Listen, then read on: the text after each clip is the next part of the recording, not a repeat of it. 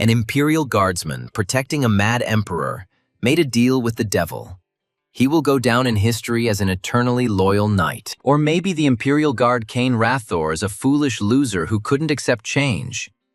Or maybe he's neither. The rebel army commander, Duke Hilo Reston, asked in confusion why Cain had even done this, like a complete idiot. The dying Cain replied, "It was my choice after 29 years of being an orphan. No need to be angry, Lord of the ducal family." But Hilo Reston didn't understand why Cain did this. He could have simply run away. Rathor didn't answer. His consciousness became clouded. He died. Tears streamed from the Duke of Reston's eyes as he screamed for his faithful knight to open his eyes, wake up, and answer him. The rebel commander shook the dead body of Cain Rathor and demanded that he get up immediately. How could he dare leave him? But Cain didn't answer. His soul had already left this body. The Duke cursed. This guy had been next to him for many years, and now he was dead. Cain woke up and saw that he was walking very easily barefoot through the water. He was warm and comfortable. The guy looked around carefully. The space he found himself in was quite unusual. He asked in surprise where he was. Could this really be the world of the dead? There was nothing but water around Cain. He didn't see any other people, only water and stars. The dead knight walked slowly forward. Cain Rathor sighed heavily. It turned out that the long-awaited freedom was not as good as it once seemed. But there was nothing he could do about it. The guy was surprised.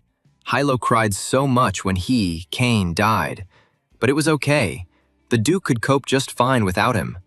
After all, he was Reston himself. The knight shook his head, driving away thoughts of his past life. It was already over, and it was time to finally enjoy his freedom. Suddenly, Cain Rathor felt that something was happening in this space. It was as if an unfamiliar energy was reaching out to him. An incomprehensible force pulled him somewhere. He only had time to gasp in confusion when he instantly found himself in some completely different place. Opening his eyes, Cain saw some guy reaching out to him and telling him that sweet little Karen was born so healthy and strong. Cain looked around in confusion. What the hell happened? He clearly found himself back in the familiar world of people. Had he really been reborn? The boy offered his father to hold the baby. He was so brave, he didn't even cry. The old man's big, strong hands reached out to Cain. Rathor didn't understand what was happening, and the delighted grandfather dropped the baby off, wishing his youngest grandson to grow up healthy and strong. And suddenly Cain recognized the one who was holding him in his arms. It was Hilo Reston. He looked so old, but it was definitely him. Cain screamed in horror. The aging Duke of Hilo Reston was upset and made his youngest grandson cry. The baby began to roar deafeningly at the top of his voice. Kyle felt like he couldn't speak, and the baby cried even harder. The knight still didn't understand what was happening to him. The teacher told the grown-up Karen about the knight Cain Rathor, who fell along with the Mad Emperor 45 years ago. Although Cain was unable to stop his master from going astray, he is considered a symbol of loyalty and remained with his master until the end. The teacher said that this was the end of the last topic of the lesson on modern history and asked the young gentleman what he thought. But Karen Reston, the third grandson of Hilo Reston and the only child of the Duke of Pale, suggested that the teacher himself speak out about this first. The teacher suggested that the Archduke wanted to restore the honor of his friend. After all, the friendship between Hilo and Cain was a well-known fact. But little Karen asked doubtfully if this was really so, and the surprised teacher did not quite understand what the student meant. The young man explained that, in his opinion, his grandfather did not really love his late friend that much, so he deliberately embellished his story. The teacher was confused about what this impudent boy was saying and carefully asked young Mr. Reston what exactly he meant. The boy said his grandfather couldn't come to terms with Cain's decision. He chose death instead of joining the rebellion. The teacher, with his mouth open, listened to the young Duke, and he said that the grandfather did not care that Cain Rathor wanted a quiet death and not the glory of a hero. It is, of course, possible to assume that Cain chose death rather than endanger his friend's life and join the rebellion. The teacher understood that this was a completely plausible theory. But how did a 10-year-old child, and even Halo's grandson, come up with this idea? And the teacher also knew very well that if he agreed with the child's impudent opinion, The Duke's knights could behead him for blasphemy. So he cautiously replied to young Master Reston that he had never thought of the story in exactly that way. The boy snorted, and the teacher looked warily at his unusual student, who was too intelligent for his young age. Suddenly, the young Duke Karen Reston laughed and said that he was just joking. Why was the master teacher so surprised by this? So now the deceased knight Kane Rather is named Karen Reston. His soul has been reborn in a new body, and he is the youngest grandson of Duke Reston. It took Kane a while to figure it all out, but he still didn't understand why he was reborn as Hilo Reston's grandson. Kane was furious at how that stupid fool Hilo dared to make a famous hero out of him, the Knight Rather. He didn't need that at all. The boy looked into one of the rooms and saw his father praying. The youngest son of Hilo Pale, constantly praying for his little son. Karen was Pale's only child, and he was very worried about him, fearing that he would be an outcast in the powerful Reston ducal family. The boy loved his father. Standing in the doorway, Karen chuckled loudly. Pale heard him and hastened to finish his long prayer. Turning to his son, he asked if the lesson was over yet. The boy confirmed it, noticing that his dad was praying very hard again. The young man asked his father if he was still worried about his upcoming awakening ceremony, which is probably why he prays every day. Pale sadly lowered his head and asked his son to forgive him. The boy did not understand why he needed to forgive his father. He did not offend him. The man replied that, unlike his brothers, he had been unable to awaken magical powers within himself, and was afraid that he had passed on his weakness to the boy. Instead of answering, the boy placed a friendly hand on the shoulder of his caring and worried father. Pale looked questioningly at his son. Karen told his dad with a smile that no matter what anyone said, he was the best dad in the whole wide world, and there was no need to worry so much. Pale blushed slightly and looked at his greatly grown son with embarrassment. He had not expected such warm words from the boy. Suddenly, Pale hugged the stunned Karen to himself and excitedly said that he was the best son he could have dreamed of. The touched father tenderly patted his son on the cheeks, exclaiming that he loved his sweet boy very much. Karen silently endured his father's affection. Pale exclaimed, "Now it's time to go to dinner. Maybe Karen wants something special." Of course, the boy really wanted meat. After dinner, Pale lay in his room and thought, throwing a magic stone into the air and controlling it to train his magical power. He caught the stone and said thoughtfully, "So, the awakening ceremony." He had already gone through all this once in a past life. Kyle remembered asking his friend Hilo what it was, and he replied that it was a ceremony that had been going on in their family for a long time. Halo considered it an outdated family tradition, a ceremony that was supposed to teach you how to use magic, to discover your talent for it. In the Duke's opinion, even magic is something you are born with, like wealth. But Kane Rathor didn't care at all about that. Halo Reston explained to his friend that not everyone can awaken magic within themselves, and awakening doesn't immediately make you the head of the family. The young Archduke, his eyes sparkling, said that one huge secret was being passed on to the heads of their family, and Kane was interested in what secret it was. Kane Rathor asked, "This is apparently some kind of legendary treasure or a magic book that makes all your wishes come true." Rathor said with a sigh that with such a thing he could live peacefully somewhere in the wilderness, where no one knows him and no one bothers him. Hilo Reston suppressed an involuntary chuckle. Kane Rathor shook with anger. Was the young Duke really laughing at his friend's dream? The young Duke hastened to calm his hot-tempered friend. He didn't mean to offend him at all, but his dream was simply very funny. Halo promised that if he ever became the head of the family, he would definitely tell his friend Kane this great secret. Karen sat up in bed and thoughtfully repeated, "That means the Reston family ceremony of awakening magic will soon take place." Powerful streams of magic flowed around the boy, and he quietly said that his kind and caring father had nothing to worry about. Karen's nursery was filled with the bright light of his powerful aura. Entire magical vortices swirled in space, sparkling and shining. The boy frowned and clenched his fist. He said in a barely audible voice that he had long ago awakened his magic and subjugated it to this new young body. Soon, Karen Reston went to the train station with his parents, and the boy was delighted with what he saw. The father kindly asked his son if he really found this interesting, and Karen exclaimed, Of course, it was his first time riding a train. The mother explained to her son that the creation of the train was made possible thanks to technologies sponsored by his father, and the boy was delighted. Pale smiled and told his wife that she was embarrassing him. She winked cheerfully at Karen. Even though Dad says so, he is actually proud. The boy happily said that he was also very proud of his dad, and he was not lying at all.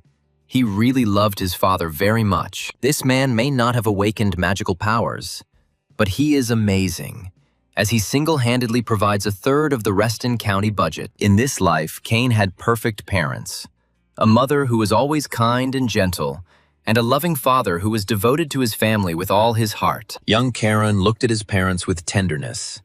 Yes, he was very lucky with his childhood in this life. His mom and dad sincerely love him. The family boarded the train. The train moved off and rushed forward. The harsh landscapes of the duchy flashed past the windows. The boy looked out the window. The green carriages swayed gently.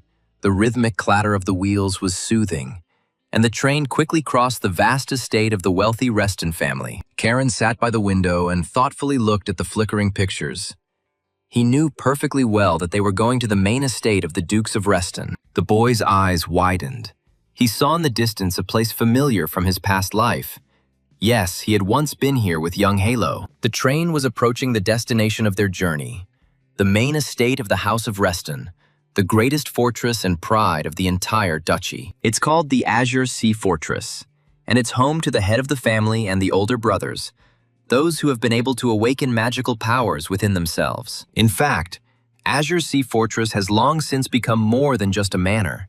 It has become the wealthy city of the Dukes of Reston. The boy frowned. The closer they got to the main estate, the gloomier he became, because he knew that he was there, in the estate. It is in the central manor that lives Hilo Reston, a former friend of Kane, now the head of the family, a great and wealthy duke. And although Kane Rather's soul was reborn in the body of Hilo's youngest grandson, he did not stop hating his former friend and dreamed of revenge. The boy smiled maliciously and mentally addressed Hilo.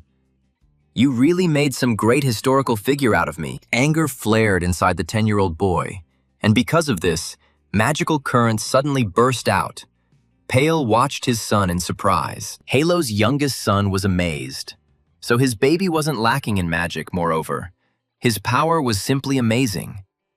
But where did it come from? And the Kane Rathor inside the boy swore that from now on, Karen would become the biggest headache in Hilo Reston's life. The child clenched his fists, his face suddenly becoming quite adult. Karen would become the most infamous rabid dog of the Reston family. Kane Rathor inside the boy grinned wryly, looking forward to meeting the aging Duke and his childhood friend Halo. He mentally addressed Hilo, saying, "Wait for me.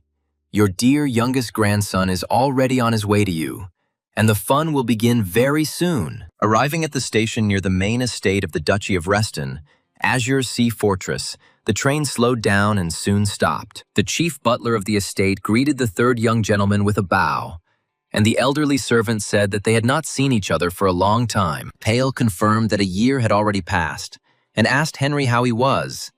The butler bowed and replied that by the grace of the Duke, everything was fine. Young Charon looked curiously at the knights of the Huron Order, who kept their eyes on the Duke's youngest grandson, noticing the magic. The boy wondered if they had already noticed that he had awakened mana. They were completely different from the knights in their territory, and this means that Halo will soon find out everything about his youngest grandson. However, Kane didn't care. He had already made his decision. Henry invited the guests to follow him. He leads them to the main castle of the fortress, where the rest of the relatives are already waiting for them. The maid informed Karen that the Duke had asked him to wait here while he greeted the family elders, and the boy thanked her. The boy said thoughtfully, "This is just a reception room. But how huge it is. The Azure Sea Fortress is truly impressive in its grandeur." Karen sighed. How boring. Maybe he should have asked to go into the office. And then his brother's mocking laughter was heard from behind. Leo remarked contemptuously, straight to the office as soon as he arrived at the estate.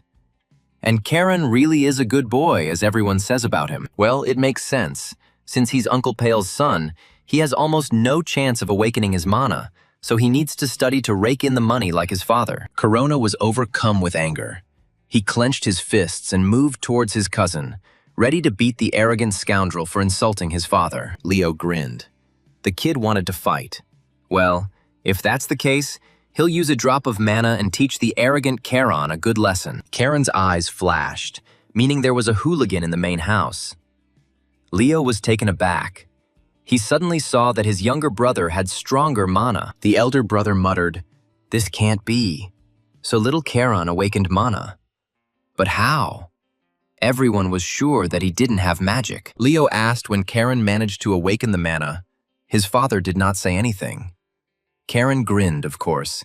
Even his dad does not know this yet. Pale's son was advancing on his older brother and saying, "But there is a more important problem here than awakening mana, and it must be solved now. The thing is, there's no room for two assholes in one family, and Charon is taking that role for himself, so his brother will have to go away and keep quiet." Frightened, Leo shied away from the younger boy and stuttered, asking what Charon was talking about.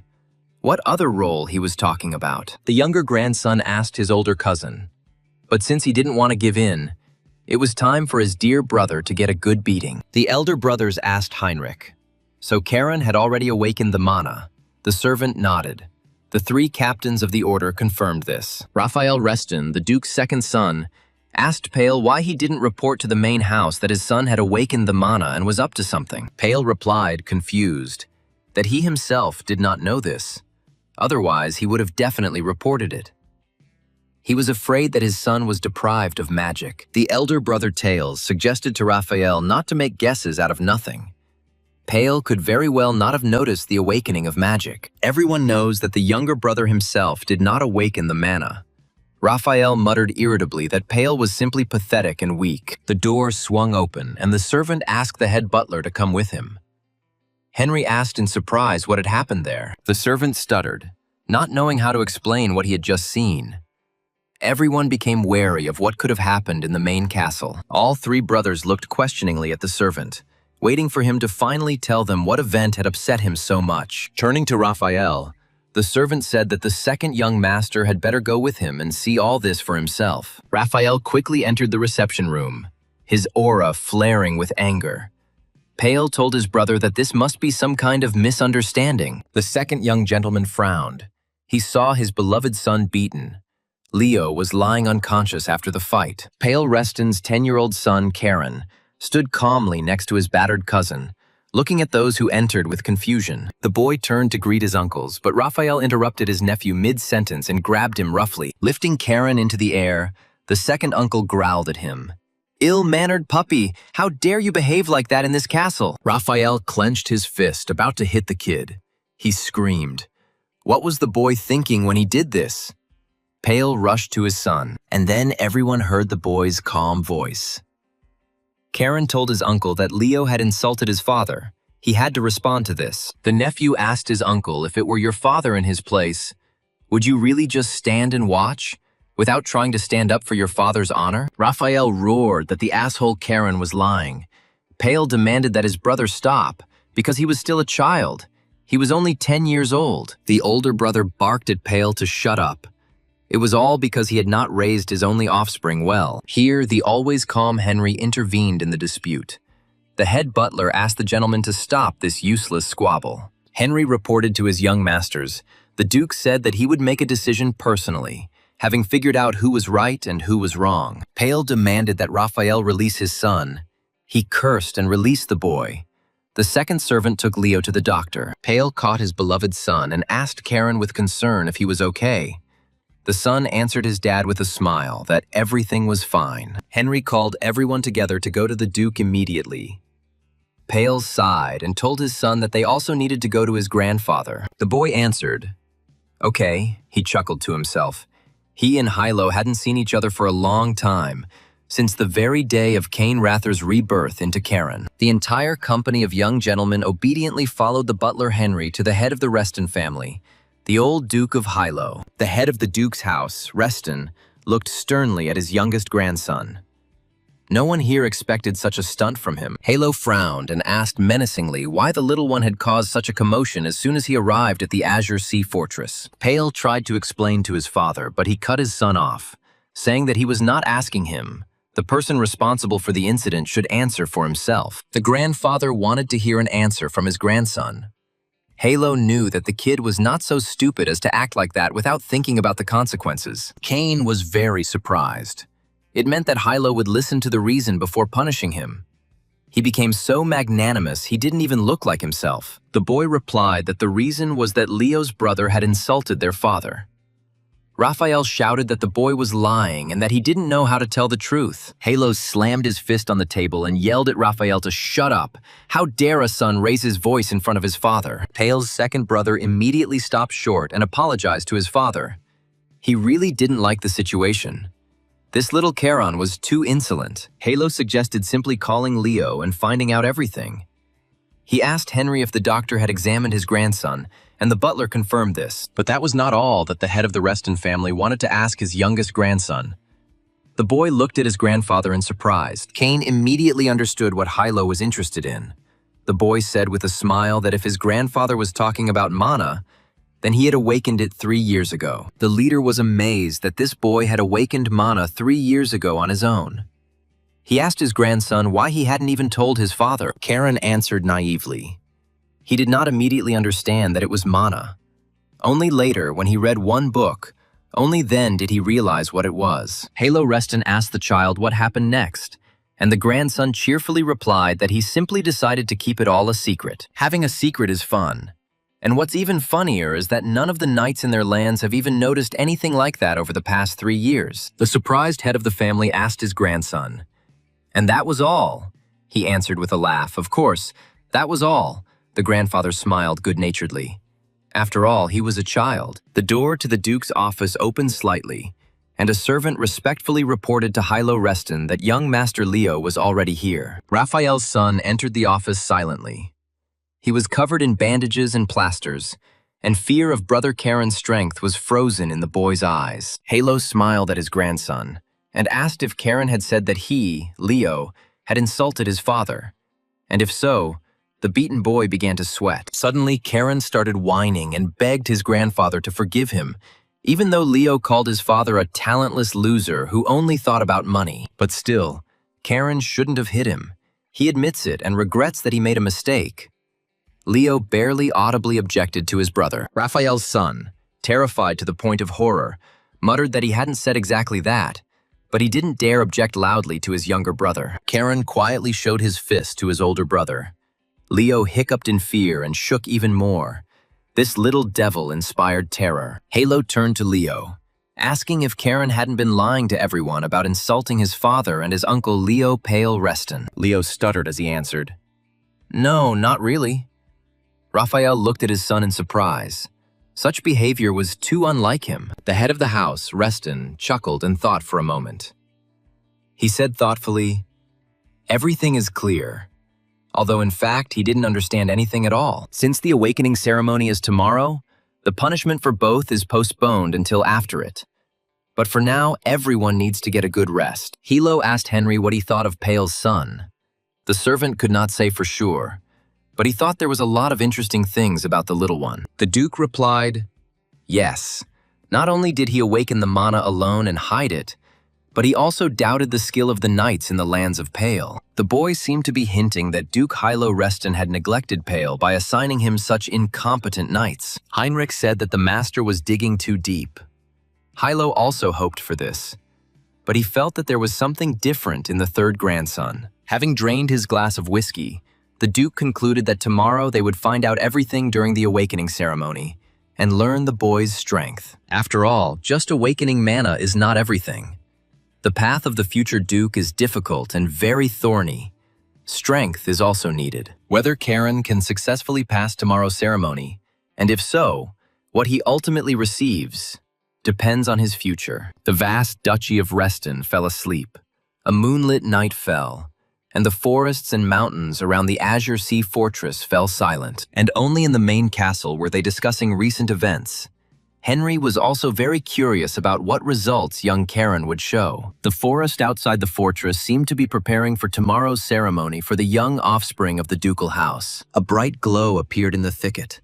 The leaves of the trees rustled, welcoming the awakened source of enormous magical power. In one of the forest clearings outside the fortress, there stood an unusual structure, on top of which lay a magic stone. On this large stone, a solitary rune shone. This was the source of the magical light in the forest thicket. This was the place of that very ceremony. The energy of the magic stone was drawn to the main castle of the duchy, meaning it was time to begin the annual ceremony. The head of the ducal house, his sons, 2 grandsons, a granddaughter, and elders, wrapped in very long cloaks, walked through the night forest. The boy looked around with interest. The elders of the Reston house walked silently behind him, their faces barely visible from behind their hoods. Although many of the clan elders might have long since retired, Cain Rathor felt that they were all incredibly strong. Along with everyone else, Halo's first son, Talus Reston, and his daughter Chloe, who is older than all the other young gentlemen, are attending the ceremony. Also walking alongside Pale was his second brother Raphael with his son Leo. Today, all the young gentlemen had to test their strength. Cain realized that since the whole family had gathered for this ceremony, it must be more important than he had previously thought. Well, we'll see. After some time, the procession approached the very structure with the magical runestone, and everyone stopped silently. The youngest grandson of the family looked at the structure with delight and thought, "My God, this is it. The sacred stone of the ducal family's oath." The procession stopped. The head of the family removed the talisman from his neck and solemnly announced that they would now begin the family ceremony. Halo told Cain that when you enter the rift, he will open the oath stone, and beyond it will be a world that will reveal the stone to you. They say that for everyone this world is their own. The ceremony will end when the boy destroys that world with the weapon of clarity that he receives there. The 10-year-old boy boldly answered his grandfather that he understood everything and was ready to begin this extraordinary test of his strength. Halo Reston looked closely at his youngest grandson, his eyes showing no sign of fear, which was unusual for a child his age. Finally, the head of the family said, "Okay, then begin." Hilo brought the talisman to the oath stone to open the rift for his grandson. The talisman sparkled and reached out to the magic stone. The space around seemed to thicken, and a passage began to open. The oath stone was engulfed in magical flames. The streams of magic became stronger and stronger, and a dome appeared over the group of people. A stream of stone magic rushed upward, forming a bright pillar of light. Now, almost the entire forest around was filled with radiance. Suddenly, Pale stopped his son, shielding himself from the terrifying magical power. He was very afraid for his little son, Karen. Halo asked his youngest son what he was doing, whether he was afraid. But the passage was already open for the boy. He needed to pass this test. Pale turned to his son and asked Karen with concern if he could handle it. He didn't have to go there. Into the rift. The boy patted his father on the hand and told his dad with a smile that everything was fine. He was sure that he could pass the test and return to him. Halo's youngest grandson stepped toward the magical passage, meaning he needed to destroy that world with the weapon he would receive beyond the rift. Cain Rathor smiled. This task was just right for him. He hadn't practiced such battles for a long time. It was time to stretch his bones. Smashing everything to pieces was something Cain had always been good at. So unlike his father, he had no doubts about the outcome of the magical test. The grandfather spoke to his youngest grandson with parting words, so that Karen would overcome his fear and return to them as a strong conqueror of the world. The boy turned around and looked questioningly at the head of the family, which meant that there, in the rift, they would try to scare him. Let them try. Karen Reston stepped into the rift. Hilo smiled. The others waited tensely to see how the test would end, whether the baby would pass it. The boy felt himself caught up in a magical whirlwind and transported far from the forest thicket. He looked around in surprise. Suddenly, Cain Rathor recognized this place. He had already been here in his past life. The boy frowned. It was a heavy feeling. The Emperor's palace was engulfed in flames. It was a very difficult battle in which almost all of Karen's comrades perished. The boy walked through huge halls littered with the bloody corpses of his friends from his past life, and groans could be heard from everywhere. Cain Rathor did not understand why he was here, why he was seeing this brutal massacre and the dead knights again. Why did the memories of this terrible place materialize as a test, and he saw his friends again? Frowning, Cain asked the unknown conductor if he really wanted him to be tormented by guilt as he looked at his fallen comrades. Suddenly, the boy saw that the doors of the throne room had opened slightly, and the steps of the main palace led straight to the throne of the emperor himself. Suddenly, the boy heard a strong but very calm voice. It said, "Your world is cruel and empty, O child of the blue wolf." The mysterious voice continued to tell the boy that it was time to fulfill the ancient covenant once made with his ancestor. Karen Reston slowly climbed the steps of the main palace, obeying the voice. He headed to the emperor's throne room. The boy asked his invisible interlocutor whether he was a demon, why he brought him here, and what he finally wanted from him. The voice calmly answered the child, "The sacred blood that flows in your living quarters. It is not within the power of some pathetic demon to desecrate it." Karen's invisible companion told the boy to overcome his fear and ascend the throne. What he had been looking for a long time was right there. Cain entered the throne room. How long ago it was. To think the emperor wanted to protect the throne so much that he even sealed it with a demon. Looking at the empty throne of the emperor, the boy noticed that there seemed to be something lying on the throne, like some kind of powerful weapon. As he approached the throne, Cain wondered if he and his comrades had really died because of such nonsense. Rathor felt like he was walking over corpses. The voice said, "O child, blessed by the cold and deep northern sea, though your soul has wandered, you have still reached here." The invisible interlocutor greeted the blessed child on behalf of the Blue Clan and said that his personal weapon lay on the throne. Cain Rathor was stunned. On the throne stood his sword from his past life, his faithful blade, a gift from the emperor himself, the demonic sword of ruin. The boy's mouth dropped open in surprise, wondering what all this meant. Perhaps his mysterious interlocutor knew everything about his strange rebirth. The voice told the boy to pour his mana into the weapon. Cain objected, "But it is a demonic sword. It devours the soul of its owner." The interlocutor explained that the demonic will that inhabited the sword had already been destroyed by Karen's grandfather. What he saw was just an illusion. The envoy of the Great Blue Clan urged the blessed child to awaken his blade, saying that only he was capable of doing so. Cain didn't know if he could even touch the sword, or if he would become what he was again, the one who mindlessly killed on the emperor's orders. And suddenly he felt his childhood friend Hilo Reston next to him. He repeated again that Karen should overcome his fear. Is Halo acting so surprisingly friendly because the true purpose of this ceremony is not just to obtain weapons? An awakening ceremony for the clan's heir who has awakened the magic of clarity to overcome the source of his fear. In that case, there was no need to be afraid.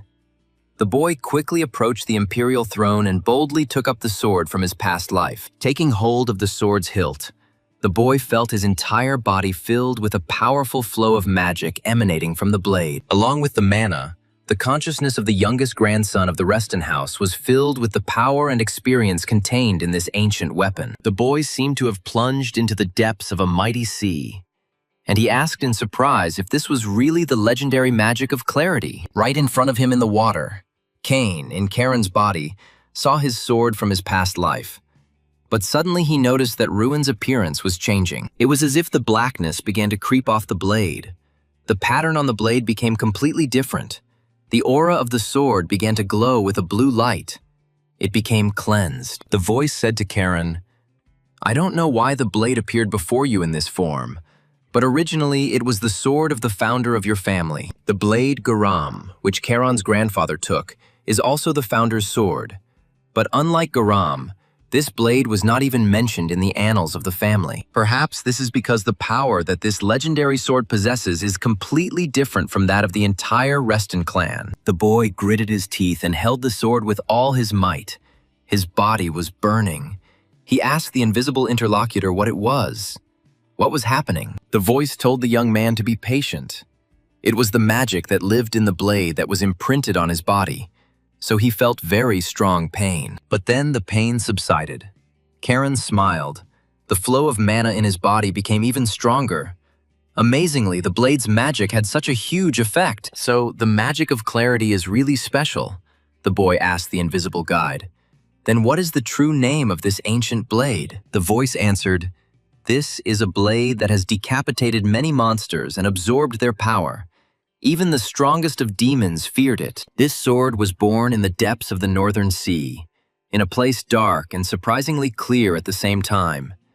It is an execution blade, a guillotine." An invisible mentor told the boy that this was the true name of this blade, and Karen was given the honor of bringing back its glory. The third grandson of the Reston house repeated thoughtfully, "The blade of execution, the guillotine. So that's what this powerful sword is called." The voice explained that this blade was like the deep sea, the darkness itself, and it was a match for the destiny of him, Karen, the blessed child. The boy asked his interlocutor who he was, since he called himself one of the Blue Clan, which meant he was the Blue Dragon, the guardian of their clan. For now, Karen cannot bear this name, but the day will come when he will be able to control the seas with his power. Then he will find him in the northern sea. The third grandson asked how he could get out of here, but the interlocutor was sure that the boy probably already knew how. Cain looked at the imperial throne that he had fought so fiercely for in his past life. So that was it. Wonderful. His eyes flashed. He swung his sword and said, "Great.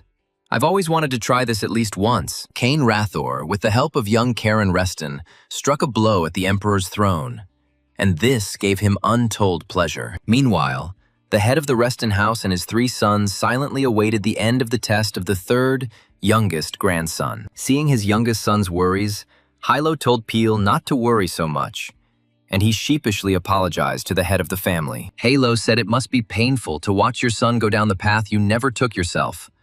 I know how hard it is. But the head of the family believed that it was precisely at such moments that one needed to hold on. Pale Reston sighed and agreed with his father. Suddenly Leo exclaimed, "The Oath Stone! It's breaking!" Indeed, the whole structure shook, and the stone cracked in half. The second grandson shouted to his grandfather that the Oath Stone was crumbling.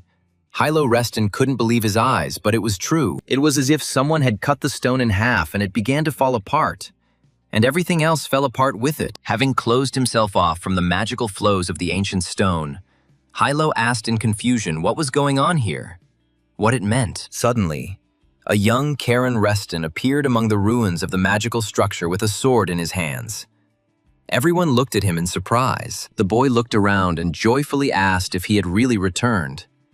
It was a truly amazing test of strength. But after looking more closely, Karen asked where the Oath Stone was.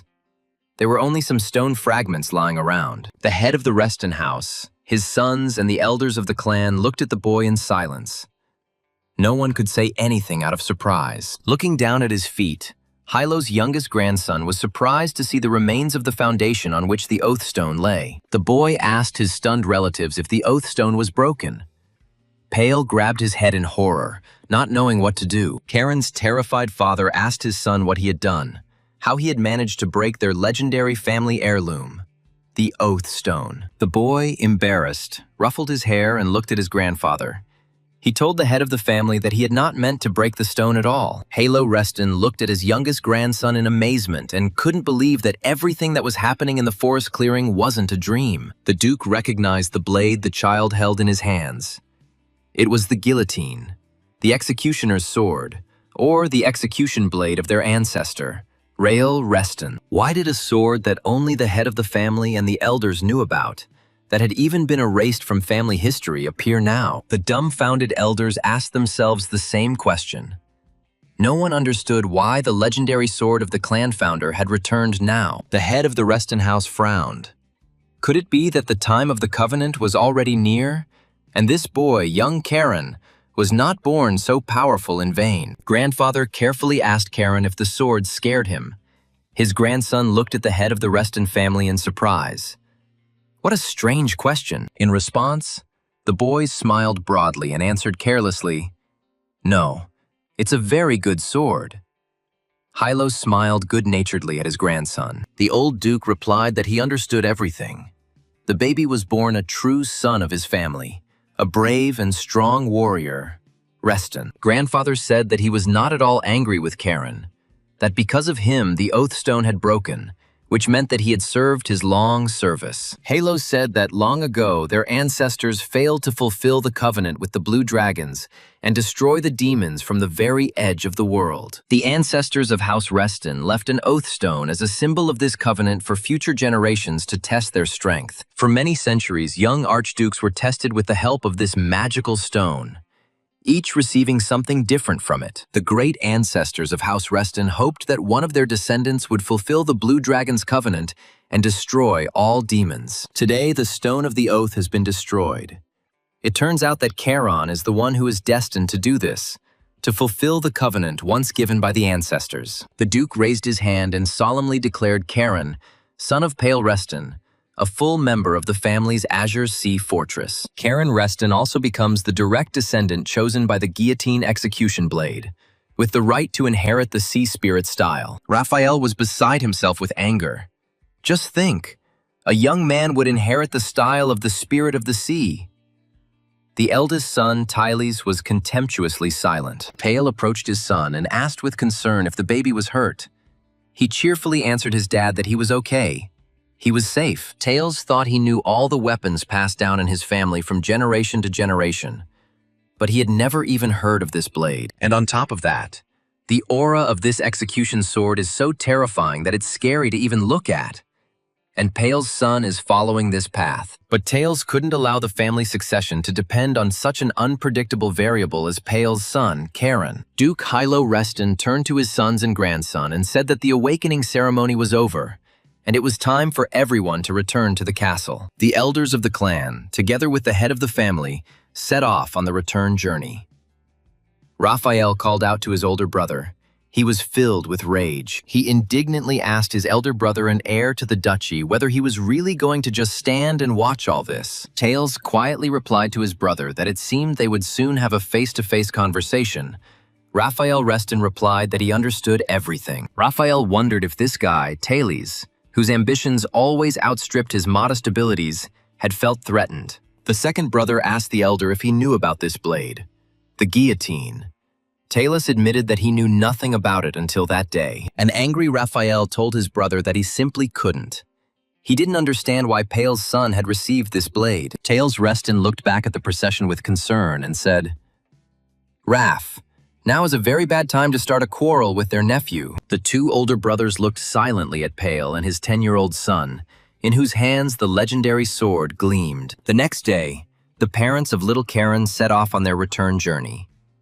They needed to return to their native castle. At the Pale Reston station, he asked his son again if he was sure he could handle it alone, and the boy nodded cheerfully, assuring his dad that everything was fine. Henry, seeing Pale's anxiety, asked him if there was a place in the whole wide world safer than the Reston family's Azure Sea Fortress. Pale replied that this was true, but Father Karen was worried about something else. Henry's words were true about external threats, but Pale was worried about internal threats, of course. While his father was around, it was unlikely that Pale's older brothers would risk acting rashly. Henry turned to the third young gentleman. He had several important messages for him from the head of the house of the Dukes of Reston. Lady Sabina Reston has been appointed responsible for the transfer of the ceremonial legacy, the guillotine blade, to young Mr. Karen. Pale exclaimed, "Oh, if it's Auntie, then he's calm." Kane tried to remember who Sabina was. It must be Halo's younger sister. Sabina Reston is said to be as skilled in magic as her older brother, and I believe her nickname was White Wolf. Pale told his son that Sabina had always been kind to him and asked Karen not to be rude to his aunt, a promise the boy made to his father. Henry said there was something else, a message from the head of the house. Pale was surprised, some kind of notification from his father about what had happened. The butler reported that the leader had ordered a residence to be set up for Pale in the fortress so that they could come at any time. Pale was touched by his father's concern. He even shed tears thanks to Karen. Their situation in the Azure Sea Fortress had clearly improved. Father Karen thanked Heinrich. Thanks to this message, he could go home with peace of mind. The servant said it was nothing. Pale stroked his son's head and asked Karen to take care of himself. and to ask him to come to him any time if he needed help. Finally, the third lord of the house, Reston, and his wife boarded their carriage, and the train set off on its return journey. Karen remained in the fortress. Young Karen Reston, together with Henry and under the protection of knights, went to his grandfather's younger sister, Lady Sabina Reston. Henry urged the boy to go quickly. Lady Sabina was waiting. Karen replied, yes, he couldn't make his grandmother wait for him. The chief butler of the castle asked his young master Karen if he would allow the old man to give him one useful piece of advice. The boy smiled, of course. He would be happy to listen to the instructions of the experienced Henry, who knows everything here. Henry said that Lady Sabina Reston really doesn't like being called grandmother, including cousin or anything else. Karen thanked the head butler for the advice and promised to remember it. But he didn't understand why he couldn't call her grandma. Soon, Karen, accompanied by Henry and the knights, entered the territory of Lady Sabina's residence. They had been expected there for a long time. Henry told the boy that only direct descendants of the family could enter the ancestral hall of the Azure Sea Fortress, and Lady Sabina was waiting for him. The head butler added that young Master Leo was also already here. Karen looked questioningly at the servant. It was funny. Karen's hands were itching to beat Leo. Henry explained that the second young gentleman had specifically asked Lady Sabina to do this. The delighted boy waved to his companions and shouted that in that case he would fly so that no one would wait for him. Henry watched attentively after the youngest grandson of the head of the Reston house to see how this boy could prove himself in magic. The head butler smiled happily, thinking that it had been a long time since there had been so much noise here, which was quite wonderful. The boy stopped near the heavy door leading to the ancestral hall of the Azure Sea Fortress, magic seeping out of the cracks. Karen clenched his fists. Even from the outside, he could feel the enormous magical energy. So what was going on inside this hall? Suddenly, the boy heard a shout from inside the hall. A pleasant female voice asked why he was standing there, outside, and not going inside. He carefully opened the door and said loudly that he, Karen Reston, son of Pale Reston, greeted the great white wolf. Entering the hall, the boy was taken aback. In the center of the hall sat a young beauty. Could this really be his grandmother, Lady Sabina Reston? She smiled cheerfully, which seemed to be completely different from how little Karen Reston, the son of the third Mr. Pale, had imagined her. Sabina was very beautiful and graceful, and unlike her older brother Halo Reston, she had not aged at all in appearance. The girl sighed. Just think, this boy is that sweet son of Pela. How quickly time flies. Not long ago he was a toddler. Kane wondered if Sabina had restored her body with magic. If so, she had reached the 8-star level. The boy stood frozen near the door, lost in his thoughts, prompted by the surprisingly youthful state of his younger sister, Halo. Sabina asked angrily if Karen had decided to pretend to be a statue, and she ordered him to quickly sit down and cross his legs. He could settle down on the rug next to Leo. His cousin glanced warily at Karen. He was terrified of his younger brother. Karen quietly told Leo that they would see each other often from now on, and that he had great hopes for his older brother. Leo mumbled something in response. Lady Sabina noted that she did not expect to hear her nickname from such a young talent. The boy was a little confused. The boy explained that he loved history. He read about the she-wolf in a book. Sabina agreed with her older brother. The little one is interesting. Karen suddenly asked if it was possible to find out what exactly his grandfather had said about him. He was very interested to know. Halo told his sister that she would like this boy, and now, having seen Pale's son, Sabina herself understands why her brother said so. The chief explained that the baby would have to swim across a vast sea, and that now this child needed help so that he could rule the ocean later. And Sabina should become a beacon for Karen, Sister Halo thought. So a beacon. The great times of the Restons will soon come. Sister Halo saw the boy only for a moment, but she already understood that the little one had enormous potential. She hadn't seen such children for a long time. Pale's son's potential is wild and boundless, like an endless ocean, and he has yet to learn to control this immense power. Now Karen is just a rough, untamed wave, but within him lies the power that one day could rule all the seas of this world. Lady Sabina Reston never thought she would meet such an interesting child. It looks like it will soon be a lot of fun here. She began the lesson for her grandchildren by saying that the cross-legged position in which they sit is the foundation of the basics for developing magic. Once boys have mastered the basics and acquired the basic skills of magic, they will be able to develop their individual magic without this. Sabina showed it like this, and powerful currents swirled around her, and the eyes of the head of the family's sister shone like two carbuncles. The boys looked at their teacher and older relative in surprise. Her magic amazed them with its unbridled power. Cain realized that this was the magic of clarity, which almost everyone in the Reston family possessed. The style of the spirit of the sea, the art of controlling the sea. Sabina explained that the sea spirit style is the art of creating and controlling seas within your body using clarity magic. The more seas you control, the stronger you are. You can control 8 and become an 8-star mage. When you control 8 seas as one, it is the level of 9 stars. Only 3 can do this. In the Empire, only 1 has achieved this. Karen guessed. Grandfather, Sabina confirmed. The only 9-star master of the continent is his grandfather and her older brother Hilo. Cain Rather mentally swore that in this life he would definitely surpass Hilo in skill and magical power. In everything. Sabina was amazed at the amazing thirst for power this boy had. It was no wonder the blade of the family founder had chosen him. He would still prove himself. Halo's younger sisters smiled softly. Karen really is an interesting guy. Training him will definitely be a pleasure. To begin, Sabina told the boys to channel their magic into the channel that had opened for them during the awakening ceremony. It is very important for young magicians to remember that the power of the sea does not need to be controlled. It is useless. It just needs to be accepted within oneself. Karen felt huge sea waves raging inside his body. He relaxed and let them roll freely. But despite the acceptance, everything still came out rather rough. Cain was looking for a way to cope with the elements raging inside Karen's body. He decided to try to first direct the waves from the heart. Then the raging sea would acquire a certain rhythm, like the flow of blood. Lady Sabina looked at her youngest grandson in surprise. His magic had grown stronger. His aura had intensified significantly, and he was doing a great job. She couldn't believe that this was the magic of a 10-year-old boy who had just woken up. It couldn't be. Even Leo, who has been training for 2 years, has only just reached 2 stars. And this one has already surpassed his older brother. Sabina was amazed. It was amazing.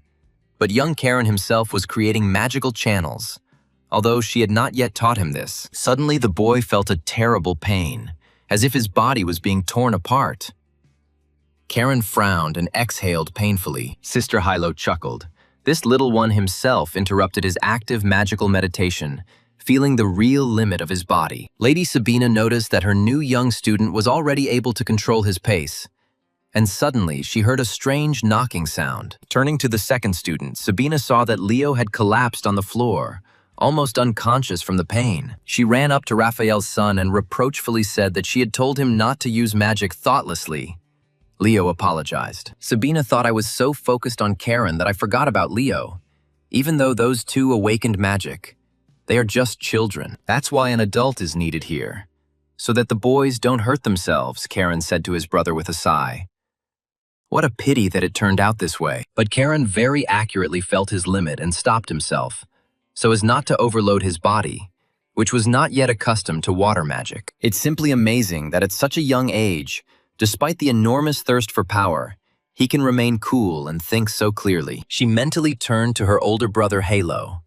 She didn't think that talented child would need a beacon. Lady Sabina Reston approached the family's youngest grandson and addressed little Karen, who looked at her questioningly. She explained to the boy that he had 3 years, and for 3 years she would guarantee his safety during his studies. This time Karen must spend on becoming strong enough to defend himself. The boy replied to Lady Sabina that he understood. In one of the vast courtyards of the Azure Sea Fortress, the knights of the He-Ran Order, the merciless Blue Wolves, trained. The commander watched the training, telling the fighters not to swing their swords so sluggishly. The swing should be like in a real fight. He turned. Sensing that the young heirs of the ducal house, the grandchildren of Hilo Reston, had arrived on the training ground. Leo asked Karen if he was really going to train with this terrifying sword. The younger one was surprised. What? Some kind of problem. Karen explained that his grandfather had given him a special scabbard to dampen the sword's aura.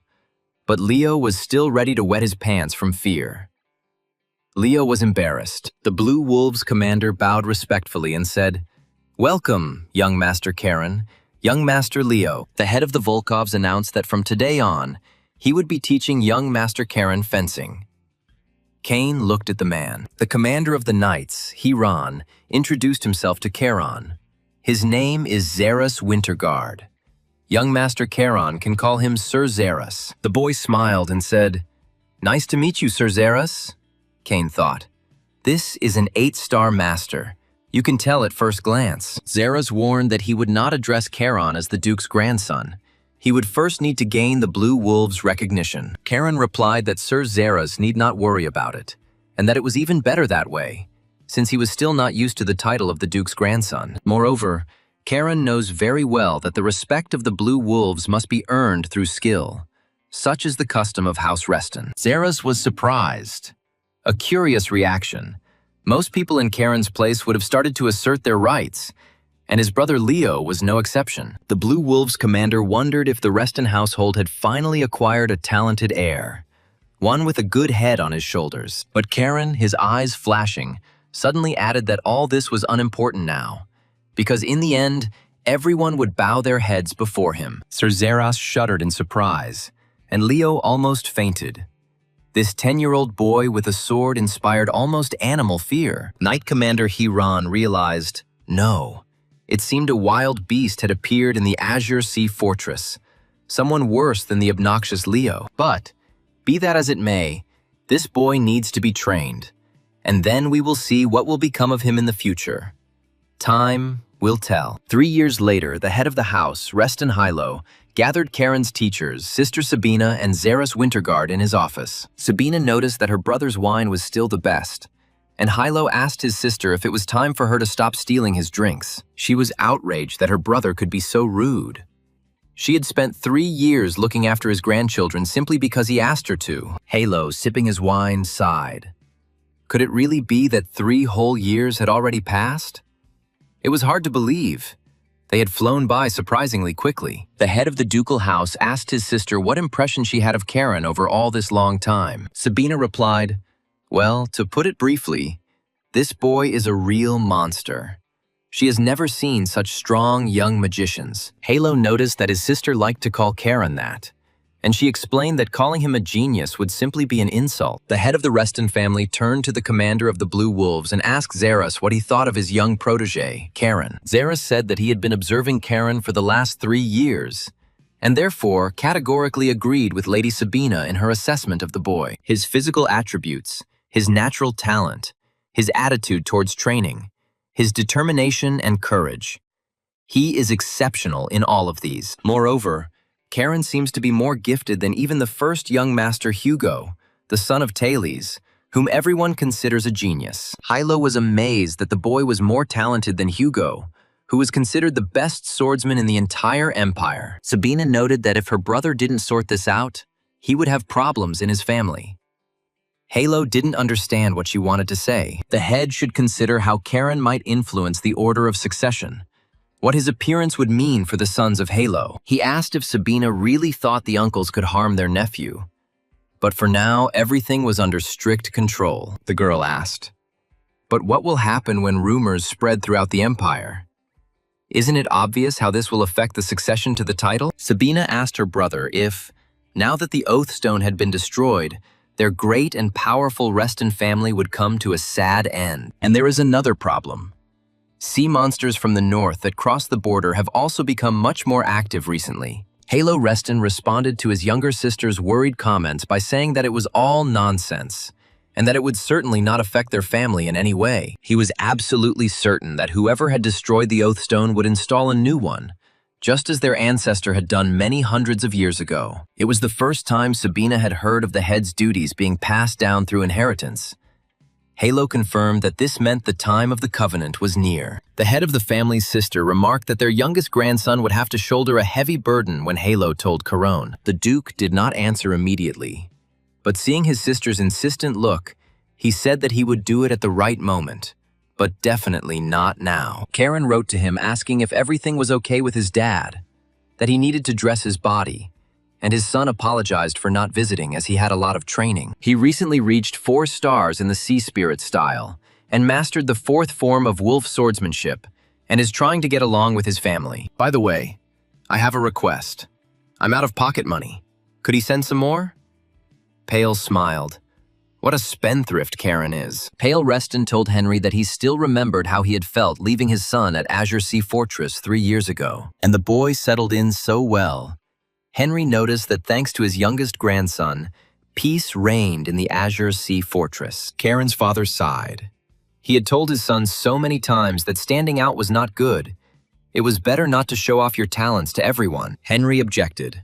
But a precious stone cannot help but shine even if it lies in place, Pale agreed. That was absolutely true. But soon, everything may change. Perhaps the relatives will no longer be able to conceal information about the talents of young Mr. Karen. Pale's son is expected to carry out any tasks assigned to him as the Blue Wolf, so he may already have a quest. But Pale had something else on his mind.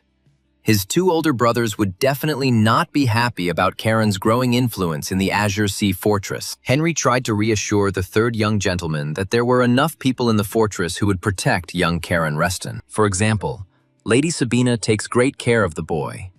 Pale breathed a sigh of relief, right? His aunt is also in the estate now. Karen wrote to his father about this, but hearing it from Henry was much calmer. The servant laughed because Lady Sabina also took care of Pela. He smiled. Maybe it helped that they sent her money every month. Henry noticed that if Pale was joking, it meant it was easier for him. Suddenly, the 3rd gentleman of the house, Reston, asked Henry if his aunt was planning to leave the Azure Sea Fortress soon. The head butler told Pale that the 3rd young master didn't need to worry about this, and he was surprised as to why. Charon is already establishing strong ties with the Heron Order, so much so that the knights have given him a nickname, albeit not a very respectful one. Pale Reston laughed. Yes, he had heard about it too. His son was training too much and too furiously with the Blue Wolves. It seems the knights nicknamed the Duke's youngest grandson the young mad dog of the Azure Sea Fortress, or Psycho Dog. I think that's what it was called. One of the knights desperately defended himself with a wooden sword during one of the training sessions with young Master Karen in the courtyard. The boy desperately struck the knight so hard that his wooden sword shattered into pieces. The fighter screamed, and the heir's eyes blazed with fury. The knight raised his hands and admitted that he had lost. And Karen asked Hans in disappointment why he had simply given up this time. The boy frowned. Hans is a grown man. How can he be such a weakling? He is a master of the Blue Wolf sword. Hans was offended. Only Karen considered him weak. The boy added that the knight's muscles were like balloons, completely empty. The knight was confused. He had never heard anything like this before. Karen grinned. He was simply telling the truth, which no one else would tell him to his face. Hans sighed. In any case, without magic, he can no longer keep up with Karen. But last year, everything wasn't as bad as it is now. The knight warned the boy that he might soon be sent on a mission. Karen perked up and asked Hans what he had heard about it. Hans only replied that Zeras would decide who to send on missions while the head of the Reston family was in the Empire's capital. Most likely, these will be the animal storage facilities in the western part of the duchy, where monsters have recently become a frequent destination for some reason. Karen shouted to Leo if he heard that they were going on a mission. Raphael's son sighed. He didn't want to go on a mission with Karen at all. The knight pulled Leo up. They were training now, and he had to concentrate. He answered confusedly. His thoughts were on the task. Peel told Heinrich that he had called him not only because of Karen's letter, but something unpleasant and not yet very clear had appeared. The head butler asked what had happened. Pale handed him a bag and asked Henry to look at the contents of the bag. Inspectors of the Pale Reston estate recently found this pouch in the cart of a merchant visiting from the barony of Bellis. Henry untied the bag and found a strange green powder inside. The butler dipped his fingers in it and exclaimed, "Oh, gods!" Pale confirmed that yes, it was coquina, a psychostimulant, and he asked Heinrich to conduct an investigation in Bellis, operating from the fortress. The head butler sniffed the green powder cautiously. He had heard a lot about this deadly substance, but it was not here. The train, which traveled throughout the duchy, arrived again at a cozy railway station. There was almost no one on the platform. A man cautiously emerged from the doors of one of the carriages. He looked around. There was no one nearby, and he went into the castle. Looking at the towering main estate of the Restons, the man said, "Here is the famous Azure Sea Fortress." A clear night fell upon the main residence of the Dukes of Reston, and almost the entire Azure Sea Fortress sank into a peaceful night's rest. Only the Knights of Huron stood guard on the main streets of the fortress, ensuring order and peace in the Duke's domain. Karen, holding a bottle of wine in his hands, peered cautiously around the corner, waiting for the patrolman to go far enough down the street. Looking at the bottle, the Duke's youngest grandson smiled cheerfully. It was so nice to rummage through Zara's Winterguard's wine collection. Cain Rather noted that just because he was now in a child's body did not mean that he had forgotten the taste of the good wine of the Azure Sea Fortress. Suddenly, he saw a stranger. Karen was surprised who it was, and that he was walking somehow suspiciously stealthily. And what did he need here? The newcomer asked if the Duke had really left and had urgent business with him. The servant confirmed that he was in the capital for an audience with the ruler. Karen called out to his interlocutors. The servant recognized the Duke's youngest grandson. The teenager asked what they were doing there so late. The servant explained that it was Lord Rohan, the youngest son of Baron Bellis, who said he had urgent business with the ruler of the Azure Sea Fortress. Rohan heard that the youngest grandson had awakened magic and was now training in the main house. He said that he was glad to meet Charon. The boy said that he would listen to Rohan. The servant asked if it would be better to report to Xeris. The baronet was surprised to see wine on the child. Charon noted that they usually send a representative. But since Rohan came himself, it meant the matter was urgent, and a nobleman should answer to him. The servant bowed and said that he would report to Lord Xeris. Rohan was perplexed. This boy was not just a spoiled aristocrat. Baron Bellis's son was amazed at how one could think like that at his age, and Karen invited the baronet to follow him. I wonder if the entire Reston family is like this, and that they are all allowed to drink wine until they come of age. What strange rules there are here, Karen said. So, to sum it up, the problem is the bandits who have occupied the eastern mountains of their barony of Bellis, Rohan confirmed. That's right. And with their appearance, psychostimulants began to spread, and residents were kidnapped and then sold into slavery in other countries. Rohan confirmed, it's embarrassing to admit, that the barony of Bellis is poor, harsh lands, no valuable resources, no normal army. Therefore, they were unable to fight back. Rohan's father could not stand it and attacked the bandits with the few forces they had at that time. But they suffered heavy losses. The father was wounded and bedridden. Rohan blamed himself. Because of his incompetence, the people were suffering. After listening to the baronet, the Duke's youngest grandson noisily put the bottle of wine on the table. Rohan looked at the teenager with apprehension. The boy's eyes flashed, and he exclaimed that such freaks who steal people and sell drugs should be torn to pieces. And yet, something doesn't add up. Karen, on how the bandits were able to resist the regular, albeit weak, army of the barony. Rohan wasn't sure, but he suspected that deserters from the Southern War had gathered in the mountains. Cain now understood what was going on. The Empire's attention was focused on the south due to the battles in that region, leaving the east without cover, and so the bandits ran wild there. He said that if they were deserters who had become bandits, then it sounded quite plausible, and the baronet sighed heavily instead of answering. The teenager winked at the guest. Rohan was probably not in the best mood. Maybe he wanted a drink. The baronet was stunned by the offer. Karen poured some wine and said that the Bellis barony bordered his father's lands, so he couldn't stay out of trouble. The boy said that he would like to help personally. Rohan thanked him. He drank wine and thought, is it really possible for him to drink with the little one? Karen said that he stole this wine from Lord Xeris, so let it remain between them, and they can switch to informal terms. Rohan was stunned. At that moment, the door opened and Xeris entered. He said reproachfully to Karen, he thought they had agreed that he would not touch his wine anymore. Rohan apologized to Xeris, saying that he did not mean to offend him, but the commander of the Blue Wolves reassured the guest he did not know anything. Sir Xeris had heard that bandits had caused a lot of trouble in the barony of Bellis. Rohan confirmed that this was true.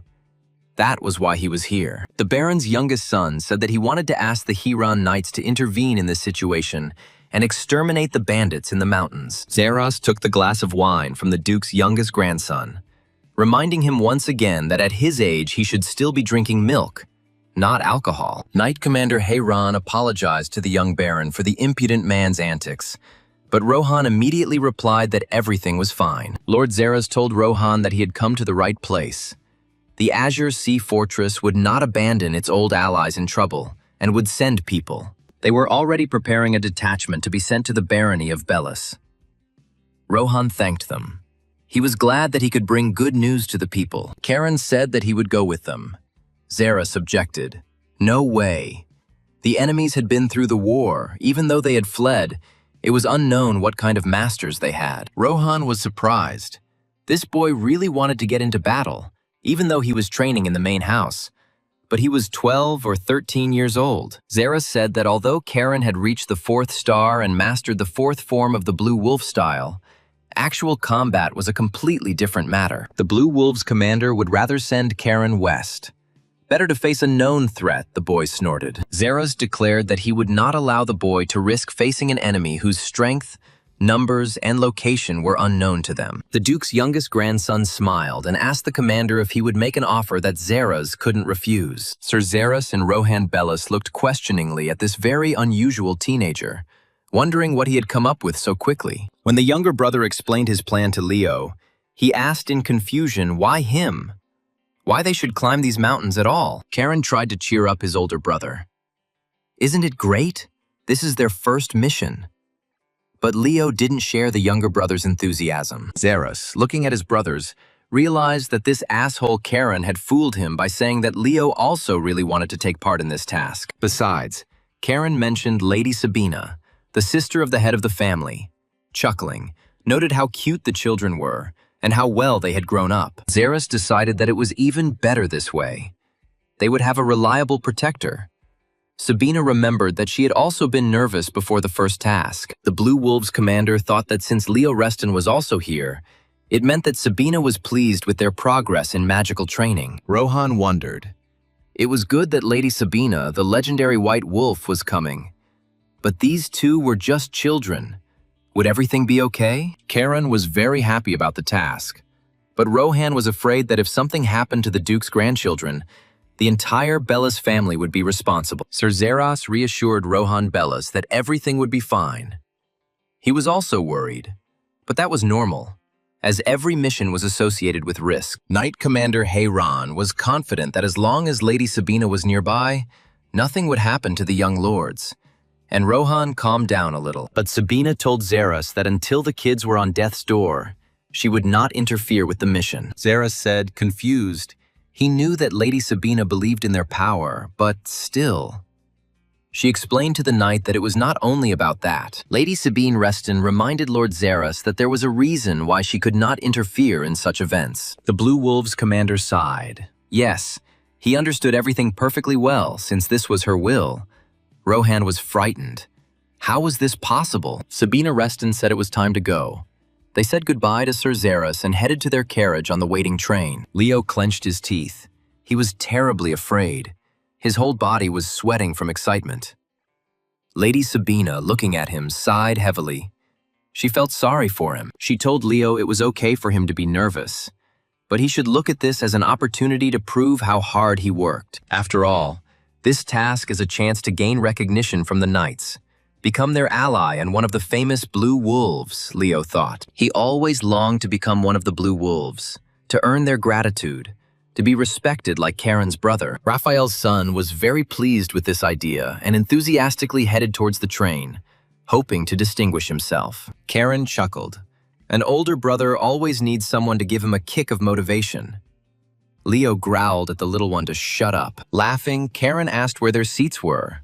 The ride was still a long one, so it would be better to spend this time in a cozy, spacious train compartment. Leo always knew that the day would come when he would have to prove himself, but he just didn't think it would happen so soon. The station attendant announced that the magical train from Azure Sea Fortress to Bellis Barony was departing, Everyone, please take your seats. The train pulled out, carrying the Duke of Reston's youngest grandchildren on their very first combat mission, signifying that the children were beginning to grow up. Soon, the train found itself among snow-covered forests, the passengers traveling through the highland barony of Bellis, approaching their destination. Leo was surprised that Sabina's presence in the fortress was a secret. She said that for this reason she could not reveal herself unnecessarily. If the bandits found out she was here, they would disappear without a trace. And Rohan didn't want that. The baronet confirmed that she was right, but the young baron was worried whether the two would cope without support. After all, they were only children, even though they had been trained by knights. Especially that one, Leo, is a bit too worried and looks really sad, unlike his younger brother, Karen Reston. And Leo remembered his mother. She angrily asked him if he had his own head on his shoulders, how he could communicate with this Charon. She asked her son if he had really forgotten what happened 3 years ago. Leo should remember that Karen was not his friend at all, but his rival. After he disgraced Leo's father 3 years ago, being friends with him, laughing, fooling around. Is Leo even in his right mind? Leo was silent, and his mother flared up. She exclaimed, "If you have a mouth, then say at least something. Future man without a drop of courage." Raphael's son quietly answered his mother that he and Karen were not rivals.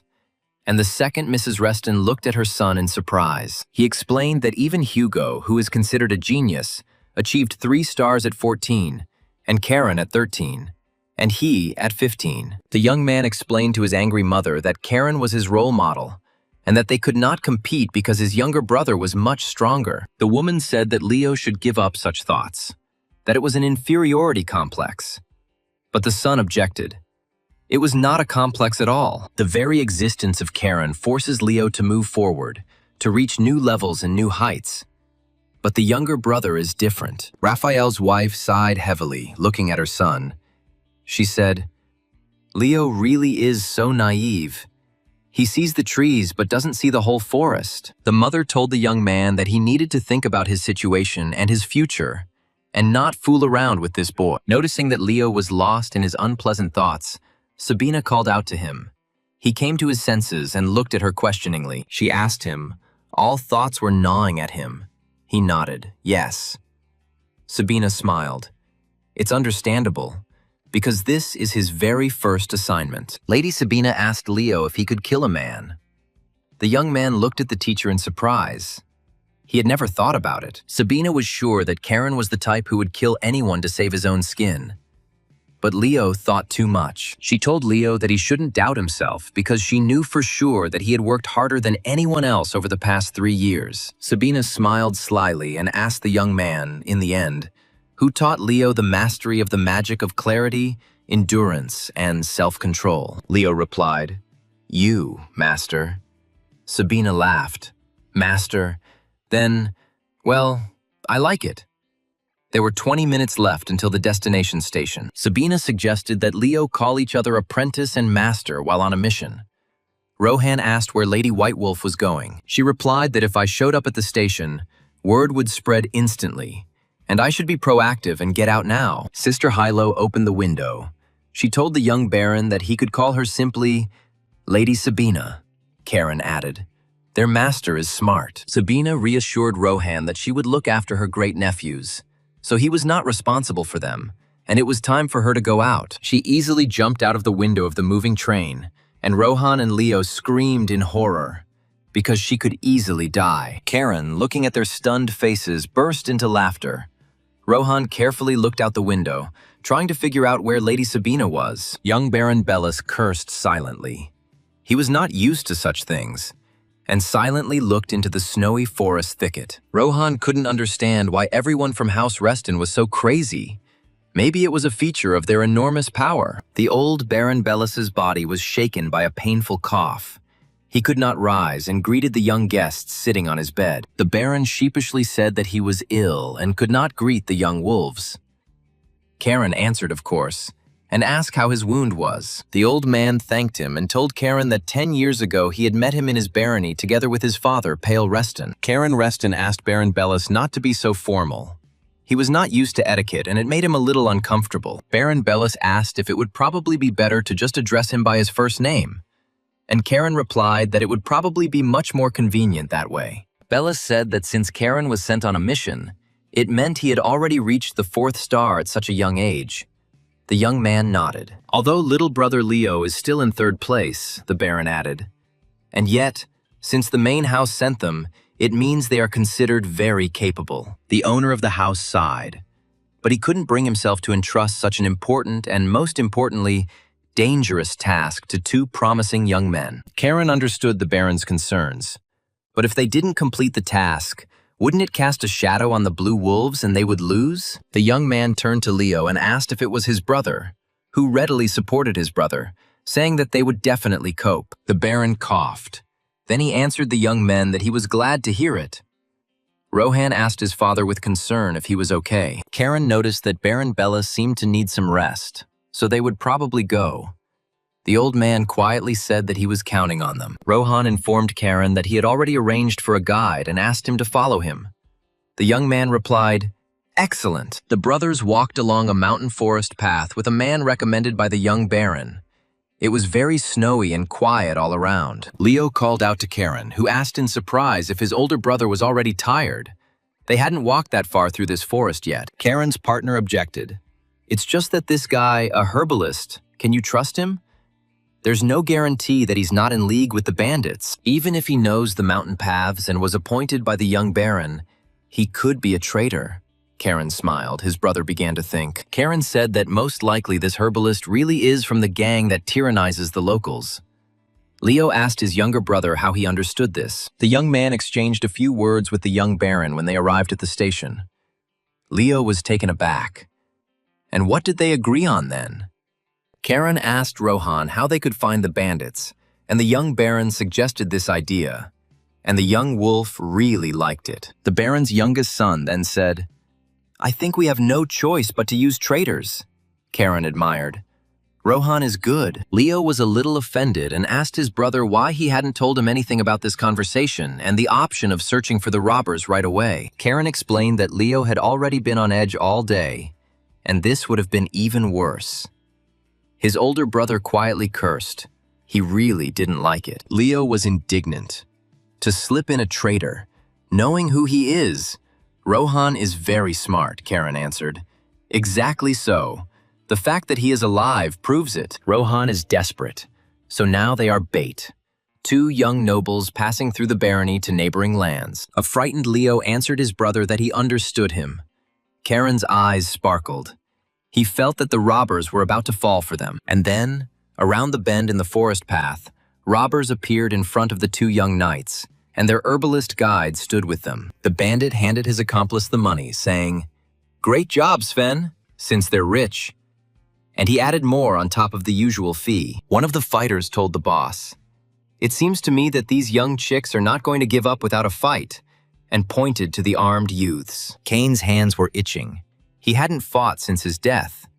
Now Charon's body was strong enough to go into battle. He drew his sword. His eyes flashed wildly and shouted, "Well, guys, whose hand should I cut off first for selling psychotropic drugs?" After the Duke of Reston's grandchildren left Baron Bellis's house, the owner's youngest son was restless and his father was coughing. Rohan asked his father how he was feeling.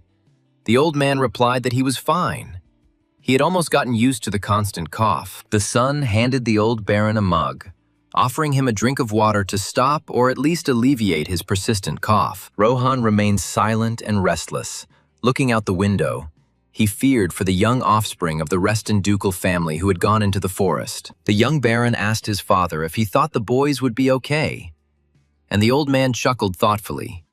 Most likely, yes. The fact that they sent 2 teenagers without any information about the enemy proves that even the Azure Sea Fortress is confident in their strength. Besides, this young Karen Reston reminded old Baron Bellis very much of the current Duke Hilo Reston in his youth. Moreover, Karen resembles his grandfather not only in appearance, but also in his free demeanor and calm, carefree disposition. So the Baron was confident that they could safely rely on these young wolves. Rohan was somewhat reassured by his father's confidence. And in the forest clearing, a battle was brewing. The robbers surrounded the young aristocrats with laughter, considering them very easy prey. But the next second, the white snow turned scarlet. Karen swung his sword and killed several bandits. The laughter stopped. Karen's eyes sparkled as he blew off the criminals' heads one after another, causing them to fall onto the snow, drenching everything around them with scarlet liquid. The young man reveled in the battle. He smiled as he crushed enemies, spilling rivers of bandit blood, and the blue glow of the ocean flowed from his eyes. Leo watched the fight with confusion, but did not take part in it. Karen flew around the clearing like a demon, striking the bandits. Their mortally wounded guide lay in the snow, clutching a bag of money. The herbalist whispered barely audibly, "Monster." The entire clearing was already covered in blood and littered with corpses. Leo couldn't help but think that Karen really was crazy. He had killed almost everyone. One of the bandits, seeing the carnage, hastened to retreat from the forest clearing and report the detachment commander about the dire situation. He told the boss that these guys weren't just fools. There was bloodshed. They needed to retreat and report this to the main group. But the captain, cursing, grabbed his battle axes and rushed into battle, shouting that he would never lose to some little brat. Jumping out into the clearing, the squad leader growled at Karen that he would now teach the little idiot, the son of rich aristocrats, a lesson. The bandit's aura glowed with a scarlet light. He swung both battle axes at once and rushed at the enemy with a battle cry. The young man calmly swung the mighty sword of the founder of the Reston clan and brought the weapon down directly on the head of the rowdy squad leader. Karen said at the same time that this commander was so incredibly noisy. And why did he have to shout so loudly and uselessly wave his axes? The young man's blow cut the surprised robber exactly in half from forehead to heels, and blood gushed from the cut body like a fountain. The only surviving member of the bandit squad watched, frozen, as their mighty commander was killed by a boy. Leo looked at his brother in silence. He realized that he had been using the power of the wind without even realizing it. But how did all this happen now? Karen cursed. Because of that idiot with the axes, all his clothes were dirty now. He would have to take everything to the cleaners after this fight. Leo thought about it.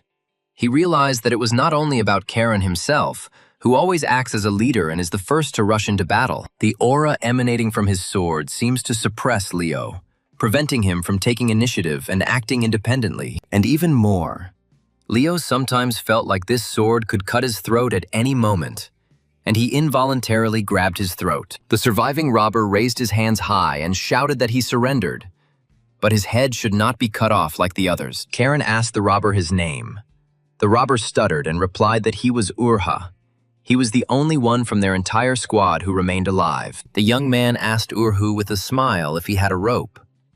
He nodded his head affirmatively. Karen ordered to bring the rope here. The robber ran for the rope, and Leo looked questioningly at his brother, then at the frightened deserter, wondering what would happen next. Urha, on Karen's orders, obediently tied the hands of the two young gentlemen and led them further into the mountains to the main camp of the bandits. Leo asked Karen if they really needed to go that far. Tying them up was one thing, but they were unarmed now. Was it really necessary to trust this bandit to carry their weapons? Karen repeated that they were still supposed to be bait. To find the main lair, they need to be convincing. If they were armed and free, what would it look like? Only in this way will the story of how they were captured be true. Otherwise, it is illogical how someone like him could have captured them. To avoid wasting time, Karen decided to extract some additional information about the bandits from Urha. The young man asked if they were really deserters. Urha confirmed that they were from the 9th Regiment of the 3rd Infantry Division of the Kingdom of Chios. Leo realized that the Kingdom of Chios was probably from the Southern Front. Karen asked if there were many of these fugitives from the front. The robber replied, "A total of 130 people, including the magician and 2 accompanying knights." Karen was surprised that they had a magician. Urha cursed silently. He had clearly chosen the wrong ones. He thought they were just worthless noblemen, spoiled weaklings. But look how it turned out. Those eyes that glowed with a blue magical light. They must be the offspring of the Reston house, the heart of the Arias Empire, damn it. The presence of the magician puzzled Karen. He asked Urha, even if they had deserted, why did they go so far north, into the wilderness? Urha said that their commanders said that he would help them earn enough money to live happily their whole life. Karen was puzzled as to where the infantry commander got a mage from. And if their goal was money, Why were they committing robbery in the poor barony of Belus? Something in this story clearly doesn't add up, but I just need to figure out what exactly. Urha saw the main fortified territory ahead. Turning to the young gentleman, Urha warned that they were almost there. They needed to be ready. There were many warriors there. Karen decided not to speculate any further. He would understand when he saw everything with his own eyes.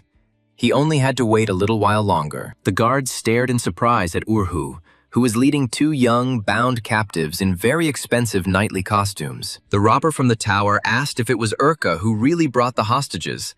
The deserter barked at the guard on duty on the tower to shut up. The duty officer asked Urha where the others were, why he was the only one out of their large detachment who returned to the base, and what kind of weapon he had. Urha replied that he had taken the swords from the boys, that they were his trophy, and that the rest were chasing the kids' escort. The knights had disappeared. The robber demanded that the guard open the gate, and he agreed, but asked Urha to stop yelling at the whole camp. The guards laughed at the hapless Urha, asking if he was probably happy that he would finally receive praise from their commander. One of the commanders thoughtfully remarked that it would be nice if Urha had brought these hostages at least a little earlier. The robber barked in response at the loser to shut up. He had his own commander, and he wasn't going to listen to every dog here. Karen understood that Urha was too weak to be a bandit. But what was he doing here then? Everything here looked rather strange and ridiculous. Suddenly he felt some kind of unusual force ahead. The three of them were approaching the very source of this force. It was definitely magic. Karen had been having a strange premonition for a long time now. His sword guillotine also reacts. Could it be that they were facing evil? Leo drew his brother's attention to those strange things on the fence. A place that would have caused a chilling horror in any ordinary person. Karen looked in the direction of Leo's gaze and saw large birds nailed by their wings to wooden posts. It turns out that these monsters hanged their victims. There were large pools of blood under all the pillars. These were clearly sacrifices. There was no doubt that a dark magician was at work here.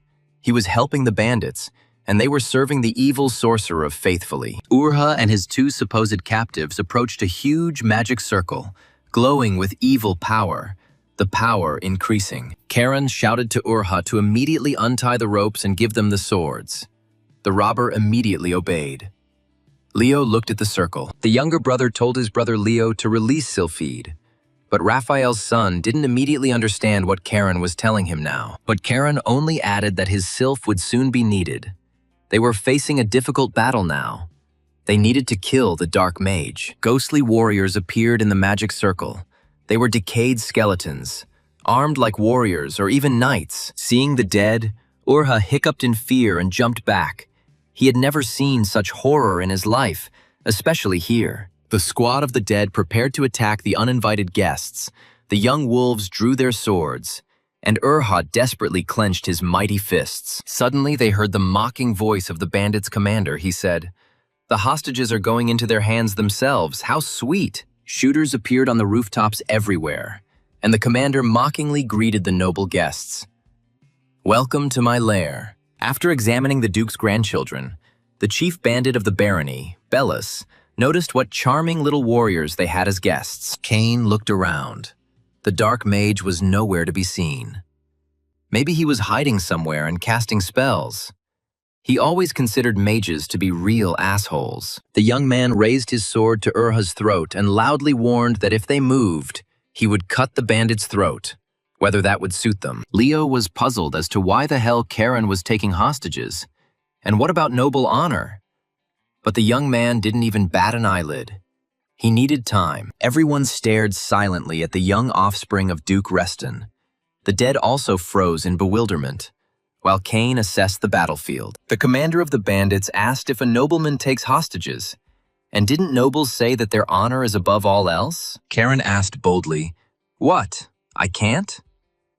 Urha muttered softly that the young master should be careful with the sword. The main robber laughed. It was funny. But the little warrior had miscalculated. This hostage was completely useless. They didn't need him. That guy, Urha, is worth nothing, so the young master can cut him into thin belts. No one here will object. Karen apologized to Urha, saying that his former comrades did not value him at all, considering him a useless and weak warrior. Leo quietly told Karen that there were more enemies and asked his brother if he had a plan because the situation seemed hopeless. Karen smiled cheerfully and replied, "Of course there is. They will have to make an effort, but they will still defeat all these pathetic bandits." The young man told his older brother that they simply needed to remove the leader, and then the rest would scatter on their own, like a herd without its leader. The magical fire lit up Karen's eyes again. He smiled in anticipation of a bloody battle, his blade flashing. The commander of the bandits, seeing the glow in the young man's eyes, was stunned. Blue magic? It can't be. How can a boy possess this? Turning to Leo, Karen told his brother to deal with the skeletons for now. Raphael's son frowned. How could that be? Karen released a powerful aura of clarity magic and announced that he would deal with the chief of these idiots who had built a fortress here. Powerful streams of blue magic swirled above the bandits, and Karen rushed straight towards the commander of the gang that had settled in the mountains. Leo called out in confusion to his younger brother, who had left him alone with a whole squad of armed skeletal corpses. One of the skeletons hiccuped and swung an axe at the young knight.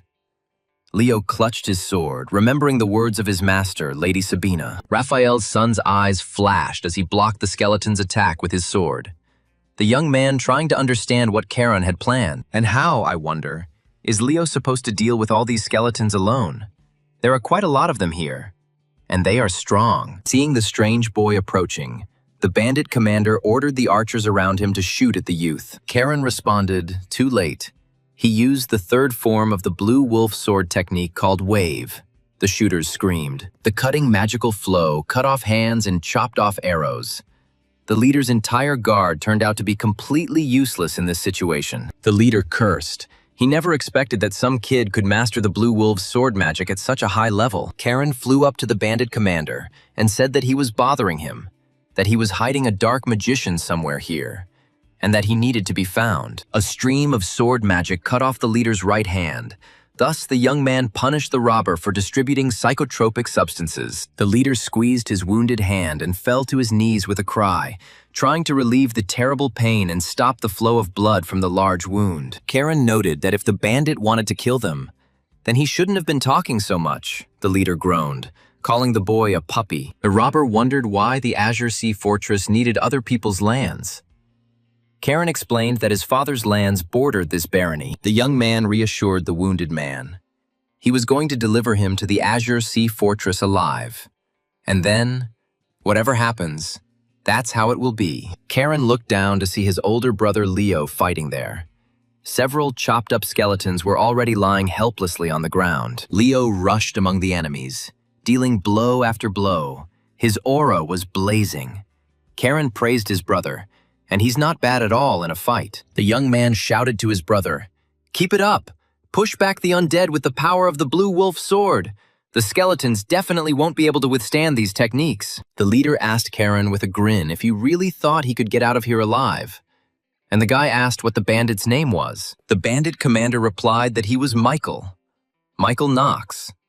But that name was unlikely to mean anything to the young aristocrat from the Reston house. Karen plunged his sword into Michael's leg. He howled in pain. Blood gushed from his wounded leg.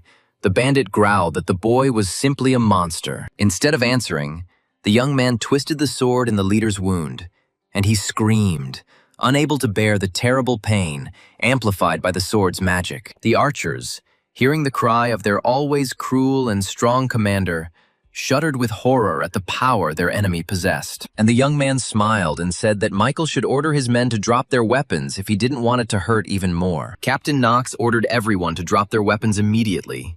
The bandits obeyed. Karen grinned, thinking quickly. Michael Knox never thought he could be taken down by two boys. But when they come, these boys are in for a real treat. Even if these young men from the Reston house still lost, Karen noticed that the bandits still had some hope. Does Michael really rely on dark magicians?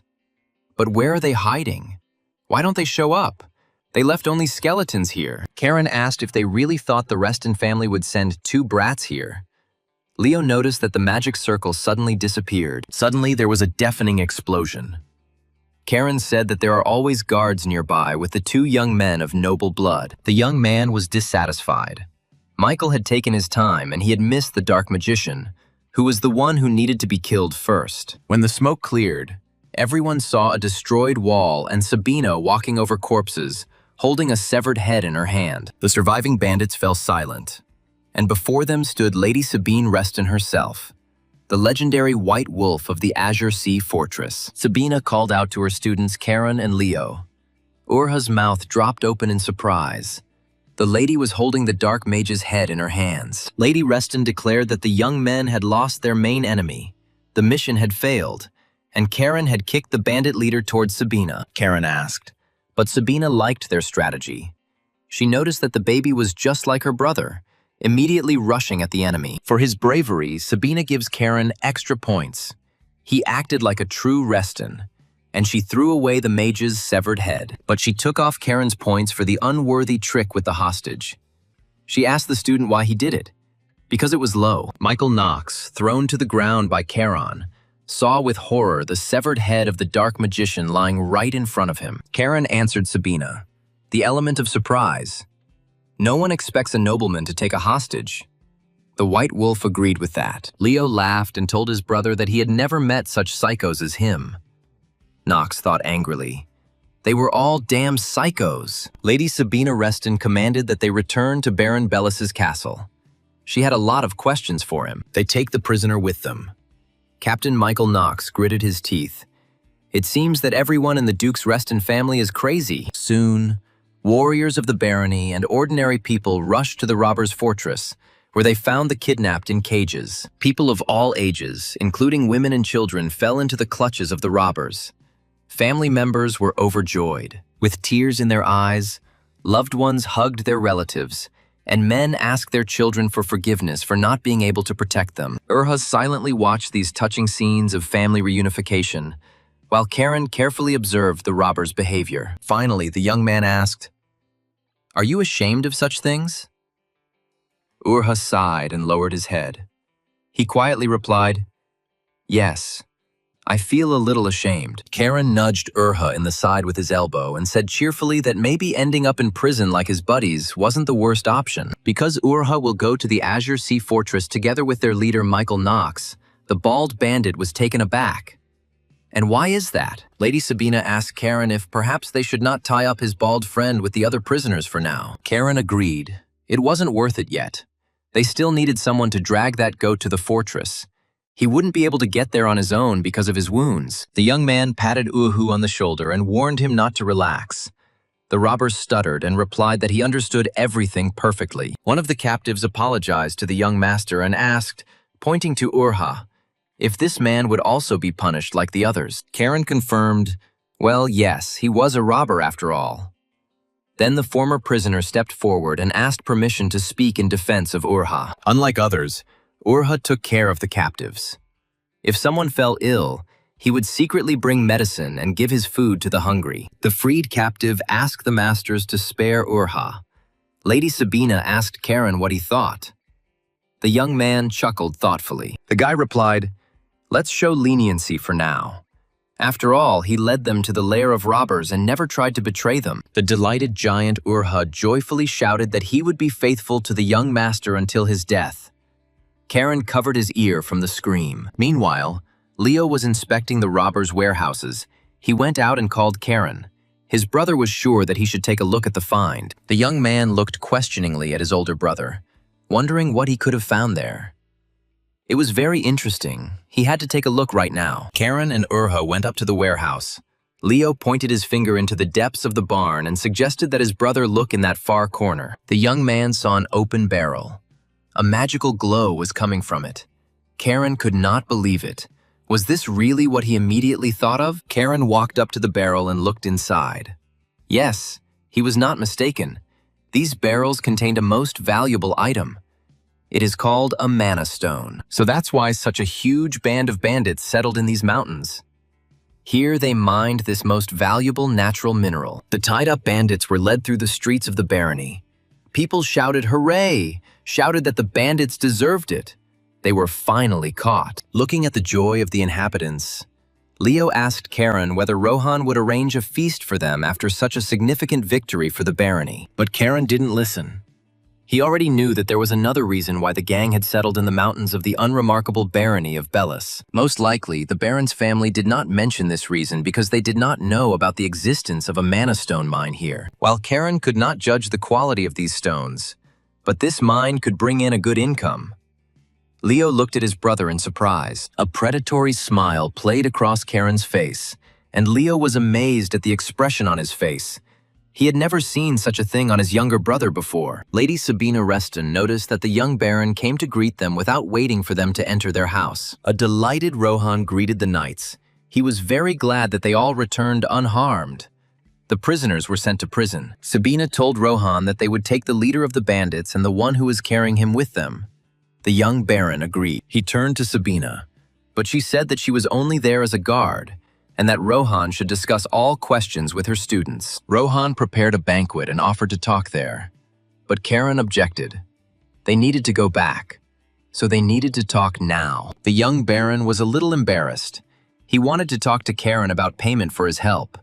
He wanted to ask for a delay. There are currently no funds in the lands of the barony of Bellis to pay the fortress. Leo noticed that his brother had that expression again. Karen said he was curious why the bandits had chosen the barony of Bellis of all places, and Rohan was confused. And the young man continued. The barony of Bellis is a wilderness. There is nothing special here. A real hole. Rohan gritted his teeth, but endured. In short, these guys needed something completely different. They were getting this. Karen showed the stone. Rohan was surprised. What is it? Karen explained that it was a mana stone. The baronet was taken aback.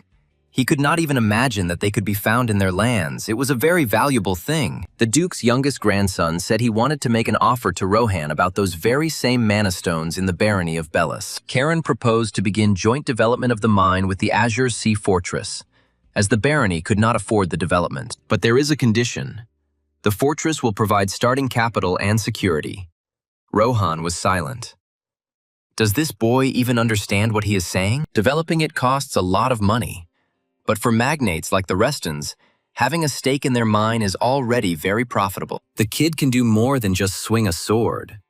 Where did he even get the idea to conduct such serious negotiations on his own initiative? Karen said that if things go well, it might be possible to station the Huron Knights here, which would solve the problem of protecting the lands. Rohan sighed and asked if the Duke's grandson had any suggestions for how to distribute shares in the joint venture. The guy smiled. They could discuss this with his father, after all. For a child to discuss such business details was too much. The young Baron replied that he understood everything and that he would talk to his father. Karen shook the baronet's hand and suggested that they contact him soon. Lady Sabina watched these negotiations in silence. The Duke's youngest grandson truly showed amazing ingenuity in everything. It was already deep into the night when the young wolves and their mentor, together with the captive, went to the train station. While they were standing on the platform waiting for the train, Leo asked the foreman why she had said in the robber's den that everything would get complicated. Sabina picked up the bag and said, "It's all because of this man." Leo asked if the reason was really the dark mage she fought with. The white she-wolf replied, "This is not just a dark magician." Karen did not understand in what sense not just a dark magician, but who this is anyway. Sabina explained that it was Ted Delicad, a dark circle mage and one of the Empire's most wanted criminals. Karen was stunned. The problem was that the mage was wandering around the Empire with deserters from the south, and while he and Leo were messing around with the little things, they missed the most important thing. Although Karen becomes stronger by fighting strong enemies, he would have defeated the Dark Mage without having to waste time on his minions. Lady Sabina summed it up. This task can be considered a failure. Karen must remember this, the guy replied. Yes, master. Leo lowered his head sadly. He felt out of place here. Sabina noticed this and said that Leo should remember this too. Raphael's son immediately replied to Lady Sabina that he would remember all her instructions, but they tried very hard to complete their first task. Sabina noted that Leo did much better than she expected, especially considering it was his first fight against the undead. Leo could use a little more self-confidence. The young man literally beamed with happiness upon hearing these words from his beloved master. Despite it being nighttime, the Azure Sea Fortress was bustling with activity. The head of House Reston had finally returned to the main estate. Henry greeted the master. Hilo asked what had happened. The butler reported that the knight sent to the west had returned. Also, the young gentlemen Leo and Karen have completed the task in the barony of Bellis and are returning home with Lady Sabina and the captured leader. Suddenly, a breathless servant ran up to Hilo Reston, and the head of the ducal house asked in surprise what else could have happened. The servant handed the master a scroll and said that he had received an urgent letter from the imperial palace. Hilo was very surprised. The emperor said nothing when Hilo was in the capital. He unrolled the scroll and ran his eyes over the letter that was brought. The head of the family was perplexed by what this all meant. The emperor himself was inviting young Karen to the capital for a personal audience. Strange. Meanwhile, the train from the Bellis barony approached the Azure Sea Fortress station, and the young knights and the master were returning home. After finishing reading the emperor's letter, Hilo smiled. It seemed his youngest grandson had made a lasting impression on him from the very first mission. It was not for nothing that the mighty blade of the family founder chose him. Perhaps Karen will lead the house of the Dukes of Reston to unprecedented heights. Finally, the night train stopped at the Azure Sea Fortress, and Leo and Karen, accompanied by Sabina, returned to their native fortress. The broad-shouldered Urha also stepped onto the platform, holding on his shoulder the wounded but still tightly bound leader of the bandits, Michael Knox. Urha asked in surprise, "Is this the Azure Sea Fortress?" The leader quietly asked Urha. He didn't believe that brat. Michael said Urha himself would soon end up in prison. If they wanted to survive, they would have to wait until they let their guard down But Urha didn't let the leader finish. He hit him with a huge fist and demanded that Michael Knox finally shut up. Urha asked the leader if he really thought he would listen to the one who said that he, Urha, was useless and could be killed. Pale Reston quietly approached the company and noticed that there was always noise around Karen. He wondered why this was happening. Karen was very happy to see his father. He praised his son and asked his aunt how she was. Sabina realized that Pela was called by her older brother. Perhaps it was because of what Karen had done in the Bellis barony that Pale noticed that despite her grumbling, Sabine was pleased. Leo bowed to Uncle Peel and asked how he was doing. Karen's father was surprised. Raphael's son had changed a lot. Pale said with a smile, he heard that Leo also did a great job with the task in the barony. Rumors spread very quickly. Karen's father was sure that his brother Raphael had also heard about this and would be very pleased with his son's achievements. Leo thanked him. Pale assumed that the boys were probably very tired from the journey and suggested going upstairs so they could eat and rest. Sabina said that the situation in the Empire seems unstable. Maybe Pale knows some details about what is happening now. Pale replied that influential houses, besides ours, were forming alliances mainly around the Duchy of Salmone and the Marquisate of Diaz. Father was going to meet with the noble families in the capital to understand the situation. But he angered everyone after talking with the Emperor. The Salmone and Diaz families were key figures in the overthrow of the Mad Emperor, and now they hold real power in the Empire. Halo stepped away from central power after the overthrow of the Mad Emperor, believing that this would be better for the future of the Empire. Sabina noted that it seemed like the era of peace was coming to an end. Pale agreed that whether they liked it or not, it was time for their family to act. Perhaps what Karen did will play into the family's hands, giving them a legitimate reason to station troops in Bellis and expand their influence. Sabina told Pale that his son had worked very hard. He had done something useful for the Duke's House of Reston just in time. Pale laughed sheepishly. Oh, Auntie really praised him too much. Sabina reminded him that she wasn't praising him at all, but the nimble little Caron. The young wolves were met by the commander of the Huron Order. Sir Xeris praised Caron, saying that he was a good boy and lived up to the expectations of his teachers. The knight said that he had already heard about the achievements of Karen Reston. He and Leo had defeated a gang of deserters in the mountains of the Bellis barony. Karen explained that the Shaggy One was their leader. Xeris decided to start the interrogation right away, while the bandit was alive, in order to find out everything he knew. Hans asked Karen who the one carrying the leader was. The young man clarified. Was he asking about the bald giant or something? Karen replied, The bald one is also a robber, so take him. Urha was taken aback and looked questioningly at the young master. The boy laughed. Okay, he helped them, so they just need to ask him and let him go. He will be his personal assistant. Karen waved to Zeras and said that they would go and rest. But the Blue Wolves commander objected. Their mission was not yet over. They also need to submit a report on the completed task. This is for the redistribution of tasks and improvement of their future results. Karen grimaced. Each of them should do a report. Sir Zeras replied that they could easily write one report for both of them. The younger one exclaimed, "Great! Since he was covered in blood, Brother Leo would have to deal with the ink." The older one objected. Together, it would be faster. Karen hugged his brother conspiratorially and said, "Think about it. Everyone will read this report." Leo didn't understand where his younger brother was going with this. The younger one explained that Leo could simply highlight his successes in the report. This was the perfect chance to please his father, Raphael. If Karen's name was mentioned too often, it would have the opposite effect. Zeras sighed and ordered Hans to lock up the prisoners. Lady Sabina threw a bag with the dark magician's head to Sir Zeras, saying that it was a gift for him, but he shouldn't play football with it. As she left, Sabina added that Zeras should consider the boy's report as her report as well.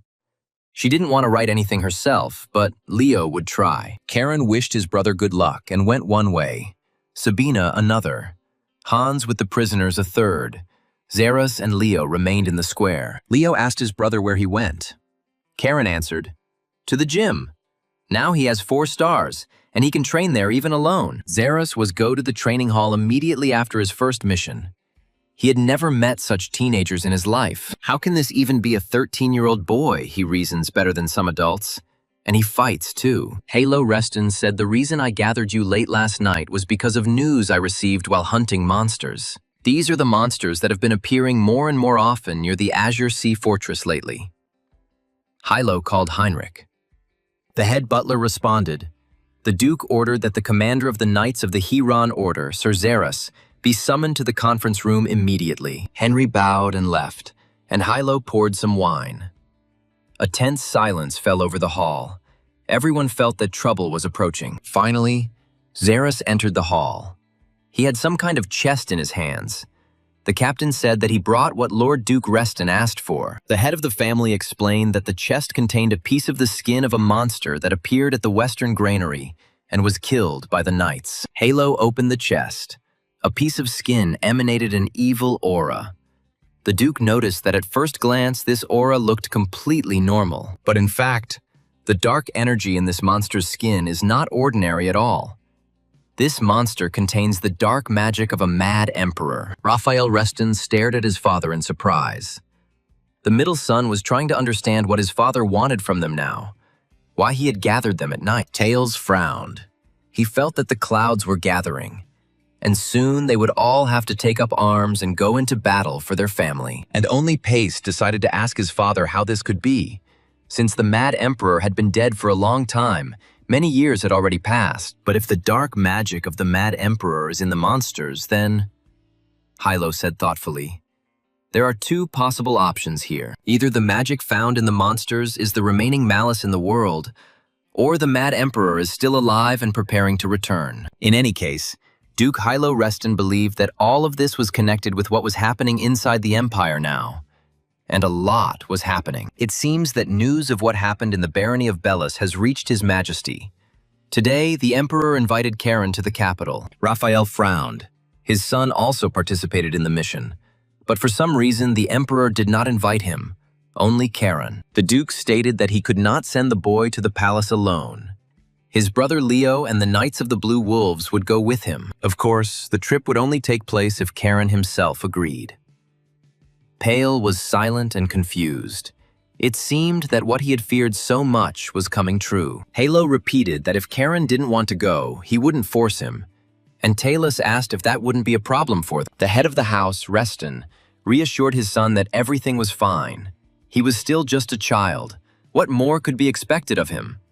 Although, of course, it would be better for him to go. But more importantly, Halo needed to know what Karen was thinking when he made a deal with the young Baron Bellis for the Mana Stones. The Duke ordered Zeras to bring his youngest grandson to the hall, and the commander of the Blue Wolves went to the hall where Karen was training. Above the ancestral hall of the Dukes of Reston's house, the leaves rustled quietly as usual, swirling in powerful streams of magical energy. Karen sat on his mat and meditated. driving the energy flows and training control over the sea waves within himself. Zeras came in and quietly watched the training. The young man asked when the commander managed to arrive. He did not notice him right away. The head of the Blue Wolves' nightly order replied that he had only been here recently, that this hall was surprisingly powerful, and that it was pleasant to simply be here. Karen, getting up, said, "They say that only family members and Zeras are allowed in here." But the young man did not remember the wolf entering the hall before. It must have been something urgent, since Zeras came here in the middle of the night. The young man looked questioningly at the commander of the Order of the Blue Wolves. Zeras lowered his head and remained silent, enjoying the energy of this amazingly powerful place where the Reston mages trained. The commander of the Nightly Order told his protege that it looked like Karen would soon have to go to the capital, to the court. The young man was very surprised at what he was doing in the capital. Usually, young nobles are introduced to the emperor at a more mature age. Zeras explained that the head of the Reston Duke's house had summoned Karen to a family council, and the young man would be able to find out all the details from him. Soon, Zeras returned to the castle with Karen Reston. The servant politely opened the door for the young master and Sir Zeras. The servant reported to the Duke that, at his direction, Sir Karen had arrived accompanied by Sir Zeras, and they could enter the hall.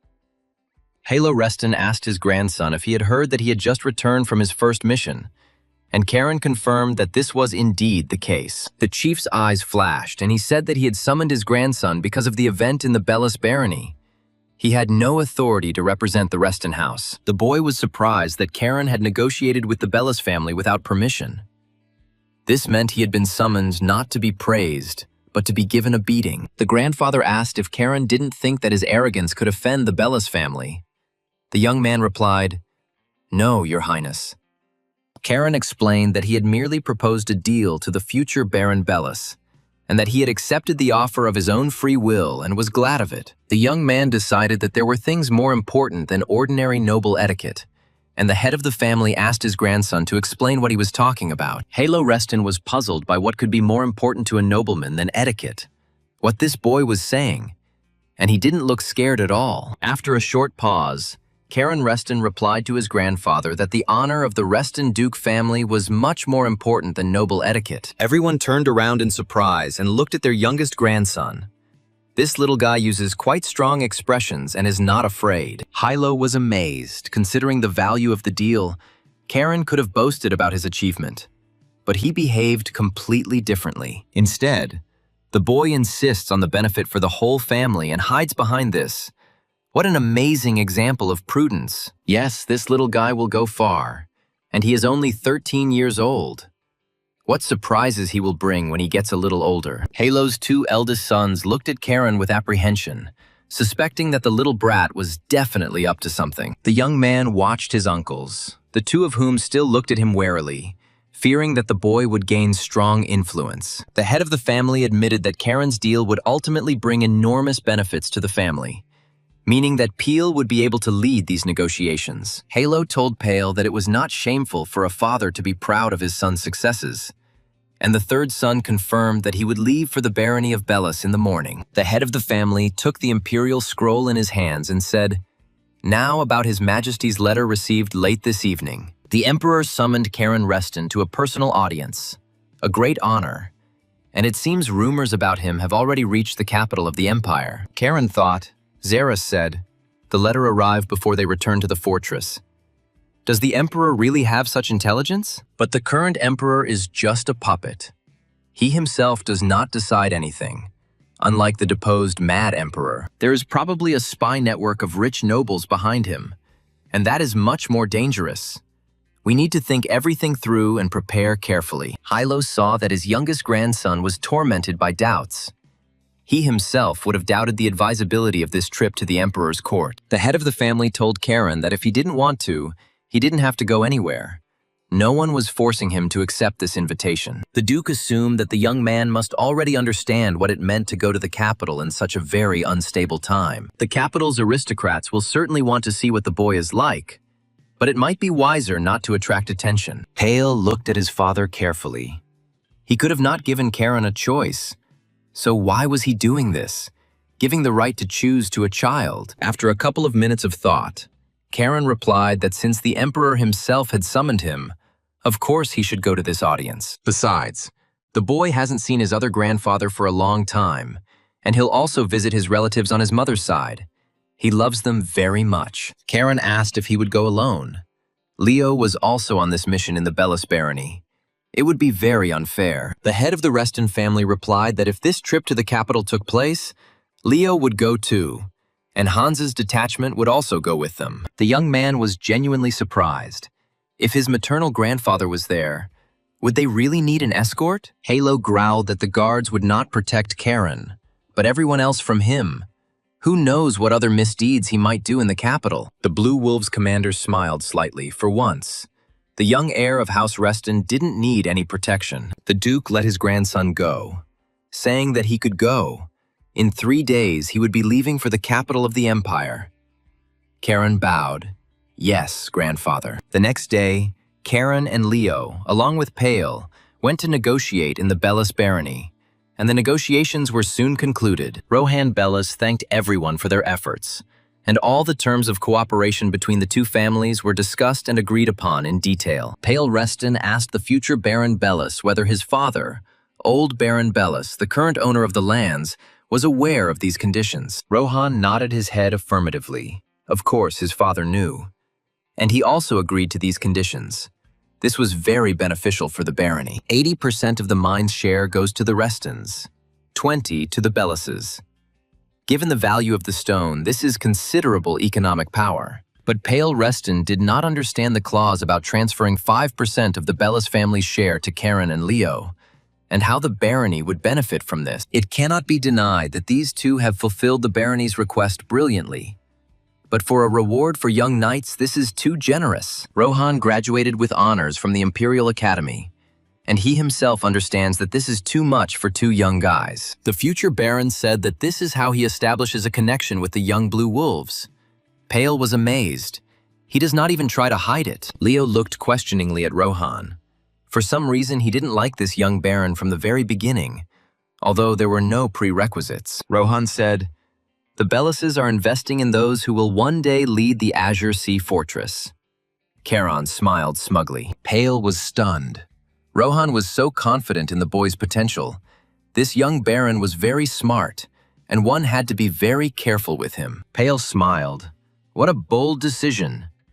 Baron Bellis raised an excellent son.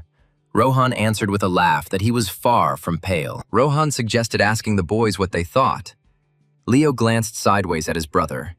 He didn't understand why Karen was smiling like that again. Karen replied that they agreed, offering to continue to maintain warm relations.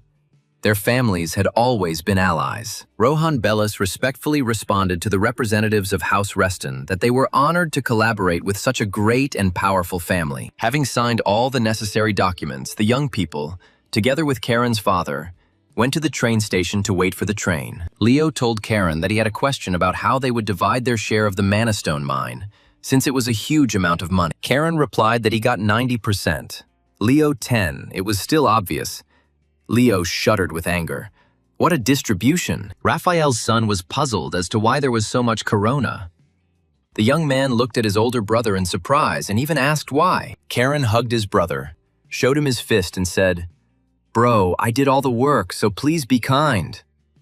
Leo immediately agreed to the conditions. The younger one warned that if his brother wanted to argue again, he would beat him up in the ass.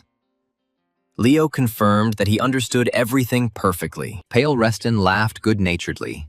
These two brothers had always quarreled as children, and even once had a serious fight in the castle, and now they are inseparable. Karen has been periodically bullying his brother for these 3 years in the castle, and he didn't know where to go. But Pale still considered his Karen a cute little boy, and his games completely harmless and even funny. Leo was very worried. He couldn't even believe that he was going to the capital of the empire. The young man couldn't find a place for himself and nagged his brother. He only heard various rumors. He doesn't really know anything. He asked Karen what he should do. He answered that the brothers should not make noise. But Leo objected. They were going all the way to His Majesty the Emperor. A little anxiety before such a trip was completely normal. Leo's dreamy cheeks flushed. They would be able to go to balls. He had heard that the capital of Dekus was full of beauties. Karen sighed. Lady Sabina, with a bottle of wine in her hands, cheerfully confirmed that Decus really is a very interesting place, with lots of people and plenty of strong warriors. She was sure that this trip would be a very good experience. Leo was surprised how the master got here. This is the 3rd floor of the castle. The master asked the boys if they had glasses. She had come to celebrate their first task, which they had successfully completed. Karen was surprised. You can drink from the bottle, Sabina objected. She wasn't raised by pigs. And any glass will do, as long as it's whole. Although Karen, you see, is constantly carrying around booze, and doesn't seem to be grunting, but he's still a parasite. She asked the timid Leo if he'd tried wine. Leo replied, yes, Karen gave it a try. Sabina grinned. I'm telling you, he's a parasite.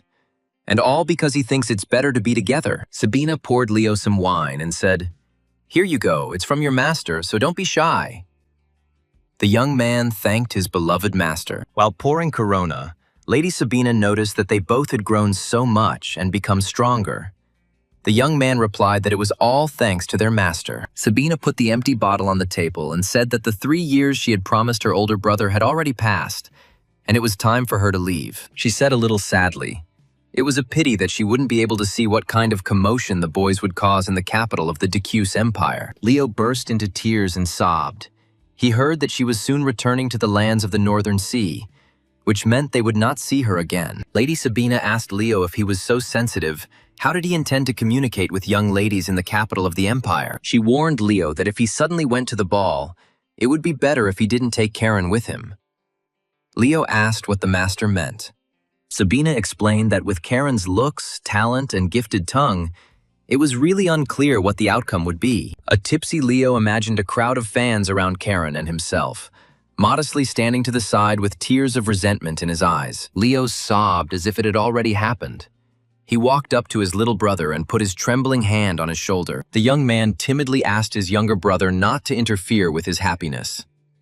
Karen flared up and yelled, Leo, you fool.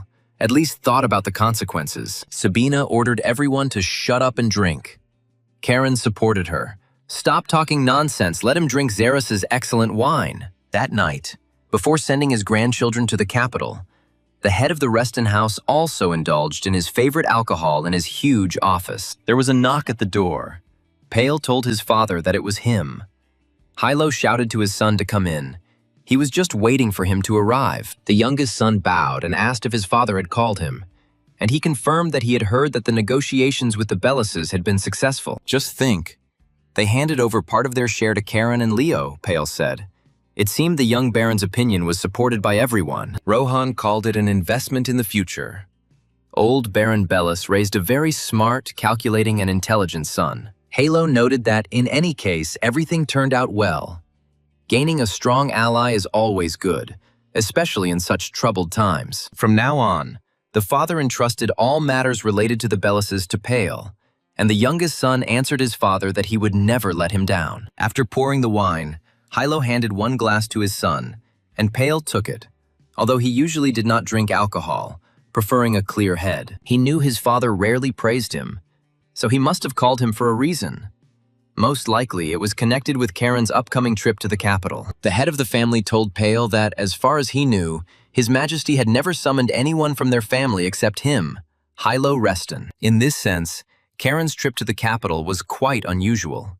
Pale knew all this very well, and therefore was very worried about his son. Halo said that during their last meeting he saw fear in His Majesty's eyes when he looked at him during conversation. He must be afraid that Hilo will overthrow him as a mad emperor.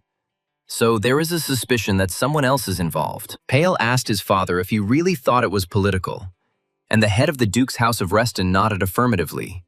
That was true. Given the situation in the capital, where influential families are now uniting, Hilo could have rejected this request from His Majesty. Pale noticed. But still his father, Duke Reston, did not reject the Emperor's request, but decided to take a risk. Hilo replied, "That's right." Karen's father asked if he could find out the reason for such a risky decision by the head of the family, since this trip was very dangerous. Halo explained to his son that he was curious to know how much potential Charon had, and Pale looked at his father questioningly. He said that Charon was chosen by the guillotine, the sword of the founder of the family. which means that whether he wants it or not, he is destined to be at the center of their family. As a member of the Reston clan, Karen would face external forces and would be in constant danger. So he did not refuse the emperor. If the boy is destined to bear the burden of this family, he must be able to bear it.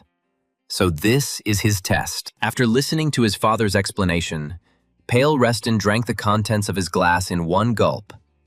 He didn't like all of this, but it was too late. The strong alcohol burned Pale's insides, and he gulped in air greedily, the Duke looking at his youngest son with a smile. Halo asked.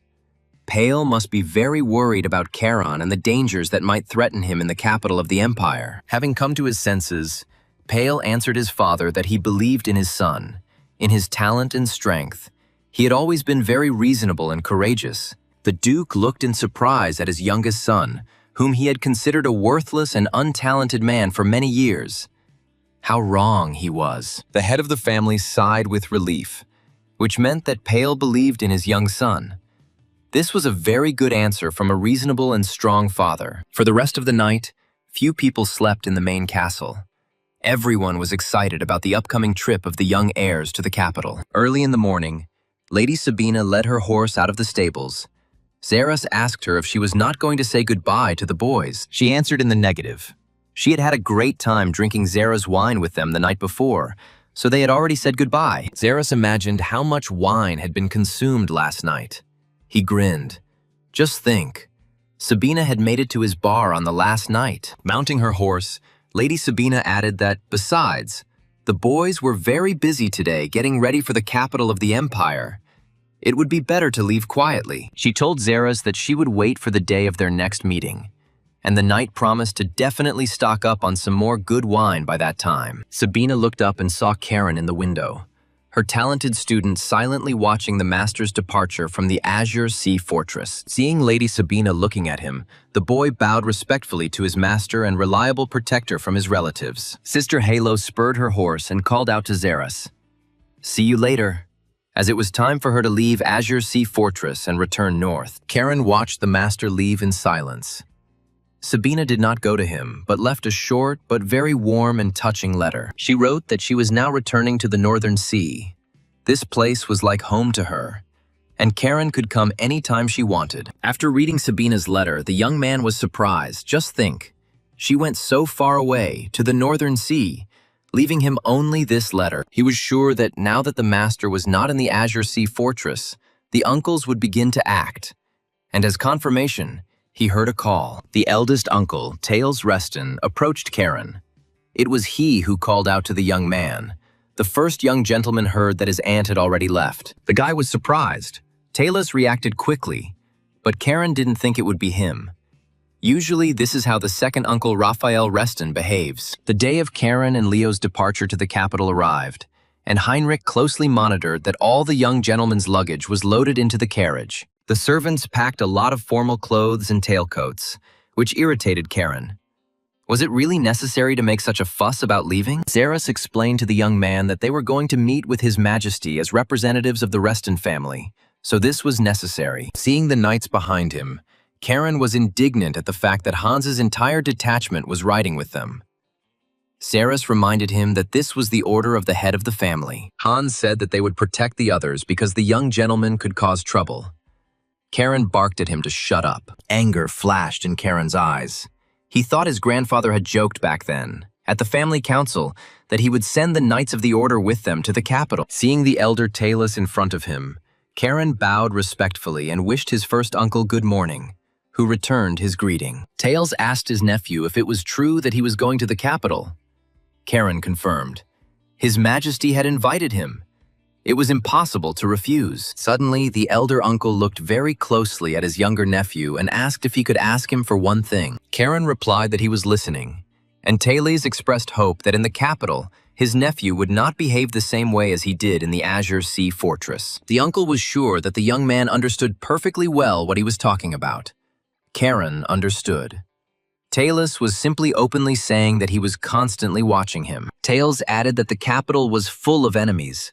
They were just waiting to tear the Reston family apart and take over their wealth and influence. Uncle frowned and promised that if Karen gave the enemies even the slightest reason to do this, He would personally hold him accountable in the most severe manner. Karen smiled broadly and thanked his uncle for his advice, promising that he would try his best to live up to his expectations regarding behavior. Tails wished his youngest nephew a good journey and headed away. Karen looked thoughtfully at his back. And so it began. Neither uncle nor nephew uttered another word. Tails majestically departed, leaving the young man to ponder near the window. Karen chuckled to himself. He would ask him to answer with all severity. It seemed that Tails already saw himself as the head of the family instead of his father. The young man's eyes flashed. Did Tails really think that he could put pressure on him with his status as the firstborn and the first young master of Reston? So Karen will certainly make the arrogant face of the boar Tails grimace. Just let him wait a little. All the fun is still ahead. Finally, all the young gentleman's luggage was loaded. The servants announced that they were ready to depart, and Karen, Leo, and the knights could board. Urha ran to Karen as fast as he could, and the young man warned Hans that he would not forgive him if he continued to pester him in the capital of the empire. Urha bowed to the young master Karen and thanked him once again for giving him a chance to return to a normal, honest life. The young man smiled. Oh well, in reality he was taking Urhu to the capital to hand him over to the imperial prison as a notorious robber. The giant was taken aback by what Karen was saying, and he laughed and reminded Urha not to relax.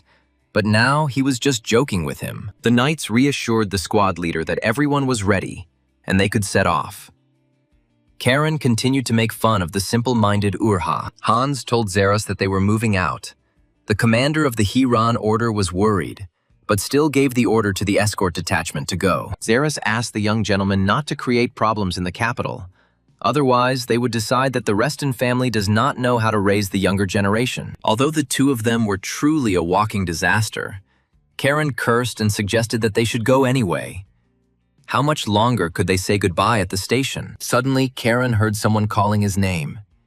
He already thought that someone else from the family wanted to give him new, boring instructions. He turned around and saw his father hurrying towards him, accompanied by the always imperturbable head butler of the Reston Castle, Henry. Pale was out of breath and stopped to catch his breath. Karen was very surprised. He did not know that his father was now in the Azure Sea Fortress. Karen's father explained to his son that his grandfather had urgently called him on family business, and he had hurried to the central estate. And Pale just really wanted to see his son before his departure to the capital of the empire. Karen noticed that his father was very excited. Pale added that Karen's maternal grandfather was waiting for him in the capital, and the young man himself could not wait to meet his grandfather. The boy knew that his grandfather loved him very much and had probably prepared a lot of gifts for him. He always spoiled his cute grandson. Pale couldn't tell his son the reason for his anxiety, but he still wanted to warn him about the danger threatening him. But he just couldn't figure out how. Leaning towards Karen, his father simply asked him to return from the capital alive. The young man was taken aback as to where such dark thoughts came from. To soften his words, Pale added that his son should try not to do anything bad in the capital.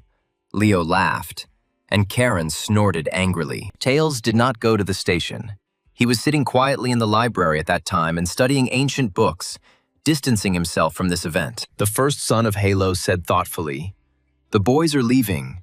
A lot in the fate of their family and the Duchy of Reston may depend on this trip." He remembered that he had recently been informed, that information had reached him, that the wife of the second gentleman Reston was plotting something against Karen in the capital. But Tails still decided not to interfere in anything and let events take their course. And then we would see what happened. The train quickly pulled away from the station. Karen asked Hans when they would arrive at their destination, how long it would take them to get to the capital. Hans replied to the young man that the journey to Dekas by train would take about 6 hours, and they would also pass through the autonomous territory of Tibia. Leo said it was that strange city where the commoners elected their own mayor, and Tibia was also heavily dependent on trade and industry. Karen added that the biggest money in the empire revolves in this place, which means that it is capital that determines a person's status there. Hans noted that due to the enormous flow of money and influence in the empire, the rulers of other lands were trying their best to contain Tibia. Karen knew that people sometimes fled tyrant rulers and settled in autonomous territories. But Tibi was friendly to Reston Fortress. Hans said that sometimes the Blue Wolves Order also takes large orders from Tibia, and Karen was very surprised that the order served someone else. A voice on the train announced that they would soon enter the Tibi Autonomous Territory. Karen wanted to go there sometime and see it. Karen asked with a smile if they should run away to Tibia when it was all over, and Leo took up the idea, saying that he wanted to go there too. Suddenly, Karen became wary. He felt the approaching danger. He looked at his sword.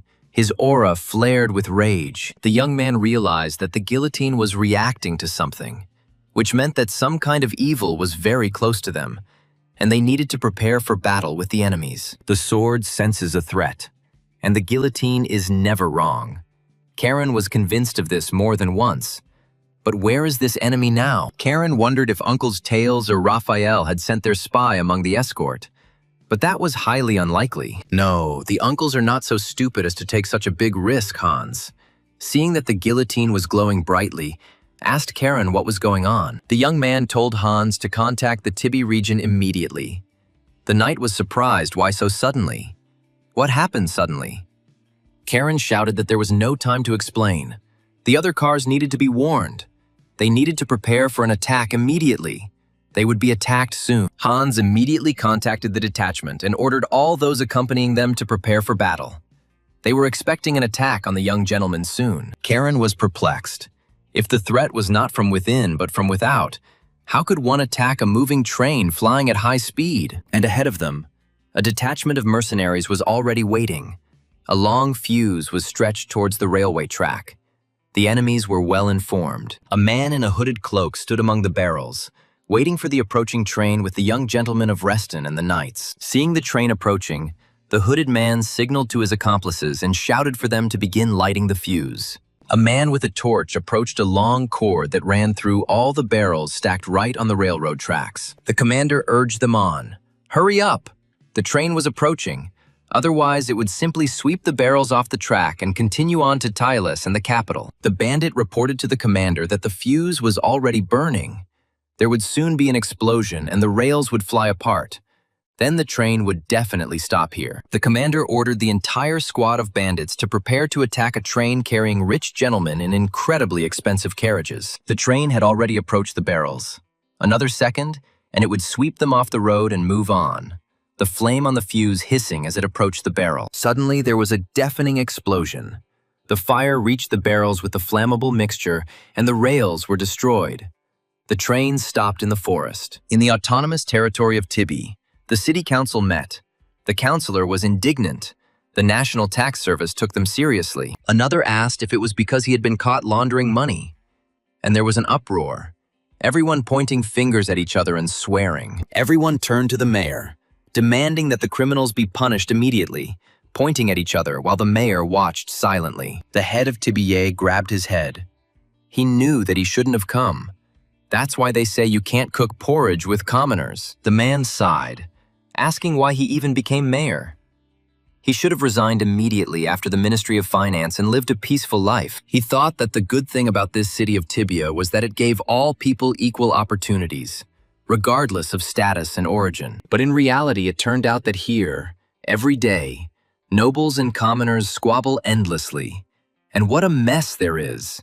It's just a nightmare. Suddenly, the door opened, and the mayor's frightened assistant informed the gentleman that very urgent news had arrived about an incident. The assistant approached the mayor and whispered about the explosion of a train carrying the heirs of the Duke of Reston very close to the Tibi Autonomous Region. The mayor's face darkened.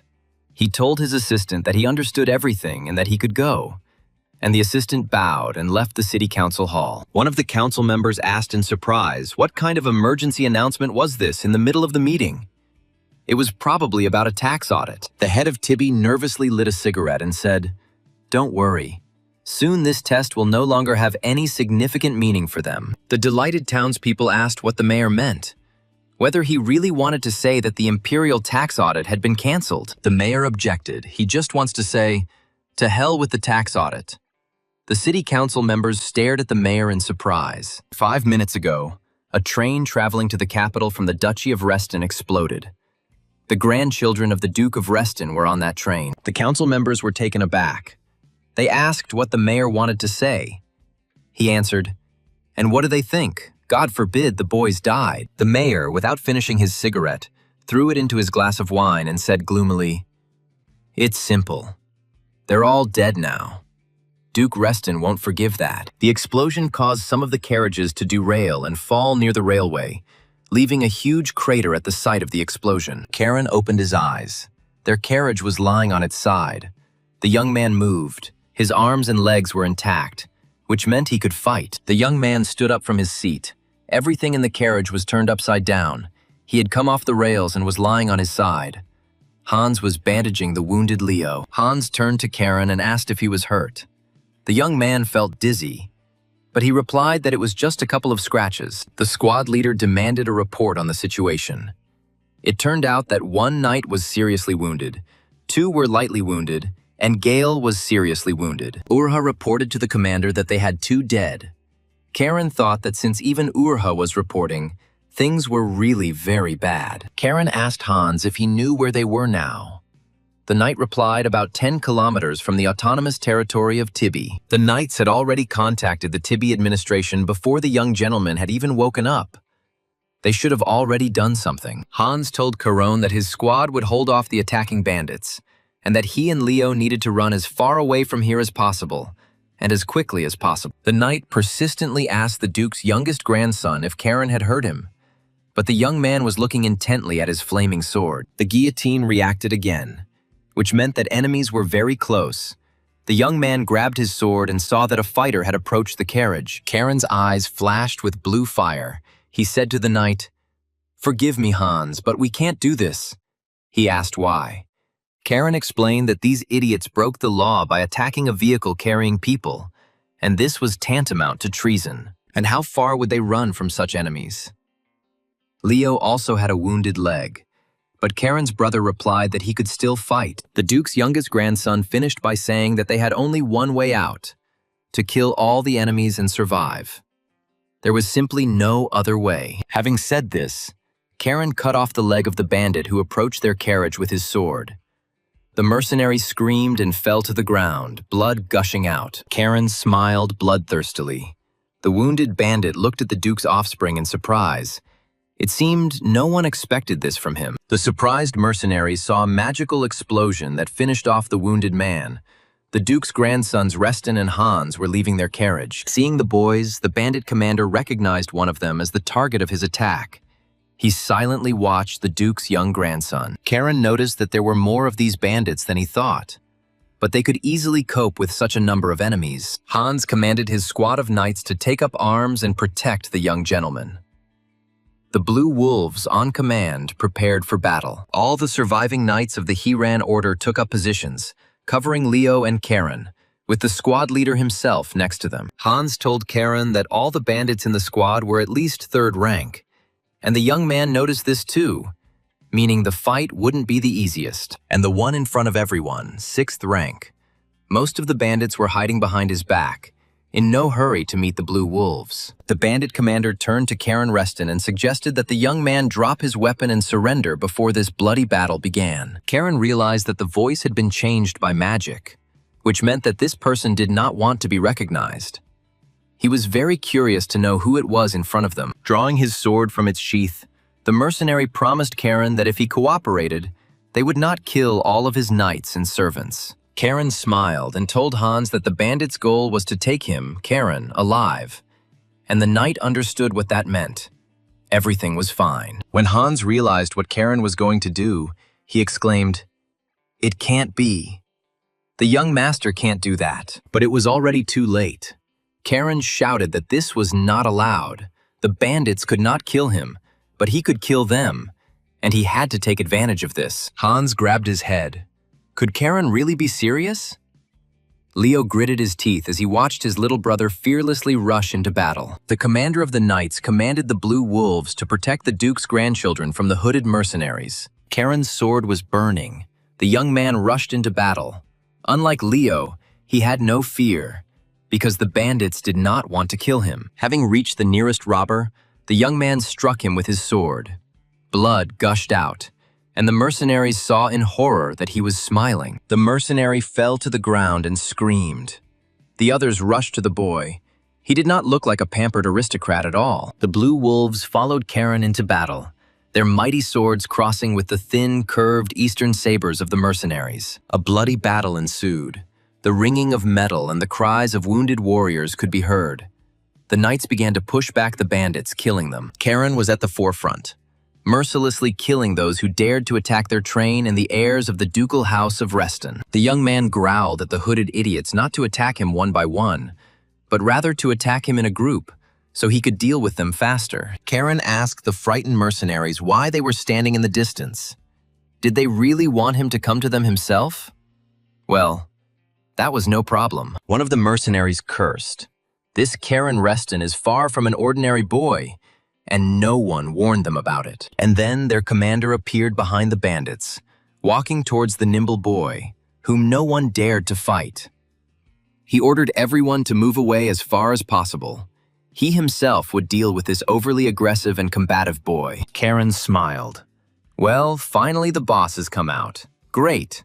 Enough hiding behind the backs of your weak and overly timid mongrels. But before the young man could cross his sword with the leader of the mercenaries, the mighty Hans appeared right in front of him, crossing his sword with the enemy. Karen asked in surprise what Hans was doing, and he replied that this man was a very dangerous opponent, so it would be better for the young man to step back. The mercenary, his eyes flashing, told Hans that the blue wolf seemed to be rushing too fast towards his terrible death. Hans frowned and growled. We'll see who will be the first to go to meet death.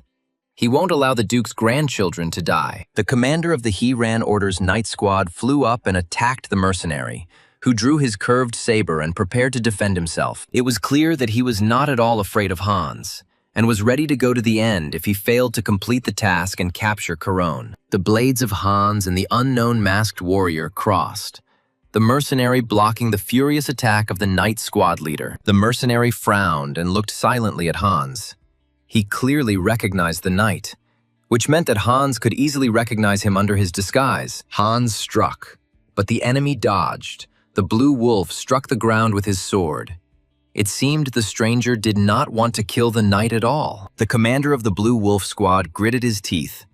In front of him was a truly powerful warrior, and defeating him would be very difficult. Hans looked closely at his opponent. His appearance seemed vaguely familiar to him. He had definitely seen this man somewhere before. He dodged Hans's blow, and his movements reminded him of a certain famous warrior.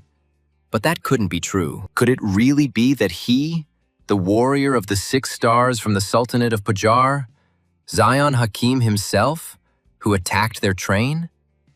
There are whole legends about him in the East. Hans was puzzled why an assassin from the Eastern Sultanate of Pajar ended up in the Empire, since they had a non-aggression pact. But what's even stranger is why Zion Hakim is hunting Charon. There is no feud between the Sultanate and House Reston. The knight sighed mentally. He would have to find out for himself.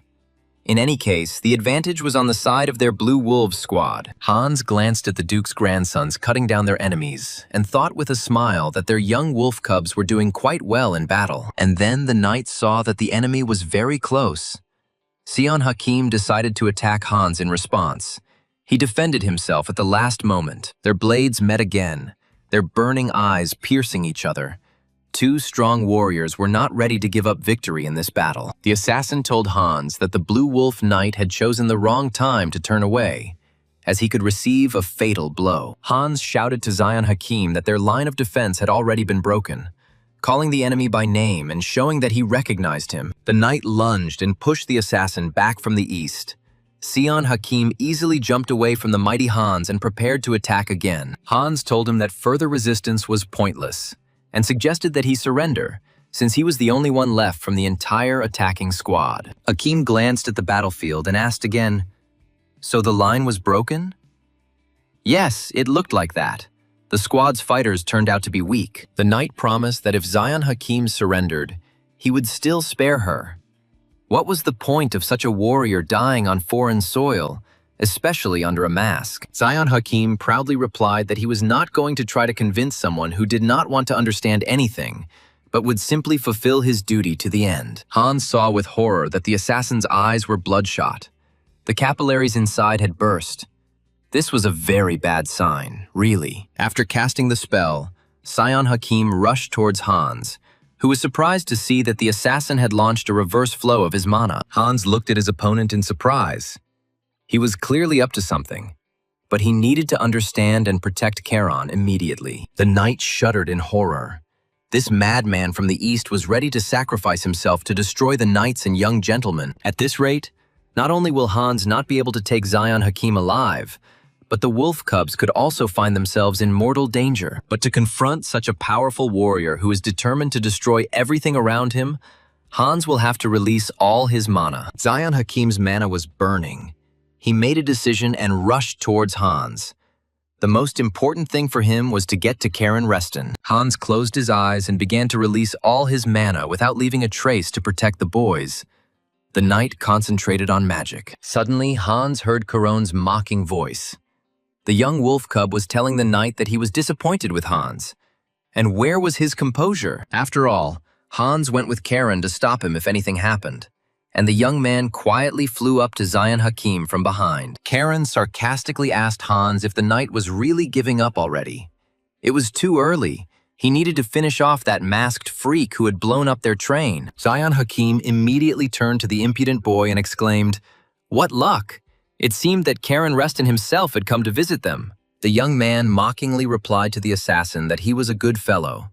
He could take a pie from the shelf, he guessed correctly. He was Karen Reston. The eyes of the Duke's youngest grandson sparkled with a blue magical fire. The battle, the blood, the screams excited him incredibly, and he smiled. Karen struck Zion Hakim with lightning speed and cut off his right hand along with the curved saber. The warrior was unable to dodge the attack. Hans and the assassin looked at the boy in surprise. His strength was growing by leaps and bounds, something even Hans couldn't do during the fight. With his head bowed, the renowned warrior of the East wearily told Karen Reston that he was a true monster and must die. The young man smiled and thanked the assassin for his kind words. But suddenly Karen felt that something was wrong here. Something was happening. The guy looked at the sword in his hand. It was burning even more intensely. The weapon clearly still sensed danger but was behaving somehow unusually. Karen realized that the guillotine was vibrating, which meant that some deadly deal had been made with the Eastern Sultanate of Pajar. Hans shouted to Zion Hakim that he had probably heard of Karen Reston's title, so there would be punishment for attacking him. The knight looked closely at the Eastern warrior. He was left without an arm, but for some reason he did not take his saber in his other healthy hand. Zion Hakim, clutching his wound, answered Hans with a grin that the knight no longer needed to worry about his future. Everything had already been decided long ago. Karen was perplexed by what was going on. This warrior was clearly planning something. But what could he really do without one arm? With a wound? But Hans had already understood everything. He shouted to his soldiers to immediately protect Leo, and he himself rushed to Karen, who was standing nearby. Leo's mouth opened in surprise. He looked questioningly at Hans and Karen. The young man could not understand what was going on there. The blue wolves immediately rushed towards Leo at Hans's command, trying to protect him with their bodies from the threat from Hakim. Hans shouted at Karen to stay put and immediately jumped towards him to cover the young master with his body. Meanwhile, Zion Hakim soared above the battlefield, his aura blazing ever more fiercely, scarlet, bloody sparks of flame flying from his eyes. Karen found himself pinned to the ground by the knight's massive body, and the young man indignantly asked Hans what the hell he was doing to him. The knight explained that Zion Hakim had cast a self-destruct spell. His body was filled with magic and would soon explode. Hans admitted guiltily that he had not immediately understood what Hakim had planned. The knight had asked Karen to forgive him. He should have realized this earlier. The young man looked in surprise at the assassin blazing in the sky. What must have happened for this warrior to decide to do such a thing? Zion Hakim sighed. His body was already beginning to disintegrate. And suddenly, Karen heard a strange voice. It told him that he must survive. The voice called Karen a stupid boy. But thanks to the young man, he was able to draw a blade in real combat for the first time in a long time. So he's ready to at least pay Karen back for this. And if the guy doesn't want his eyes to leak out, he should close them tighter. Karen shook the unconscious Hans and demanded that the knight wake up quickly. It was all over. Zion Hakim was dead. The young man pestered the commander of the knights and asked how much longer Hans was going to lie there. The warrior quietly groaned and coughed. Hans stood up and barked at Karen. The little bastard. He had shielded him with his body so that he wouldn't die from the explosion caused by Hakim. Hans's whole body was shaking from the wounds he had received. Karen snorted with displeasure and asked who had asked the knight to save him. He himself would have survived. And then Karen heard that voice again. He said that if it weren't for him, everything wouldn't have ended so easily. The young man was taken aback. Who was it? The guy looked at the weapon, and the sword said that there wouldn't be a wet spot left of Karen, so he should be grateful to it. The sword irritably asked the young man if he was even listening to him. Karen was stunned. The talking sword? No, even too talkative and wayward. The young man looked around in confusion. Carriages and corpses of enemies were scattered about, and Karen was troubled by the question of whether Guillotine really had any intelligence. The battle was over. They needed to think about what to do next. The broad-shouldered Urha helped the knights collect the wounded fighters. Karen was perplexed. He had a blade with its own ego. They say that swords forged by madmen from souls can speak, like the guillotine. The sword was indignant and threatened that if Karen compared him to the damned ego sword again, he would cut off his head. The guy laughed in response. The blade exclaimed that the boy was a pathetic fool. If the sword had not spent all its mana to save him from the explosion, it would have definitely killed him. Seeing the carriage, Hans asked if it was really the enemy again. But Karen reassured the knight that they were definitely not enemies, but rather that reinforcements had arrived. Karen asked the sword if the only way to replenish the weapon's mana was to kill, and he replied that he could absorb its mana. The rider introduced himself. He was Karl, captain of the guard of Tibia. Hans greeted the arriving warrior and politely introduced himself. Karen decided that the sword, thirsting for the blood of its owner, was definitely cursed, and put it back in its sheath. The latter was indignant. He could not speak in this sheath. Hans introduced Karl to the grandson of the Grand Duke Hilo Karen Reston. The young man told the sword to shut up and sleep, and he cursed in response. Karl apologized for the incident and announced that the autonomous Tibi takes full responsibility for this terrible incident. They are here by order of the mayor to ensure the safe escort of the members of the Grand Ducal House of Reston and the knights. The young man thanked them and said that they had a lot of wounded, so they were really counting on their help in getting them to the hospital. Karen rode in silence, thinking about something. Hans asked him if he was sure that they shouldn't return to the Azure Sea Fortress now. Guards and knights remained at the scene to investigate, but it is not yet known when the first results will appear. Hans was sure that it was too early to say that the threat had passed, but Karen abruptly interrupted the knight, saying that everything was fine. The young man reminded them that they had contacted Xeris, and he was probably also about to set out soon. So Hans, as always, was making things more complicated. The Imperial Guard from the capital is already on its way, so there is no need to worry so much.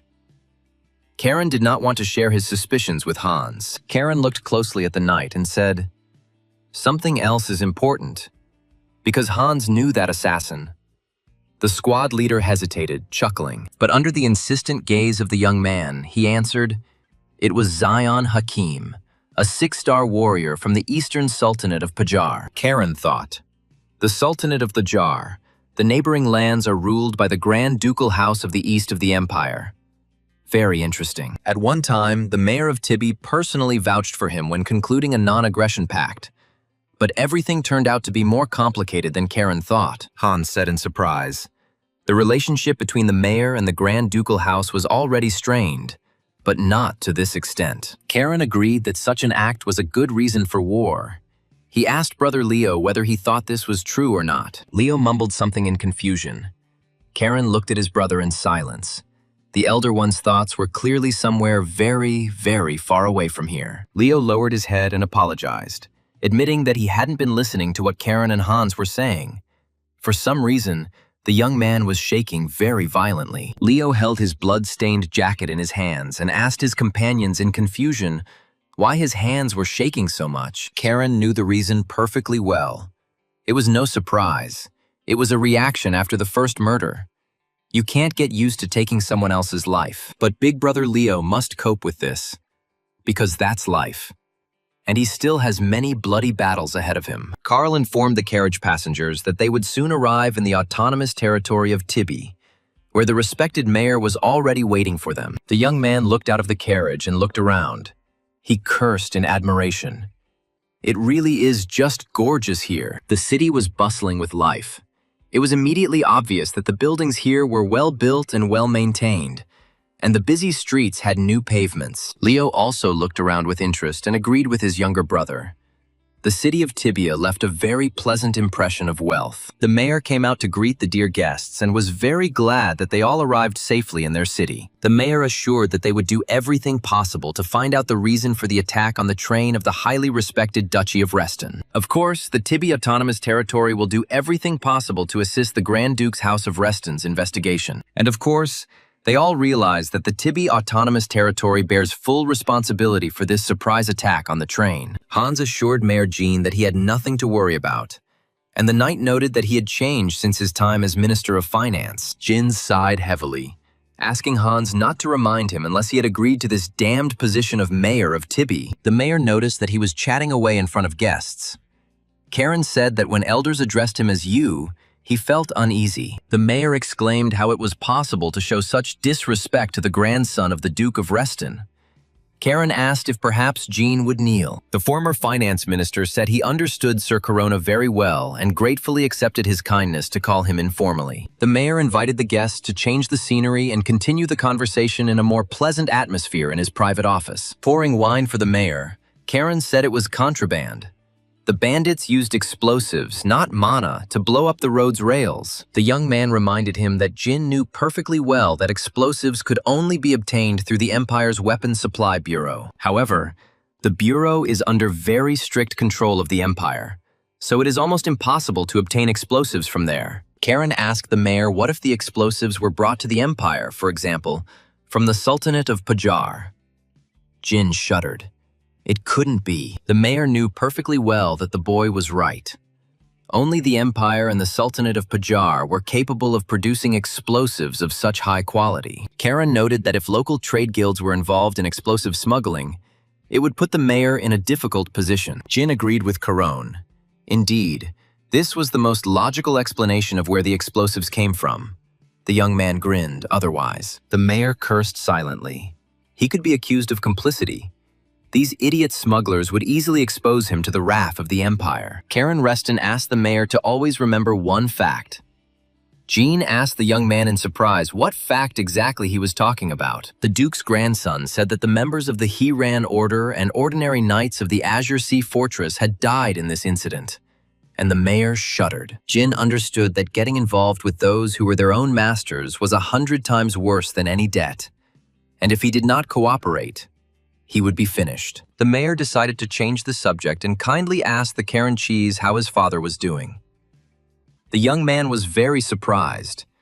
Did Jean know his dad? Jin smiled, of course. He and Karen's father knew each other well. Jin's house often hosted receptions and always invited Lord Pale. Karen chuckled. The mayor decided to approach the matter from the point of view of connections. And he is a good politician. Jin stuttered and replied that he was simply curious. Suddenly, the door to the mayor's office swung open, and Jin's frightened assistant ran in, saying there was an urgent message from the capital. The mayor replied that if it was about equipment for the Imperial Guard, then he was already aware of it. This issue was being resolved, no problem. The assistant babbled. Not only that, the director of the National Tax Service is leading a detachment that is now traveling to Tibia. Jin almost jumped out of his chair. Like the director of the tax service, it can't be. This is just a disaster for Tibby's business. He was nicknamed the Demon King behind his back for his intelligence and ruthlessness. Director of the National Tax Service, Lord Gale Periton. The mayor of the Tibby Autonomous Territory frowned and lowered his head, which meant Lord Guile himself would be arriving here soon. Well, shocked, Jin looked up at Karen and asked the young man in surprise if he had really known that this would happen. Karen confirmed that of course his grandfather cares about him. He is the type of person who would drop everything to save his grandson if he is in danger. A warm, clear night descended on the autonomous territory of Tibby. But the streets were very lively. with townspeople strolling and having fun. Many residents of Tibby noticed a large detachment of Imperial guards marching through the streets directly towards the City Hall building. Surrounded by armed guards walked the head of the National Tax Service, Lord Guile, and a group of his loyal subordinates. The face of the great Lord Gale was impassive.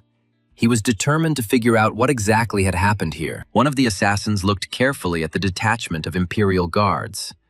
They did not expect to see them here so surprisingly quickly, but since the matter concerns the grandson of the Duke of Reston himself, guards from the capital and a detachment of inspectors did indeed arrive quickly. A moth flew towards a fire and got caught in a web. Now a spider will eat it. But who is the moth and who is the predatory spider in Tibia now? The traders shouted to the mayor, asking why this sudden tax audit. What the hell is this? It was in the plans. But it all happened too quickly. The council members were reluctant to begin the audit without preparation. Mayor Jean had to give them time to prepare. Moreover, this is not just an inspection, but a special department. Gina was contorted with anger. These people are simply crossing all boundaries. Losing patience, the mayor loudly slammed his fists on the table and asked if they didn't understand the seriousness of the situation. The Duke of Reston's grandchildren entered the meeting room, accompanied by Hans. Karen explained that everything was exactly as the mayor had said. Not only was the Emperor's property, the railway, destroyed, but the Duke of Reston's grandsons and knights were also attacked. The attackers used explosives, which the bandits most likely smuggled through local Tibby trade guilds. The young man asked the stunned merchants if they now understood everything. And that was why the inspection would be very serious and even harsh. The merchants fell silent. Most of them looked around in confusion, and only one remained tensely silent, watching the influential young guests. One of the traders approached Karen, saying that they should have given them at least a little time to prepare for the inspection. Karen asked the persistent old man's name, and he replied that he was Viscount Humir of the Humir Trade Guild. The young man assured Humira that he would ensure that his name was passed on to the director of the National Tax Service. But the old man was shocked, and then the front doors swung open. Everyone turned towards the entrance to the hall. It was clear that inspectors from the capital of the empire had arrived. The official loudly announced that a special department of the National Tax Service had arrived, and that the head, Lord Gale, was entering the room. Everyone fell silent. The head of the tax service announced that from that moment on, they would begin a tax audit of their trading guild. The National Tax Service has received reports of illicit enrichment and tax evasion through smuggling. His Majesty the Emperor ordered an investigation. Karen smiled. Gale looks more like a soldier than an official. Leo asked Hans if this special department was really that scary. All the merchants in the room had their faces drawn out in fear. Hans replied that the people in this department work with large trade guilds and nobility. They can even attract guards. The guy concluded that if you don't pay taxes, you might get beaten up. Yes, they are scary, these tax service employees. Noticing that the head of the National Tax Service himself had approached them and was looking at them sternly, Leo became worried about what he wanted from them. Suddenly, Lord Gale smiled broadly and asked Karen if it had really been 3 years since his grandson was alive and well, and how his studies were progressing. Karen smiled warmly at his maternal grandfather and replied that he was doing well and that he missed him very much. Lord Gale and Karen, guarded by the blue wolves, went out into the park to talk, and the grandfather asked if the young man was sure he didn't need a healer. Karen nodded his head. Lord Gale Periton asked if there were any suspects in the attack. The young man replied that there weren't any yet. Grandfather asked if it was a family squabble. Karen explained that none of his uncles would have left any noticeable traces, but for some reason these people left a lot of traces. And this is very suspicious, at least for some reason it seems so to Karen. It seems as if someone is very persistent in wanting the Empire and the Reston family to think of the Eastern Sultanate of Pajar. Most of the mercenary squad members didn't even try to hide their identities. Lord Gale Periton listened attentively to his grandson. Grandfather gently stroked Karen's fluffy hair. The boy looked questioningly at the father of his very kind and gentle mother. Lord Gale asked Karen if he probably wanted to find and punish the culprits himself. The young man did not answer, of course, that was true. But Gale was against it. He didn't deny his grandson's talent, but the world is huge and full of strong people. And besides, Tibia is still dangerous. So Karen needs to behave quietly and go to the capital tomorrow morning. His Majesty the Emperor also ordered this to be done. Lord Periton asked the young man to leave this matter to the adults. Karen smiled broadly and told his grandfather that he would do so. The boy said he would behave well. But Lord Gale knew his grandson too well to believe those words. The all-powerful head of the National Tax Service sighed to himself as he looked at the grown-up son of his beautiful daughter. He understood perfectly well that Karen said this simply to avoid upsetting his beloved grandfather. The young man grinned. That's right. At the Oyun estate, there was a rush to get ready. The head of the family hurried the servants. They reported that this was the last baggage and they could leave. The owner of the estate asked the servants why they had not left yet. They replied that they had just finished loading and could leave. The woman asked her husband why he wasn't going with them, and he reassured his wife by promising that he would be with them again very soon. The head of the family ordered the coachman to leave. The wife and children anxiously shouted to Daddy that they did not want to leave him. The merchant watched the departing family in silence, knowing full well that he had to hurry to send them to a safe place. The assassin watching from above reported that Oyun had first taken his family out, and the merchant cursed, as he had not expected such an outcome. The assassin was asked if there were any traces. He replied that our people were already following them. No one would be able to slip away from them unnoticed. Having sent his family away, Oyun ordered the servants that they too were now moving forward. The assassin told the other that they had no right to make a mistake. Left alone, Karen took his sword out of its sheath and decided to clean it after the bloody battle near the blown-up train. Zeras appeared at the door and asked the young man if he was sharpening his sword in the middle of the night, perhaps planning to cause a commotion again. Karen replied that he didn't expect Zeras to start causing problems as soon as he arrived in the Tibia Autonomous Territory. There was already a lot of commotion here. The head of the Knightly Order of the Blue Wolves looked silently at his talented but capricious pupil and master. Zeras thought that Sir Gale had forbidden Karen to go out. The young man asked if the knight was really going to stop him. That was strange. The head of the Blue Wolves explained to the young man that he was only there to convey to Karen an order from the head of the family, Duke Hilo Reston. Zeras told Karen to listen carefully to what grandfather Hilo Reston had told him about what had happened on the road. Youngest grandson of the House of Reston, listen to my words through my intermediary. You must find the guilty and avenge the fallen. Karen must show everyone what the law of the Azure Sea Fortress truly means, and what the power of the Reston Dukes means. The power of the mana of the head of the Reston Duchy made the young man's body tremble, and for a while he came to his senses and coughed. But then Karen's eyes flashed, and a predatory smile played across his face, as if he was about to rush into a bloody battle with his enemies. The young man replied that he, Karen Reston, accepted the order of the head of his family and would do what he had to do as a knight. Zeras sighed heavily. It seemed that this night would be very long. Karen took on the leader's order with too much zeal. Karen and Leo walked through the streets of Tibi wearing masks. Leo was indignant, asking his brother if they really needed to go that far. The younger one explained that in order to meet with an informant, one had to go to the black market. Leo grumbled that he understood this perfectly well. They go to the eastern part of Tibia where they engage in illegal activities. But Leo did not understand why he had to be a servant. Karen replied that if a couple of noble children were to wander around in such a place without protection, it could arouse unnecessary suspicion. Leo understood this perfectly well, but he could not understand why he was the one playing this shameful role of a servant for a nobleman. Karen hissed at his companion, quiet. It seems they are approaching the place that Zeras told him about.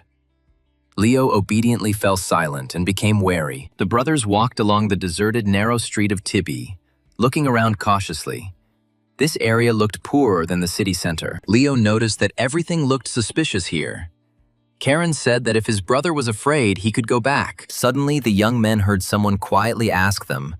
It seemed the young aristocrats were lost. Leo shuddered in surprise. A man in a cloak stood near a gray brick wall.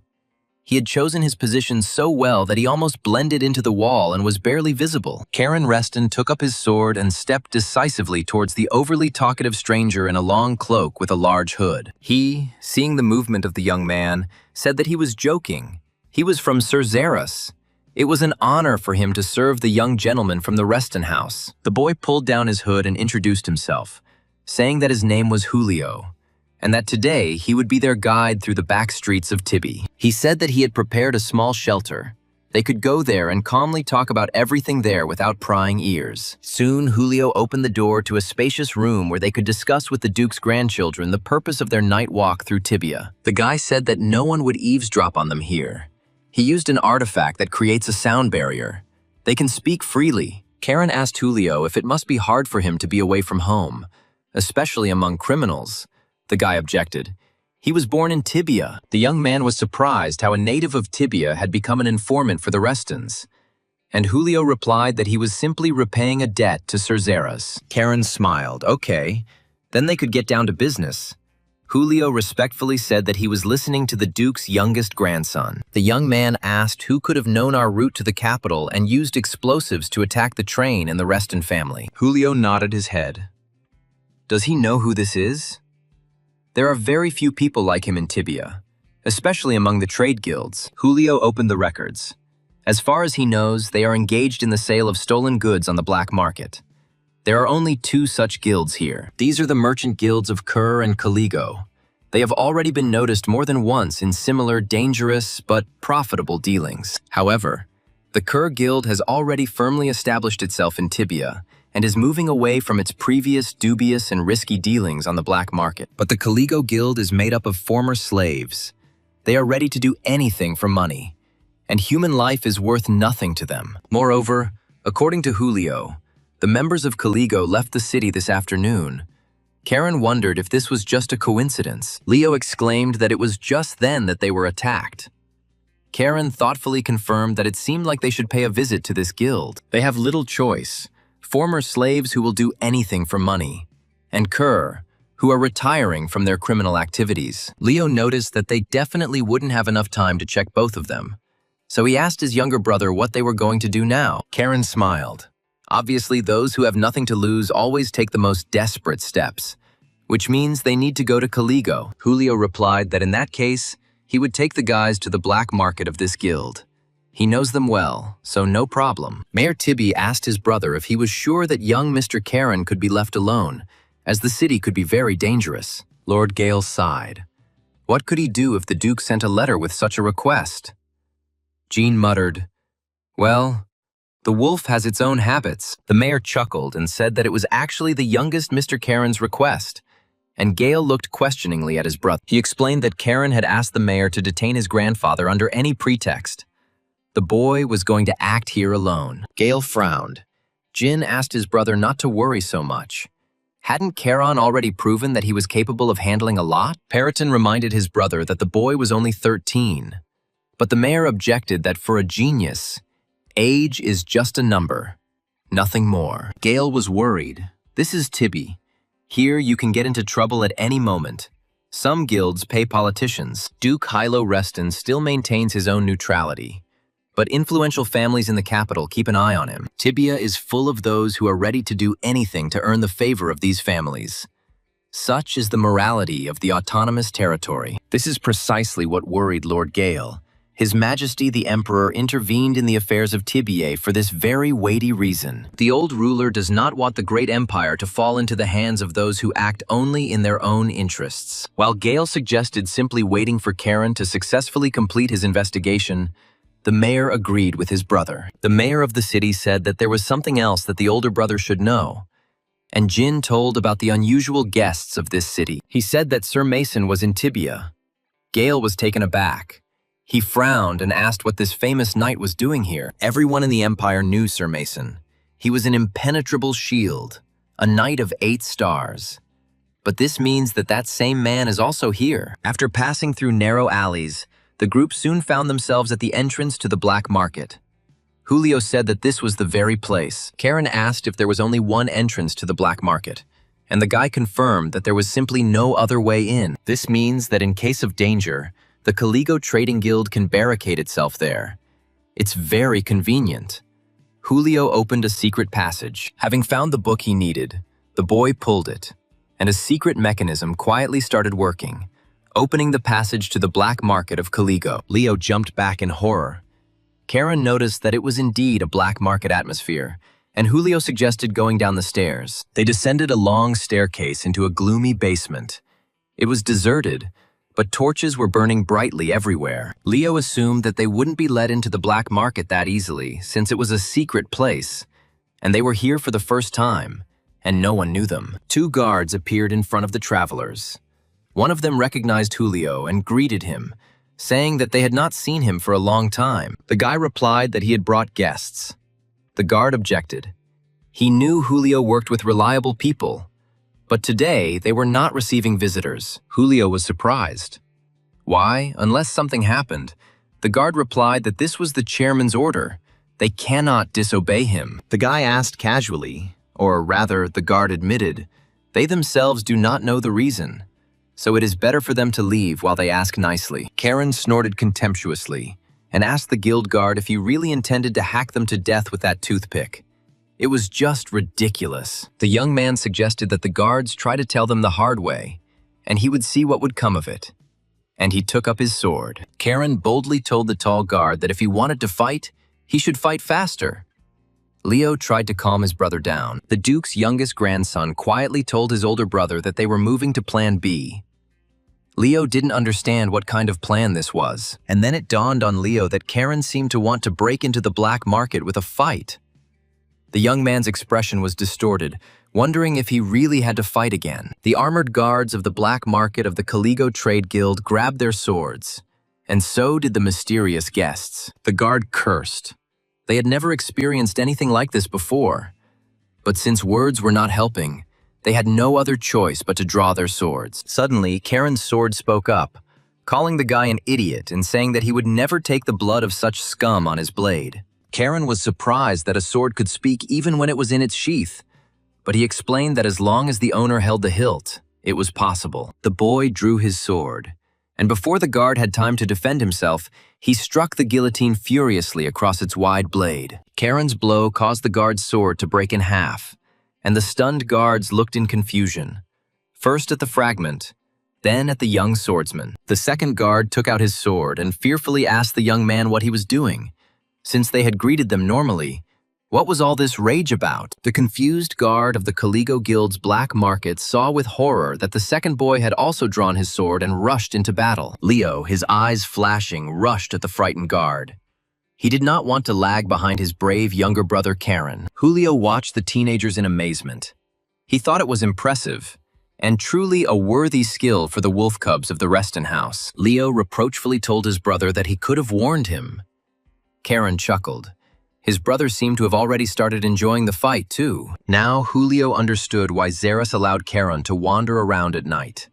And the young man, meanwhile, suggested starting a game with hostages. The guard turned to Julio and asked if he really thought he could leave after bringing those madmen here. Julio asked Karen in surprise how a nobleman could take hostages, and the young man snapped back, saying that he would handle it himself. Suddenly, the crystal on the chest of one of the guards lit up, and a commanding female voice ordered, "Enough of these childish games." The chairwoman demanded that Karen stop speaking so rudely to her subordinates, and the young man was surprised at the concern. Chairwoman Caligo explained that this was natural. These were her comrades who had been with her in the most difficult times. The guards remained silent. "And she can't let some arrogant wolf cub tear them to pieces," Leo noted. "It seems she knows who they are." The guild mistress asked the guests to come in. Karen replied that he was pleased to hear this, but there was still no trust between them. "Therefore, one of the guards will become a hostage," the mistress chuckled. So the rumors about the wolf cub's love for living shields were not lying. The chairwoman handed the guests over to Kyle, telling him to lead them out. Putting a sword to the man's throat, the young man commanded forward. Lord Gale couldn't believe that Sir Mason Paul, the 8-star knight, in Tibia, the mayor of the territory, had confirmed this. The head of the tax service assumed that then that person was also with him, Jin agreed. Most likely this is exactly the case. Gale was referring to His Majesty's reckless bastard, the 6th Prince of Revelio. But what could he be doing here in Tibia? The mayor could not understand why his elder brother was so worried about the presence of the illegitimate prince and his guard in the city. Gale recalled that His Majesty had personally taken Sir Mason from the Imperial Guard and assigned him to guard the life of the 6th prince. Jin doubted that the prince was connected with the assassination attempt.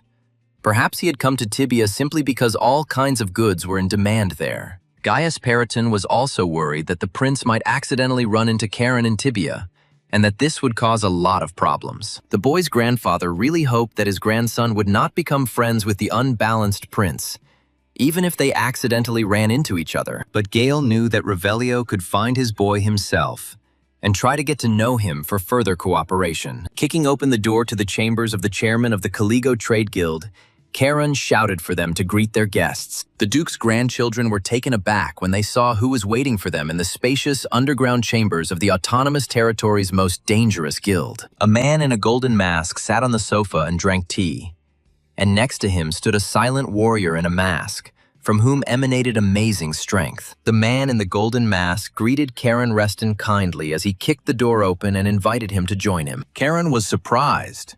The man knew him. Moreover, the energy emanating from the warrior behind him was the power of the 8-star master. The man in the golden mask exclaimed, "I can't believe I met the famous Karen Reston in such a dubious place." Karen glanced sideways at the warrior. His strength was equal to Sabina or Xeras. Even in the Empire, such masters could be counted on one hand. Leo drew his brother's attention to the silent warrior. Karen confirmed that, yes, this was not just some skilled fighter, but a master. Karen asked if the guy was trying to say that he was the chairman of Caligo, and he replied, "No. He came here to see his sister." The young man asked if he was the chairman's younger brother, and he explained that they were like named brother and sister. But he was glad to see Karen. Karen's eyes flashed as he stared at the smug, masked young man standing calmly next to him. The young man suddenly used the secret technique of the blue wolf sword, and in the blink of an eye appeared next to the guy in the golden mask. Karen's companions opened their mouths in surprise. They were horrified at what this crazy boy was doing. This was also impossible. The knight tensed up and snorted discontentedly, and the guy in the golden mask burst into cheerful laughter. He was clearly very amused by all of this. He laughingly told Mason to just look, because now he himself had become a hostage of this nimble wolf cub. Bursting with laughter, the guy said that this meeting with the famous Caron turned out to be much more exciting than he expected. He knew that coming to Tibia was the right decision, but the young man didn't understand what this overtly bold idiot was talking about. The guy looked at Karen with laughing eyes and asked what would happen next. Would he demand ransom or threaten to kill him? Karen noted with surprise. Golden eyes and black hair, next to a knight named Mason, which meant he had captured the 6th prince himself. Revelio asked Karen how about going straight to the emperor's palace and staging a coup d'etat there. Karen was confused. What other coup in the palace could there be? This idiot seemed to have completely lost his mind. But if it was Revelio, then it was not surprising. The mistress of the guild appeared in the chambers and mockingly asked if this meant that in her absence, the young wolf cub had decided to change the hostage. Maybe Karen Reston can explain what's going on here. The young man was stunned. So the chairman of the Caligo Trade Guild is an elf. The young man replied that he had simply exchanged the hostage for a more valuable one. And the elf chuckled that their Rio was not really that valuable. The hostess asked why Karen suddenly started speaking so politely. The young man explained that it was because the elf was clearly much older than him. Karen Reston felt a tremendous magical power emanating from this unusual and very powerful pointy-eared woman. The guy in the golden mask has a similar power. They are both mages, but of course she is much more skilled and stronger than the 6th prince. Revelio. The elf said that if they came here looking for those who gave the explosives for the attack on the Reston family, then it was not Caligo. The mistress of the merchant guild asked Karen if it would be okay to finally put down the sword and have a normal, calm conversation. Karen asked why he should agree, since according to his information, the Caligo guild could very well commit such a crime. The elf grinned and sighed heavily.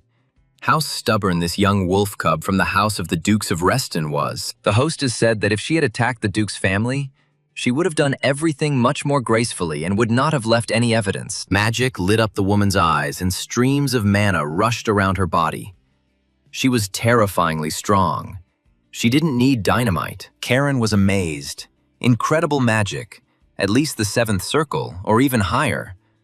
What was she doing here, in this underground hole? Leo looked at the guild mistress in surprise.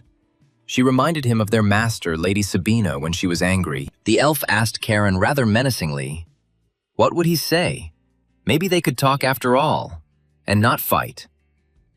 Guild Chairman Caligo held a white elven fire in her hand, clearly showing that she might not be a peace-loving person. Karen thought about it. There was no point in being stubborn any longer. The elf plus Mason, he definitely couldn't defeat them. They were stronger. Finally, all the masks and cloaks were removed, and those gathered settled down on the soft sofas of the chairman of the Caligo Trade Guild. Pouring tea into mugs, the elf repeated once again that the explosives weren't theirs, although they do use them sometimes. But they only use it for Prince Revelio's experiments, Karen Reston asked. Then, apparently, it was the Kerr Trade Guild that did it. The elf objected no. Such cowards wouldn't dare do something like that.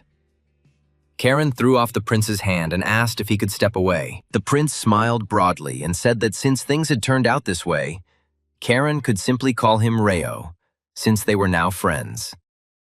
The young man sighed and grumbled. Friends, of course.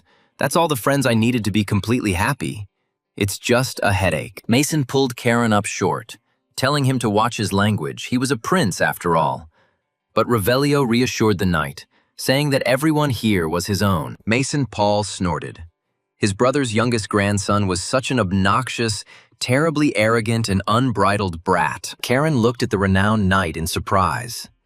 His statement came as a complete surprise to the young man, since they were related. The guild chairperson introduced herself. Her name is Pona, and suggested returning to the main issue that worries the wolf cubs. She is the head of Caligo, and it is an honor for her to meet the grandchildren of the continent's greatest hero, Grand Duke Hilo Reston. And to avoid any more sidelong glances, I can assure you once again that the explosives are not theirs, but she can say for sure whose they are. Only Pona has one condition, Karen grumbled, of course. Everything is not just like that.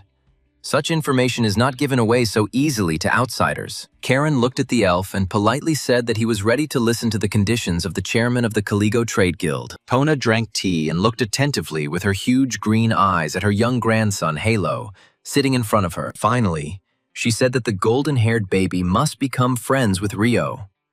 This was her condition. Karen even jumped. The young man replied that gaining the trust of the imperial family was very dangerous. It was better to stay as far away from power as possible. He told Ponya that he understood how everything would be changed if the Duke's grandson and the prince became close, and it would not be considered just an ordinary friendship. Rio objected.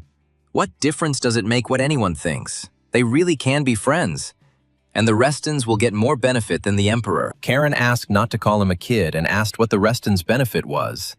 The prince suggested the young man to think about it. Soon, House Reston will have to make its move. Won't this friendship be a warning to the Emperor and the capital's nobility? Karen thought, okay, the prince is strange, but not stupid, the young man asked. And yet, why would Prince Revengelion go so far? The sixth prince sighed and reminded Karen that he should be called Revelio or Rio. Had he really forgotten that already? They were friends, after all. The prince confessed that, in general, more than anything in the world, he wants to spite his father. His most cherished dream is to become a disgrace to the family. Karen's face lengthened slightly. This prince was clearly no fool, but he was definitely off his rocker. He had to say something like that out loud. Pona looked at Karen and asked, "So what do you say, Goldilocks? The nights in Tibia are long, but we have very little time." Karen asked why there was so little time. Pona explained that the Imperial Guard that arrived with a special detachment had a special mission. Doesn't Charon understand that the Duke's grandchildren were attacked? There are dead and wounded. Even a warrior of the 6 stars took part in the attack. But the guards are in no particular hurry with the investigation. Hadn't Karen ever wondered why? The young man frowned. Was she really trying to say, "It can't be that the guards were acting in concert with the criminals"? Pona smiled. It depends on who the criminal is. But one thing is clear. The goals of the Imperial Guard and his, Charon, do not coincide at all.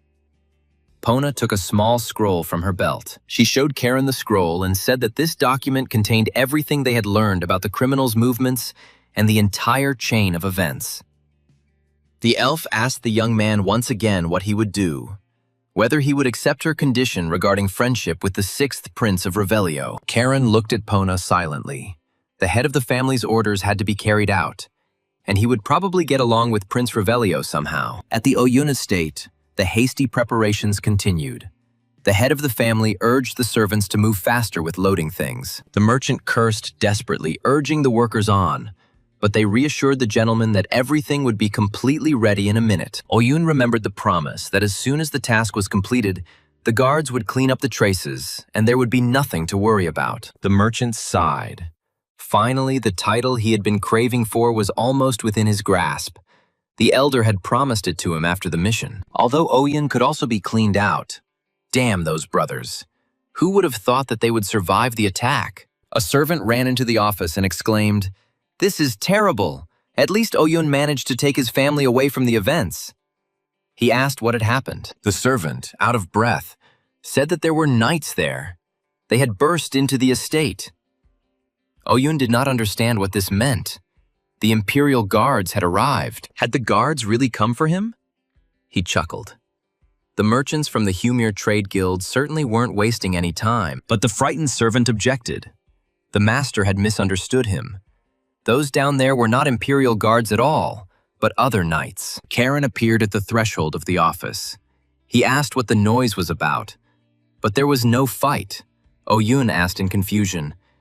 But the young man was from Reston. Karen confirmed that everything was correct. He was the same worthless nobleman whom Oyun had recently tried to kill by blowing up the railway. It's funny, though. For someone who so strongly wished for the death of another person, Oyun is ready to either cry or pee himself from fear. Zeras entered and informed Karen that he had brought what he had asked for. The young man thanked the knight and took the large bag from him. Karen took the bloody bag and asked if Oyun wanted to take a look inside. It definitely wasn't a birthday gift set, by the way. The merchant began to shake, muttering that he didn't want to look there, his eyes wide with horror and his teeth chattering rapidly. But the young man threw a blood-soaked bag at Oyun's feet, telling him to take a look before he fainted from fear. The man fell to his knees and, shaking, looked into the bag. Seeing the contents, he screamed loudly, tears flowing from his eyes. There were severed hands in the bag, Oyun lamented, exclaiming, "My family, my dears. Did they all die a terrible death?" Karen hit Oyun on the cheek and yelled at him to shut up, stop howling. He wasn't in the forest.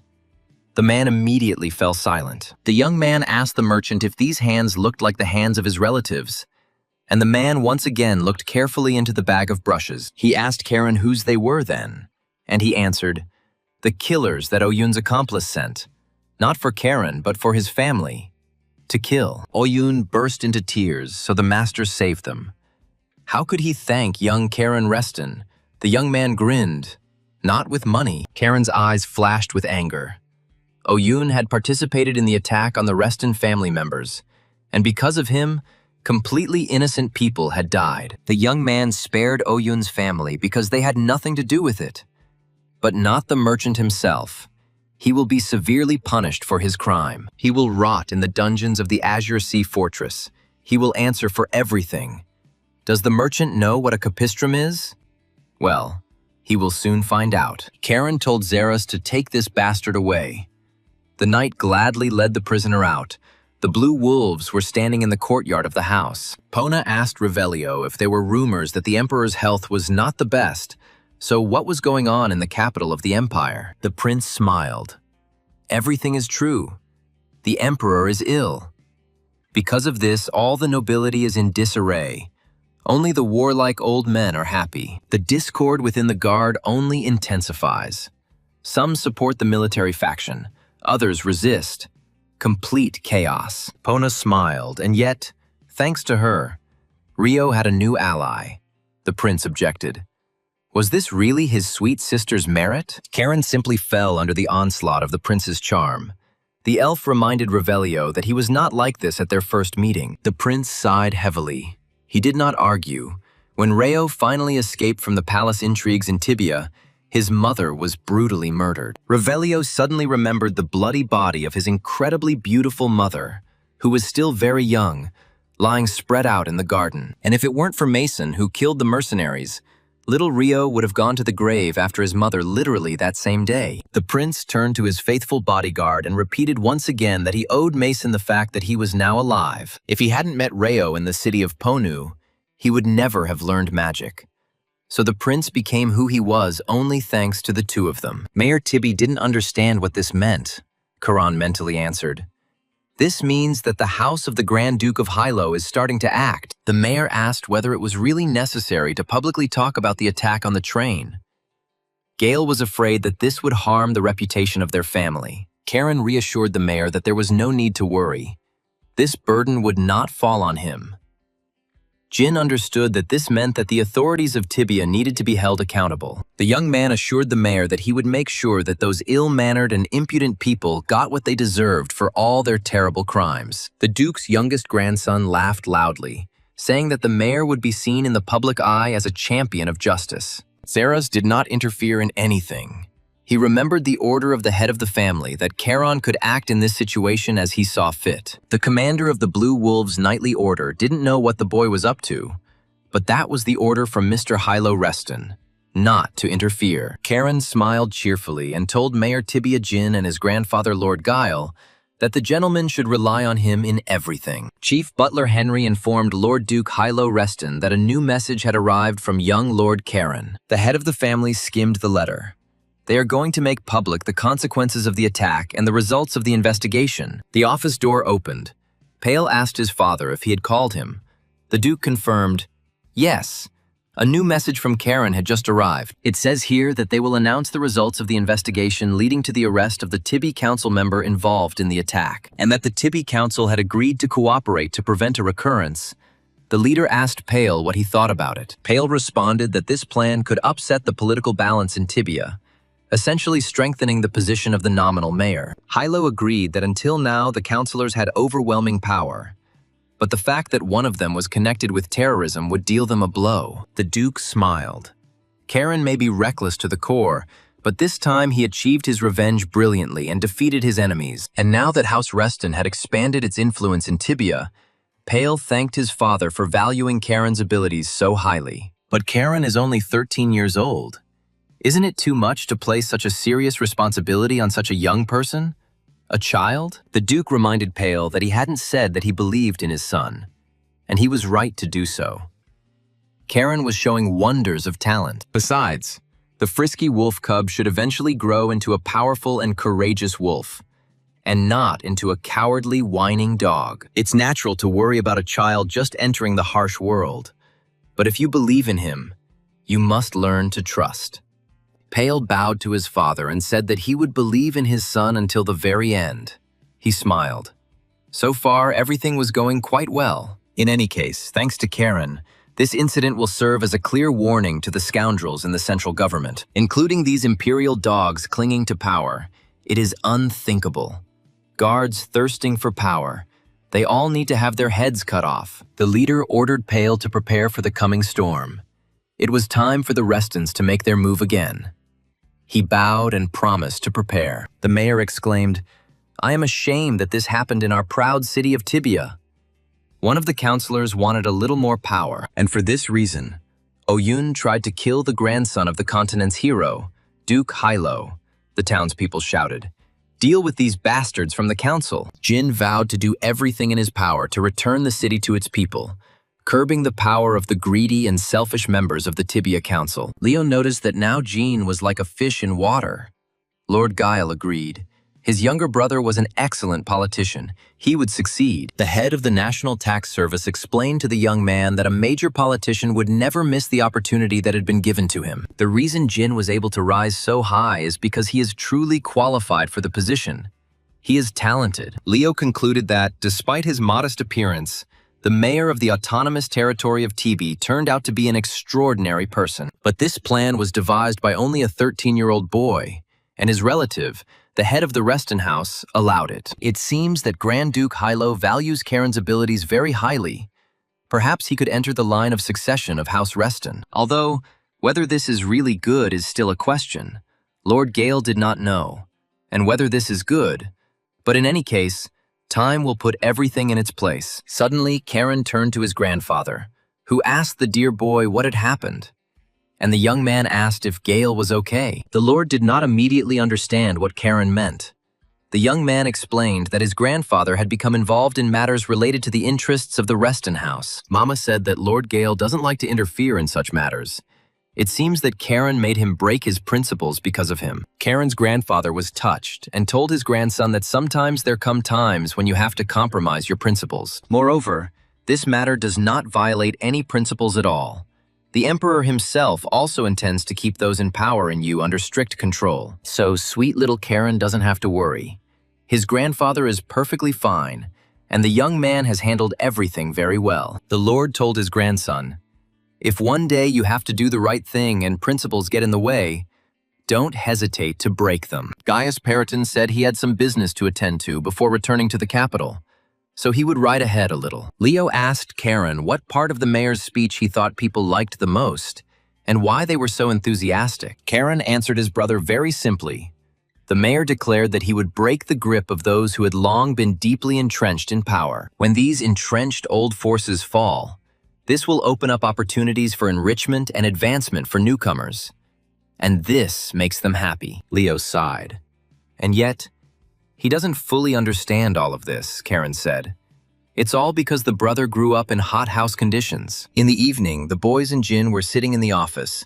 The young man noted, "Excellent speech, Mayor. Thanks to you, Tibby has become much more lively again." Jin asked Karen, "But wasn't it he who pushed him to such a performance? He himself would never have decided on it." Karen was embarrassed. "Oh, if the mayor says so, one can only be grateful," Jin was surprised, because he was just telling the truth. The mayor asked the young man, "What about the Blue Wolves?" Karen replied that additional forces had already been sent from the Azure Sea Fortress. Jin admired, as expected from the Reston house, what determination. Leo sighed sadly. So this is what politics is. The mayor came to his senses. It was time for him to get ready for tomorrow's departure to the capital.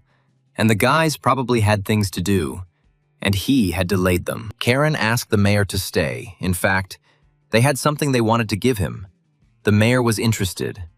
And what happened? The young man placed a bag in front of Jin. For the work he had undertaken, he would certainly need substantial funds. The mayor looked into the bag and exclaimed with delight, "This is gold! They two are the only ones who care about the head of Tibia." Karen winked. It was just a modest sum from the profits he and Leo had earned from the mine in Baron Bellis's territory. Leo was horrified. He never agreed to this. Why did Charon never ask him? But decide everything alone for the two of them. The next morning, as Karen and Leo were getting ready to go to the capital, a servant reported that the young gentleman's luggage was almost completely loaded. Zaras said that the Imperial Guard would take care of the escort to the capital, but Karen was categorically not satisfied with this. But this was approved by the head of the house, Leo said. Hans was wounded. He thought that Sir Zaras himself would go with them to the capital of the Empire. The head of the Order of the Blue Wolves would have liked to go with them himself, but he was assigned to escort prisoners and the wounded to the fortress. Lord Hugo will take charge of escorting the boys to the capital. The main thing is that they finally get there safely, Karen thought. Hugo Reston, the son of his eldest uncle Thales. I wonder who came up with all this. Well, it's time to meet Hugo. The eldest young gentleman was considered a genius by everyone, having reached the 6-star level at only 28 years old, and he was tipped to become a duke. Now Karen's plan to stir up the capital has a problematic factor, he snorted. The plan is worse than the counterfeit wine in the cellars of Tibia. Suddenly a brand new car flew into the yard. Someone from there called out to Karen's brother. Everyone stared in surprise at the miracle of technology. It turned out that Prince Revelio had arrived and asked little Leo and Karen if they had already had breakfast and were ready to go. Karen's face lengthened. He asked Zaras if they couldn't just not go to the capital. The knight shook his head. That was impossible. The prince got out of the car and cheerfully asked his brother Karen how he was enjoying the trip to the capital and whether he wasn't worried. He muttered, "Not particularly." Rio laughed. Karen doesn't like being accompanied by the Imperial Guard. It's logical. They have a complicated relationship with the Restons. But don't worry.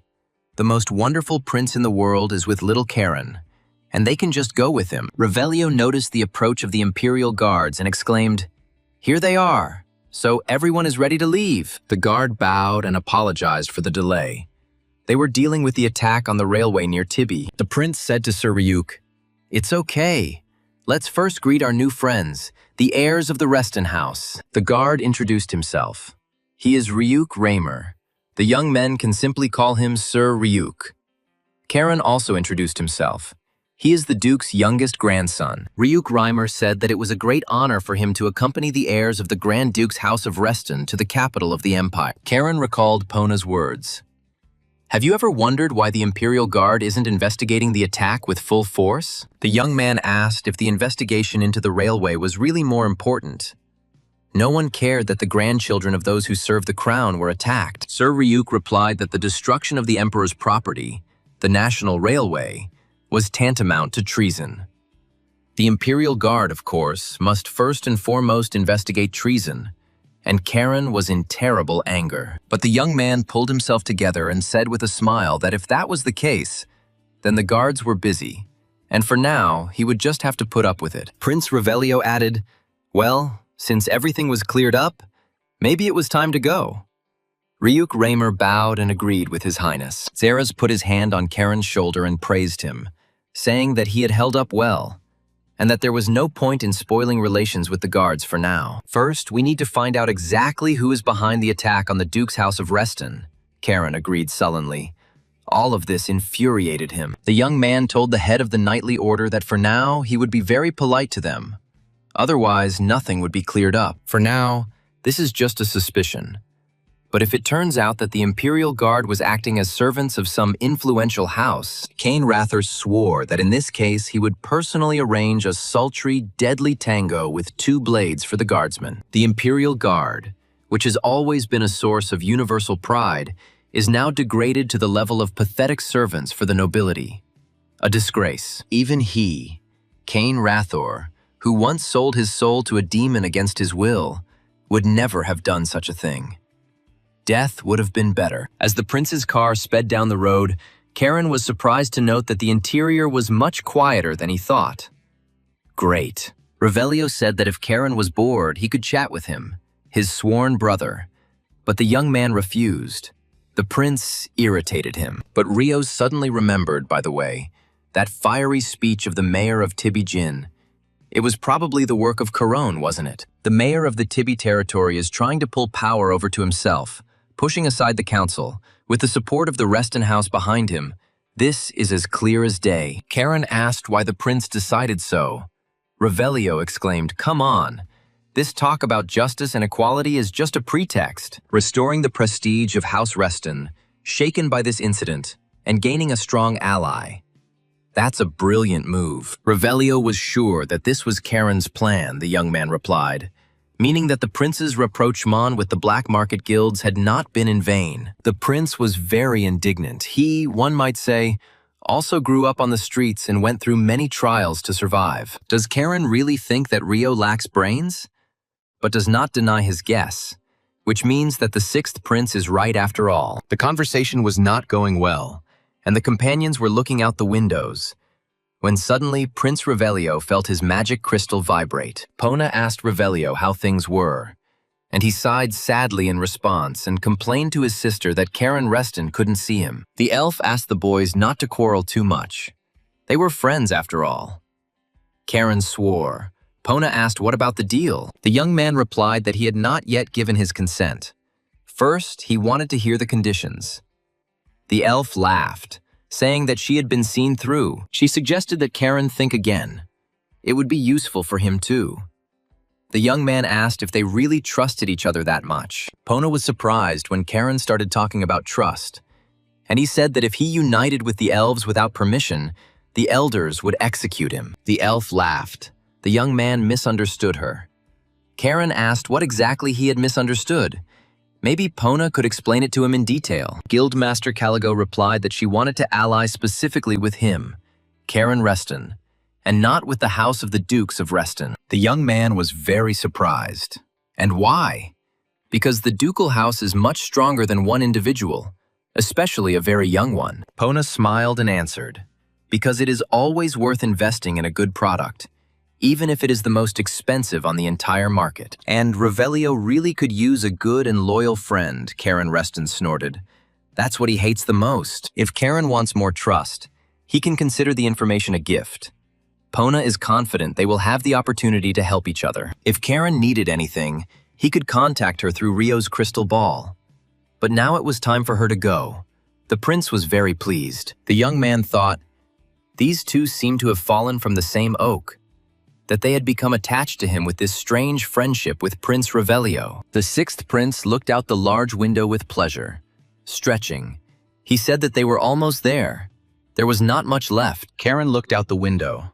He hadn't been to the capital since his previous life, when he was Cain Rathor, and that was more than 50 years ago. The city gates of the capital appeared, and Prince Revelio solemnly said, "Welcome to Decus, Karen Reston." The guards saw the sixth prince's shining golden car, and the gates immediately swung open, allowing entry into the city. Dusk had already fallen over the city when the prince's car pulled up to the huge capital estate of Lord Gale Perryton. Revelio told Karen that if he wanted to look around, he could just call him any time.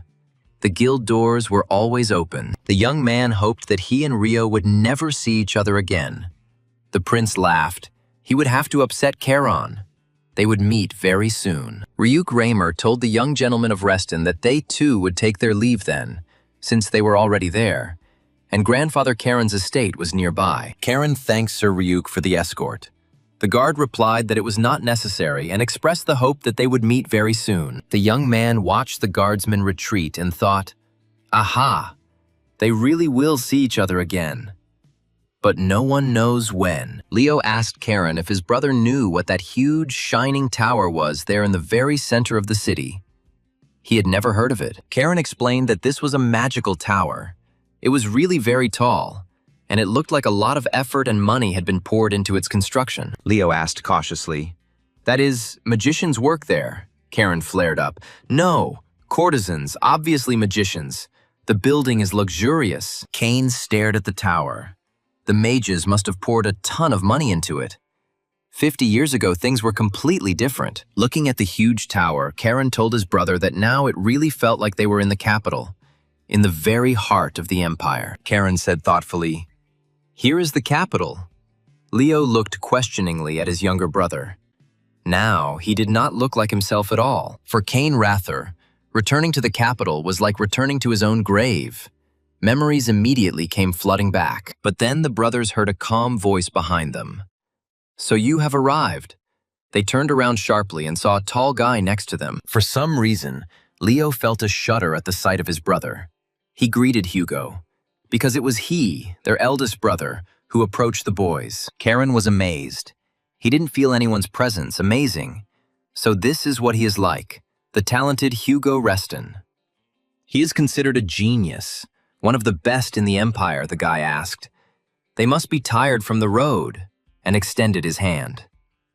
Hugo said sympathetically that the journey to the capital of the empire must have been very long for them, but they were both great, both Karen and Leo. Extending his hand, Hugo remarked that he and Karen had never met in person before, and it would be very interesting to meet his brother. Karen took the outstretched hand and replied that he was very pleased to meet his older brother Hugo, the genius of their house Reston. Hugo remarked that if he had known that the younger brother was so good, he would have arranged the meeting earlier.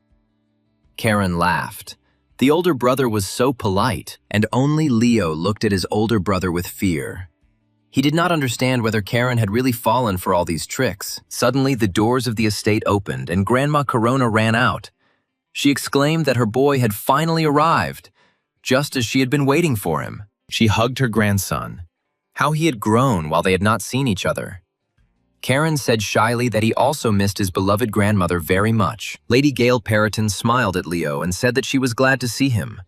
Baths were ready for them, so they should have a good rest. She took the boys into the house, leaving Hugo outside the gate. They needed to buy a lot for the banquet tomorrow, so they needed to go to bed early. Hugo Reston was surprised. He looked at his hand in confusion and wondered if his mana had really been pushed aside by this teenager. It was incredible. The older brother really wanted to check during the handshake whether his younger brother was really as strong as everyone around said he was. None of the younger brothers had ever withstood such a test, and Hugo realized that he had a serious rival for the title in his family. When Hugo released his mana to test Karen's strength, the young man responded with his mana with a smile on his lips. And this was not a calm and pure mana like the sea, but a raging, storm-like wave, powerful and indomitable force. Through the crystal, Tails asked his eldest son to look after his younger brothers so that they would not get into trouble in the capital. Hugo had to keep an eye on them. Now he understood why his father had entrusted him with this. The younger wolf cubs were becoming much stronger. These young men can certainly cause trouble and need to be kept an eye on, especially their younger brother Karen. Hugo looked after the smiling teenager and wondered, "Karen Reston, what kind of child are you? Where did you get such strength?" Karen opened the door to his room in his grandparents' house, where he would spend time in the capital of the empire. He fell onto his bed with pleasure. His sword was next to him, hidden in its sheath. He could finally get some rest. The young man remembered a peculiar encounter with his older brother, who had simply suddenly struck Karen with his mana, testing his strength. This Hugo Reston is a tough guy, although he's not even close to his daddy Tails. But you still have to be careful with him. Cain Rather exclaimed, "To hell with them all." He returned to his own grave after 50 years. Such an unusual event. This is definitely something to celebrate. Maybe it's time to drown the bitter memories with the drink he stole from the prince's closet. The young man twisted the cork, uncorking the bottle of wine. Drinking alone was not very pleasant, although it was usual for Cain Rathor, and suddenly his gaze stopped on the sword. Sure enough, it has consciousness, and it can speak, even though it talks nonsense. What a drinking buddy! The young man unsheathed the sword and poured wine over it. He chuckled in surprise. For many centuries, no one had ever fed him anything like that. He asked the owner what he should understand by this. Was this psycho really going to drink with a sword? Cain replied that he needed to talk to someone. Cain asked the sword to make a discount, saying that this place had been his grave in the past. Guillotine replied that he knew this very well. The young man was surprised, and how, he wondered, did the sword know this? He explained that he had seen it in his memories of a past life. Cain sighed. The stalker. As expected from a demonic sword, Guillotine was indignant. He was not demonic at all, but the blue dragon said that the guillotine was Cain's sword in that life. The sword replied that it itself did not know why it became demonic. Cain asked, "So the sword doesn't remember anything about those times?" He swore and replied that he already said he doesn't remember anything, but wants to know. The sword promised to find the one who changed his nature, cut off his head, sew it on, cut it off again, and so on 1,000 times. Karen objected. The young man asked why the sword didn't just ask the blue dragon, the sword asked. And how? Should he grow legs or something? And Karen was still weak. Taking a sip of wine, the young man grinned. Well, then, legs, the sword asked the owner. Was he offended at him? But he didn't do it on purpose. Karen asked why. The sword is just a demonic piece of iron. The sword was indignant.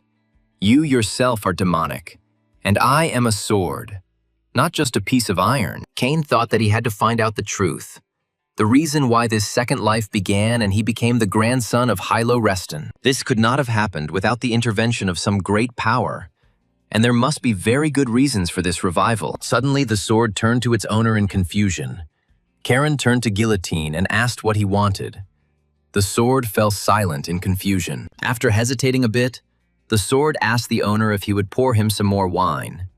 He really liked this scarlet liquid, similar to blood. The next day, Karen and Leo, along with Hugo Reston, went through the shopping streets of Decus to buy supplies for the banquet. Karen hissed at Leo not to embarrass him. Stop looking around like a country bumpkin. Leo asked, why a country bumpkin? Hugo supported Karen. Leo must behave with dignity, as befits a member of the Reston family. The young man fearfully agreed with his brother. Turning to Karen, Hugo remarked that he should show respect to his older brother in public, and the young man snapped. Hugo insisted that when they were alone, Karen could behave as she wanted. But in public places, she had to watch her manners for the sake of the family. Karen smiled and asked Hugo if that meant he could say whatever he wanted in private. And it should be noted that it wasn't Karen who said that. Turning around, Hugo said, "It seems they are almost there." Karen clenched his fists. The cunning older brother took and deftly jumped off the topic. The young man was seething with anger, and now Hugo ignores him, not daring to get involved in an argument with the wily and sharp-tongued Karen. Suddenly, Karen's gaze stopped on the sign of a sewing workshop. a place he remembered well from his past life. Stopping, Karen turned to Hugo. "Highly respected elder brother, would you be so kind as to show the younger ones this place?" Hugo said that they made simple and old-fashioned clothes for the elderly. Leo asked if Karen really wanted to look like an old man. Karen sarcastically replied to his brother that fashion is cyclical, and what was old-fashioned yesterday will again become the height of fashionable style tomorrow. And in general, Leo was indignant that Hugo and Leo even understand fashion. He's not a complete layman in this topic, so it's not worth it. Hugo didn't answer, but simply watched his strange younger brother in silence, trying to figure out what kind of person this Karen was. All three brothers entered the workshop. Leo looked around in surprise, and Karen swayed, memories of Cain Rathor flooding his mind. The owner of the studio welcomed the visitors and said that it was a great honor for him to welcome such young gentlemen into his workshop. The old man asked Karen if he was sure he wanted to order from here, as they didn't usually make clothes for modern youth. But since they decided to trust the old master, he will do everything in his power. So which of the three of them will order the clothes? Karen replied with confusion that he would order. He had the feeling that he had gone back decades in time when he heard that voice. The master said, "Mr. Cain, how many times do I have to tell you to be more careful? It's so difficult to fix. It's enough to drive you crazy." Cain apologized to the young tailor, saying that he did everything so well that it made it much more difficult for him to work and train. The tailor grumbled, "Excuse me, or does Cain think that he, the owner, doesn't work hard here, sewing clothes for all the young gentlemen?" Rathor sighed heavily. He thought that at least today would be a calm day. It didn't work out. And why did the master grumble so much? The master took Karen's measurements, saying that since he was the grandson of Duke Hilo, he would give his best, and even more. The young man was very surprised. The tailor smiled. It was hard not to recognize the Reston family crest, and this place used to be called the Duke's Shop. Karen asked if the master remembered Mr. Cain. The tailor confirmed, of course. Cain Rathor was infinitely kind to him. The owner of the workshop laughed, although Mr. Cain probably didn't even know his name. But he was still an amazing person. Karen thought, in all the years that Cain had come into this shop, he had always called the tailor just Little One and never thought about it. So someone remembered him, Kaina Rathora, all these years. That's what it's like, this feeling of nostalgia. It even makes you want to cry. Turning to the owner of the sewing workshop, Karen asked the name of the tailor. The man was very surprised by the question, but he immediately broke into a joyful smile and replied that his name was Lucan.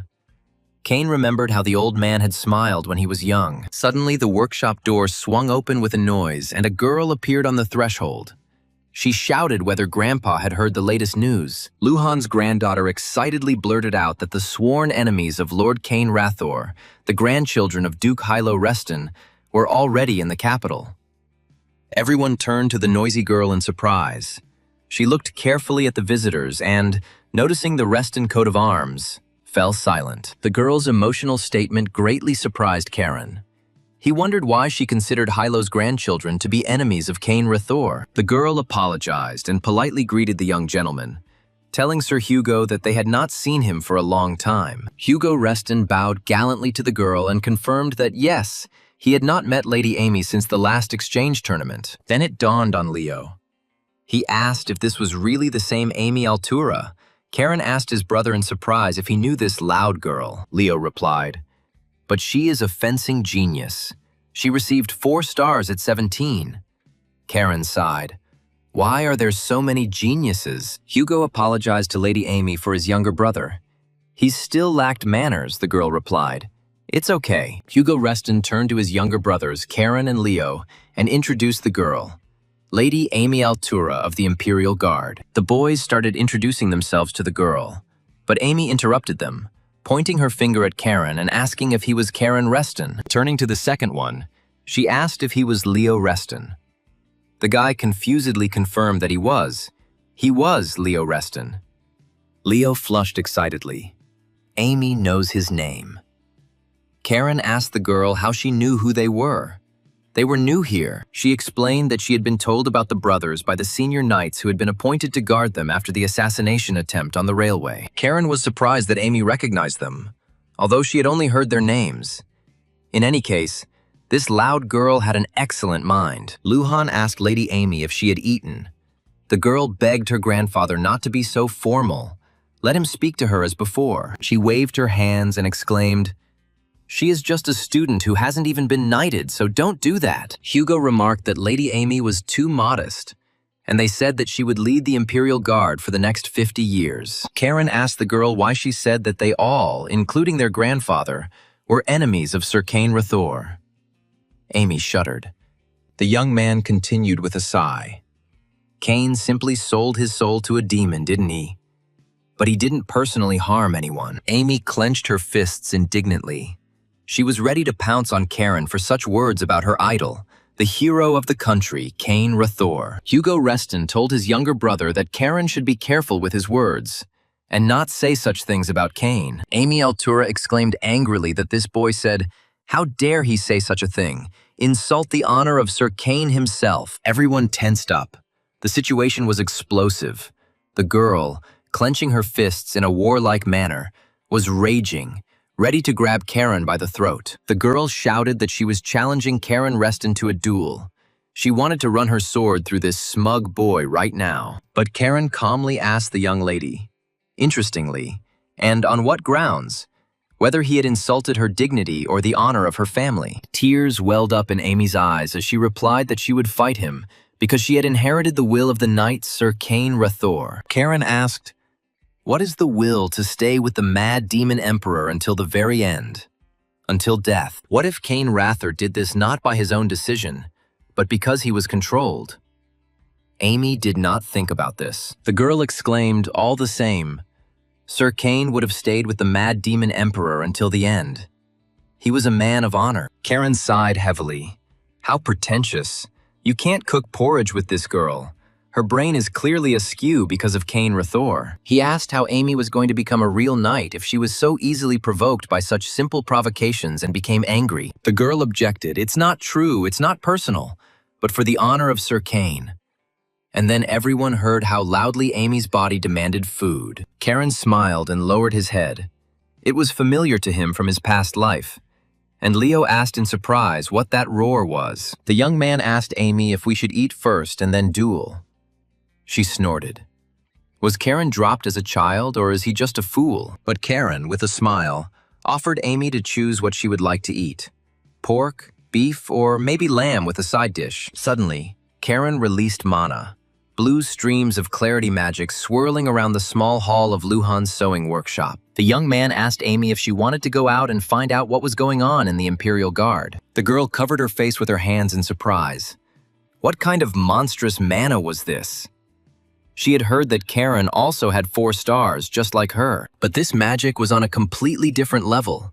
She didn't understand where this teenager got such terrifying magical power from. The wise Luhan decided to intervene and asked Lady Amy if she would like to join Mr. Karen for dinner and discuss everything. The girl must have been eating poorly while paying off her family's debts, but since fate brought them together, why not eat something tasty? Karen confirmed the old man's words.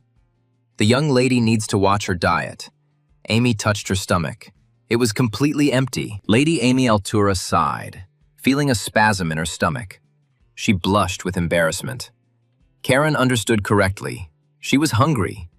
At the restaurant, all 3 brothers watched silently as Amy devoured her food with astonishing speed, leaving behind mountains of empty dishes. Juicy steaks disappeared from the plates one after another. The girl greedily chewed the delicious fried meat. She hadn't eaten like this for a long time. Noticing the surprised looks, she said that she just wanted to have a good meal before the duel. Karen was surprised. Wow, she wasn't screaming. Amy assured Karen that she would definitely return the cost of her lunch with her next paycheck. The young man smiled. They understood everything. The girl jumped up indignantly and declared that she could not accept promises on an empty stomach. But Karen was calm. Seeing that the young man was not reacting to her words, Amy extended her hand and offered to shake hands as a sign of their agreement about this lunch. Karen looked closely at the hand extended to him. Amy's hand was not at all like the pampered hands of young aristocrats. She had rough, calloused hands, covered with a huge number of different scars and abrasions from all kinds of weapons. It was proof of hard work during grueling training sessions. This girl is definitely not a capricious sissy. Karen sighed quietly. If it weren't for Amy's old-fashioned views, she would be priceless. Knights like her were always in demand. Amy looked questioningly at Karen. He agreed. The girl asked if in that case they could eat some more. The young man allowed it. They shook hands, and Hugo Reston was amazed. Just think, they were ready to literally tear each other's throats out. The girl ordered another plate of meat. At that moment, a richly dressed gentleman with his security guards walked past the restaurant and heard Amy. Karen asked her if she was interested in Kane. If she knew Professor Iris, the girl confirmed. This is a completely new look at Sir Kane. The young man explained that this man taught him when he was little. The girl was delighted. Wow, is it really true? And how is he? A richly dressed gentleman headed into the restaurant, telling his security that he would go alone. They obediently stopped near the entrance. Karen asked, by the way, when the duel was. Amy answered. Right after they finished what they had just ordered, the young man smiled. He asked if she was sure. Otherwise, she would have to kiss the curb. Amy was indignant. She would bury it herself and not care that it was small. The gentleman who entered the restaurant noticed that Amy looked pleased, and the girl glanced fearfully at the speaker. He frivolously touched the girl's shoulder and said that she came here without even telling him. How could she not be ashamed? He would be offended at her. She doesn't want to spend time with him, but she dines with some troublemakers. How short-sighted of her. He will punish her. Karen looked closely at this colorful peacock, trying to figure out who it was and where it came from. It was clearly hitting on Amy Altura. The guy noticed that the students of the Imperial Guard apparently had a lot of free time, since they could hang out with such types. Karen's eyes flashed, and he said with a smile to this peacock, "It seems that he is also very eager to eat the earth. This can be arranged." Amy noted that, in fact, she had already paid the interest for this month. The guy replied that he was not worried about the interest, but about her. Needing to make a good impression on his creditor, Hugo asked why the boy was interrupting him while he was eating. "And isn't it customary to introduce oneself first?" the dressed-up young gentleman asked Hugo. "Doesn't he know who is in front of him?" The guy laughed. "Just think. There was someone in the capital who didn't know him. It's just funny," he introduced himself. "I'm Daigle Kian," Hugo Reston calmly asked. So he was the youngest son of Count Kian, one of the most influential aristocrats in the capital. De Gaulle confirmed that this was true, which meant that young Reston knew who he was. Hugo replied that he didn't know de Gaulle, but he was familiar with the family, a noble family that lends money to other nobles, the largest moneylenders in the capital. De Gaulle noticed, the guy is well informed. De Gaulle Kian advised Hugo that he should not forget their family name, since they were in charge of all the finances of the wealthy Marquisate of Diaz. Karen laughed. Yes, de Gaulle is just an ordinary joker. The younger Kian frowned and indignantly asked what the boy meant by this. The young man stood up and declared that he had not come to the capital to be nice to everyone. De Gaulle barked at the boy to keep his mouth shut. Count Kian's youngest son yelled, "Who the hell is this kid anyway?" Apparently, he urgently needs to be taught some good manners. Karen told Hugo that he would explain everything to Grandpa Halo himself, and the older brother asked Karen with concern what he had in mind. Taking his sword, Karen showed Daigle 2 vials and asked if the moneylender could see this. "This is a very cool potion that instantly heals wounds." "This is quite an expensive thing," the younger Kian grimaced and asked why the little bastard was putting on a comedy act here. "He was tired of living," Karen said with a smile. "No, my dear. I'm not putting on a comedy act, but something much more disgusting." De Gaulle took a step back in fear. The young man took off and, swinging his sword straight in its sheath at the moneylender, exclaimed that he was now breaking Daigle Kian's fucking face. Karen, his eyes flashing, shouted at the rich coward not to worry. He wouldn't kill him. At least, not right now. Count Kian's youngest son screamed in horror. "No!" But it was too late. A fierce storm called Karen Reston had descended upon him. The head of the National Tax Service was furious. He angrily asked the servant what he had just said, demanding that he repeat it. The servant did not dare to tell Lord Gale the unpleasant news about his beloved youngest grandson once again. Plucking up his courage, the servant said that Lord Gile's grandson, Karen Reston, had been detained by guards about half an hour ago. Corona's grandfather grabbed his head. He had messed up again. The boy had only just arrived in the capital and didn't know anything yet. Lord Gale Periton asked the secretary what had happened there, why the boy had been detained. He couldn't have done anything very serious. The secretary reported that Sir Karen had attacked Daigle Kian, the youngest son of Count Kian. Gale was stunned. That was the last thing he needed, Gale thought.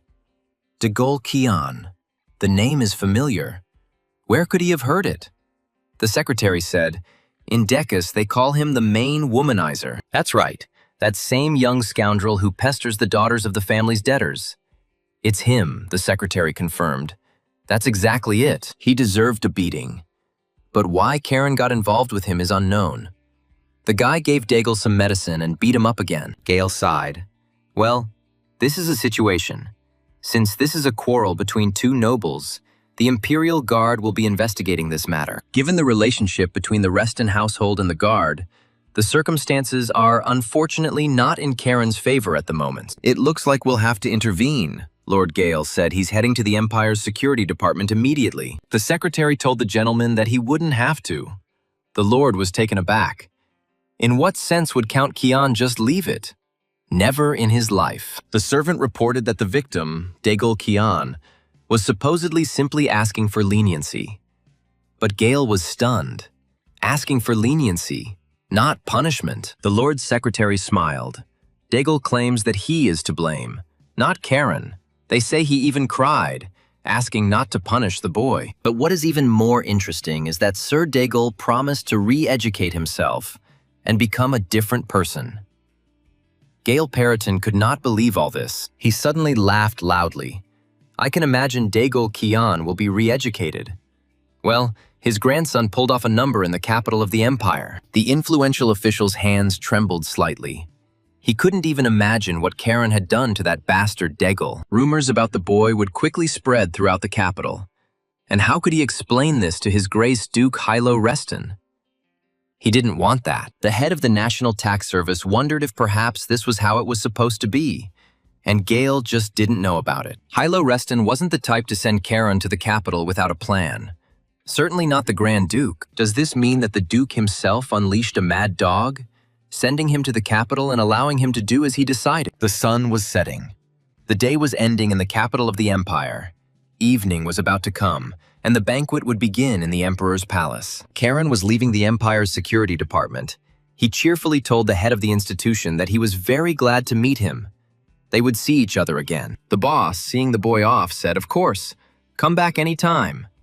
Then he remembered. Was he going to do something like that again? Karen said there was something else. Daigle had confessed to everything.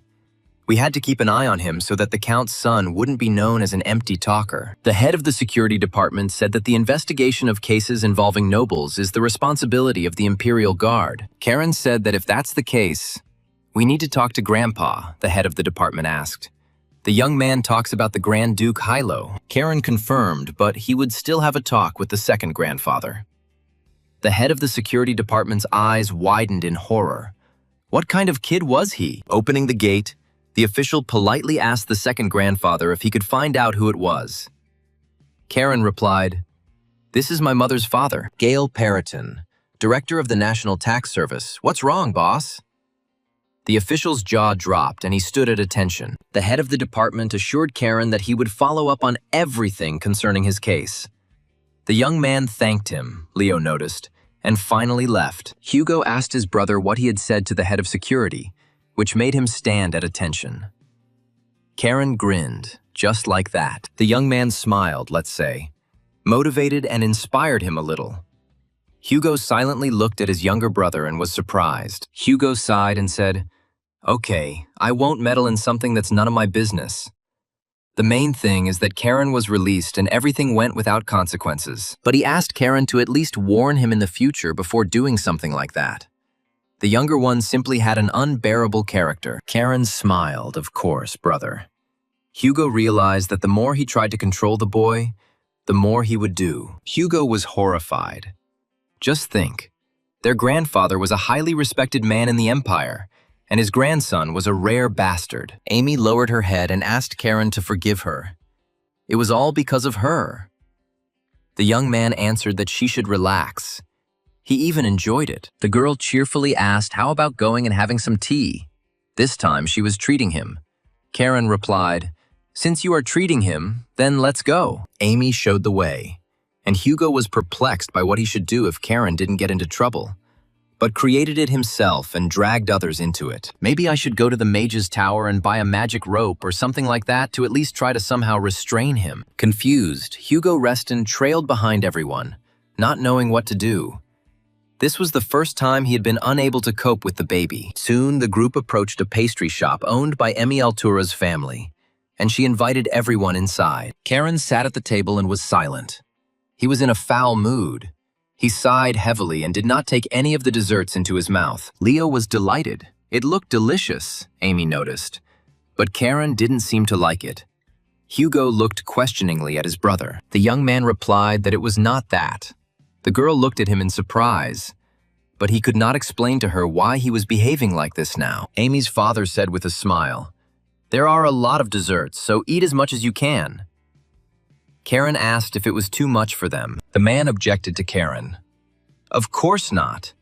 Don't you understand what you have become for our not very influential family?" Amy's father smiled broadly and said that Karen Reston was the hand of God that punished the arrogant and impudent de Gaulle Kian. The young man was surprised.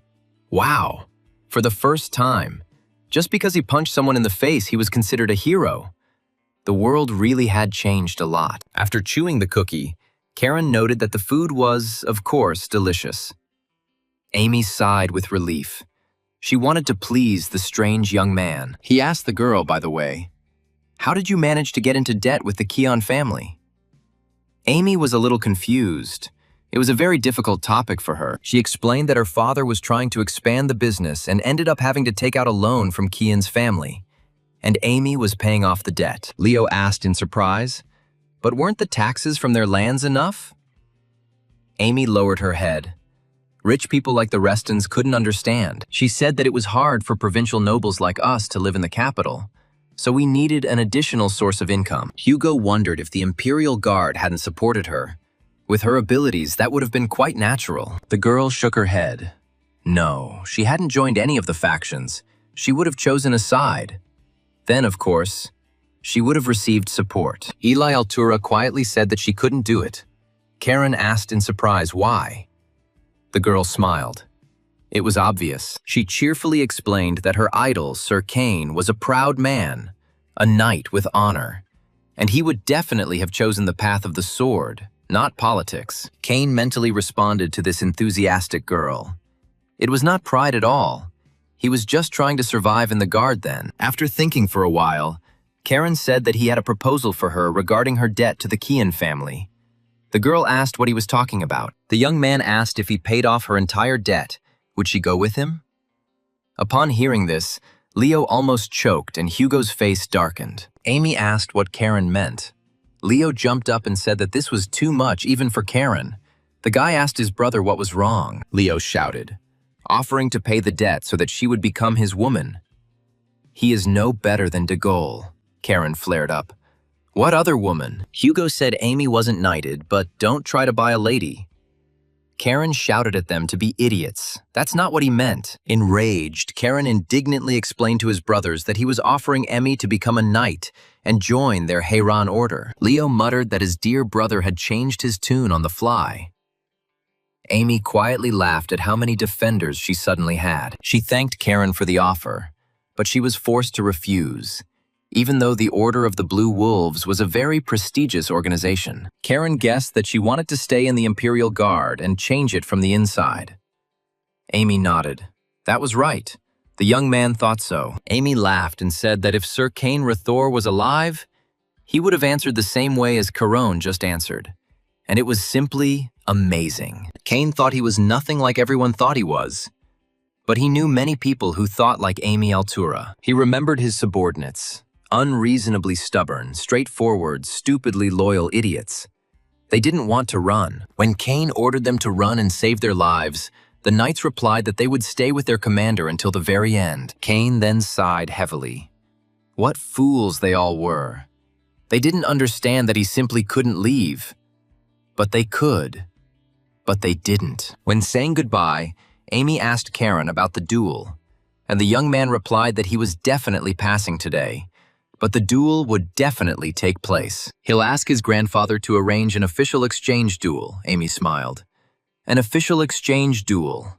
Sounds good. The Reston brothers said a warm farewell to the girl, advising Lady Amy to take care of herself, and they were all very glad to meet her. She called after Karen that the next time they met he should address her formally, since Amy was actually older than him. Karen replied, "Age is just a number. I respect people only for their deeds. If you want to earn respect, then cross swords with me and win." Amy replied that she would try. For some reason, this young man gave her a very warm feeling. Thinking about him, the girl smiled. In the evening, Charon spoke through the crystal with Zeras, who received a report from Lord Hugo about the incident with Dagol Kian. The knight asked Charon what he was thinking when he beat Count Kian's son. After all, it was a very influential family in the capital. The guy replied that anyone who doesn't understand words gets their ass kicked. Zeras didn't think that Charon would dare to do such a thing right in front of Lord Hugo. He and Hugo got along surprisingly well, and thanks to the victim's plea for leniency, problems were avoided. Zeras said that Charon had attracted the close attention of the capital's nobility. It seemed he had told the young man this more than once. The knight asked him to behave decently in the palace tomorrow. Charon replied, "Okay, I'll be a good boy in front of His Majesty." But Zeras didn't believe him. Charon said, "I swear by the honor of my father." The knight asked, "Why by the honor of his father and not his own?" A very strange oath. The young man laughed. He traded his honor for a bottle from Zeras's bar, by the way. He invited Amy Altura to join our order. Zeras became interested. He knows her. "Miss Amy is a very talented, promising girl," the knight asked. And what did she answer to this? Karen sighed and politely refused. Whore. Zeras was upset. What a pity. But she is a valuable asset to the Imperial Guard. The young man asked the commander of the Blue Wolves' knightly order if he could take the ball to his grandfather. Karen wanted to discuss something with him. Zeras replied that he would try to do this, if only the head of the ducal house was not busy with anything and could talk to his grandson. The young man took the crystal and moved to the open window. He silently looked at the capital, a strange feeling haunting him. But then Charon heard his grandfather's voice. Halo asked his grandson if he wanted to talk about something. The young man confirmed, "Yes, Chief, that's right." The Duke understood that since Charon called him head and not grandfather, it meant that the matter concerned the family. The young man smiled. Everything was correct. Halo said he was listening to Charon, and the boy explained that he wanted to have an official exchange duel with the Imperial Guard. The Duke was surprised, wondering why this was necessary. Charon replied, because the guards had always competed with the Knights of Hiran. Charon stated that he wanted to personally test the Blue Wolves' skills in battle. The Duke was silent for a moment and asked if that was all there was to it. The young man assured the head of the family that yes, there were no hidden dangers here. And Hilo agreed, "Well, let's assume that all this was true." The head of the family replied that he agreed, but he had one condition. Charon asked what the condition was, and he was ready to listen. The Duke ordered, "Behave quietly at least until the visit to the palace. Do not create problems and do not attract attention. You understand me?" Charon sighed and replied, "Yes, Chief," the Duke said. "Okay. And look to me. Behave decently in front of the ruler of the great empire." The young man assured his grandfather that he would definitely be able to live quietly as a mouse for one day. At least he would try very hard. Besides, Charon doesn't plan to make a scene there. He can't even imagine how he'll go to the Emperor's palace tomorrow. In the end, this place became his grave. And it seems that it is not customary to quarrel in graves, Kane thought inside Charon's body. The next morning dawned, and few people slept in the Azure Sea Fortress.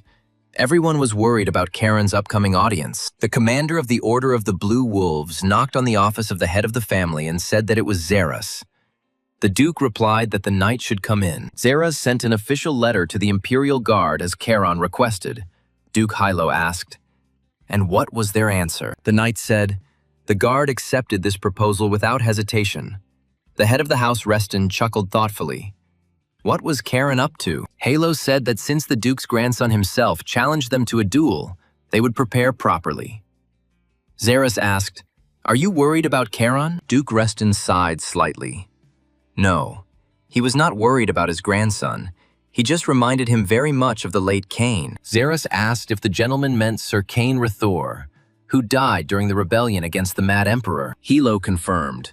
He said that if Cain were still alive, the Huron Knights and the Imperial Guard would not waste time on such games. The Blue Wax commander asked, "Do you miss your old friend, my lord?" Hilo flared up. "Nonsense, he never missed him." Halo Reston exclaimed, "Why would I miss a man who ignored my pleas?" Xerus sheepishly apologized. The Duke's old wounds ached, and he said angrily that he would never miss that bastard. Xerus stood silently and watched. Xerus asked the milord if he knew a knight named Amy Altura. Halo replied that he did. She was a squire in the guard. The knight told the Duke that Charon wanted to lure Lady Amy into the Huron Knights, and Hilo was very surprised and asked why the young man needed this. Her talent is too great to be wasted in the Imperial Guard, and perhaps her respect for Sir Cain played a role as well. It's strange for a young knight. Usually the guards don't even mention Cain's name. They'd rather erase that part of the story. If Hilo hadn't intervened, he would have been remembered as one of the greatest villains in history. And the guard tries to forget about him. The Duke asked, "And what?" This aroused Charon's curiosity. Xerus nodded. Yes. The boy always showed a keen interest in Sir Cain. Halo Reston asked if anything was known about her family. Xerus said that she was from a modest provincial noble family. Nothing remarkable, except that about 50 years ago their last name for some reason changed from Acte to Altura. Halo shuddered. Acta. Could these really be the same ones? And this girl appeared right now and became friends with Charon?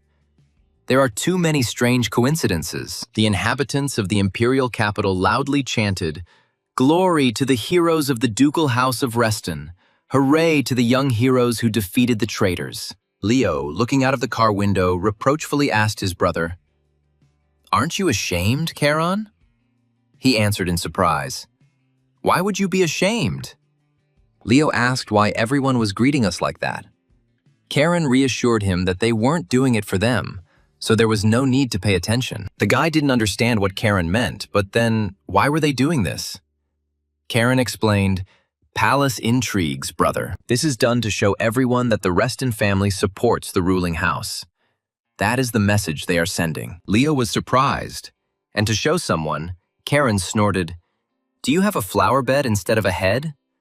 The nobility that wants to keep the emperor in check. The boy scratched the back of his head in confusion, and Charon stared at the imperial palace. Cain remembered how much blood had been shed here. The young man was sure that even the simplest puppet must have at least some political instincts. Otherwise, he would be torn apart. Near the palace, the Reston brothers were met by Sir Ryuk, whom they already knew, he said. "Welcome to the palace, honorable young gentlemen." Charon greeted the guard cheerfully, and he was very surprised that the grandson of the Grand Duke of Hilo Reston remembered his name. What an honor. The knight told the young men that swords were not allowed into the main palace and asked them to be understanding. Charon replied, "Of course, sir." Charon, giving back his sword, asked his brother if he knew that his grandfather had once broken this rule. Leo was surprised. "And when?" The young man answered with a grin. "It was about 50 years ago." Leo looked at his brother in confusion, not understanding what he was talking about. While a puzzled Leo was trying to figure out what had happened 50 years ago, the knights looked gloomily at Charon. They knew what had happened then. When Leo finally realized what they were talking about, he exclaimed indignantly, "Is Charon out of his mind?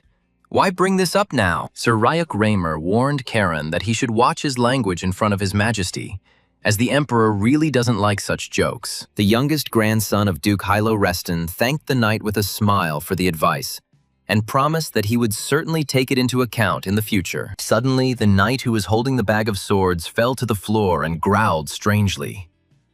Sir Ryuk looked at his subordinate in surprise. Charon noticed that guillotine was glowing. The sword felt a threat. Ryuk looked at the boy's weapon. This aura of the sword, what was going on? The young man explained to Sir Ryuk that his sword had become a little unruly. The knight looked questioningly at the strange guy, but remained silent. Charon smiled broadly and said that his blade had character and asked him to be careful with it. Leo called out to his brother. Sir Ryuk bowed and said that he would lead the boys to the main hall where the banquet would take place. Karen replied, okay, they would follow him. Karen and Leo Reston, accompanied by 3 guards, walked through the corridors and luxurious halls of the vast imperial palace. Leo looked around in admiration. The royal palace was truly luxurious. Yes, Karen, but the younger one was surprisingly silent. The guy quietly called out to Karen, but he didn't react. As if he wasn't there, Kane seemed to have returned 50 years ago. Leo looked at his younger brother in silence and did not recognize him. He had changed surprisingly much at that moment, like a different person. And his mana, it's literally blazing. Karen seems to be engulfed in tongues of blue flame. What's happening to his younger brother? The knights didn't seem to notice anything, which was good. Leo felt that it was better not to touch Karen now and just keep quiet. Leo had never seen his brother's face like that before, but he didn't look angry now, rather sad or worried. He remembered Lady Sabina's request. Before leaving, she asked Leo to keep a close eye on the ocean of Karen, and he promised. Sabina was sure that Leo was the only one from the Azure Sea Fortress who was capable of this. But would he really be able to understand Karen? And Kane, in a new body, approached the place of his death in his past life. With each step, he sank deeper into the past. Here he sees himself covered in blood with a sword in his chest, and his knights shout, "The commander has fallen! Retreat! Throw down your weapons and surrender!" Karen stopped next to the stairs and looked at the place where he, Kane Rathor, had once died, as if he were looking at himself. He closed his eyes and told himself that maybe he should stop thinking for a while. There was still so much to do, and it was distracting. The butlers solemnly announced that they had arrived in His Majesty's domain and asked them to state their full names and titles. Sir Ryuk announced that these were the ruler's honored guests from the Duke's House of Reston, and the butlers suddenly realized, of course, come in. The butler entered the hall and loudly announced to those present, Leo Reston and Karen Reston of the Grand Ducal House of Reston are entering. The doors of the main hall of the palace opened, and the brothers headed to the throne room, where they were to meet with the Emperor himself. Kane thought, well, it would be interesting to see the face of the heir who replaced the mad demon emperor. The young man stared at the figure in the royal robe, his eyes blazing as if his whole life depended on it. Kane was eager to see the face of the heir to the throne who had replaced the mad demon emperor after the rebellion raised by Hylo. The brothers heard a greeting. "Welcome to the Imperial Palace." Kane was confused. Who this guy was? He was much younger. The man said that His Majesty, unfortunately, was not feeling well and was currently resting, and asked me to convey his words. Before them stood the man who would inherit the imperial throne, Crown Prince Yorn Karen, the current ruler's eldest son. Karen knelt down and exclaimed, "We greet Your Highness the Crown Prince." Leo looked at his brother in surprise and repeated everything. Leo dropped to one knee and said, "Your Highness, it is a great honor for me to meet you in person and pay my respects." The heir looked closely at the young men and said that he had heard that they had defeated the demons in the barony of Bellis, worthy of the grandsons of a hero. Karen Reston clearly replied that they were only doing their duty, although his hands were shaking in his clenched fists. It was simply incredible. Kane thought, "You're joking. You must be too much like him. The same face, the same mannerisms, and even the same voice." It was as if that same insane, bloody demon emperor who sold his soul to the devil was now standing in front of Kane in the throne room again. Although, no. This one is softer, Kane realized. This similarity is natural. After all, the Crown Prince is his grandson. You can't let emotions get the better of you. Prince Yorn approached Karen. The heir to the throne said that he had heard that the young man had become close to his brother, the 6th Prince of Revelio. "It is nice to know that the Archduke's grandchildren did not refuse him friendly relations," Leo exclaimed. This is a fleeting acquaintance." Karen growled at his older brother. Did this idiot really think that this was a compliment? And what did his parents teach his stupid brother Leo? Bowing, Karen respectfully replied to the heir, "I appreciate that Your Highness has a high opinion of us. We will justify your higher opinion." Duke Hylo Reston's youngest grandson assured Prince Jorn that he would certainly honor this friendship with his youngest brother. Karen also promised to maintain good relations with Prince Revelio, and provide him with all possible support in all matters. Jorn Karen looked closely at Hilo's youngest grandson. This boy knew palace etiquette surprisingly well. It was strange. Leo was completely at a loss. He shook his head and looked around questioningly, wondering if he had said something wrong during this audience. The heir to the throne nodded slightly and said to Karen, "So take care of it." The young man realized that the audience had come to an end. Jorn added, "There will be a banquet in your honor this evening, so enjoy." The young men unanimously thanked His Highness the Prince. The heir suggested that the boys rest a little before the banquet.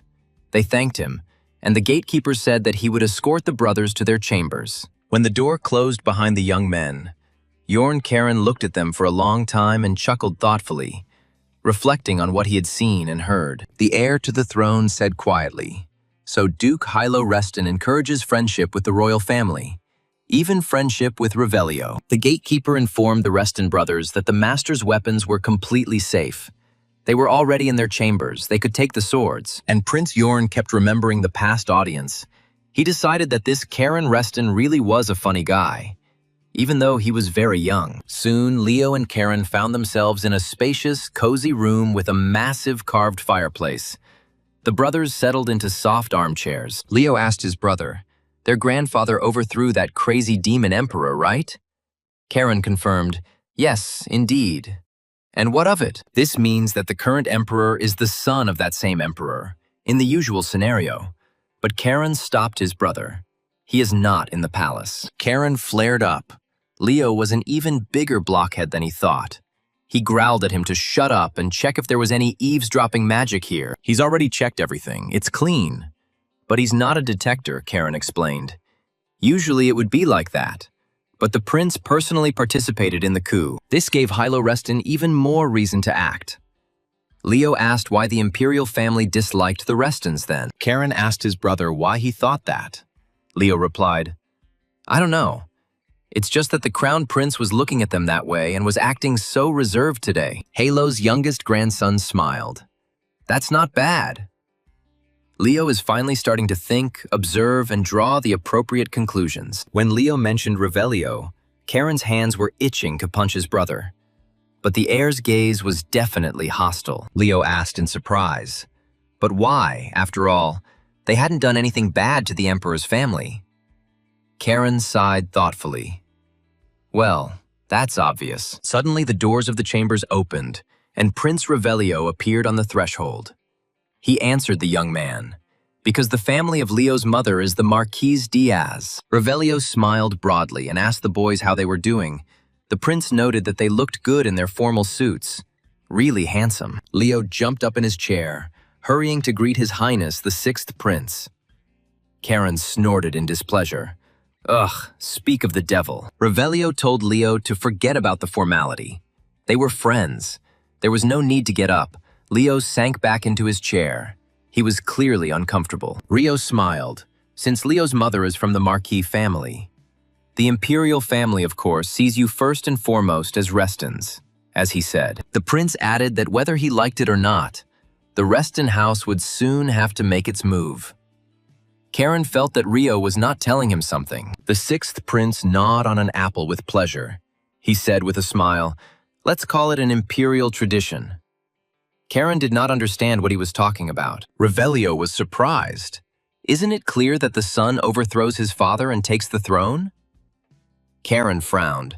He was in no hurry to answer the sixth prince, and Revelio continued to rant. "And the time is very opportune now, isn't it?" Karen asked. "Opportune for what?" The prince said that even the county of Kiel relies on the influence of the Marquis of Diaz. All the capital's nobles will gather here tonight, and thanks to Karen's presence, the banquet promised to be even more fun. The young man became wary and asked what Revelio was getting at. The prince asked the young man if he wanted to cause a stir, but Karen objected, saying that Revelio seemed to really want to have fun today. Rio agreed. "And that's also true. In any case, I can prepare a stage for you where you can do whatever your heart desires." The sixth prince's golden eyes flashed, and he asked Karen point blank, "So tell me, are you ready to join in this fun?" Karen demanded that the prince first tell the details. He smiled cheerfully. "Okay, That's a fair demand of the participant. Leo was stunned with horror. To cause a commotion at the imperial banquet. But Karen must be joking. Grandfather will never forgive them for this. Evening came. Numerous golden chandeliers were lit in the great hall of the imperial palace, and guests began to gather for the banquet. Elegant ladies in luxurious dresses chattered merrily, while brilliant courtiers from noble families walked alongside them. The Reston brothers also appeared at the banquet. Leo could not contain his exclamation of delight. His eyes sparkled at such a luxurious, rich company. The young man's face flushed, and he exclaimed, "Wow, there are so many beautiful ladies here." Karen advised him to control himself and his kite. Kane chuckled thoughtfully. He himself hadn't been to such banquets for a long time. Back then, in his past life as a slave, no one needed him. And suddenly, Karen sensed a stream of dark magic in the banquet hall. He shuddered. Where did it come from? After all, the emperor had banned magic in the palace. The sword called out to the master, sensing the distinct presence of a demon in the banquet hall. The young man answered Guillotine that he felt it too. This aura definitely comes from a creature that practices black magic. But where is this creature hiding in the large hall? Karen frowned and released his aura. His eyes glowing with magical light, he prepared to face the evil demon. But how can he find the source of magic so quickly in such a large, crowded place? There are at least 100 people here, maybe more. Karen turned his head, trying to understand where the stream of dark magic was coming from.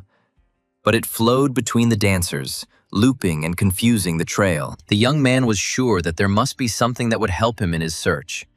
If he didn't find the source, the situation could get out of control. Two guys were watching Leo and Karen closely. One of them asked if it was them. The second nodded affirmatively, yes. They were the Reston brothers. And Leo couldn't take his eyes off the beauties, he exclaimed. "How many girls, Karen?" He pulled up his older brother. "It's impolite to say that." Leo started to make excuses, but "I didn't mean it that way." But Karen hissed at him, ordering him to shut up. Those two guys were approaching them. One of the strangers noticed that rumors about the brothers had already spread throughout the capital. It must be hard to be young wolves of the Reston house. A strong guy extended his hand to Karen and introduced himself. "I am Karim Diaz, pleased to meet the grandson of the continent's famous hero." Kane hesitantly shook the hand extended to him and introduced himself as Karen Reston. He had no time for introductions now. He was looking for the dark mage in the hall. Karim Diaz was surprised. "No manners," Leo whispered to Karen. "When you shake hands, look the person in the eyes."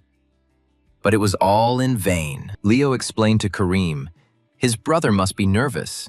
It's his first time at such a big banquet. "I'm Leo Reston.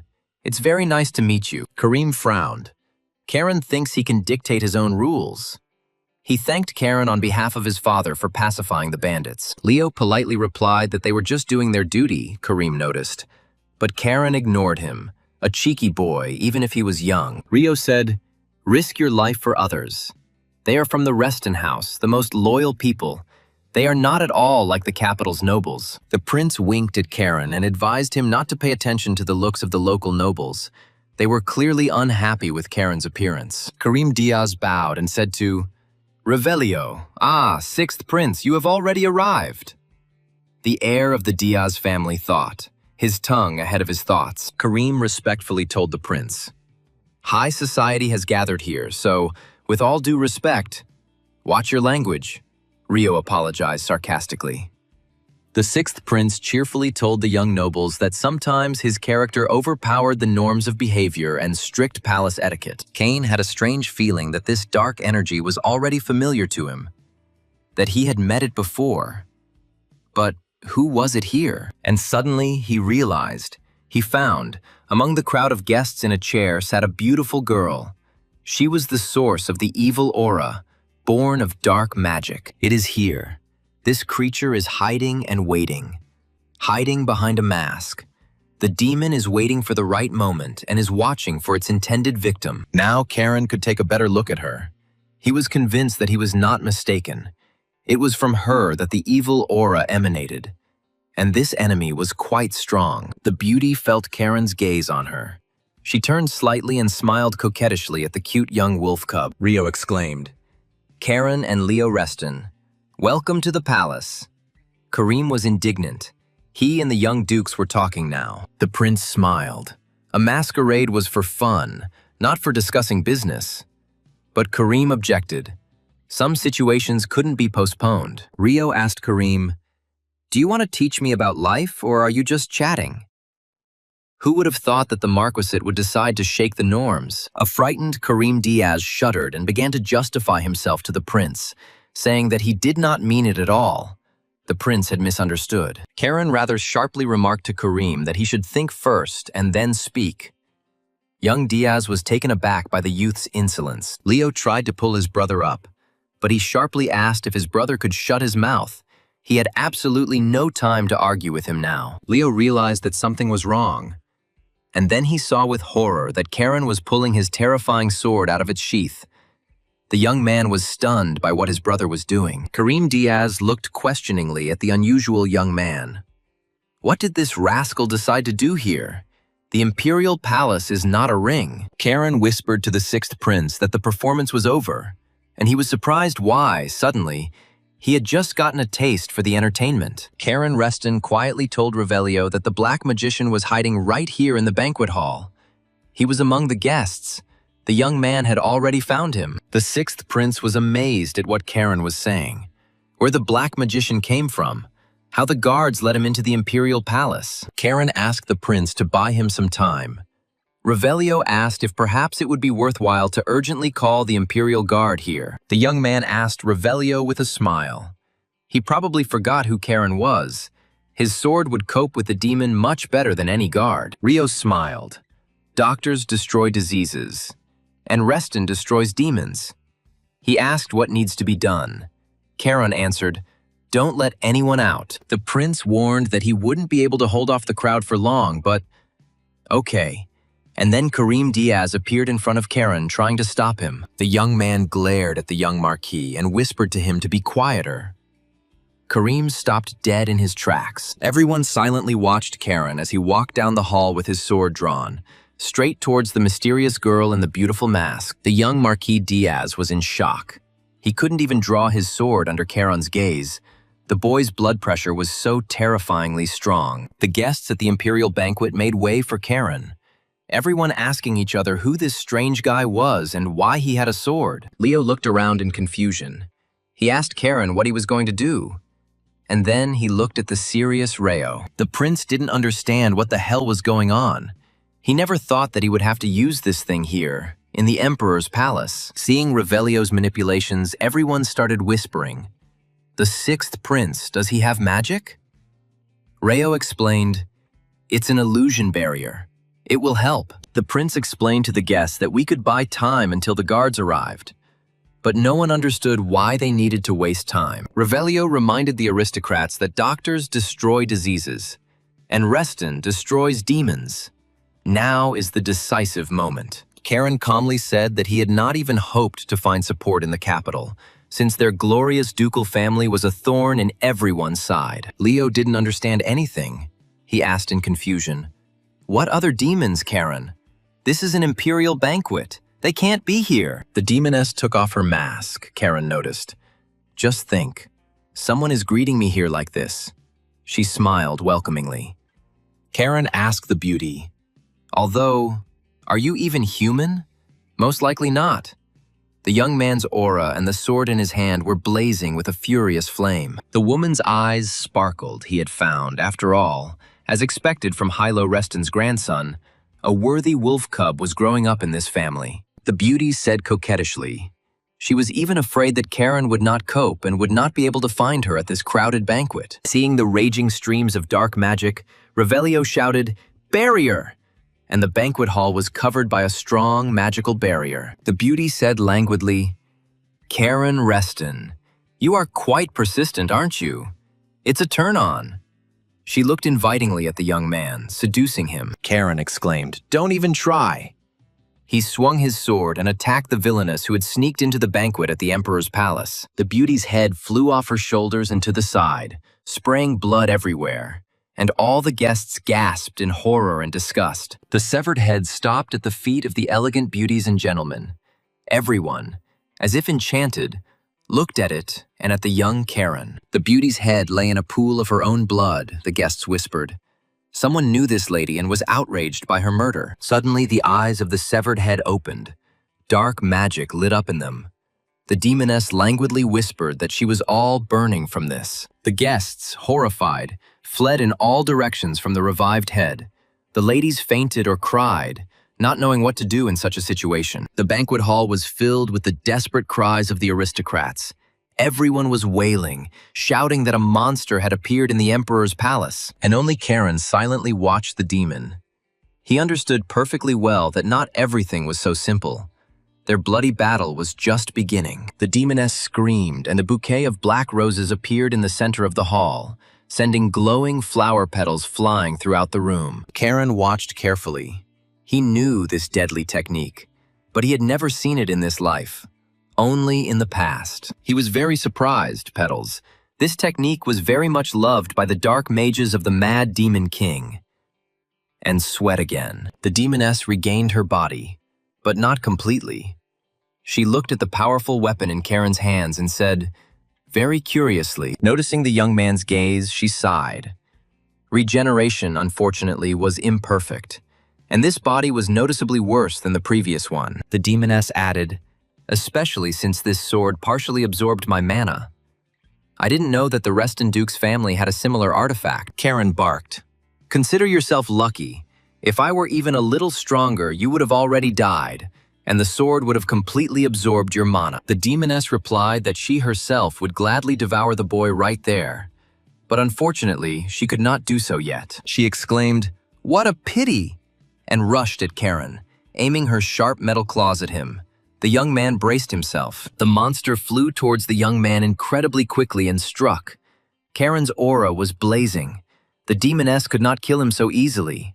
He was strong, and yet she managed to slightly wound the guy. Scratching his neck, blood gushed from the wound.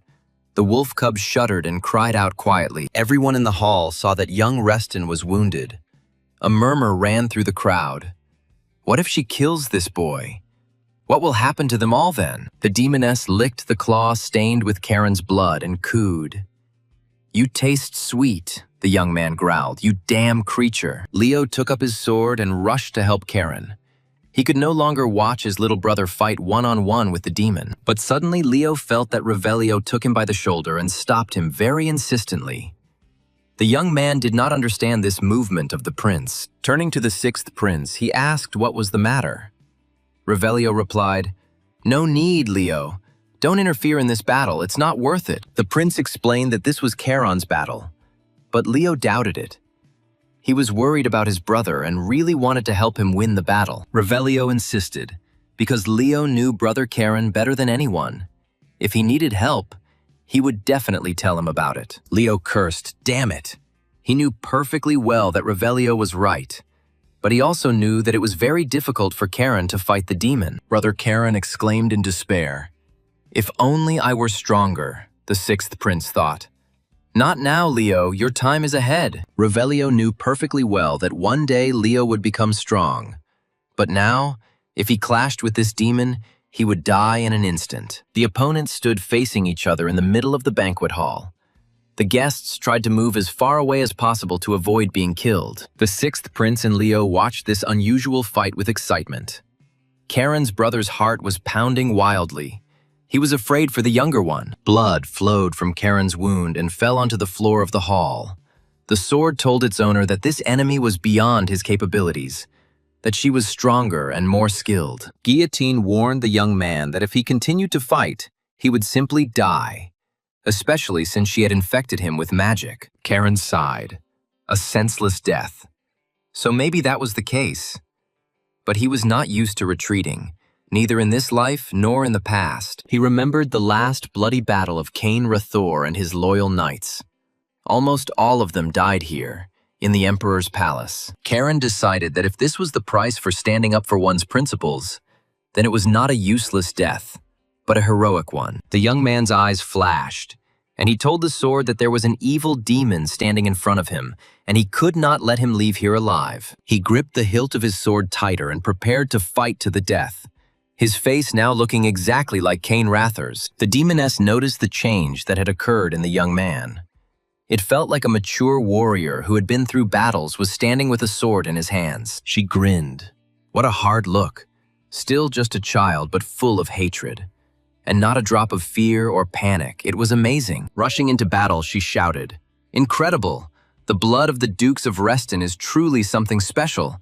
They are already brave warriors from the cradle." Karen was ready to die, but to take with him this evil, poisonous creature that had come here uninvited for the blood of people. A whirlwind of demonic petals flew across the banquet hall.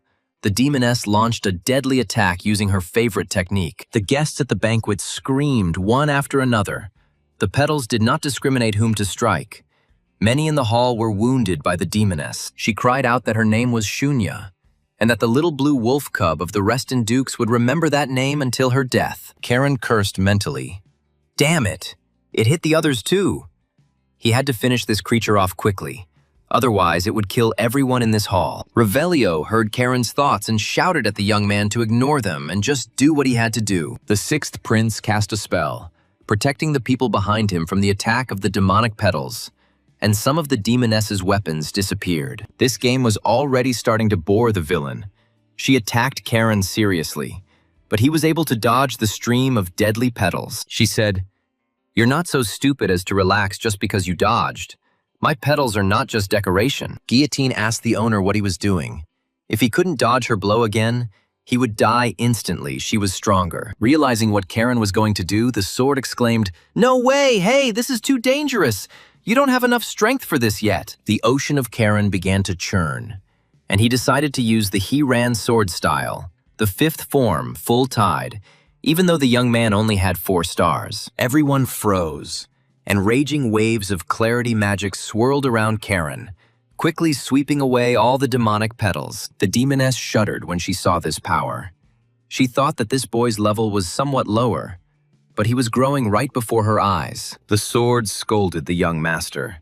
"It is not appropriate to use mana so openly. Here, in the Emperor's palace, magic is highly discouraged." Karen felt that he was at the limit. Blood gushed from the wound more intensely. The sword warned the young man, "Your body will not withstand, master." But the guy replied that he didn't give a damn about it. He never clung to life. If he was destined to die today, so be it. The most important thing is to rip out the heart of this creature. The demoness was surprised. She did not think that the young blue wolf cub Reston would go so far. The demoness laughed, exclaiming that she was completely delighted with her young, but so stubborn opponent. She even felt sorry for him. Revelio was perplexed. His spell had long since worn off, and the Emperor's guard was still not there. What was going on?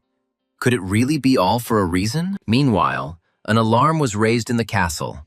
The knights of the Imperial Guard realized that something strange was happening in the Great Hall. Sir Ryuk Raymer asked the knights on duty what was going on, and why the alarm had been raised in the castle. The duty officer reported to the commander. "The thing is that someone used magic in the banquet hall." Ryuk was stunned.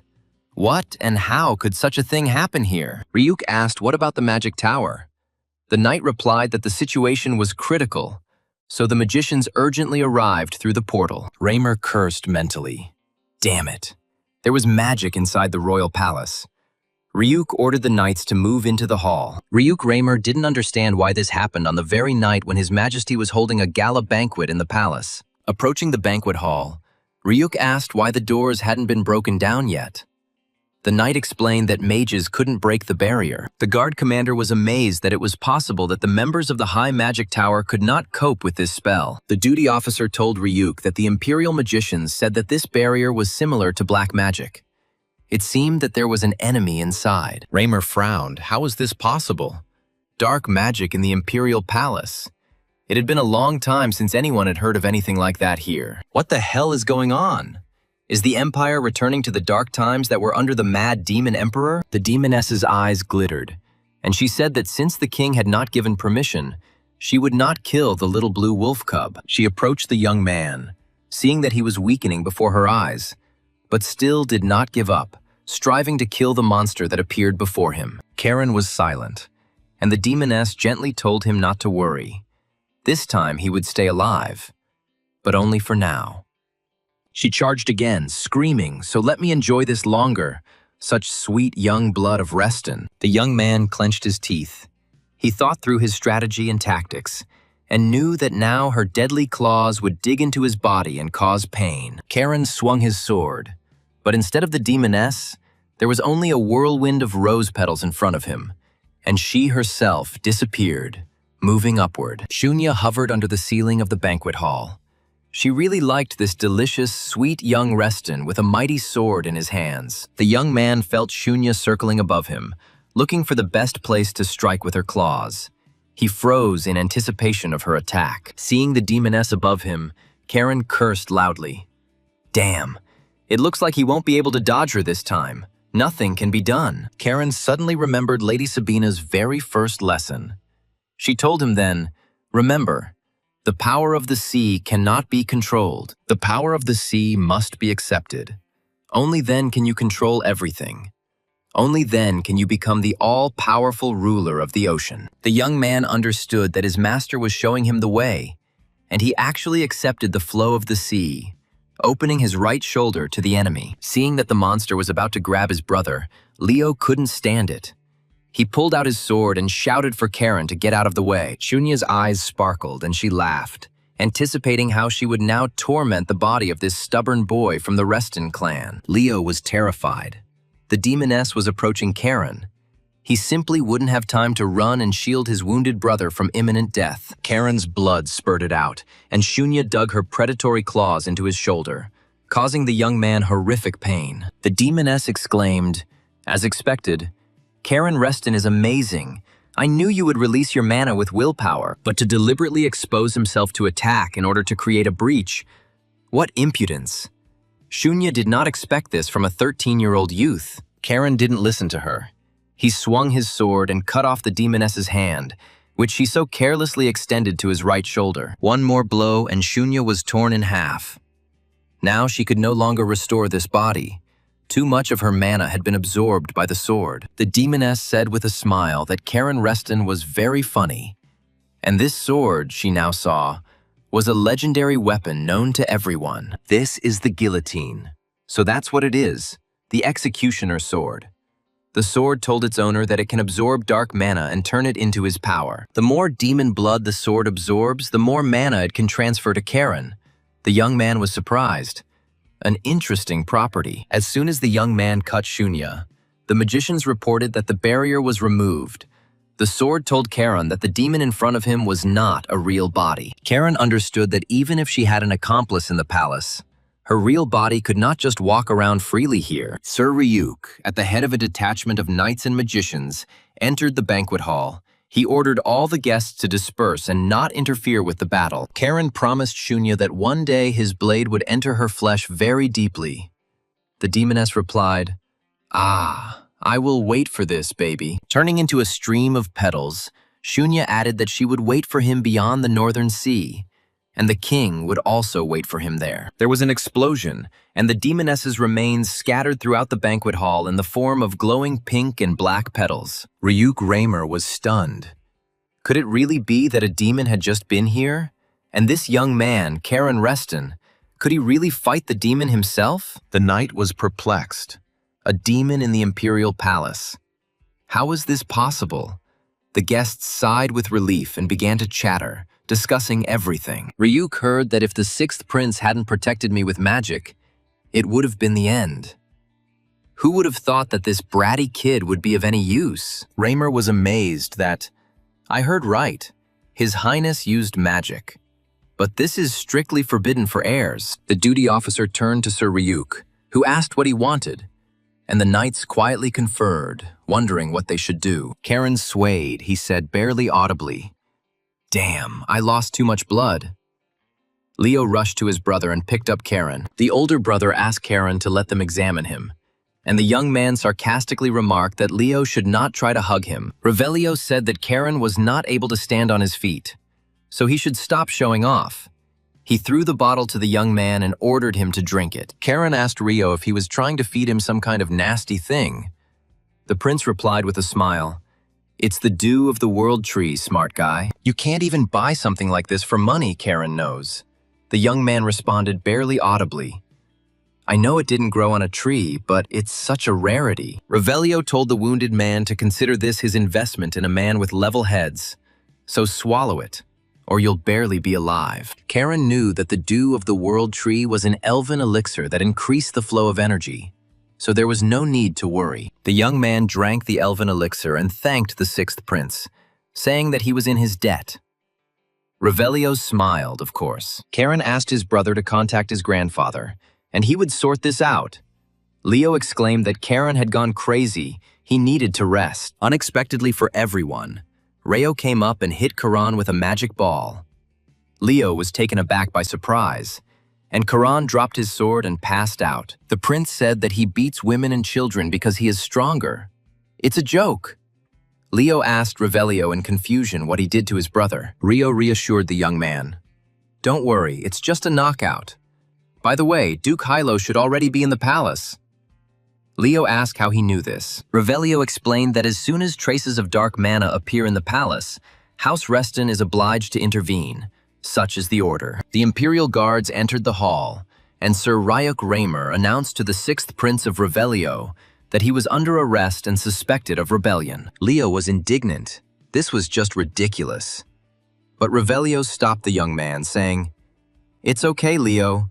I expected exactly this outcome." The prince told the guards with a smile that ropes were not needed. He was going with them voluntarily. Ryuk bowed and replied, "As you wish, Revelio." "I'll say right away that I'm innocent," Ryuk objected. "It's hard to believe the words of someone who broke imperial law and secretly studied magic." The sixth prince turned to Leo, saying that now it was the Reston House's turn. He had already made his. The young man looked questioningly at Rio. Revelio winked cheerfully at the saddened Leo. "See you later, brother. And don't forget to tell Grandpa that I helped you with the demon." Having said everything he wanted to the Reston brothers, the sixth prince of Revelio good-naturedly said to his escort, "Okay, let's go, Sir Ryuk." Leo looked at the departing Imperial Guards with the prince in confusion and wondered what the hell was going on. Halo Reston spoke with Yorn. He told the Crown Prince that now was not the time for formalities. He surely understood that. The heir asked the Duke what about this incident that happened last night. A demon invaded the palace. Hilo replied that the Duchy of Reston, in accordance with the pact with the Emperor's family, promised to destroy the enemies who invaded the palace. But first, the Duke will take care of his grandchildren. The prince has no objections, does he? Jorn Karen looked silently at Hilo Reston. Kane remembered his service in the guard of the Mad Demon King. The rebellion, raised by Hilo Reston and the heir, had already begun. That day, Kane Rathor, as always, was on duty on the fortress wall, checking the guards and talking with his knight friends. The smiling knight asked Kane what he was thinking about so hard again. Rathor, waking up, recognized his friend. It was the merry fellow Karua. He asked Kane. Apparently the commander was nervous. Rathor objected. "No way. There would be something to be nervous about. Everything is fine." Karua noticed, and it would have been worth it. Kane had never won against the young Duke Hilo. He was a very strong fighter and well prepared. Kane frowned and said that he was actually stronger than Hilo. He just had no luck so far. Karua smiled cheerfully. Yes, I readily believe it." At that moment, someone called out to Karua and he left, leaving the commander to reflect and make a decision. Kane told his friend that because of dark magic, Karua would now be hunted for life. But with his skills, he could definitely survive. The commander urged his friend to flee before it was too late, before Hilo Reston's army broke into the capital. And then, no one would be saved. Karua smiled in response. He thanked his friend for his concern. But spending the rest of his life on the run sounds like a pain in the ass. The knight declared that he would rather die here with him, his commander, and Kane Rathor angrily called Karua a stubborn fool. Karua suddenly asked the commander why he never chose himself, why he risked his life for this mad emperor. Kane Rathor calmly replied to his friend that it was not a matter of the mad emperor. He had lived his entire life as a submissive slave, and he decided to end this worthless life here. This is his, Kane's, choice, albeit the first and last. But others are not obliged to follow him. Karawa sighed sadly. It was stupid, of course, but since the commander had already decided, there was nothing that could be done. We had to go to the very end. The always cheerful Karawa added that he would escort the commander to the next world without complaint. Kane cursed. What a stubborn moron he was. A squad of knights from the Imperial Guard walked along one of the streets of the Empire's capital. After the attack, the city's security was strengthened. Stopping next to the knights on duty near the Reston House, the guardsman angrily muttered, "Those damn blue wolves." The guard angrily told the Huron knights not to relax there, as they were settling in there a bit too openly. The blue wolf noticed that we all felt awkward in the same company, and asked his comrade when he thought we would return to the fortress. "We'll have to wait until the Grand Duke finishes his investigation. Considering what happened, he won't just let it go." So the blue wolves are apparently in the capital for a long time, since Mr. Karen almost died during the fight with that demon in the Emperor's palace. And Karen was still unconscious. Leo and Amy silently watched by his bed, waiting for the young man to finally wake up. The silence became oppressive, and Leo thanked Miss Amy, who was surprised, for which the young man explained she had helped him and Karen a lot. And given the Reston family's relationship with the Imperial Guard, it wouldn't have been easy, the girl said, if Mr. Kane had lived. Suddenly, Karen sat up in bed and barked at Amy. This again. Kane this, Kane that. Leo carefully asked his brother how he felt. Enraged, Karen declared that he didn't care how he felt. Where that half-poker Revelio was, that bastard made him pass out. Leo explained that the prince was arrested by the guards. His grandfather should have already gone after him. Karen was stunned by the arrest, and his grandfather was also here. Leo said that Grandpa led the blue wolves into the hall immediately after the attack. Karen realized that Halo used a teleportation circle. Karen asked if anyone else had attacked. Leo replied, "Of course not. Who would risk entering the palace when the blue wolves were on guard?" Looking at the girl, Karen asked Leo, "By the way, where's this one from?" Leo said, "Thanks to Amy's help, you were quickly patched up." Karen smiled that she wanted him to get better faster. "And you could beat me," Amy was offended. She wanted to repay the savior. The Duke and Zeras entered the room. The grandfather asked his grandson with concern, "Are you feeling better, Karen?" Everyone stood up and greeted the leader. The Duke hastened to calm them down, saying, "Sit, sit. You are probably tired of looking after Karen while he was unconscious." Karen greeted the leader. Hylos said that the number of oceans inside him had grown to 5. It was amazing how he managed to do that. The young man explained that in order to stop the demoness, he had to open the channels by force. He used the 5th form, full tide. The Duke told his grandson that it was stupid. He had only mastered the 4th form, hadn't he? Jumping to the 5th was risky. The grandson admitted that he had copied the 5th form from others. So it wasn't perfect, of course, but it still helped him win the fight. The Duke said, "Karen Reston, as the head of the family, I order that when we return home, I forbid you from any political activity. This ban will last for 4 years, during which time Karen will only be occupied with training at the Azure Sea Fortress." The young man obediently replied, "Yes, sir." Karen understood his grandfather perfectly well. Over the years, the boy should become noticeably stronger. Halo asked his youngest grandson if he had learned anything from this incident, it being his first encounter with a demon. The guy answered, "He realized that I still lacked a lot." The Duke carefully told his grandson Karen, "Obsession always leads to trouble." The young man explained that it was not just a matter of lust for power. The demoness who attacked the palace had said something before she disappeared. Halo asked, "And what did she say?" Karen said thoughtfully, "She said that she would wait for him beyond the northern sea." Karen asked his grandfather what was there.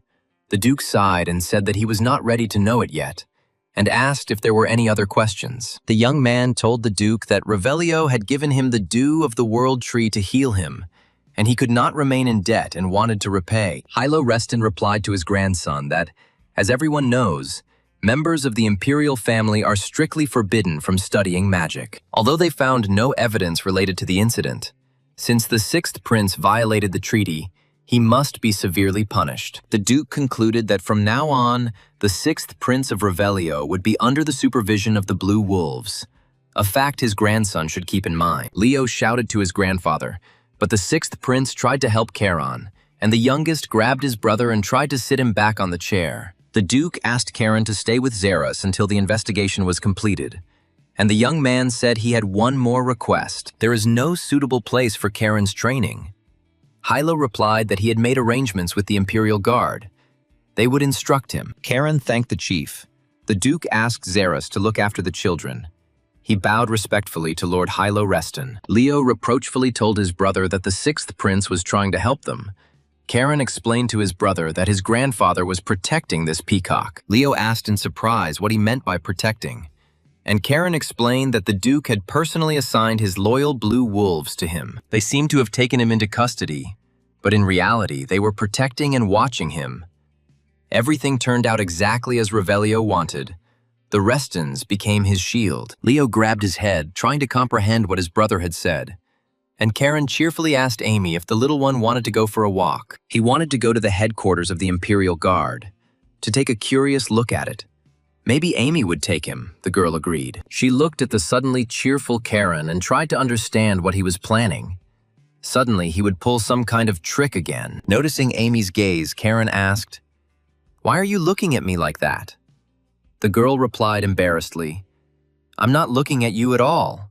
It's just your imagination." The commander of the Knights of the Order of the Blue Wolves looked closely at his young highborn protege, but said nothing. Charon told Xeris with a smile that he trusted him to protect their noble bodies, because he was one of the strongest. Xeris sighed that the bastard was up to something again. He loved Charon, but he knew that he could cause too much trouble. In the Azure Sea Fortress, the brothers discussed the events, and Raphael noticed that the only talk in the capital right now was about Charon. He asked his younger brother, "You must be proud of your son, Pale." He was outraged by Raphael's words. "Charon almost died, brother." Pale slammed his fists on the table in frustration, exclaiming, "Rumors don't matter." This is the second time he's found himself on the brink of death. Raphael noted that Pale was right. It seemed that Tylus's vaunted intelligence was no good. The older brother had remained stubbornly silent all this time. Tails thought, "What a fool Raph is. The one you were baring your teeth at was not me, but Pale's son, Charon, whose name is already thundering everywhere." Pale rose with difficulty and said that he would probably go. Today had been a very difficult day, and there were still unresolved business matters. As he left, the younger brother said that someone had to take responsibility for everything that had happened to his son Charon these days. Raphael stood up after his brother and said that he would go too, wishing his older brother a good rest, who thanked Rafa. Tails was left alone. He thought that Charon was not just a potential threat. He had now become his main obstacle in the fight for the inheritance. Perhaps he is even more dangerous than Raphael. Tails headed towards the magic crystal. He couldn't sit still. He had to do something. The first young master of the Reston house approached the magic crystal. He needed to consult with his mentor. He asked what it was. Thales. Father Hugo answered that he had a personal request for the elder. It was extremely important for him. The elder told Thales that now was not the best time for such requests. But he objected that it was all for the sake of their own family. The elder was silent for a moment, then reluctantly answered, "Okay, but Tylus will have to wait a little. He will come to him soon." A satisfied Tails mentally addressed Charon, saying that the boy would also soon have to make his final choice. The youngest nephew will have to decide whether he will side with his uncle Thales, or whether they will forever be bitter enemies. The forest around the Azure Sea Fortress began to rustle mysteriously. Streams of magic flowed through the thicket, and Tails' mentor headed towards it. Charon, who had recovered from Rio's magical attack, began magical training in the Imperial Guard's special hall. The young man worked hard. He needed to recover and absorb the rare elven potion that Revelio gave him after the battle. Finally, the training was over. Charon's whole body was covered in sweat, but he was pleased with the result, even more than he expected. The young man said thoughtfully, "It was impressive. Even though the potion contained only pure mana, it mixed with his body completely naturally. It's no wonder the dew from the world tree is as valuable as a bud. And where did Revelio get such a rarity? It instantly heals and increases strength. And then he remembered. Oh, right. He has some shady business there with the elves. And they are real smugglers. They can get anything. Karen decided that at the next meeting he should ask for another such thing.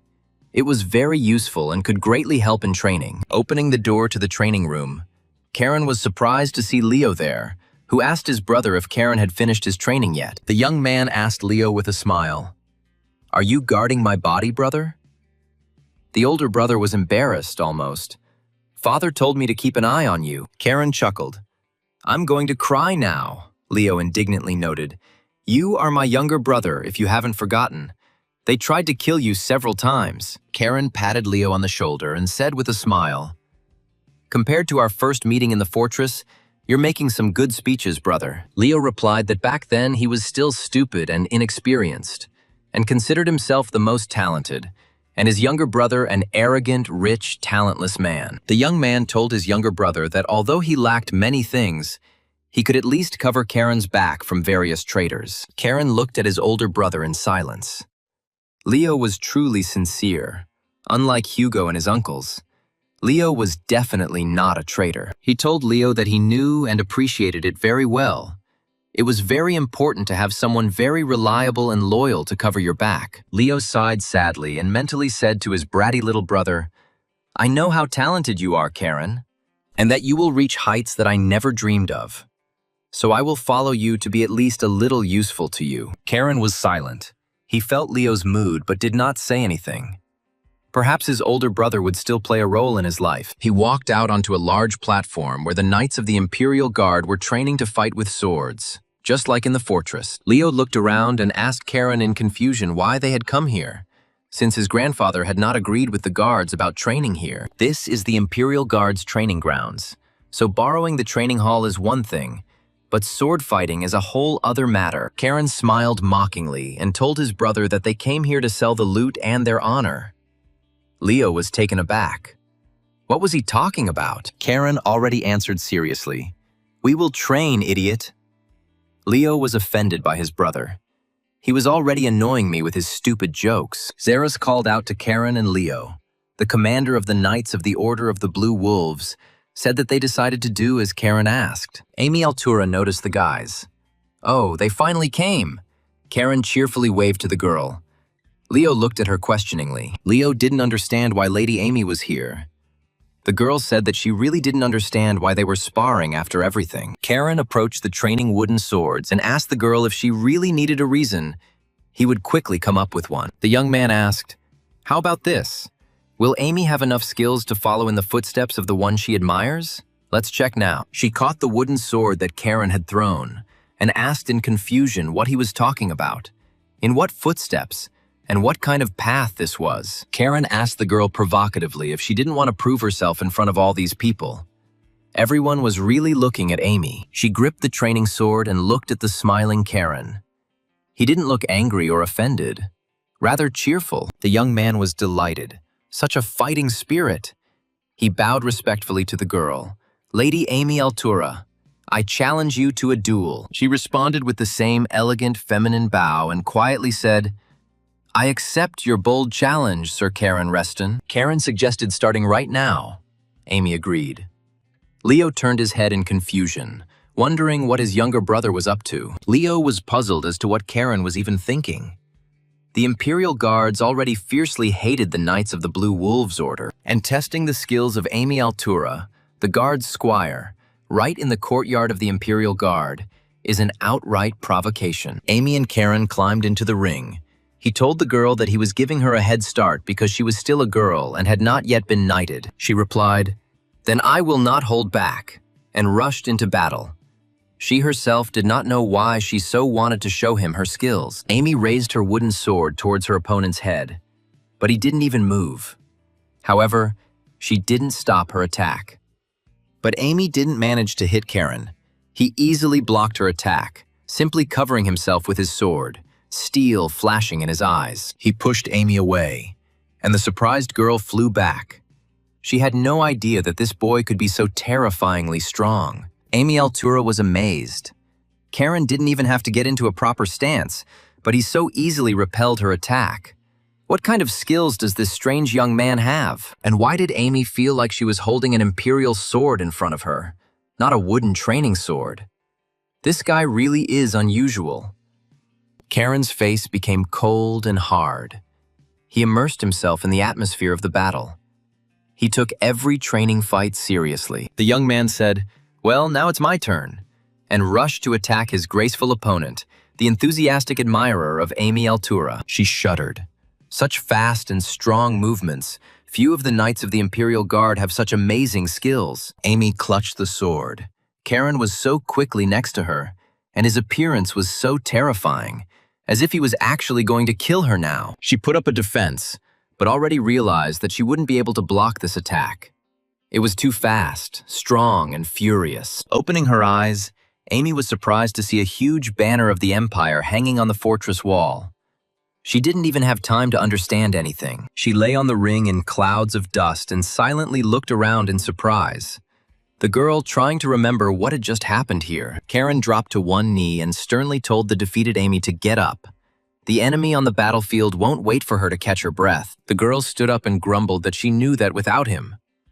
Amy glanced sideways at the one she considered just a little bastard. The girl's aura flared. She warned the enemy that she was attacking.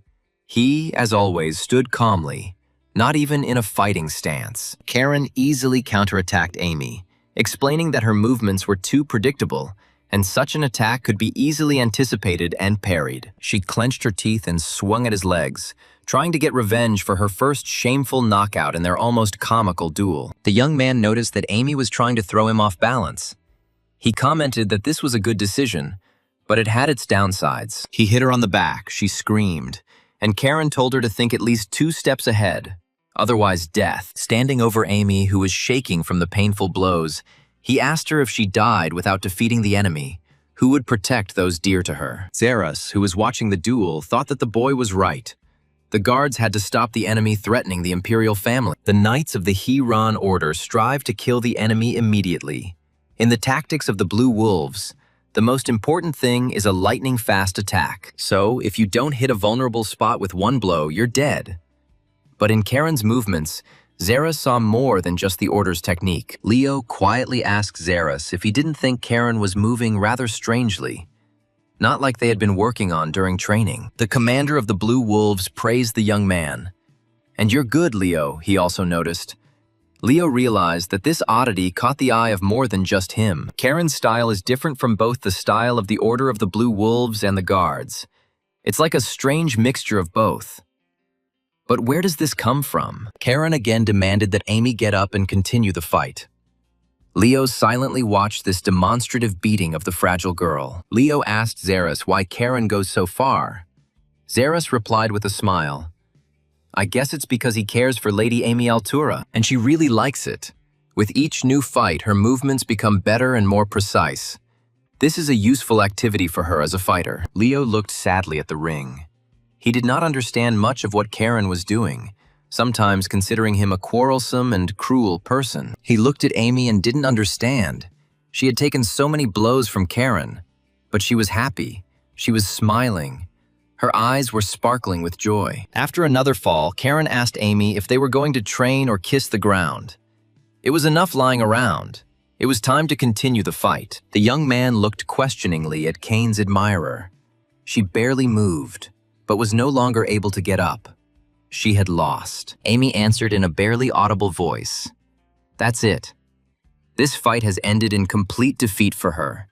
She admits her loss in the duel with Karen. The young man smiled contentedly and said, "Okay, he accepts Lady Amy Altura's defeat, but she can always fight again." Karen looked at the guards gathered around the ring and said with a smile, "Then the next one is ready to fight the Blue Wolf." Karen's eyes were sparkling.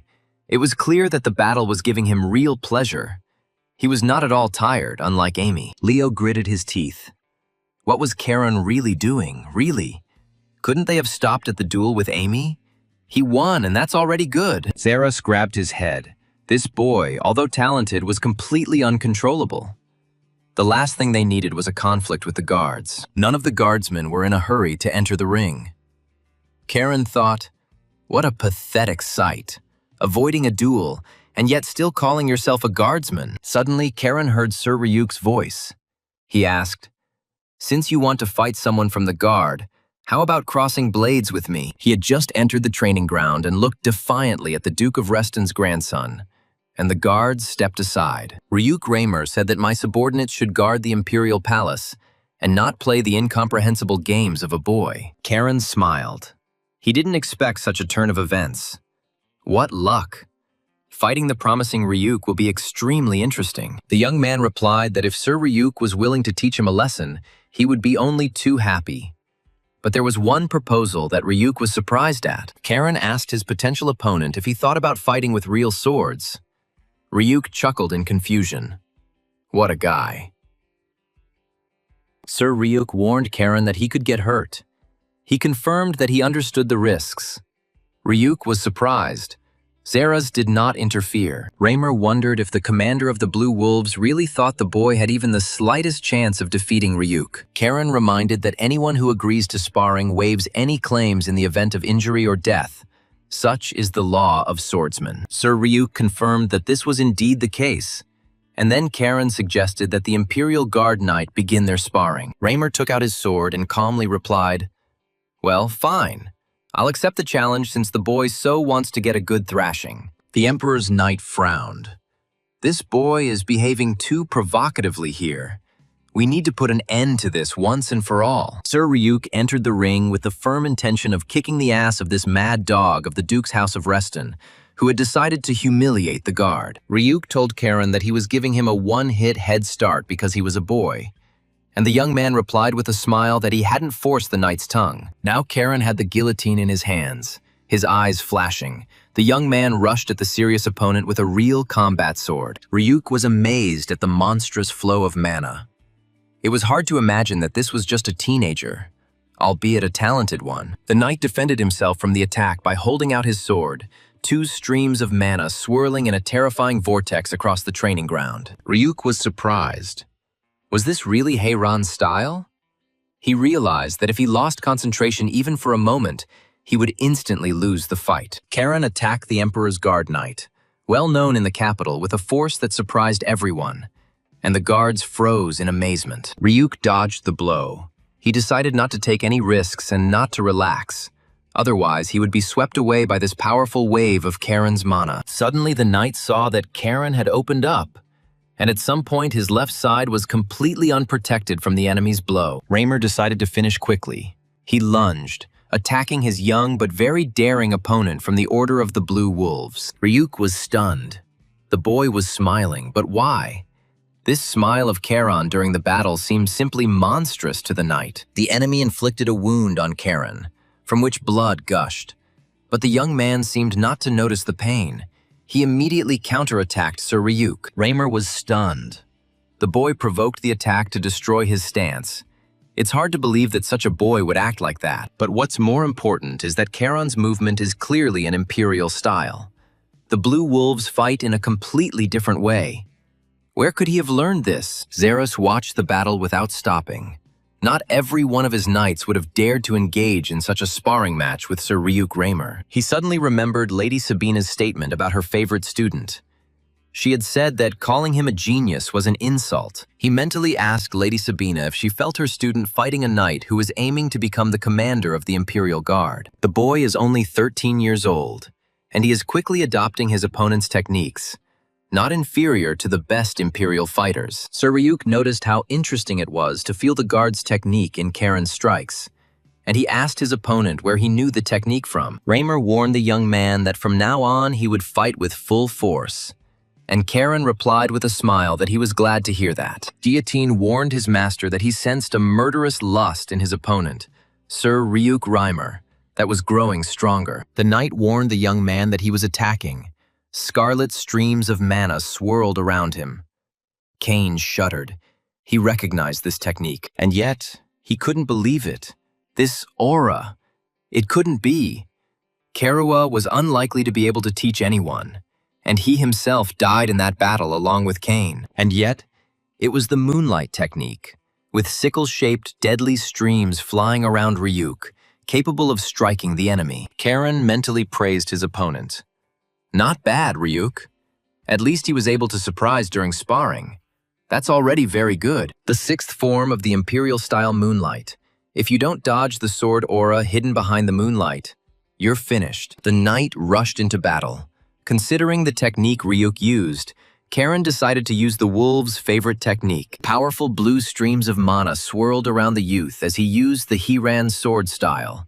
The fifth form, full tide. Ryuk Raymer's sword drew golden, sickle-shaped cutting streams aimed straight at the young man, and everything around him was shining. With blazing eyes, the Imperial Guard rushed towards Charon. He swung his sword, and a golden stream of sword aura flew towards the guy. Charon prepared to repel the attack, cranking up the tide to its maximum and rushing towards Sir Ryuk Raymer. Everyone froze. It seemed as if two raging elements were rushing towards each other on the market, and the waters of a mighty ocean were splashing around Charon. Ryuk's aura was blazing with fire. Crescent moons of varying sizes circled around him, and his opponents were using a lot of combat energy. Suddenly, Charon saw that his mana streams were cutting Sir Ryuk's moonstream into pieces, and the moonlight was disintegrating and disappearing. Charon was surprised. Could this really be a trick? It couldn't be. It's unlikely that anyone in the Imperial Guard could teach this style now. Kane remembered the almost always smiling Karua. He had mastered this style perfectly. But where did Sir Ryuk get moonlight from? Leo shouted at Charon to dodge. He was watching this fight with bated breath and was very afraid for his little brother. Ryuk attacked his opponent again, releasing a striking aura from his sword. A wide golden stream flew towards the young man, and everyone froze. The two elements met. A powerful explosion occurred. For some time, nothing was visible. A frightened Leo loudly called out to Charon. Everyone heard someone coughing heavily, but no one understood who it was. Charon or Ryuk? The energy flows began to thin out little by little. When Leo saw what was happening at the market, his eyes widened in surprise and he fell silent. Neither he nor the others expected such an outcome. A bloodied Charon stood over Ryuk, holding the knight tightly by the throat. The young man's eyes were blazing. He wanted to know about Karua's style. The guy asked Ryuk Raymer menacingly, "This moonlight, how do you know him?" Deep down, Kane hoped that Karua was able to survive. The Imperial Guards, seeing the boy holding Ryuk by the throat, froze in amazement, and deathly silence reigned. Charon abruptly released Ryuk's throat and said, "I'm sorry, I seem to have gotten carried away. I'm sorry, Sir Ryuk, please forgive me." Ryuk cursed silently. And where did the child get such a death grip from? He asked the young man, "Are you okay, Sir Charon?" The young man looked at the wound on his side, inflicted by the knight's sword, and asked, "Is this what Sir Ryuk apparently means?" "It's nothing, just a scratch, it will heal in no time." Ryuk told the young man that he had also gotten too excited and apologized to Charon. Charon assured the knight, "Everything is clear. No questions, by the way. From whom Sir Ryuk learned moonlight. This is a very rare style." The knight answered the question with a question, asking Charon how he also knew moonlight, a highly secret imperial technique. "This is, after all, the technology of one of the last Imperial Guards," Charon objected. "You didn't answer the question, but you yourself demand answers." The young man continued, and more importantly, "Regarding your moonlight, Sir Ryuk, it could very well be improved a little." Charon said to the stunned Ryuk Raymer, "What if you had not just one fake moon, but several at once? Or maybe add physical strength to the false moons too, although he, Charon, is probably not raising the right topics." Surprised, Ryuk objected not at all. Bowing, the knight thanked his young opponent for the very valuable advice. Charon sighed. Since Ryuk was receiving support from the Diaz Marquisate, which was hostile to their family, he thought Ryuk was a rotten person to the core. But it seems like he's a normal guy, and this loss could help the Imperial Guard come to their senses a little and become stronger. Charon said, "Sir Ryuk, I'm not from around here and I shouldn't interfere in your affairs, but I hope you won't let the talent rot. I'm talking about Amy." Ryuk Raymer replied that he understood Charon perfectly well. The young man asked him, "Then keep an eye on the little one. She will be a good fighter." Ryuk thought, "This boy not only gives advice, he also wants to help Amy.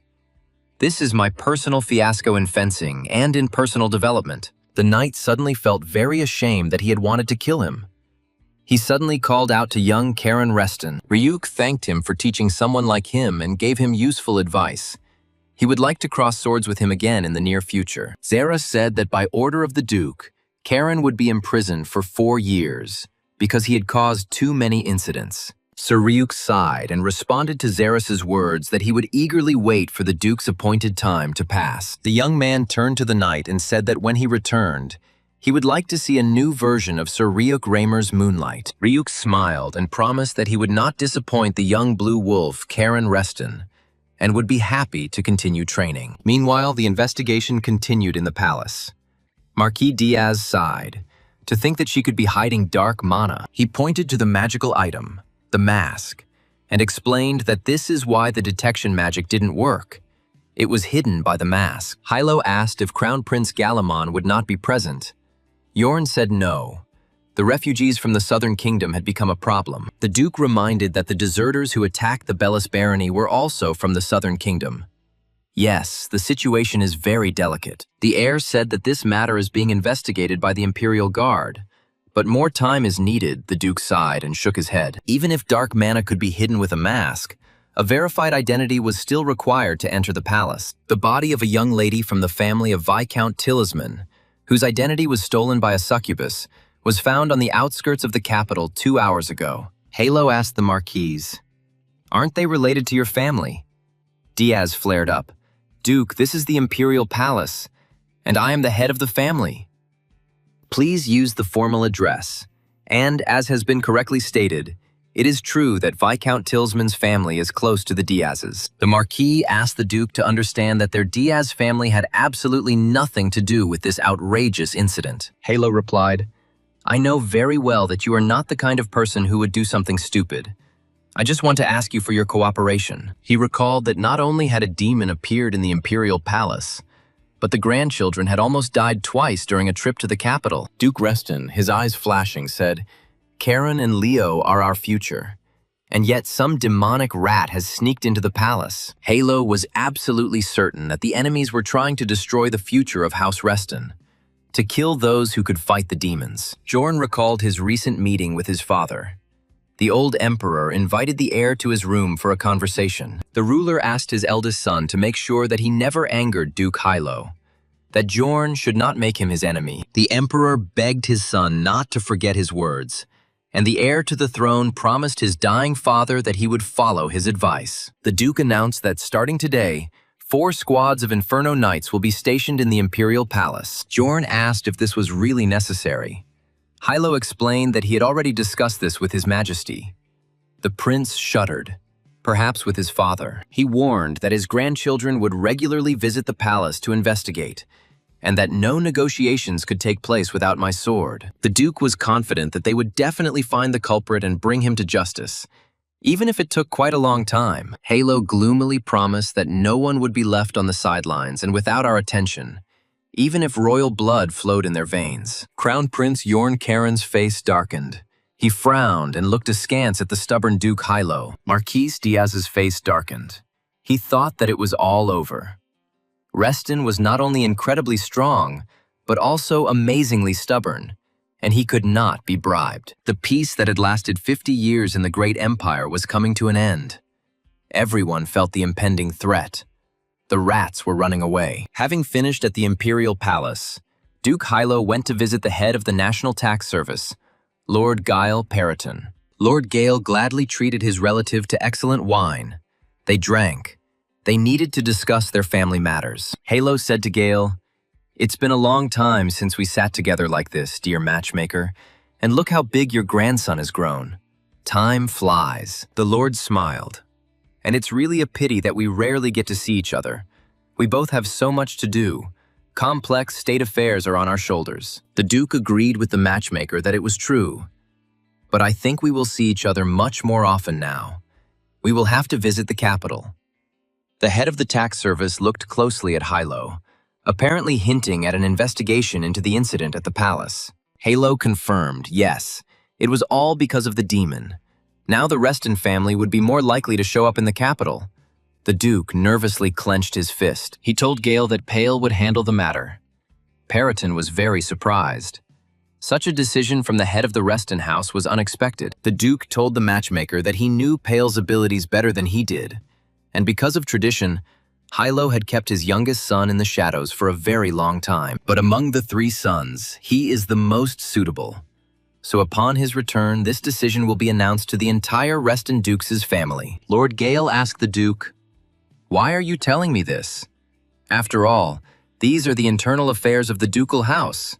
What does the Periton have to do with it?" Halo replied, "Because you, matchmaker, must help us." Gale was taken aback. For the first time in many years, the proud Duke Hilo said such a thing. The Lord smiled. "Asking for help is not like you.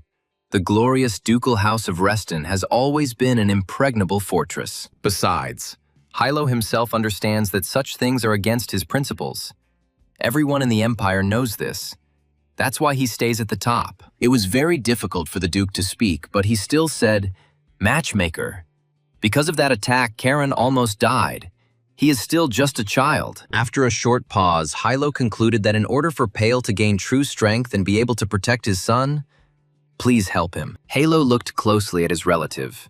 Influential in the capital circles, Lord Gale Periton understood everything. He asked, "Tell me, Karen will stay in the capital?" The Duke shook his head. "No, he faces imprisonment. 4 years locked up." The head of the Reston house was sure that Karen was a smart guy and would understand his intentions. But Gale realized that this was training under the guise of punishment. Lord Gale realized that it seemed that Duke Hilo was going to take Karen's upbringing seriously. It was clear that he saw him as his heir. The owner of the house drank a glass of excellent wine. For him, this was very good news. Pale and his daughter would actually take over. He firmly told the Duke that if anything was needed, just say so, matchmaker, and everything would be done quickly and clearly, in any form, whether secretly or openly. Halo added wine to the matchmaker.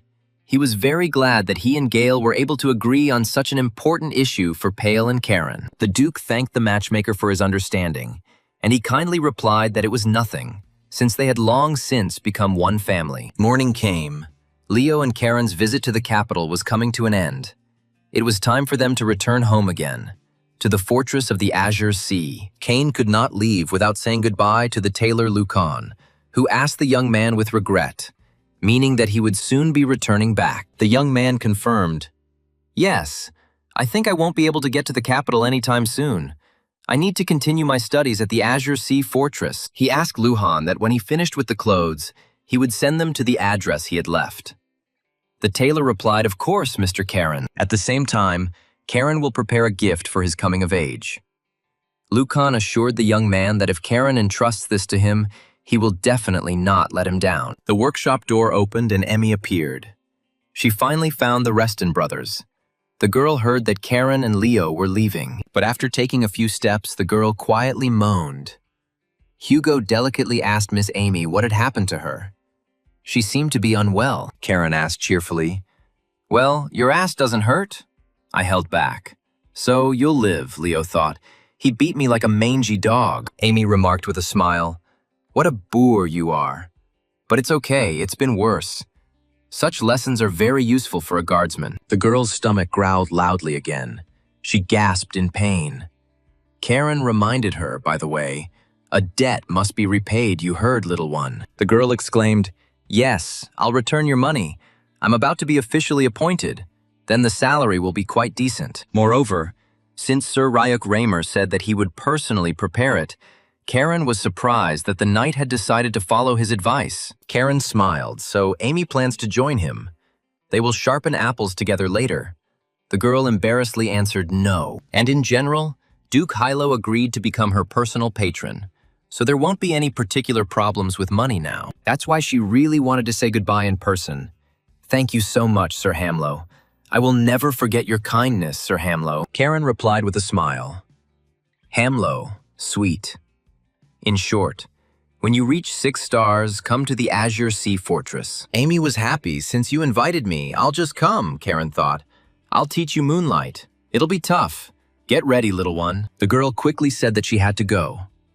"Goodbye to everyone. See you later." Leo reminded Karen that they also had to go. They needed to get ready to leave. Luhan asked Mr. Karen to stay for a moment. The Reston brothers turned to the elderly owner of the sewing workshop. The old man came out from behind the counter and approached Karen. He said that he really wanted to give the young man something. He had a box in his hands. The boy looked curiously into the small box. Luhan said that it was Mr. Kane's brooch. It had been kept all these years. He fixed it before he died. Kane held his own brooch in his hands and couldn't believe his eyes. It was surprising that it was still intact. He asked Luhan in surprise, "Why are you giving it to me?" The tailor answered, a little embarrassed, that Karen and Kane were somewhat similar. Luhan thought that Mr. Kane would approve of his choice. Karen smiled and said, "But the little one is unlikely. Amy would simply be angry." The tailor explained to the young man that everything has its own owner. "I'm sure Amy will understand."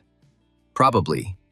Kane couldn't take his eyes off his brooch. The young man thanked Luhan, promising that he would cherish this little thing like the apple of his eye, especially since it was so old and valuable. Having pinned the brooch he had received from Luhan onto the lapel of his coat, Karen cheerfully asked those present whether I was good or excellent. The owner of the sewing workshop was stunned. He had the feeling that in front of him was the same smiling boy, Kane Rathor, with the brooch. He muttered in confusion to Karen that he couldn't even imagine how strikingly similar he and Kane were now. The Reston brothers walked out into the street and headed towards the house of Lord Gale Periton, where they had lived all this time while they were in the capital. Leo asked Karen if he didn't notice anything. The young man looked around in surprise, but it seemed like there was nothing special. Then Leo explained to his brother that for some reason everyone was looking at them. Karen looked around again, and indeed, all the passers-by were staring at them. The young man quietly asked what the hell they all wanted from them, whispering, pointing with their fingers as if they were wild animals. Suddenly, everyone heard the voice of the sixth prince. He explained to Karen that he was now a celebrity in the capital. The young man did not understand anything. The rumor that Karen had beaten Sir Ryuk spread throughout the capital in an instant, defeating the one who was supposed to be the commander of the knights. Revelio said with a smile that Karen already had his own fan club. The guys were happy to see the prince alive and well again. They found a secluded corner in the park where they could talk. Rio asked them, "So tomorrow you are returning to your grandfather's fortress?" Rio noticed, 4 years locked up? Duke Hilo dotes on you guys. Karen growled at the prince and waved his hand away. He was offended. "I even gave you the dew of the world tree," Karen muttered. If he had known that you stick like a bath leaf to his ass, he would not have taken it. Rio reminded him that Karen had defeated Sir Ryuk thanks to him. He forgot. The young man hissed and removed his hand. "Please," just as politely. Hugo looked at them and thought, the mad prince of the empire, and along with him, the mad dog of the ducal house. What a hellish mixture. And they behave so childishly, although everyone is looking at them. And what is the prince even thinking? What did he see in these impudent boys? The sixth prince raised his head and pretended that he had just seen his elder brother Karen and Leo. He exclaimed, "Oh, Sir Hugo!" Revelio said solemnly, "As a member of the royal family, I have always been and will always be grateful to the Reston family. I hope you understand this." Hugo bowed. "Oh, what are you saying, Your Highness? It's just a subject's duty," Karen grumbled. "And why were you staring at me, instead of saying thank you?" Karen reminded me, "I helped you with the demon, Your Highness. Without me, the succubi would have already torn you apart." Hugo silently watched them. He thought, "Reo is not like the rumors say. A little strange, but a normal guy," the prince asked. "Karen is always so toxic, right?" Revelio rose from the bench and said with a sigh, "Okay, it's time for me to return to the Emperor's palace under the protection of the Blue Wolves." He extended his hand to Karen and smiled welcomingly. 4 years. Let's see how much more crazy you become in that time." Karen thought for a second. Just think. The Prince of the Empire extends his hand to him in a friendly manner and really sees him as a friend. He shook the hand extended by the prince and replied, "I hope you become the biggest asshole of this city, brother."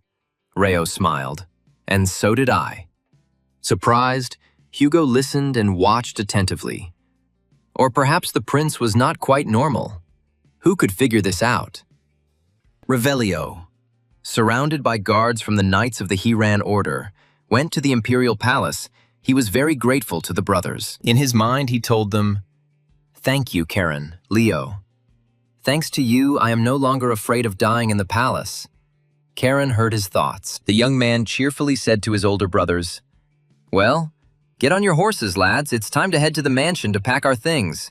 We'll be on the road tomorrow." Life will soon begin in the Azure Sea Fortress, where every hour will be scheduled and exit beyond the estate will be closed. The day of departure arrived. The grandmother could not hold back her tears as she saw off her beloved grandson. Lord Gale waved his hand to them in greeting. Karen also waved for a long time from the car to his grandparents, whom he loved very much since childhood.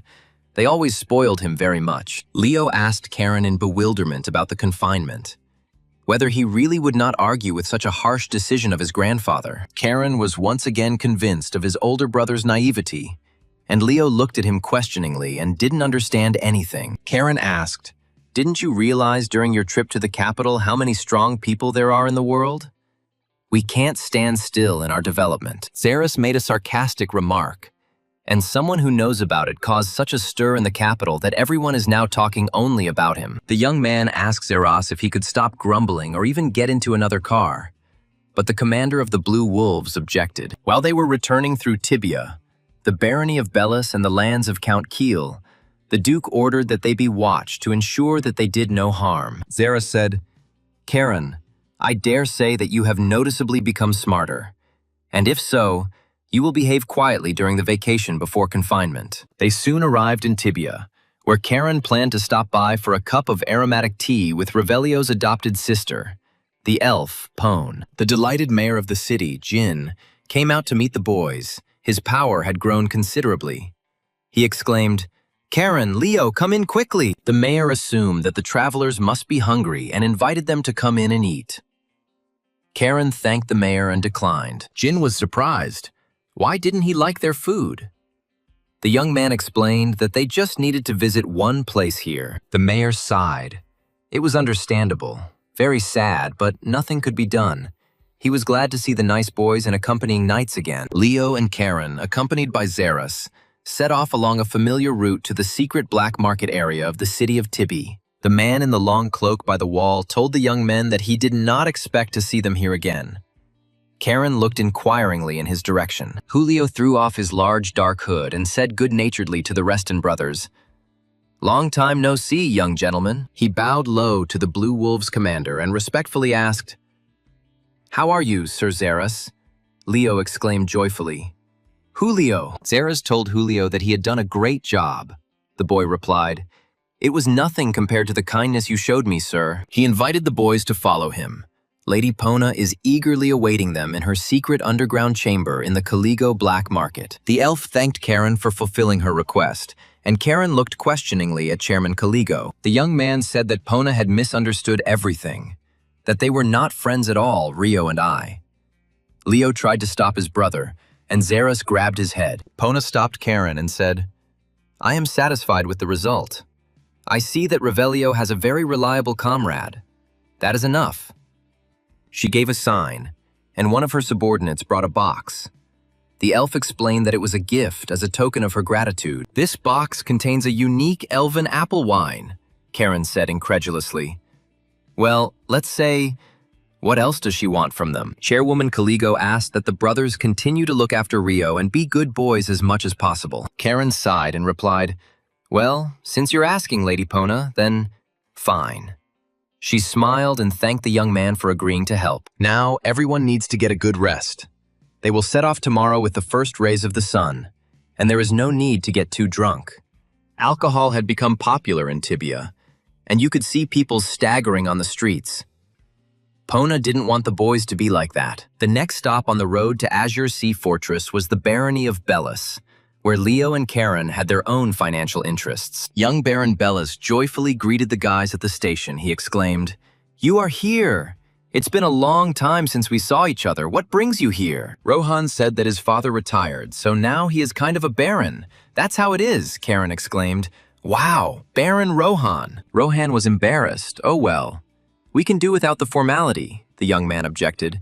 He inherited the title and a thriving business. authority now. The young baron replied that it was all thanks to the Reston house. They must be tired from the road.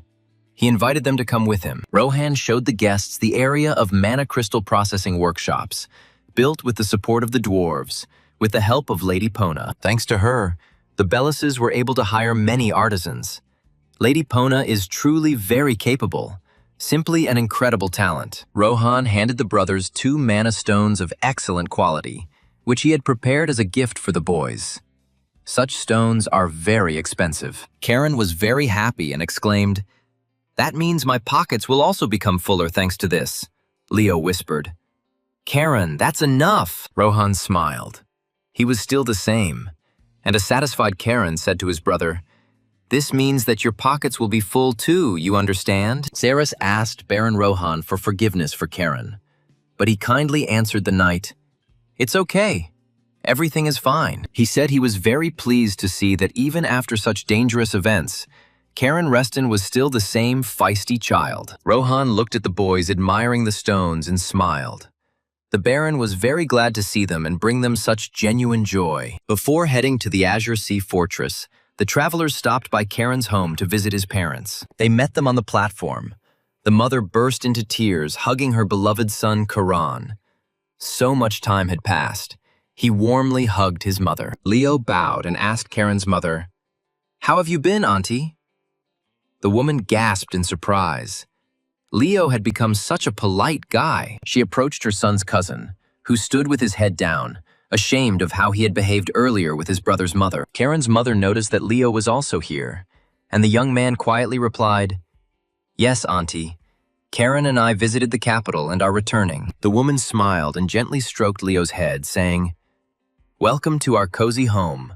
I'm glad to see you healthy." Leo looked up at her in surprise. There was no arrogance in her at all. He muttered in confusion, "Yes, Auntie, thank you." Pale placed his hand on his son's shoulder and congratulated him on his return. Karen quietly said to his father, "All the talk in the building." Father thanked Karen for returning safe and sound. They were very worried when they heard about all these attacks. After 2 weeks, the entire campaign finally returned safely to Azure Sea Fortress, where Karen was to undergo a long training period. Halo announced that he was sentencing Karen Reston to 4 years in prison for his offenses, and the chief asked Karen if there were any objections. The young man answered obediently, "No, Chief. I humbly make the decision in front of the family members," Halo said. "That's good." The uncles and brothers looked at Karen in surprise. Such humility was too unusual for him. What was the matter here? The head of the ducal house of Reston said that Karen was free. He could go. The young man bowed respectfully to the head and left the hall. Tails Reston asked the chief if there were any more orders. Hilo replied that yes, there were changes coming to their ducal house of Reston. All of Halo's sons tensed up, wondering if their father really wanted to entrust them with running some of the family's affairs. They had been waiting for this for a long time. But who would it be? The Duke stated that from today onwards, the family's diplomacy would be entrusted to Pale, a huge responsibility and hard work. Raphael was indignant, but Pale had not yet awakened his mana, and yet he was given such an important role. It was very unfair. The head sternly asked his middle son, "Do you really think so?" Raphael confirmed, "Yes. It's completely unacceptable." Tails told his father that on this matter he shared Raphael's opinion. This was an absolutely unprecedented decision in their family. Halo Reston, this is the pure truth, however. And the problems our enemy now faces are also unprecedented. He angrily asked his sons who provided the bulk of the family's available assets, who was trusted by nobles throughout the empire. Halo's aura flared as he continued. There is much more to be said about Pale's significant achievements outside of our home of Reston. And yet, first of all, the head decided to ask Pale himself. Perhaps he would not want to take on such a burden of responsibility. He explained to his youngest son that this was a position in which he would wield enormous power, for he would speak on behalf of the family. And along with power, there will be enormous responsibility on his shoulders for many questions whether Pale will accept this position. Pale thought for a moment and replied that he would accept the position and would gladly serve the noble ducal house of Reston. After the family council, the brothers were standing by the window when Karen suddenly heard the voice of his sister Chloe, the youngest daughter of Uncle Thales Reston. The girl heard that Karen was seriously wounded in the capital, and when she came up to him, she asked him if he was probably feeling better now. Karen smiled, and then he ate for 3, so his arms even became stronger. Chloe answered cheerfully, "This is great news." The girl said, "To be honest, I wanted to fight with you." Leo was taken aback. To fight with his brother? What kind of news is this? Chloe added that we could use real swords. Karen looked at his sister, and he didn't seem to be bullying her and probably didn't want to chop him into pieces. Karen rarely encountered his younger sister. The children of Talus always kept a little apart from him and Leo, considering themselves superior to them. One day, Karen asked his kind aunt if Hugo was the greatest talent on the continent. Then, how would you rate Chloe? Lady Sabina replied that Chloe definitely lacked talent in mana management. In this regard, she was inferior even to her and Leo, despite being older. But if we judge only by the level of fencing, then Chloe may even eventually catch up and surpass her older brother Hugo. You won't hear a kind word from Auntie, but look at the compliment she gave Chloe, Karen chuckled. Well, interesting. He was taken away for the sister, known in the South under the name of the Bloody Flower, to ask for a duel with real swords. It would be an honor, my lady. Karen added that Zeras might speak out against it. You know, you need to ask him first. Otherwise, everyone will get into trouble for this fight. Chloe replied, "Get permission from Zeras. There are some problems with this." Karen was very surprised. And what problems? The girl explained that Sir Zeras had recently left the Azure Sea Fortress and urgently set off for the Northern Sea. Karen became worried, wondering why the hell Zeras was going there and whether something had happened to their beloved master, Aunt Sabina. Chloe told Karen, "So if you don't mind such a competition, you can ask Grandpa for permission. What do you think?" At this time, an enraged Talus came out of his grandfather's office. He said to the guys, "Hugo, Leon, come with me, and Charon too." Tails told Karen gloomily that his achievements in the capital had increased the family's reputation. But the boy should remember one thing. If you start to be content with only the present, even a carefully built high tower can collapse in an instant. Chloe waved cheerfully at Karen and promised that next time they would definitely cross swords with her talented younger brother. Raphael said to Pale, pointing at Talus, "This is the one who said that we need to prepare in advance for the ceremony of awakening Karen." The middle brother chuckled. "In principle, I understand why the brother is so gloomy." Pale asked Raph, "Why are you telling me this now?" Raphael smiled slyly and said, "I am different from my older brother because I treat Charon the same way as my own son." He pointed at the boys. "Our sons get along great, real brothers, right? You can see it yourself, so be grumpy." Raphael hugged his younger brother. "I understand if you don't believe my sincerity right now, but at least just remember what I said." As he left, Raphael winked at his younger brother and added that they would eventually join forces for the good of their family. Pale looked at his brother in silence. He knew very well how he and Tyles had always treated him and Karen. He didn't trust them. Raphael called out to his son, telling Leo that it was time for them to leave, and the young man obediently went with his father to their residence in the fortress. Karen realized that something serious had happened in his grandfather's office after he left. He asked his father, "Dad, are you okay?" Pale took his son by the shoulders and firmly said, "Karen, I will definitely protect you no matter what it costs me.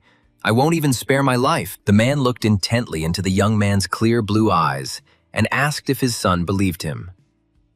Karen realized that his father was worried about something. He smiled and calmly answered his father, of course, to whom, if not to you, Karen knew very well how much his parents loved him. Night had fallen on the Azure Sea Fortress, but few slept there. Everyone was discussing the latest decisions of the head of the Hylo Reston family. After the development of the mana mine began, the barony of Bellis changed beyond recognition, growing rich before our eyes. Rohan was pleased. Life in the city was in full swing. In just 2 years, the barony's capital had greatly expanded and noticeably improved. Song, which was once virtually isolated, has now become a true economic hub of the northern region. Rohan exclaimed. "Mr. Pale is truly talented," Henry replied with a smile. "That's why he is always up to his ears in work." The young baron thought, after all, the changes in his life began after meeting Karen. and how much the boy himself had changed. It had been 2 years since their last meeting. Rohan could not wait for their next meeting. He was traveling to the fortress of the Azure Sea. Karen, who had noticeably grown up, loudly asked the young Baron Bellis what was going on with my request. "I hope you brought it, Rohan." He handed the guy boxes of mana stones. "Yes, well, people usually say hello first," Karen exclaimed. "My mother is a woman." Karen gently hugged the boxes of stones and said, "I missed you so much," Rohan thought. Even after 2 years, nothing has changed. The young Baron looked at the boy with tenderness. He was still the same child, only his body had grown significantly and become even stronger. Here, Karen came to his senses. "Oh, right. What am I doing? Rohan is probably going to see my dad. Let me show you to the office, my dear." Humming a song, Karen said that he knew a shortcut. Rohan was surprised. He seemed to speak smoothly, but still reeked of rudeness. "The guy warned me that my father has so much work now that he doesn't see the light of day. And that's why he sometimes gets angry and is rude to people. Can you imagine that?" Pale greeted his guest cordially. "Welcome, Baron Rohan," apologizing for the paperwork cluttering the area. Rohan replied respectfully, "It's been a while, Sir Pale."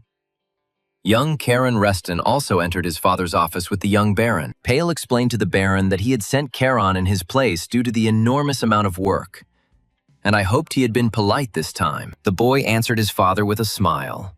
"Well, of course, dear father." Rohan noted with confusion. "Well, how to say it? If it's polite." Pale understood everything and suggested getting down to business. Apparently, Rohan wanted to develop the processing of magical stones, the Baron confirmed. "Yes, that's right, but the barony has problems finding qualified personnel." Pale agreed with the Baron. That's always the case with good professionals. "No family would want to give up their qualified specialists," Karen asked. "What is the problem? Please ask." The guy suggested that if there was no one to work as a farmhand from among the respected citizens in their empire, then let's look for workers outside of it. Pale asked his son to clarify his proposal, what he meant by searching outside the empire. Such specialists were needed everywhere. Rohan looked at the guy questioningly. He knew that he often came up with almost brilliant ideas, despite his harshness and rudeness. Karen said that the southern kingdoms are now in a state of war. Father asked, "Are you hinting that it is possible to take technicians out of there?" "Right on target. Many would be happy to get away from the war and do what they love in safety and for decent pay." Rohan objected. The rulers of the kingdoms would not simply give up their people. Valuable personnel remains such, even if there is a war. Pale doubted that not everyone would agree to move simply because there was a war going on. Wars never end. That was their nature. The guy asked what if a respected person, a beacon of the empire, were to come and make an offer that couldn't be refused. Pale sighed and reminded Karen that he was still under house arrest by order of the head of the Duke's House of Reston. Karen laughed. "Dad, would I really call myself a beacon?" Pale was surprised. Then, who did his son mean by the beacon of the empire? He winked. "We have one good-for-nothing who just sits around in the fortress. His name starts with Lee and ends with O." Pale thought about it. He didn't really like the idea, but it still made sense to try to implement Karen's daring plan. Rohan and Pale decided to try sending Leo south on a serious commercial mission, with Karen's father instructing him. Leo didn't like this idea. He was indignant. "What the hell?" Karen said. "Relax your buns, brother. A little later your sister will help you out. And our faithful Hans will also be with Leo." The knight was pleased. He had not been on a business trip for a long time and was looking forward to the journey. The station attendant announced that the train would be leaving soon, and Karen reminded his brother that they first needed to register as mercenaries. Karen sighed. "While I'm stuck among the walls of my native fortress, go do your business. Maybe I'll see your face as a free man." The younger brother added, "So don't let me down. We'll measure our authority later, brother. Take care of yourself. If you get hurt, I'll kill you." Leo looked at his brother. Over the years, he had learned to see Karen's concern and care for his friends behind his jokes and rudeness. As he boarded the train, Leo simply said with a smile, "Good luck to you too, Karen." He had already spent half of his imprisonment in the fortress and had become stronger. The train rushed forward, carrying Brother Leo and the knights accompanying him to the warring south. and Karen still stood on the empty platform. Turning around, the guy suddenly discovered that he wasn't the only one who had been seeing off the train heading south for so long, and this surprised him greatly. On the platform, a little further away, stood Leo's mother, née Marquise Diaz, and frowned at the hated boy, Karen Reston. She knew perfectly well that the idea of sending her son to the south belonged to Karen. The boy bowed respectfully to his aunt, but she did not respond to Karen's silent bow. She turned sharply and hastily left the platform with the maid. Karen asked the enraged aunt, "Do you think it was because of me that Leo got a difficult task?" "I won't hide it. All this is true." The guy smiled. "Wait, and your son will become the pride of our duchy, thanks to the smart and wonderful me, of course." Meanwhile, the train was flying towards the war-torn south. This time, Leo had to cope with the family's mission without his brother Karen. Urha approached the ancestral hall of the Reston house and persistently called the young master. But Karen did not answer him. He was still busy, but the former robber did not leave. He spoke loudly to the young gentleman, informing him that Mr. Hilo Reston was looking for him. Tired of shouting, Urha fell silent and stared intently at the training hall, where only family members and Zeras were allowed to enter. Finally, Urha decided to go closer to the door of the ancestral hall of the Reston house and call out loudly for Sir Charon from the threshold. But as soon as he approached the hall closely, a very heavy door suddenly opened, hitting Urhu painfully and knocking him off his feet. Karen breathed in the fresh air with pleasure. For the first time in a year, a gentle breeze caressed his face. On Halo's orders, he had spent a year in the hall, and then he saw the shaking Urhu. The guy asked what the former robber was doing here, and what he was shouting at the doors of the Hall of Ancestors. Urha repeated with an offended expression that the head of the family was calling Mr. Caron. The guy was surprised. Was this really true?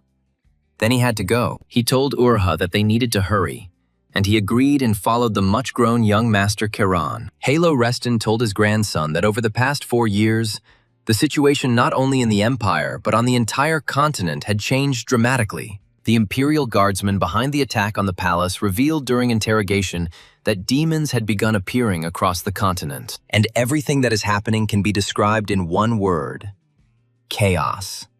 The world has changed, and Karen will soon have to face all of this. Having handed his youngest grandson a glass of wine, the head of the family asked him, "Well, Karen, have you learned anything during your imprisonment in the fortress?" The head of the Reston house asked the young man if his mana was pure, and if his level of training allowed him to act in such a dangerous situation. Karen smiled and replied that if he had not been ready, the leader would not have let him out of the Hall of Ancestors. This was obvious to anyone. Halo sighed. "You speak politely, but still try to tease. Some things never change, even after time." Grandfather asked, "Since you are now free, what do you want to do?" Karen replied, "First, leave the fortress, with your permission, of course." The Duke remarked, "After 4 years of confinement, this is natural. Good. I will find you a suitable task." Karen thanked him. Pale exclaimed, "It's been a while, Karen.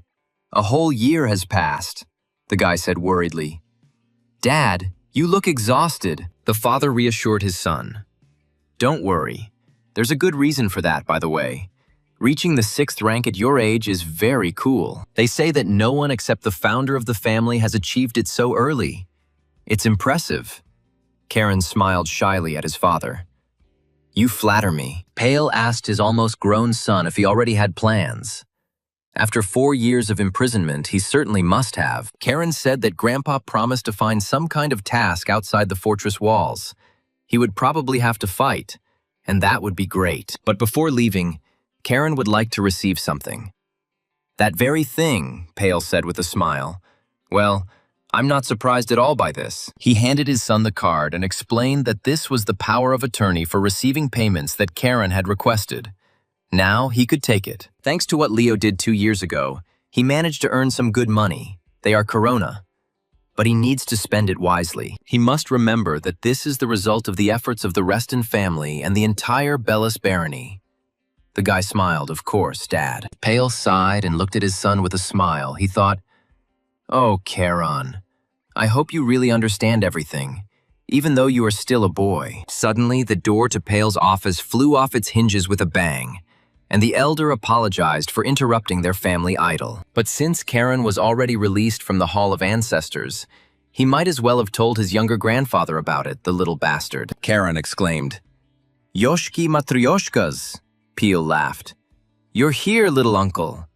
And he thought that he was away on important business. Halo's younger brother grabbed the boy with his huge, strong hands and shouted cheerfully, "Yo ho ho, Karen! You're finally free!" The rowdy elder reminded his granddaughter that they had agreed that the boy would call him little grandfather, not elder. Having let Karen go, he said, "In short, I brought a task especially for you." The elders made a unanimous decision on this matter. This is Elder Ulrich Lestern. He was against the return of Caron, but after seeing what he had achieved, he began to treat him with warmth. Ulrich said this is a request from the south. Monsters have become active on the border of the Holy Kingdom, so a detachment needs to be sent. Karen found it hard to believe that Ulrich was Halo's brother. Their characters were completely different, but they both respected strength very much. It doesn't seem like the elders need to gather a council for this. If it were just a matter of exterminating monsters, it would be routine. Ulrich Lestern patted Caron on the shoulder with a laugh. The young mind grasps things quickly. Even if it was the most ordinary task, then yes. But, as Karen correctly suspects that it is not just a matter of monsters, he asked his grandson if he had ever heard the name Karua Acht. The guy's face lengthened. He shuddered, of course. Cain Rather heard the names of his former comrades who defended the Emperor. Ulrich noticed, judging by the reaction. He heard. He confirmed. Yes, this is one of the members of the Suicide Squad who fought alongside Cain. Peel asked. But weren't they all declared dead 50 years ago? Ulrich Lestern replied, according to the papers, yes. But that's not true. Hilo spared them, despite Ulrich's opposition.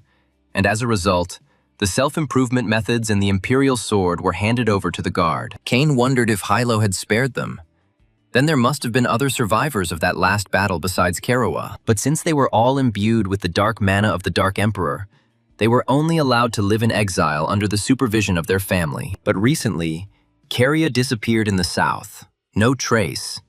And what's strange is that the area in the request is the very place where Karawa was last seen. Therefore, the elders ordered Karen to go south, where he should unite with Leo and Ryan, who are already there. Ulrich cheerfully told his youngest grandson, "Chop off the monsters' heads. Look for traces of Caria." Karen replied that he understood everything and was going to. In addition, one must be careful with the fanatics of the Southern Holy Kingdom and not get involved in their affairs. They may be harboring Caria. Ulrich Lestern walked out of the office, leaving the doors torn off their hinges. Pale and Karen silently watched the elder go. Suddenly he appeared in the doorway again, and with a smile asked his grandson if he understood. The little one. And he cheerfully answered, "Yes." The younger grandfather. Soon, the train was already carrying Charon to the south. He went to carry out the family's mission, and at the same time, he wanted to see his former comrades, the boy thought. So Sir Ryuk Raymer really did take over Moonlight from Karawa, as he had suspected from the very beginning. His very existence was a secret, so he remained silent. This is all understandable. But where could he be now, and why did he suddenly run away? But putting that aside, the Holy Kingdom, Karen would really not want to get involved with fanatics. You never know what to expect from them. We need to stir up something in Tibia, like some kind of fake documents.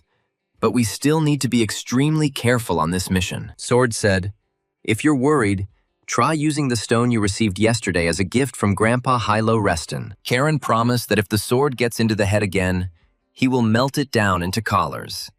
And, is it really just a precious stone? Guillotine chuckled. What are you doing? Only eating into your head. Pour mana into the stone, you idiot. And imagine the armor you really want. Karen didn't understand. Why the armor? The sword was indignant. Oh, stop asking stupid questions, Master. Just do what I say. The guy replied, Okay, I'll do everything now. Just shut up, you bastard. He started yelling like a real talkative person, not a sword. Karen couldn't understand what was so special about this stone. Well, he poured in mana, and then what? Nothing happens yet. Suddenly the guy realized that his clothes had changed. He asked in confusion, was it really? The sword confirmed. It was Cabana, Rael's armor. Guillotine noticed that Hilo truly valued his grandson Caron. The old man gave him Cabana, the pinnacle of ancient technology. The guy smiled. So this is armor that can freely change its shape. Great. And really a very useful thing. Karen asked Guillotine. But the armor cannot speak like you. The sword was indignant. Of course not. I am special, like the children of the sun. Time flew by while he was talking to the sword, and he arrived in the Tibia Autonomous Territory. The city had changed a lot during this time. The streets were dirty and beggars were everywhere shouting, "Give me at least a coin, sir. I haven't seen food for 3 days. Please have mercy." Angry townspeople fought off the refugees who had flooded the city, shouting, "Let us go! What the hell are you doing? Go to work!" The residents of Tibi were outraged that the city mayor still hadn't gotten rid of these fucking refugees. It was impossible to walk down the street. Suddenly the boy heard a man call out to him, calling, "Lord, Karen!" The young man looked around, trying to understand who it was. The man removed his hood, and the boy immediately recognized him. Julio, the spy, bowed. "I am honored that you remember me, Lord Karen." The guy told Julio that he was going south and needed fake mercenary documents. The spy approved of this plan. The southern kingdoms have closed their borders due to the war, so pretending to be a mercenary is reasonable. There is always a demand for mercenaries. Karen wondered why they had come to Lady Pone's town hall. Weren't they supposed to go to Caligo's hideout in the secret black market? Julio explained that the mayor and Lady Pona were currently in a meeting. Karen was amazed that these two were really doing business together. How interesting. Pona asked the mayor, what about the area in the east? Jin said yes, it still needs to be rebuilt, so it will do. Opening the door to the meeting room, Karen said with a smile, "Wow. I heard that Mayor Tibby has a good business acumen, so it's true," the guy asked with a smile. "I hope you're not up to any shady business here because that was very ugly of Mayor Jean." The mayor gave Caron a tense smile, noting that they hadn't seen each other for a long time. He assured the young man that, of course, everything was completely legal. Because of the war, refugees continue to arrive. A lot needs to be prepared. Work for them is desperately needed, and housing too. Pona supported the mayor. The Caligo Guild is in the same situation, and if these are my people, I am obliged to feed them. So they decide what to do. The elf assured that they were not breaking the law in any way. The guy smiled. "But I never even had such thoughts. I don't care at all," Karen clarified. "Unless we are talking about the southern kingdoms," Pona said. "And I understand that the guy told her his request in advance," the elf said. "So that's why he needs a mercenary. ID. If it's not a secret, why he needs to cross the border? It's very dangerous." She reminded him that there was a war there. Karen glanced meaningfully at the mayor of Tibia, who immediately understood the young man's gaze. He immediately said that he had urgent business, so he would go, and they would discuss everything while he was not here. Pona told Karen that she had already installed a magical soundproof barrier here. The guy praised her, a good approach. He told the elf that he was heading south to deal with the monsters. She asked Karen incredulously. And that was it. It didn't seem like anything. He also needs information about an 8-star knight who is active in the kingdom of Chios, and he may not be using his own name. Pona thought there would probably be various rumors about such a very strong knight, and yet this would not be enough to find him. Karen exclaimed, "That is why I came to you, Lady Pona. This strong knight may well be hiding in the great southern forest." She asked if she needed my help or the elves. Karen replied, "The great southern forest belongs to your race, so you know better." Pona explained that even she would have a hard time convincing the pointy-eared brethren. They hated people. First, she would have to earn their trust. Karen's face lengthened. And how interesting it was that he had to earn this very trust of the elves, especially considering their attitude towards him. The rider rode carefully along the forest road, his strong steed briskly moving its powerful legs. This was the southern border. Karen glanced at the well-fortified city and said thoughtfully, "So this is what it's like, Regent. I wonder what's behind the gates." The guy swore. "Pona, you big-mouthed woman, you'll convince the devil to work for you. And he'll still owe her a lot." She told Karen that she had destroyed all the slave traders in Tibia and its surroundings, and now those scoundrels were nowhere to be found. The elf has no influence in the south, causing slave hunters and slave traders to flock to the southern fortress of Region. In the chaos of war, it must be much easier for them to settle there. And according to new information, elves are being traded on the black market in Region. Karen thought, of course, elves are slaves. They are probably very expensive. That's why they try to catch them in order to sell them for a high price. The guy turned to Ponya. Did she really want to say? The elf confirmed. That's right. She was asking to save them from the traders. He shouted.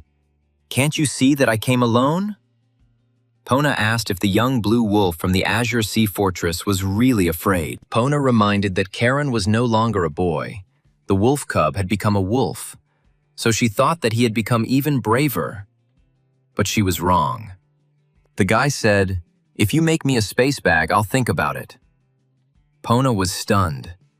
Do you even have any idea how much that costs? Karen offered the elf another option. Give her the dew of the world tree.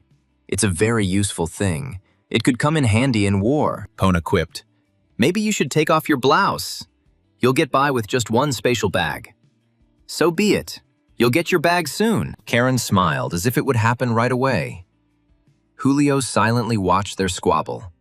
He couldn't believe that Pona had agreed to such a gift. Looking at the knight at the gates of Region, Karen thought that perhaps he should have asked Lady Pona for the dew of the world tree. At the entrance to the city, the knight demanded that the young man stop and show his documents.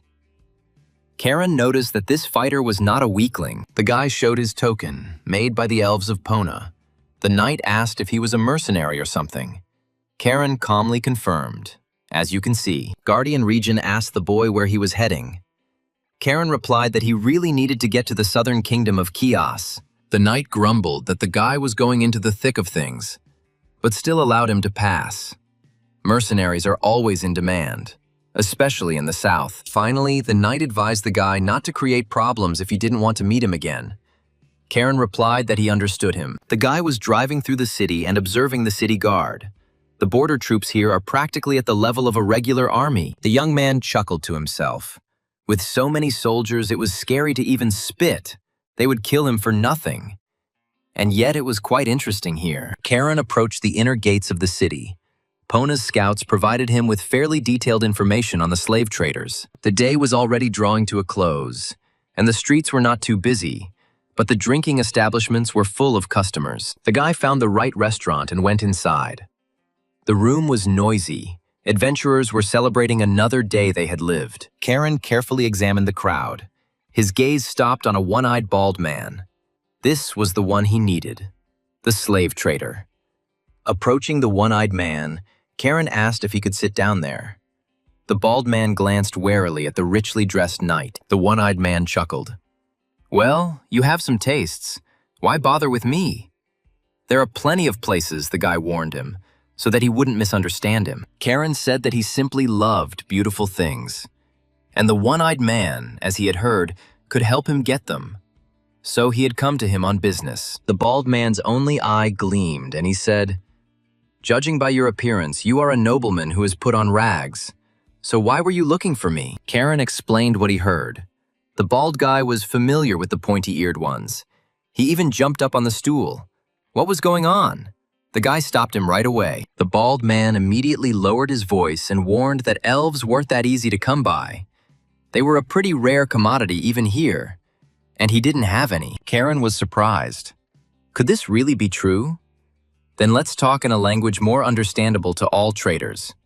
How about this dialect? He pulled out the card that his father had given him before leaving, and the one-eyed man was speechless with delight, which meant he was looking at a rich man. The slave trader stammered that the stranger had a very good pronunciation, but there was one more thing he needed to ask about this map, Karen asked. The bald man apparently wanted to check if the card was real. Yes, please. He threw the card into the trembling hands of the slave trader. The guy's eyes flashed angrily with the magic of clarity. He growled, "But for wasting my time, you will have to pay very dearly." The slave trader's face lengthened. He realized that it was better not to joke with this gentleman, but he did not dare let go of the treasured card. Karen angrily asked the one-eyed man if he was going to open it or what. The slave trader stammered, "Sure, just be patient for a minute." The door finally opened, and Karen kicked the bald man out of the room, where he fell, hitting the hard paving stones painfully. The guy asked the one-eyed man if he was okay, the one who was lying down in the middle of the road, and suddenly his legs went numb, so he would now treat him. The slave trader's entire face was smashed to blood. He was shaking with pain and fear, but he didn't show it, only moaning barely audibly from the blows. Karen reminded him that his time was valuable and he was wasting it. If he didn't move faster, he would get more kicks. The banker confirmed that the bill was genuine, so there would be no problems with the money. You'll just have to be patient until the deal is closed. The bald man couldn't believe that the guy beat him up just for checking. Karen warned him, "Move it if you don't want to get beat up again." The slave trader quickly stood up and answered with a smile, "Of course, sir." He took hold of the large lever and lowered it, opening the passage. Karen watched the bald man in surprise. The lever activated a secret mechanism that concealed a secret passage to the trading venue. He noticed he looked quite convincing. The bald man bowed and invited the gentleman to follow him. Now he would see everything for himself. After passing through the underground passage, they found themselves somewhere on the outskirts. A bald slave trader was showing the way, indicating where to go. A passing knight warned Karen that the floor there was dirty and advised him to watch his step carefully. But the one-eyed man objected that Cobbler's lair was very different from other places. Everything was much better and cleaner there than in others. He explained to Karen that they kept a strict and systematic inventory of the goods, and one of the slaves bowed to the boss and greeted him. Cobbler asked the slave Dale, "How are you feeling?" He replied, "Thanks to your doctor, I was able to get back on my feet," and smiled. The one-eyed slave trader replied to the man, "Glad to hear it. If you need anything, contact me anytime. Don't be shy." Dale bowed his thanks to the boss, and the owner invited Karen to move on. He was in a hurry to close the deal and get his money. Karen asked in surprise, "A slave trader who is not without compassion. This is the first time I see you treat all the slaves like this." Cobbler explained that for us they are more of a commodity, and the quality of the commodity must be monitored. We do everything for the sake of our valuable customers. The bald guy introduced himself, Cobbler, the owner of the Cobbler recruiting agency. Karen snorted. "A recruiting agency? You trade in slaves?" Cobbler asked why it was nonsense. "That's exactly how we survived in Regen. Quality over quantity, as you probably already understood." Karen ordered him to shut up and asked where they get slaves. The bald man hesitated and mumbled that it was very difficult to explain. The guy clenched his fist and swung it at the slave trader, who shook and said, I will tell you everything you want, just don't hit me anymore." Baldy said, "We pick up those who have escaped from other traders, train them, coach them, and then pick up buyers." Karen doubted it. Other slave traders wouldn't sit idly by, and your bald one's subordinates don't look particularly strong. Cobbler replied, "That's not a problem at all. They are all guarded in turn by the Lord's soldiers." Karen was stunned. "The Lord's soldiers, wow," the guy asked. "But how is this possible?" Cobbler sighed and asked, "Do you really think the former slave had another way out?" Karen asked Cobbler if he had given a bribe to someone. He objected. No, it was simply an expression of gratitude through capital. The boy realized that the ruler of Regen was in charge of the slave trade here. Otherwise, his soldiers would not be guarding the local slave traders. What kind of strange guy is this Cobbler? A slave trader who trains slaves and finds them work? I've never heard of such a thing. If everything the bald man said about himself is true, then he is an interesting guy. Perhaps because he is a former slave himself, more humane than others. Pointing forward, Cobbler said to Karen, "We have arrived, sir." The boy looked carefully where the slave trader was pointing. A little ahead, there was a fenced and guarded area, Cobbler explained. There was a large auction house over there. Karen estimated how many guards there were. It seemed that this fortress would not be taken immediately. He would have to resort to cunning. But so be it. The guy said to Cobbler, "You know, I was just thinking about making some money," he asked in bewilderment. "I beg your pardon?" Karen asked, "How about I invest in your business?" The former slave smiled. "It would be an honor for me to accept the investment." The slave trader tried to speak as delicately as possible. He explained that, you see, business must be built on mutual trust. The guy took up the sword and said that Cobbler had even less intelligence than the hair on his head. He hiccuped with fear. Was he really going to cut him down with a sword? Karen asked the bald man if he at least understood that he was still alive only because he was not yet in the mood to chop off his head. A frightened cobbler wondered who he was, first offering to develop the enterprise together, and now threatening. Karen asked the slave trader if he still didn't trust him. Cobbler replied, "Of course I do." The guy barked. "Well then, let's go." The former slave thanked the gentleman soldiers for their service. But when they saw Cobbler, they said that he couldn't come here today. He wasn't invited. The bald man asked the soldiers to understand that he was accompanying an important guest, but the knight said that without an invitation you could only go to hell. Approaching the head of the guard, Cobbler quietly said that he had a black card. The knight asked if it was an elite payment bill or something. The guard asked to wait a minute. He knocked loudly on the gate. Anger was boiling in Karen. He really wanted to kill the soldiers. He said, "How can you waste someone else's time so carelessly? What impudence!" The knight was quietly talking about something, pointing at the guy. Karen's eyes blazed with anger. These jerks.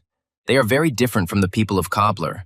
There is not a drop of compassion in them. These soldiers are well trained. Apparently, they are the Knights of Region. The manager appeared at the gate and asked to forgive their rudeness. The manager introduced himself, saying that his name was Noor. He was responsible for this place, and he asked permission to check the map. Karen answered, of course. Noor bowed and thanked the gentleman for his kindness and flexibility in such a delicate matter. The guy warned, but not everything is so simple. The masked men stared in surprise at the unusual guest of the slave auction house. Karen's eyes flashed, and he warned them that they would pay for wasting so much of his time at this gate. Cobbler shook silently with horror. He already knew how painful the blows of this young but very strong, rich buyer were. The host loudly warned the guests of the luxurious auction house that the auction of fresh slaves would begin very soon. The distinguished guests were asked to take their seats. This place resembled a very rich theater, and the guests here were not poor. The host reminded him once again that the auction would soon begin. Karen looked around carefully. All the buyers were carrying slaves. The guy clenched his fists and growled, "Damn circus, where people are sold like cattle, and these rich idiots buy slaves for themselves." Karen fell silent and plunged into the dark memories of Cain Rathor. In his past life, he had been much less lucky than in this one. Cain recalled his childhood, spent in a remote mountain estate, where houses are clung to one another, immersed in the greenery of the forest. He was a slave, and for the amusement of his master, his slaves had to kill each other in a large arena soaked in the blood of their victims. That day, Cain killed everyone who entered the arena one by one. The wounded boy begged him, "Please, spare him." Cain looked silently at the thin child, who was also shackled, and the boy moaned, saying that he really didn't want to die. The little slave looked up at his fat master, who asked the child in bewilderment if he was really asking what to do. The fat man said smugly, "The boy already knows the answers, so why waste time? We need to finally finish this show." The fat slave trader flashed his cruel eyes and told young Cain to do as he saw fit. A small slave with a sword in his hand turned to the wounded boy who was crawling away, leaving a wide trail of blood on the arena. To the loud laughter of his master, Karen, covered in blood, raised his sword above his head, raising it over another child in shackles. Tears were streaming from the wounded boy's eyes. He had lost a lot of blood, and yet, with a trembling hand, he tried to reach for his sword. Cain struck, finishing off the wounded man. A stream of blood gushed over him. His eyes also became bloodshot. He looked like a little demon. Cobbler reminded the gentleman that the auction for the lot he was looking for was about to begin. Karen woke up from his memories. Ah, right. Noor announced the next lot. Karen threw off his hood and leaned forward a little, not taking his eyes off the manager of this terrible place. The presenter said that this was a rare specimen, caught in the Great Southern Forest. Everyone started making noise. The Great Southern Forest, which means it's an elf. A young, pointy-eared girl was brought onto the stage. Noor presented the lot. A young elf, caught near the Great Southern Forest, was being offered. Karen looked closely at the girl. He caught a barely noticeable elven magic that emanated from the captive elf. Despite being blindfolded, she turned to Karen. sensing the mana of her kin in one of the shoppers. Buyers from their balconies began offering prices of 100,000 and above, and very soon the girl's price reached 130,000. It turned out that there were plenty of people who loved elf slaves at the auction. The price kept rising, and soon it reached 170,000. Nur announced that the offer was 170,000. Perhaps someone would be willing to pay even more for such a valuable item. From the VIP box, the buyer declared, "My elf, I'll give you 200. Nur bowed to the rich buyer. 200,000. Bet accepted. Nur asked if there were any other people willing to raise the bid. If not, then the young elf from the great forest would go for 200,000. Karen raised his hand and loudly announced, 500,000. Nur jumped in surprise. Such offers had never been made before. Everyone started whispering, 500,000. What kind of psycho is this? Even for an elf, this is clearly too much. Surprised, Nur turned to the new buyer. Their eyes met. Karen had an absolutely impassive face. Nur was trying to understand what kind of person was in front of him. Having come to his senses, the host announced that we had a generous offer of as much as 500,000 gold for this extremely valuable lot. If there are no more bids, then the young elf beauty from the great forest is sold to the gentleman who offered 500,000. The amazed cobbler asked the gentleman if he really had that much gold. It was simply an incredible amount of money, Karen said contemptuously. A bill of exchange is only issued if there is at least 500,000 in the account. Idiot, he replied. It's clear. The boy asked the very frightened slave trader if he could quietly and unnoticed take out all the slaves bought today. Cobbler jumped up. What? In what sense? Steal it or something? It's simply impossible. They are all very well guarded. Karen sighed, judging by the reaction. You can't. Useless, the bald man muttered. With such security, it's not worth trying to do it. The former slave grabbed his head and exclaimed, Whatever you have in mind, don't drag me into it. I won't get involved in such matters. The guy said seriously, Hey, cobbler, think carefully about whose side you're on. The bald guy was taken aback and asked in confusion what that meant. At that moment, there was a knock on the door of the room. Karen loudly said that they could come in, and turned to the front door, waiting for the guests. Nur brought the elf under guard and congratulated the guy on winning the auction. A whole 500,000 gold, which is very impressive. Karen asked how to pay. Nur replied, You are as determined as your bid for the lot. Cash is of course preferable. The buyer objected, saying he didn't want any unnecessary suspicions. They could track it. But Nur assured him he didn't have to worry about that. To conceal the fact that the slave was purchased, the auction house framed the transaction as a purchase of jewelry for the 500,000 gold pieces. Karen asked with a grin, Are you laundering money? Nur reluctantly confirmed, You could say that. They just do everything legally. The guy leaned back in his chair and said, Well, that's a problem. The auction house manager didn't understand why that was a problem. Karen stated that he would like to pay a little later. All the cash is now in his personal vault in Tibia. Turning to Cobbler, the guy asked him, You'll go there with me, right? The unfortunate slave trader bleated something incomprehensible. Nur categorically objected. We only work on an advance payment basis, and since your identity is not confirmed, this is completely impossible. He told the generous buyer, I'm sorry, but we have to refuse. You will not take the elf until you make full payment. Karen said regarding the identity, it's all clear and understandable. He took hold of the mask on his face. The manager of the auction house looked at him. The guy asked, Then how about this? He quickly took off his mask and showed his face. Cobbler's mouth dropped open in surprise. Karen asked if post-payment was possible if he revealed his identity. Nur objected that it was not at all necessary. The guy showed his face and sternly told the auction manager, Since I've shown my face, you better not try to make excuses. Karen said that if Nur himself couldn't make a decision, he should call the boss. Nur objected. It's me. And besides, even seeing the face, the customer's eyes flashed and he barked at the manager. Shut up and report to the owner. Tell him that Karen Reston demands a meeting. Nur stuttered as he replied to the unusual customer that he understood everything and would soon return with someone who could make such decisions. As soon as Nur left the room, Karen said, Hey, Mr. Fork in the Eye, free the elf right now. Cobbler didn't understand right away. The guy shouted at the slave trader, promising to gouge out his other eye right away. Cobbler quickly answered the master that he was already on his way. Soon the shackles and bonds were removed from the elven girl. They ended up on the floor. The elf, caught in the forest, breathed a sigh of relief. She flexed her hands and silently looked at her buyer.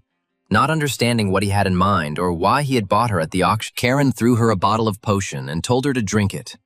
It would quickly heal her wounds and make her at least a little stronger. She thanked him. Noticing that it was a good potion, the girl immediately swallowed it, and her wounded body began to heal instantly. Karen was surprised. An elf who knew the language of people. He thought that she would start to riot when she was released. But she was surprisingly calm. The girl explained that she felt her mother's presence in Karen and a faint trace of her relative's aura, which meant he was not her enemy. The boy immediately remembered the 6th Prince Revelio and his amazing gift that saved Karen from death after the fight with the demon. He realized that it was probably because of the dew of the world tree that he had once drunk. But 4 whole years had already passed since then. Karen asked the elf in surprise how she had been caught, since elves were incredibly strong and the great forest itself was their home. She explained that she was ambushed while she was exterminating monsters in the south of the great forest. Karen was surprised. The monsters reached the outskirts. The elf's face hardened, and she told them that there was a knight among the slave traders, and it was he who had captured her and put her up for sale. Karen wondered if he was a knight. Then he was certainly from Region, most likely a subordinate of the local ruler who patronized them. The warring southern kingdoms have no spare fighters. He asked the girl if she remembered his face. She answered, no. He was wearing a helmet. Her eyes flashed angrily. She added that she clearly remembered the aura of his mana and would be able to recognize it from millions of knights. Karen smiled. This was enough to find and punish this scoundrel who had dishonored the title of Knight of the Great Empire. Karen explained to the girl that he had come to save the girl at the request of her relatives and asked what her name was. The elf replied that her name was Neria. The guy warned Neria that they weren't out of here yet, so there was no point in doing anything stupid. The girl reluctantly agreed to be quiet for now. Turning to Cobbler, Karen said that there was work for the Shaggy One. The slave trader fearfully asked the guy what other work. Karen explained to him that they were starting a rebellion, right here in Region. They had to overthrow this overfed Marquis and his entire gang. The former slave thought about the uprising in Region. He couldn't understand what it was and pretended to be thoughtful, trying to figure out what this gentleman wanted. And then it dawned on him. He jumped back in fear, exclaiming in horror, "Is it a riot or something?" "No, sir. I still want to live like this." Karen calmly asked the slave trader if 100,000 was enough for him. He stood at attention. "My life belongs to you, chief." He hit his chest and exclaimed that he would be the first to attack to punish this slave market. The guy was surprised how to punish it. Karen explained to the former slave that he simply hates it when slave traders live happily. Neria silently listened to the savior. The vile face of young Kane's former master surfaced in his memory, and he thought that although he had personal scores to settle with the slave traders as well. The door of the room opened slightly, and the smiling ruler of Region looked in. He exclaimed in surprise, "Well, it's Karen Reston." The Marquis entered the office and, bowing gallantly to the highborn guest, asked the Duke's grandson, Hilo Reston, for forgiveness for the wait. The man who entered introduced himself. "I am Leandro, the ruler of Region, and I am very pleased to meet the grandson of the continent's greatest hero, Duke Hilo." The boy bowed slightly to Marquis Leandro and kindly replied that he was Karen Reston and was also glad to meet the ruler of glorious Region. The captain of the guard Region looked askance at the young elf, who also looked very closely at the knight and immediately recognized him. Hatred flashed in the girl's eyes, although not a single muscle on her face moved. She did not take her eyes off the one who had once deprived her of her freedom. Karen looked closely at Neria. He noticed how much her gaze changed, how her mana aura flared with anger, and he understood everything. For a second, anger flashed in Karen's eyes. He hated slavers with all his soul, and a slave trader knight should not live at all. He followed the elf's gaze and realized that it was this knight who had captivated her back then, in the forest, and only the promise he had given to the boy was holding her back now. The girl's eyes at that moment were more eloquent than any words. There was so much hatred in her gaze that it was difficult to even describe it in words, and only the smug Marquis Leandro did not notice anything. He felt invulnerable and unpunished in his city of region. Cobbler looked from one to the other. The slave trader was shaking with fear. He thought that he really didn't like all of this. Leandro had heard much about the outstanding skill of young Karen, but to go all this way to save an elven slave was too much. The Marquis noticed with surprise. He didn't know that the guy had such tastes. But the elf, apparently, also liked young Karen. She was quiet. The ruler of region said with a smile that this deal would be beneficial to everyone. Karen agreed with the Marquis. Right on target. I'll just pay later, okay? Leandro said thoughtfully, later. Then I understand perfectly well.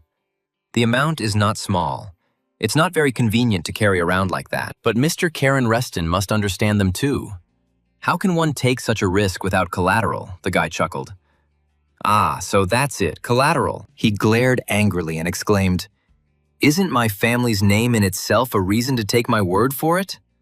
Or does the Marquis not believe them? The ruler of region was silent for a moment. Thinking about the situation, he smiled wryly and said, All this is incredibly interesting and unexpected. The Marquis invited the Duke's grandson to sit down and discuss the details of the upcoming deal. Karen politely agreed, in Leandro, of course. At the manager's signal, wine and a variety of delicacies were quickly served on the table in the room for the dear guests. The Marquis said that Karen should have come to the Lord's castle immediately and discussed everything, and he replied that if he had known about such hospitality, he would have done so. By the way, Leandro never expected that the mad dog of the Reston house had such strange preferences, and that he could buy slaves for pleasure. The ruler of region, looking at the guy, chuckled. The passion for elves of the heir of the ducal family. Well, what a surprise. Karen smiled slyly. The youngest grandson of Duke Hilo Reston is buying an elf for a huge sum. Isn't that an excellent deposit? Marquis Leandro repeated thoughtfully. An excellent pledge. This should be discussed with the patrons, but we need to decide with the boy now. But after thinking about it, the Marquis smiled. It really is an excellent pledge. It means that I have dirt on Halo's beloved offspring. Duke Salmon will be delighted to hear this touching story about Duke Hilo's grandson and his young elf girlfriend. The ruler of region asked his guest, Aren't you worried, young Karen? He asked Leandro in surprise what he should be worried about. The Marquis smiled, saying that he could tell Duke Hilo Reston about his grandson's visit to the slave auction. Karen replied, Then we will keep each other's secrets. I, for example, will keep silent about the fact that you run a slave market, Marquis Leandro. The ruler of region smiled cheerfully, I understand. Okay, since this is our first deal, so be it. I will give in to such a young and generous guy. The Marquis promised to provide his men to escort them to Tibia. Given the situation around region, they definitely needed an escort. Sir Owen will go with Karen and the girl. He is the commander of the Knights of Region. The captain bowed to the young man and said that he was glad to serve the young man. The young man was surprised. Were you really sending the commander of the knights himself? So generous. The Marquis smiled smugly. No need for gratitude. Joy sparkled in Neria's large eyes. If this ghoul went with them, he would definitely not come back. She would personally kill him. Karen Reston and the young elf he had purchased returned to region with Marquis Leandro and his knights of the city guard. The ruler of region informed Karen that he could immediately prepare a train for them to travel to Tibia via the Imperial Railway. But Karen objected. No need. I want to enjoy the scenery. There are such beautiful places here. The Marquis grinned. A young man with refined taste. Leandro promised young Reston to prepare another excellent elf next time. Karen replied with a smile that he would wait. The travelers got into the carriage. The Lord wished them a safe journey. Karen thanked them kindly, and they set off together with the knights. Neria kept her eyes on the captain of the city guard. Owen rode right next to the carriage, periodically glancing at the unusual travelers. Karen asked the girl, It was he, yes, the one who kidnapped you in the great forest and sold you for a huge amount of money at a slave auction. Like cattle. The girl confirmed, yes. He is the most active, strong, and cruel slave hunter in the Great Forest. Karen smiled. He thought so. The guy noticed that, judging by the look, Neria probably wanted to tear Owen to pieces, but now was not the time. They were too close to Region. He asked the girl to be patient a little longer. Soon they would find themselves in the thicket. The elf raised her surprised eyes to the guy. Could it really be that he himself? Karen confirmed. That's right. I plan to kill them all. But at the right moment, when they calm down and relax a little, Neria replied that she understood everything and was ready to be patient for a little while. But she would like to kill him herself. This was evident from her pursed lips. The guy suggested that she get some sleep. It was a long way to Tibia, and she had not yet fully recovered from her time in captivity. Karen himself leaned back on the soft seat and fell fast asleep. But Neria did not sleep. She continued to closely watch the nights. Soon their carriage, accompanied by guards, entered the forest. The huge trees rustled their leaves menacingly, and the day was drawing to a close. Night found the travelers in a dead forest.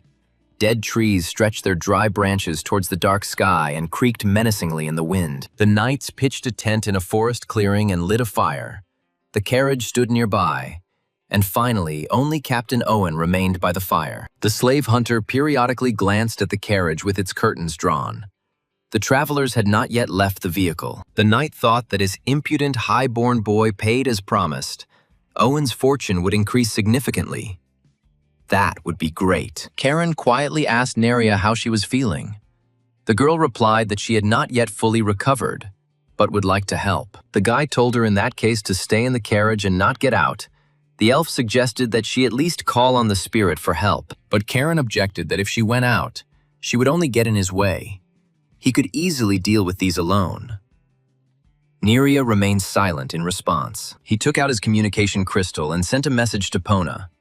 Everything is fine. The coordinates of this place have been received. It's time to act. Karen walked towards Owen.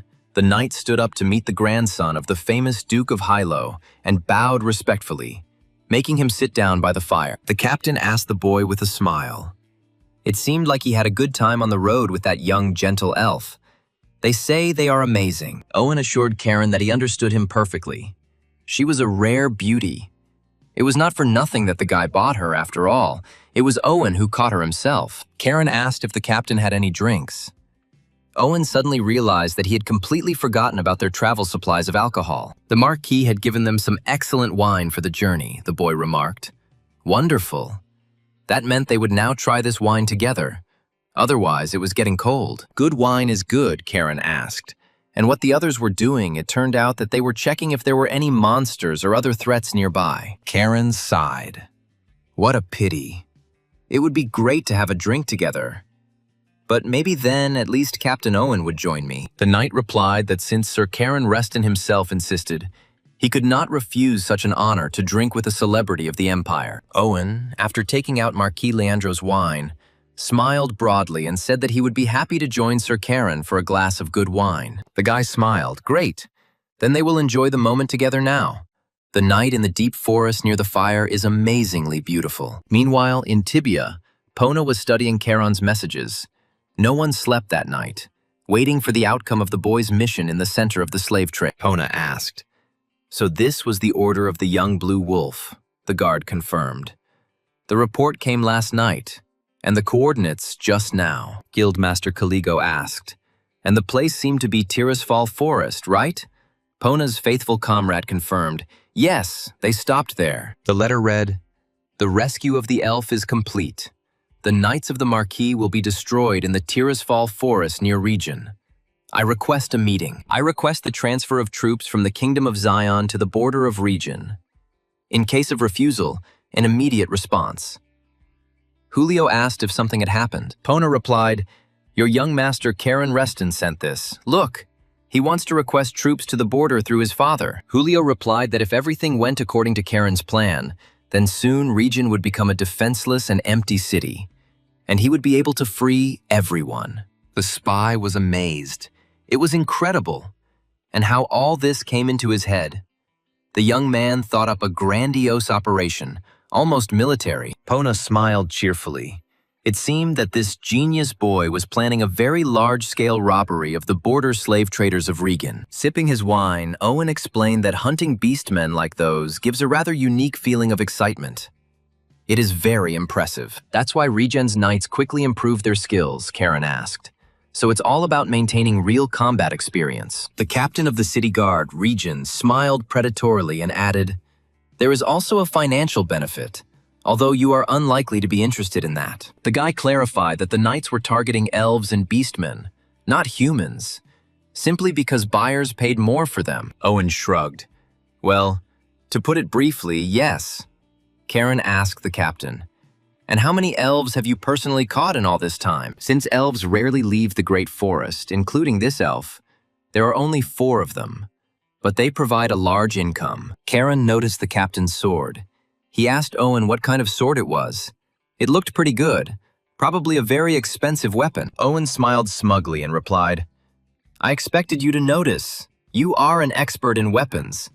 This sword was personally given to me by Marquis Leandro. This blade was forged by the best blacksmith from the capital." Karen became interested and asked, "Maybe you could show it to me. I'd be interested to see it." Owen beamed with pleasure. It was clear that he was very proud of his weapon. The knight took the scabbard and took out a wide blade from there. The blade of the sword shone in the moonlight. The captain of the guard region looked at the blade with tenderness. He asked, "Is it really an excellent sword, huh?" The guy chuckled in surprise and asked the knight, "How long have you been using it?" He replied, "Yes, for about 5 years, even a little more." Karen noted that for such a short time it was in excellent condition. Owen smiled. "I've been taking care of it since the Marquis handed it to him. And besides, the better you control mana, the less strain is placed on the blade," Karen asked in surprise. "Really? That's surprising." Neria watched her interlocutor closely from the carriage window, her eyes glittering in the night. She eagerly awaited Owen's death. Karen suggested that perhaps Owen had simply never encountered an opponent strong enough to defeat the captain. Owen frowned and asked the guy, "Are you really saying that your sword is something special, Karen?" He replied, "It's interesting." Karen took the scabbard with his sword in his hands. His eyes flashed strangely. He asked the captain, "Should I unsheath my blade before you?" The knight looked at the sword with curiosity. He shook his head and said that he really wanted to see it. It was probably an ancient relic. The guy looked coldly at the slave hunter and quietly said, "Well, if you really want to see my sword, then enjoy the sight." Everything was going on as usual in the Azure Sea Fortress. Karen's father, as always, was sitting in his office for a long time, busy with family matters. He sighed wearily. In front of him lay piles of documents that still needed to be read, approved, or rejected. Pale stretched his stiff joints. He wasn't feeling well. He pushed the documents aside and said, "I'm so tired. That's enough for today." At that moment, the magic communication crystal lit up, and the man was surprised who would need it at such a late hour. Apparently urgently. He replied, saying that Pale Reston was listening. The head of the merchant guild, Callisto, said, "I haven't heard from you for a long time, respected Count." Pale was very surprised that Lady Pona was calling. The elf apologized for calling late, but this matter could not be delayed. She told Pale that his son had asked for help, and the man immediately became wary and replied that he was listening to her carefully. The elf said he was asking for the troops of the Kingdom of Zion to advance to the border of Region to create a tense situation. Pale didn't understand why the troops of the Kingdom of Zion were there, what all this meant. He was supposed to be there to destroy monsters. Pona explained that it seemed the boy intended to provoke a rebellion against Lord Region. Pale replied, "You have a great sense of humor." Although, knowing Karen, he asked the chairman of the Caligo Guild to tell him in more detail so that he could understand how best to proceed. He asked the elf what exactly Karen was doing there now. Pona fell silent. She didn't know how best to explain it to Pale Reston. Pona wondered what Karen was doing there. The same thing as usual, his favorite thing, creating anarchy. A stream of blood gushed across the forest clearing. The fire hissed and smoked. Some of Owen's blood fell into the fire, and the smell of something fried filled the air. Before the captain of Region's guard could even comprehend anything, Karen swung his sword and cut his grinning head off his shoulders. Neria pressed herself against the carriage window. She couldn't believe that her sworn enemy was already dead.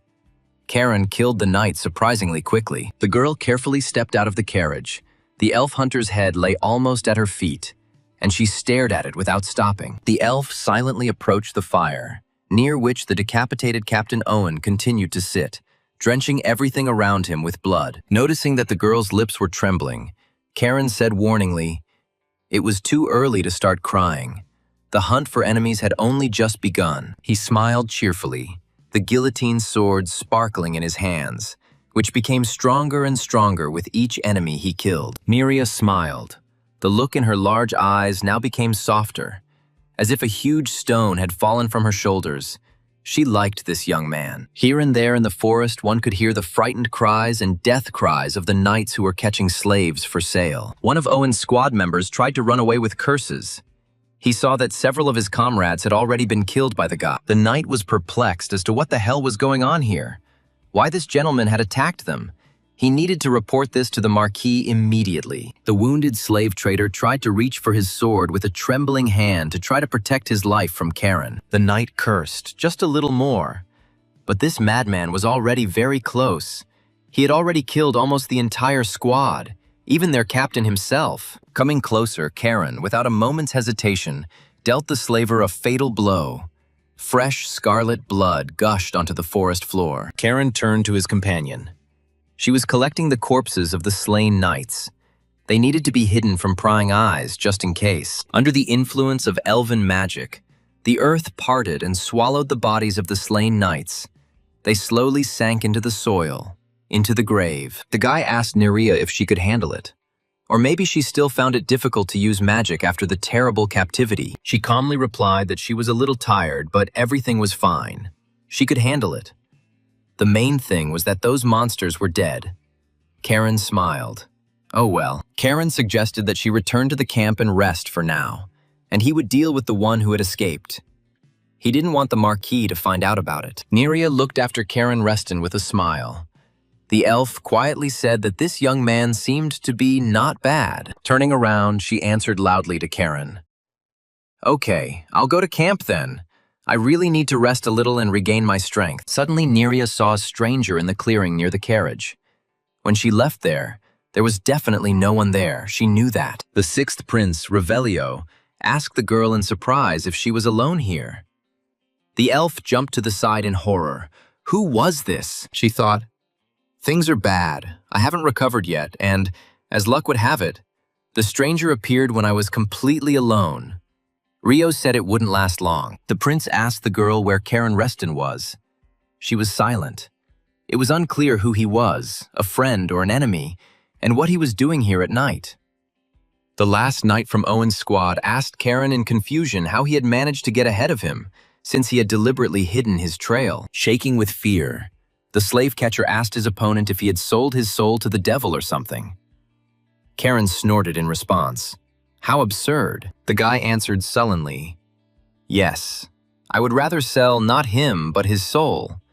Seriously, this is just nonsense, and how could such a thing even come into my head?" The slave catcher said, "Otherwise, you wouldn't have caught up with me so quickly." He swung his sword, getting ready to attack Caron, who had killed their squad. Duke Hylo's grandson smiled wryly. "Oh, come on, is that really true? I wonder why that idiot decided he couldn't be caught." Caron swung the guillotine, repelled the attack of the slave catcher, and dealt the last member of Captain Owen's squad the fatal blow. Blood gushed out. The Knight of Regions screamed. He did not expect the battle to end so quickly. All the escort knights were dead. The last escaped member of Owen's squad was killed. Now we need to deliver his body to the clearing so that Nerea can bury it with the others. Pona informed me through the crystal that I sent reinforcements to your coordinates. You'll like it. It's my special gift, Karen replied. After your words, I trust this even less, the elf laughed. Oh well, I answer. Everything will be just fine. Karen returned to the clearing and threw the corpse, seeing Revelio near the fire. The guy was stunned. And where is the gift? Is this really a clown? The guy was furious, Pona said a gift. The sixth prince greeted his friend with a smile. And here you are, our dear Karen Reston. Karen was furious. You say a gift, but why the hell do they need such a gift here? Is this what he asked for in his message to Ponya? Revelio winked at Karen. Yes, I am the best present. You are probably happy to see your adopted brother after so many years, Karen exclaimed angrily. What the hell are you doing here, brother? Damn your leg! Even if it's supposedly a gift, there are too many questions. But what about the fact that Rio must be constantly watched by the Heiran Knights? The sixth prince drawled meaningfully. Well, he explained with a smile that he had simply quietly slipped away from them. That was all. Karen was indignant. Well, you, Revelio, are a complete idiot. Seeing his brother's anger, the sixth prince calmed him down. Yes, everything is fine. I didn't come here alone. Karen was confused. And who else? It seems there is no one else. Mason Paul appeared behind the Duke of Hilo's grandson and greeted him warmly, saying, Long time no see, Karen Reston. Mason was very surprised that the guy had already reached the level of 6 stars. At such an age, this is almost a unique case in history. Karen replied. As you can see, he looked closely at the knight and remarked, By the way, Lord Prime Lord, it seems that things are still not easy for you. Mason lowered his head silently. The young man noticed that he had firewood in his hands. He had collected it to warm Prince Revelio. After a pause, Mason replied, Well, yes, there is such a thing. Neria carefully watched these strong but kind people. After listening to the sixth prince, Karen concluded that everything was clear, meaning that the prince of the Orias Empire and the Archmage Tibia were sworn relatives. Neria asked the prince what kind of person this Lady Pona was. Revelio answered with a smile that she was concerned about justice and was ready for anything. Like Karen. Young Reston jumped up in indignation. What was Rio saying? He didn't care about justice, only profit was important. The sixth prince laughed and said to the elf, Even though he says so, you yourself understand everything perfectly well, don't you? Rio exclaimed, Yes. Karen Reston will tear anyone's ass if he sees injustice. Then growled so that the prince would shut his mouth. The elf saved by Karen looked at her savior, who was puffing with indignation, with a smile, and replied that she knew it. The prince turned to the girl and said seriously, Oh, he also wants to tell her about what happened to the wise clan of the forest. He, as one of the princes of the empire, asks for forgiveness on behalf of His Majesty the Emperor for everything that happened, and promises to punish everyone. Karen laughed. Revelio calls his father a puppet and still apologizes for him. It's very funny, the prince flared up. He indignantly shouted at Karen, How dare you insult my father? He is not just anyone. He is the ruler of the empire. Revelio turned to Mason and asked if he was really going to stand there like that. The knight shook his head silently, not wanting to interfere. Having calmed down a bit, the sixth prince said, Well, actually that's true of course, but it's still worth apologizing for the slave trade. Karen crossed his legs and indifferently told the sixth prince that he could do whatever he wanted. He basically didn't care about all of this. The prince turned to the elf. So that you can return safely to the great forest, I will help with all my strength, Lady Neria. Revelio's eyes flashed with anger. He added that everyone involved in this shameful matter would definitely answer for it. Neria looked at the prince in silence. Today she had seen people from a completely different side, and this never ceased to amaze her. She smiled and bowed to Revelio, thanking him for these words.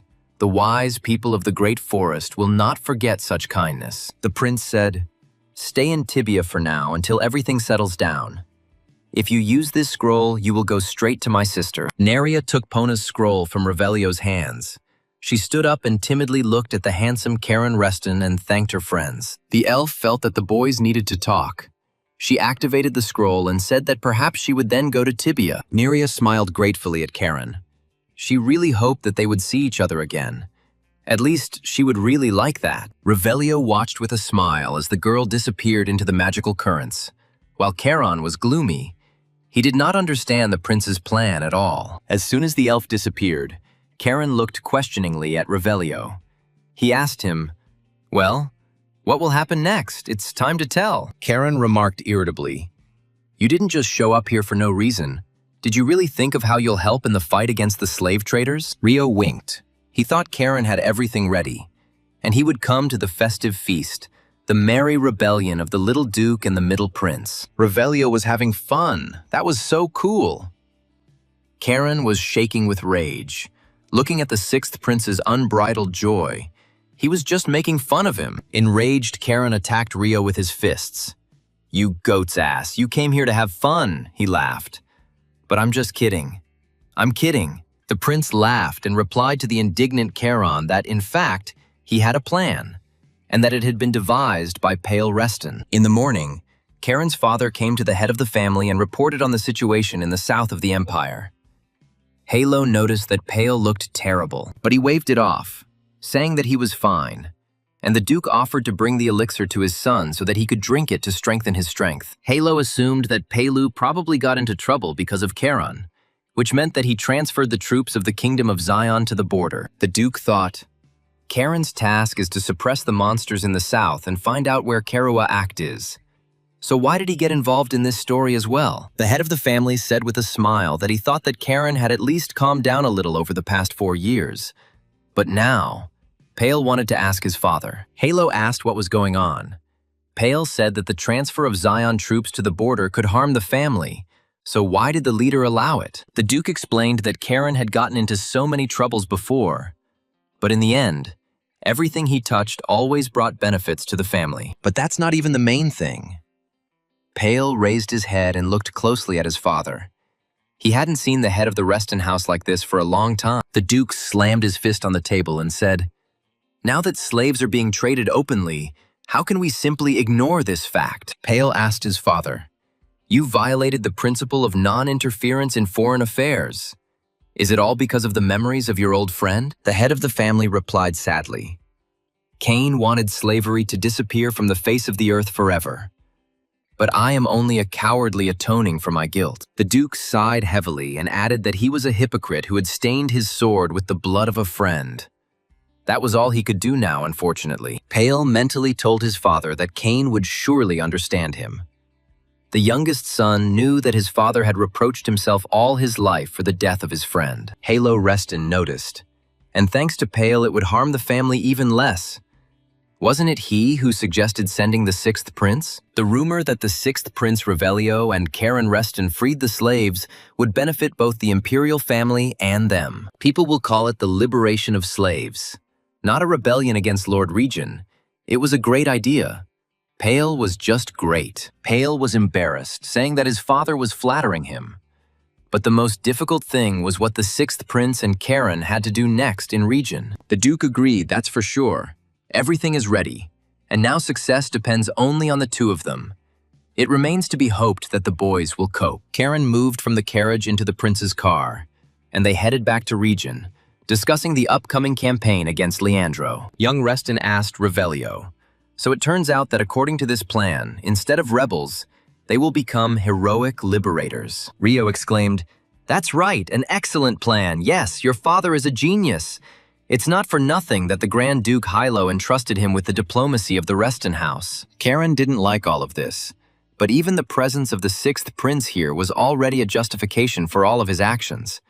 It was truly smart. The boy thought that this meant that all they could do was justify the expectations of their father and grandfather, who had taken a great risk by sending troops and Revelio. Karen warned the prince that Margrave Leandro was closely connected to the ducal house of Salmon, and therefore felt very confident. As long as the scoundrel slave trader is supported by this family, he will certainly not be punished, the prince asked. And what Karen proposes to do? The boy's eyes flashed, and he offered an unexpected solution, asking, "Revelio, let's accuse Marquis Leandro of treason." The sixth prince frowned and asked his friend suspiciously, "Weren't you dropped as a child? What kind of crazy thoughts are you having?" The Marquis wouldn't expose himself like that. Karen declared that it was not enough for him to simply deprive this villain of his title. The prince asked, "So you want to set him up for rebellion?" The guy smiled vindictively. Rio guessed right, and by the way, about childhood, he really was dropped, even more than once. Karen laughed evilly. The prince thought about it.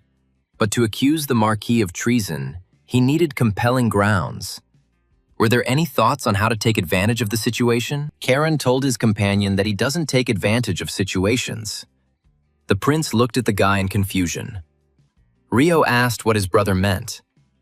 Reston explained with a smile that he was simply creating situations, because there was no one in this world from whom you couldn't take something if you tried hard enough. Moreover, we are talking about murky sources of funding, which go, among other things, to maintaining security and control over city residents. In other words, the Marquise's Achilles heel was his enormous black ledger, acquired through the slave trade, and also his enormous military power. As for what Rio thinks the central government and His Majesty will think about this, the prince objected.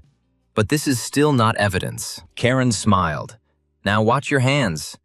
What if an informant from Marquise Leandro's inner circle suddenly appears? The guy grinned. There is no loophole. Make one. Mason warned the passengers that Regent's Guard Knight was already approaching them. Revelio lowered the window and asked what had happened. The knight apologized and informed the gentleman that martial law had been declared. The prince asked why, and the knight explained that the Kingdom of Zion had recently deployed troops to the border of the empire. To prevent sabotage, entry and exit from the city is strictly limited, Rio snorted. And you're distracting me with such nonsense. The deputy commander of the city guard barked at the knight, calling him a fool. The boy was taken aback, not understanding what was going on. The vice captain smiled broadly at Revelio and apologized for his subordinate. The prince asked, "It seems you know who I am." The knight exclaimed, "Of course, you are the wonderful 6th Prince of Revelio." The ordinary guard shuddered. Did he really offend the prince? The deputy commander bowed respectfully and said, "Please enter the fortress." Revelio looked sternly at the city guards. Karen chuckled and quietly said, "Okay, sometimes you're useful, brother." These warriors almost wet themselves with fear when they saw the prince here. Revelio shuddered. Sometimes Karen was simply unbearably sarcastic. The prince growled, "Listen, be more careful on the turns." He told Mason to get into the city. It was time to put the plan into action since things had worked out that way. Rio asked if this was an auction house. Karen confirmed, "Yeah. When there are no slaves, they pretend to sell jewelry here." Prince Revelio noticed a rare artifact on Karen's neck that could change the shape of his armor as desired. Even Pono would hardly have been able to get something like that. Rio asked if he could lend it to her. Karen sharply refused. Rio got angry and didn't even listen to the end. The guy explained that it was the head of the house's family heirloom. "So if you want, you can be born in the Reston house in your next life." Rio snorted. The prince said that Karen's plan was rather ill-conceived, but the boy assured Revelio that there was no need to worry about it. Karen said that they were also spreading rumors through an acquaintance. The prince was surprised at what rumors and who that acquaintance was. The guy grinned, familiar. Prince. About the Margrave of Regent preparing a rebellion. Rio remained silent. Karen took this seriously. The manager appeared at the threshold of the auction house, and upon seeing Prince Revelio, Noor exclaimed, "Welcome, Your Highness." Noor had already received a notice from Lord Dekal, vice captain of the Regent Guard, and the steward bowed and invited Rio to pass. Rio explained to Noor. Karen told him that there was a lot of good goods here. Noor was perplexed. The imperial brawler came to the slave auction. Noor thought, this big guy must be that same knight of the 8th rank, the impregnable shield, Mason Paul. And who is next to him? The knight stood silently next to Revelio. Nuru didn't like it, but he didn't dare ask the prince. He decided he was simply accompanying him. The auction house manager ordered the gates to be opened and politely said, "I will now take you inside.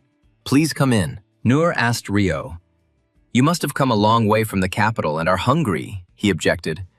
"I didn't say from the capital." The 6th prince explained that he came from Tibi, was resting there, Nur noted. Tibi, then you should have met Lord Karen there. Rio frowned. No, if he had met him, Karen would definitely have bragged about his beautiful elf slave. But why should I listen to such crap? Nur bowed and said, "I couldn't even imagine that Lord Karen would introduce such an outstanding person." Rio asked, "So what?" Nur found it quite unexpected that His Highness would visit such a place, since it was not a place that was approved of by society. Rio noted that for a man who traded slaves in defiance of His Majesty's prohibition, Nur did not seem particularly brave. He was not a chatterbox. Of course, there is no need to tell everyone that Nur saw Rio here. He bowed. Protecting the identity of our clients is our pride. The manager asked the guest if he wanted to look at the goods. The sixth prince agreed. Yes, let's go. Noor bowed and handed over the album. Rio was surprised. Tiger men and cat girls. So you sell that too? Noor bowed. Yes, we respect the preferences of our clients. Prince was unhappy with the album. But what are we to do with it? It's not what I need at all. I can't even choose anything to buy. The manager politely said that it would be wonderful if Your Highness could be more specific about your tastes. Revelio asked. So what? You'll pick up the order? Well then, bring the ledger. The manager was taken aback. What is the prince saying? The sixth prince explained that if Noor reports to the Margrave, he must write everything down somewhere, and he wants to see these records. Noor said irritably, This joke has gone too far, Your Highness. Revelio frowned and declared that it was not a joke at all. The prince asked menacingly if he looked like a comedian. Noor shuddered, and at that moment a knight in armor immediately rushed towards him. The auction house manager only had time to gasp before his broken mask flew off and he buried his nose in the table. Revelio threw up his hands. What can you do? Noor asked for it himself. He and his brother don't intend to joke around here, so it's better for Noor to obey. The manager couldn't understand anything. What the hell? Wait a minute, brother. So who is really posing as a knight under that armor? Karen ordered the armor to disappear, and Noor saw Reston with horror. The guy cheerfully greeted the manager of the slave trading house. Rubbing his arm, which Karen had twisted, Noor asked what the guy was doing there, and he grinned, wondering if the manager had already forgotten their meeting. Karen reminded the slave trader, I told him I would pay later, didn't I? So I came to return the debt. Isn't Noor happy to see him? The manager didn't understand what the hell was going on here. He glanced warily at young Reston, then at the sixth prince, Rio. The troops of the Kingdom of Zion set up camp near the very border of the empire, but behaved calmly and did not begin military action. The knights of Marquis Leandro kept a close eye on the enemy from their positions, preparing to repel a possible attack at any moment. The guard on duty reported that nothing unusual had happened yet. Although the troops were very close, they were not crossing the border. The Marquis didn't understand why they were suddenly so furious. The secretary reported that a request for communication had been received from Lord Decall of Region. Leandro was very surprised. From Region? What could have happened there in such a short time? The secretary hesitated a little, indecisive. He timidly informed the gentleman that they said the sixth prince had arrived in Region. Marquis Leandro shuddered in surprise. What news? The sixth prince, that imperial daredevil, Revelio. In Region, the Marquis understood that nothing good could be expected from this visit. Meanwhile, Revelio sipped wine in the auction house while Karen used blows to persuade Noor to be more accommodating with such guests. The manager fell to the floor of the luxurious office with a crash, and Karen took great pleasure in beating up the stubborn slave trader. Noor groaned. If I give up the ledger, I'm finished. Karen asked him. You still don't understand what situation you're in. The guy took up his sword and warned that if the manager did not give up the ledger, he would die right then and there. Karen's eyes flashed angrily. He growled, Give me the ledger and follow my orders to survive. Think carefully if you want to die here by my hand. Karen promised. I will cut open your stomach, pull out your intestines and hang them around like a garland. And you will watch. Or give me the ledger. The Marquis asked the vice captain if there was still no contact with Owen. Decall replied that there wasn't yet, but it hadn't been long. Leandro suggested that maybe he was having fun in Tibia, which was a common thing, but Decall doubted it. Owen wasn't that carefree. The ruler of Region ordered the vice captain to ensure that the prince was received properly and that there were no complaints. Decall confirmed that he understood the Marquis and would try to make sure everything was as good as possible and would do whatever the sixth prince wanted. The vice captain sighed. Well, I'll be damned. He came when the Margrave was away. I hope it won't cause any trouble. There are only 4 knights in Region. Decall walked to the window and looked down. Near the special prison for Marquis Leandro's special personal slaves, a knight stood guard. The vice captain ordered the duty officer to go down and cut the prisoner's tendons again, and the knight readily responded. The temporary commander of the guard cursed that these half-humans would break everything and run away, killing all the guards in the city. Decal watched as the prison door opened and the knight walked inside. The vice captain sighed, wishing he could live in peace for at least one more day. Karen asked the manager, who was shaking from the many blows, "Do you want me to tell you how to live from now on?" He only groaned in response. A trembling Noor asked Karen, "Even if I tell you everything, you'll kill me." The guy was indignant that the manager was offending him. Karen asked with a smile, did he look so much like a street thug he was telling the manager how to save a life? Besides, the slave trader had little choice anyway. The bloodied Noor looked gloomily at the highborn guests and remained silent. Having made up his mind, the manager asked, "What should I do then?" Karen chuckled. "Well, I didn't even have to cut off my balls. It's a pity." "I'm just kidding." Karen explained to Noor with a smile what needed to be done. The manager would give false testimony that the Margrave was preparing a rebellion. Noor's face stretched out in surprise and horror. He realized that if he didn't help these gentlemen kill the Marquis, he would kill him himself. And in a small cafe in region, preparations were in full swing for an uprising against the slave trader and the city's ruler, Marquis Leandro. One-eyed cobbler commanded his slaves, employees, and the agitated inhabitants of the city. "So, everyone check your equipment." The former slave shouted for everyone to gather together, as the decisive battle against the usurper and villain Marquis Leandro was just around the corner. One of the fighters asked the boss how they would fight against the army of the ruler of region, since he had well-armed knights there. Cobbler contemptuously declared that the fighter was just an idiot. He was talking nonsense because he didn't know who was behind them. The slave asked who was behind them. The slave trader answered importantly, "Those who don't want to be seen are very serious people. Do you think I'm going to tell you, a fool, everything like that now?" The one-eyed man proudly said that he was the most important here, because he was the middleman. The slave clapped his hands, saying, "Boss, you are really cool." And only then did Cobbler notice that Karen had entered and contemptuously asked who was the tough guy here. The slave trader swore in surprise. He bowed and asked fearfully, "Have you already arrived, my lord? And we are here preparing for battle. We have armed ourselves and taken our equipment." Karen was surprised. Cobbler also equipped his slaves. He noticed that the one-eyed man spent a lot of money to fulfill the agreement. The slave trader confirmed that he couldn't allow the goods to lose value, which would lead to all his savings going up in smoke. Seeing the guy's face, he muttered, "Of course. Not only for that reason," he asked. "If you are afraid that the goods will become cheaper, then why did you take them?" Cobbler was at a loss, mumbling thoughtfully, trying to figure out what to say to the hot-tempered but very rich Mr. Karen Reston. The slave traders smiled slyly and told the master that because they were pathetic, they were waiting for a chance to distinguish themselves and earn their complete freedom. Karen sighed. This former slave was as cunning as a snake. But still he was kind to his slaves and tried to do good for them. Reston slapped Cobbler on the back of the head and exclaimed, "Well done, shaggy one!" The slave trader yelped. The slaves looked at their master in horror. Karen kindly informed the slave trader that all expenses for this operation should be written off to the Reston house. His father and grandfather would pay for everything, and the guy himself added another half from himself. Having heard this, Cobbler changed his mind about being indignant and respectfully replied, "Thank you." Karen approached the guy and tightened his armor. He said, "Tighten the equipment tighter. It shouldn't fall off in battle." He thanked him. Cobbler sighed heavily as he watched Karen help the slaves get equipped.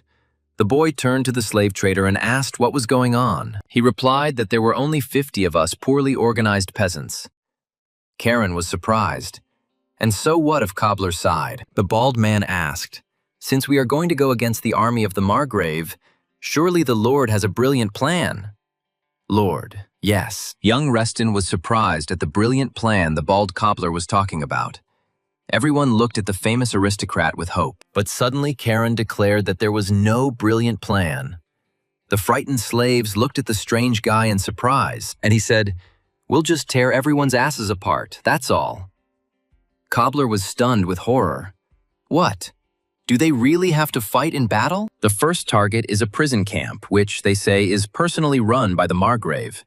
Karen asked, "Cobbler knows where he is, right?" He confirmed, the guy said, that they have prepared a strategy, which means they will see each other when the time comes to go to the secret prison. Karen activated the artifact and the helmet appeared on his face again.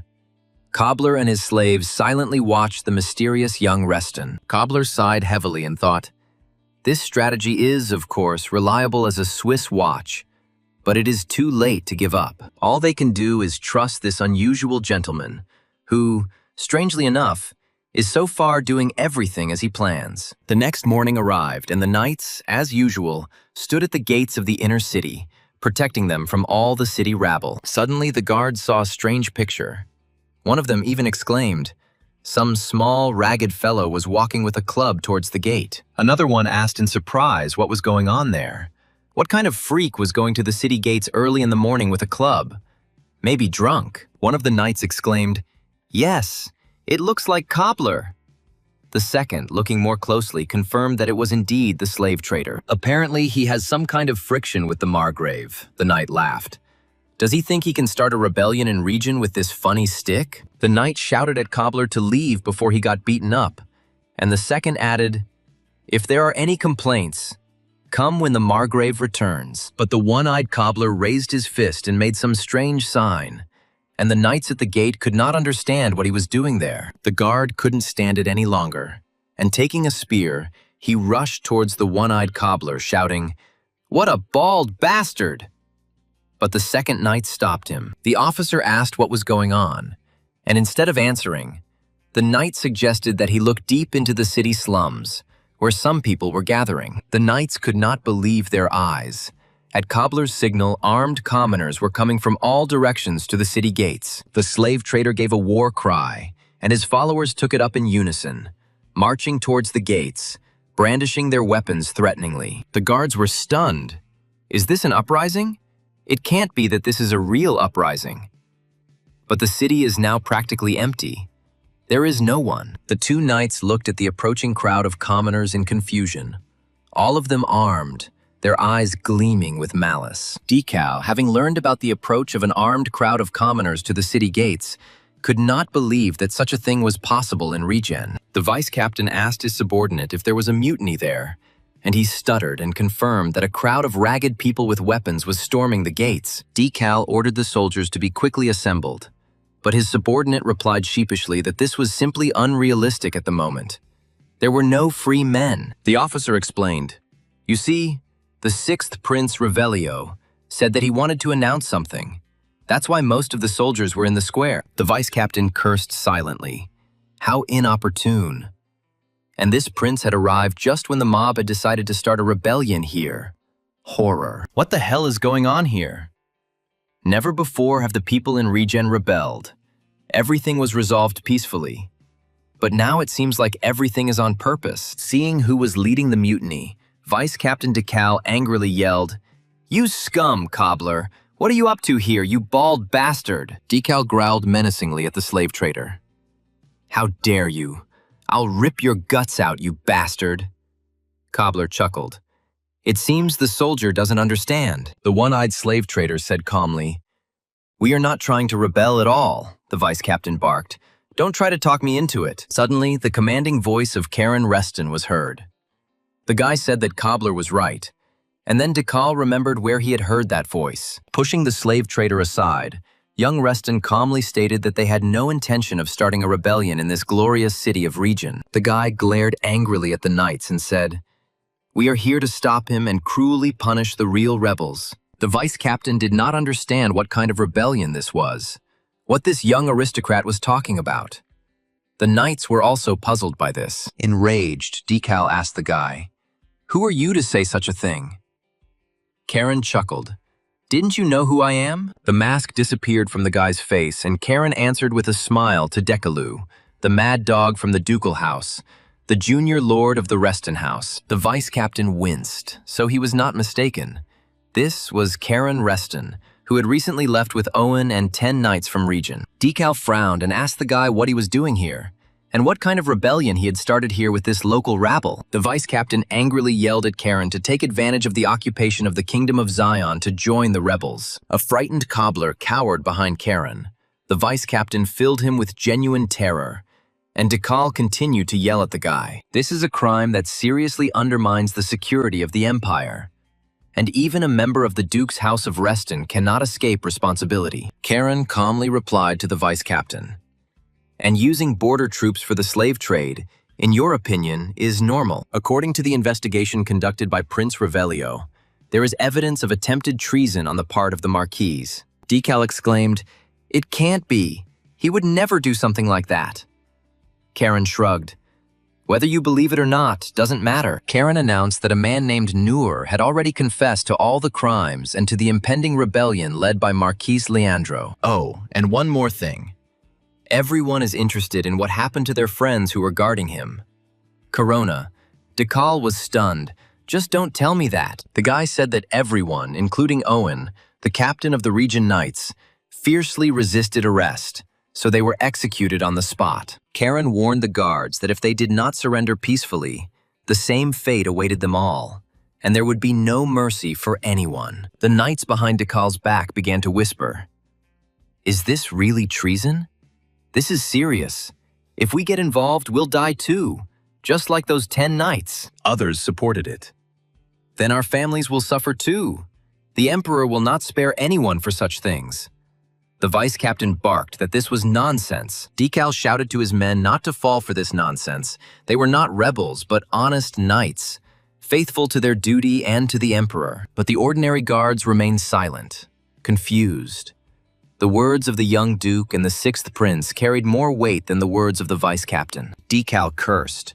He was shaking with anger and excitement, feeling that he was losing control of his people.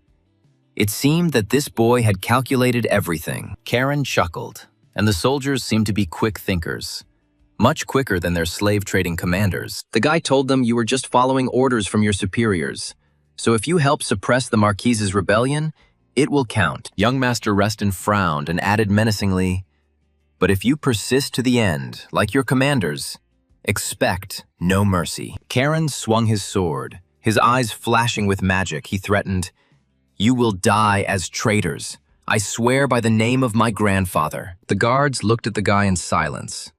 They understood perfectly well how strong he was. No one wanted to die because of their Marquis' betrayal. The vice captain turned to his soldiers, who silently threw their weapons to the ground, not wanting to get involved in treason. Many did not dare to look Dekal in the eye. The vice captain realized that if nothing was done, the situation would get out of his control. Meanwhile, the city guard soldiers were throwing their weapons on the ground. Almost the entire detachment was ready to surrender to Karen Reston. The guy asked the vice captain if he still had doubts. Dekal, clenching his teeth, glared angrily at this strong and dangerous enemy. Karen smiled. Now was not the time to wait. Cobbler was amazed. The power of words was such that one phrase made one throw down one's weapon. The slave trader thought that the House of the Dukes of Reston was truly such an incredible family. Even the youngest offspring was so strong. Dekal asked the guy, "What you want from me? You will surely demand something. It's not for nothing that you came to the gate with such a crowd of people." Karen Reston smiled. He didn't need anything special from the vice captain. He just had to hand over his master. Vice captain of the Region Guard looked silently at the smiling Karen Reston, wondering how best to handle this situation. Finally, Dekal asked the young master of the Ducal House of Reston what he would receive in return if he agreed to this condition. Karen sighed. Today's knights look more like traitors than loyal and skilled soldiers who put their honor above all else. The boy swung his sword, and with lightning speed cut off Dekal's right hand along with the sword. A stream of blood gushed from the wound. The deputy commander of the city guard, Region, didn't even have time to say anything. Everyone was stunned. Young Reston was so quick to punish. One of the officers called out to the vice captain in horror as he saw Dekal's bloody hand and sword fall to the ground. The subordinate asked the commander if he was okay. Well, of course, Dekal was not okay. The attempt to bargain for something cost him his hand. The vice captain realized that everyone needed to lower their swords right now. If they rushed at this guy now, they would all die instantly. Karen glared angrily at Dekal. "You're asking what you'll get in return, but in reality, it's a lot, even more than you need." The guy promised that he would leave the vice captain alive. That was enough, wasn't it? He remained silent, clutching the wound with his remaining hand. This composure and determination in such a young man made the knights tremble, and they looked at the enemy in surprise. Finally, the vice-captain ordered his men to drop their weapons. "We surrender!" Cobbler couldn't believe his eyes. Decal surrendered. Karen ordered the dumbfounded slave trader to take the knights to the prison camp, and he politely replied to the boy, "Yes, my lord." Cobbler asked the gentleman what to do with the soldiers. They were the first to surrender. Should they also be put in prison along with the knights? The boy asked how many were involved in slave hunting. Cobbler explained that only commanders were involved. The Marquis did not trust commoners. Karen glanced sideways at the disarmed knights and guards. "Ah, so that's interesting. Well, that makes things a lot easier for him and the prince." He called out to one of Regent's city guards, ordering the boy to come to him.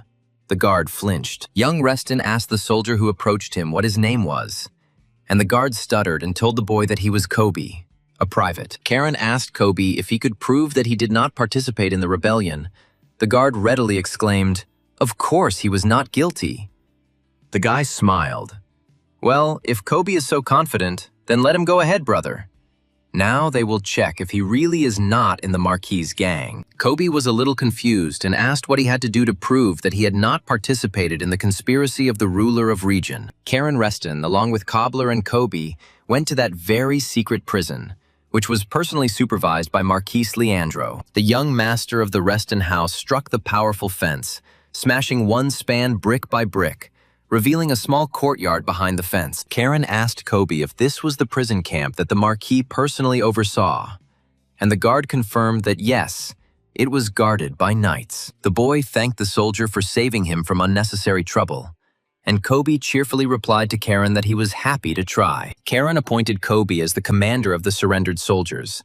They are to help Cobbler liberate all the prison camps in the city. The surprised guard thanked the young gentleman for the honor, and Karen ordered Kobe to go and carry out the task. The soldiers walked away, and Karen stopped at the entrance to the unusual prison, wondering who Marquis Leandro was holding there. There was clearly someone unusual there, since they didn't even allow ordinary soldiers to guard this prison, only knights who caught slaves themselves. Then Guillotine gave voice. The sword said, "I feel blood, master." The stone on the sword's hilt flared brightly. The prison was flooded with blood. Karen chuckled. "It's not for nothing that they call you the demonic sword." He immediately smelled blood. The sword was indignant. "I told you it wasn't demonic." The guy walked into the prison and looked down. Damn, how deep. What a hassle. And why was it necessary to build such a deep underground prison? Young Reston looked around carefully. It seemed that this prison was simply enormous, and that they didn't just keep slaves here. They killed them. Karen noticed a staircase and a long corridor. He quietly asked what it was. Something told the guy that he had to go there. In one of the cells, the guy saw a skeleton in torn clothes. A fat rat was sitting next to the corpse. It turned around with displeasure, hearing the noise. Reston saw that the body had been mutilated. Its limbs had been cut off, and eventually part of its head had been cut off, from which it apparently died. Taking a torch, Karen moved on. There were probably living people here. Otherwise, why would this prison have been so carefully guarded? He walked along the endless corridors of the stone dungeon. Most of the cells were empty or contained the decayed bodies of prisoners. The guy saw another staircase. It led to the lowest level of this terrible prison. Karen headed down the stairs. Looking around, he asked Guillotine if this was where the Marquis kept his most secret and precious prisoners. Karen felt the smell of fresh blood in the corridor. He looked closer. It seemed there was someone alive behind these bars. The prisoner asked the man if he was their enemy, and after taking a closer look, Karen realized that these were the same ones from the catalog that Noor had shown them. The boy told the prisoners that he was glad to meet them, whoever they were. He was Karen Reston, and with these words he entered the cell and freed them. Karen cut the shackles of the unusual creatures with his sword. The tigress, stretching her arms, asked if he was Reston. The guy confirmed that he was. Approaching the giant, the boy cut his numerous shackles, allowing the prisoner to rise freely in the cramped cell. The tigress was surprised that an aristocrat from a noble family had come to such a hole. The giant objected. "I know the glorious warriors of the Reston house." The giant said, Nice to meet you. My name is Utula. I am from the Black Axe tribe, Karen replied. Nice to meet you, big guy. Tigress noticed that Reston clearly hadn't come here for a tour. So why was he helping them? She wanted to know the young aristocrat's purpose. Karen threw the freed captives bottles of healing potion with a smile and replied that he wanted to give them a great chance. The tigress sniffed the potion. It turned out to be excellent. And yet she asked what other chance there was. What the guy was even talking about now. Utula opened the bottle and poured the potion into his mouth, noting that the bitter medicine was very beneficial for his large, wounded body. Karen looked at the tiger girl and explained that he wanted to give them a chance to take revenge for the humiliation and for this terrible slave prison. Utula scratched the back of his head in surprise and looked questioningly at the guy. The tigress honestly said that she still didn't understand anything. Karen didn't want to stay here any longer and said that he would explain all the details on the way up. The prison was very deep. Turning to the giant, the guy asked him, by the way, Utula, the passage there is very narrow for you. Will you be able to get out? The giant pounded his fist on his chest and said proudly, Utula is a giant. He will find a way out. Karen smiled. That's great.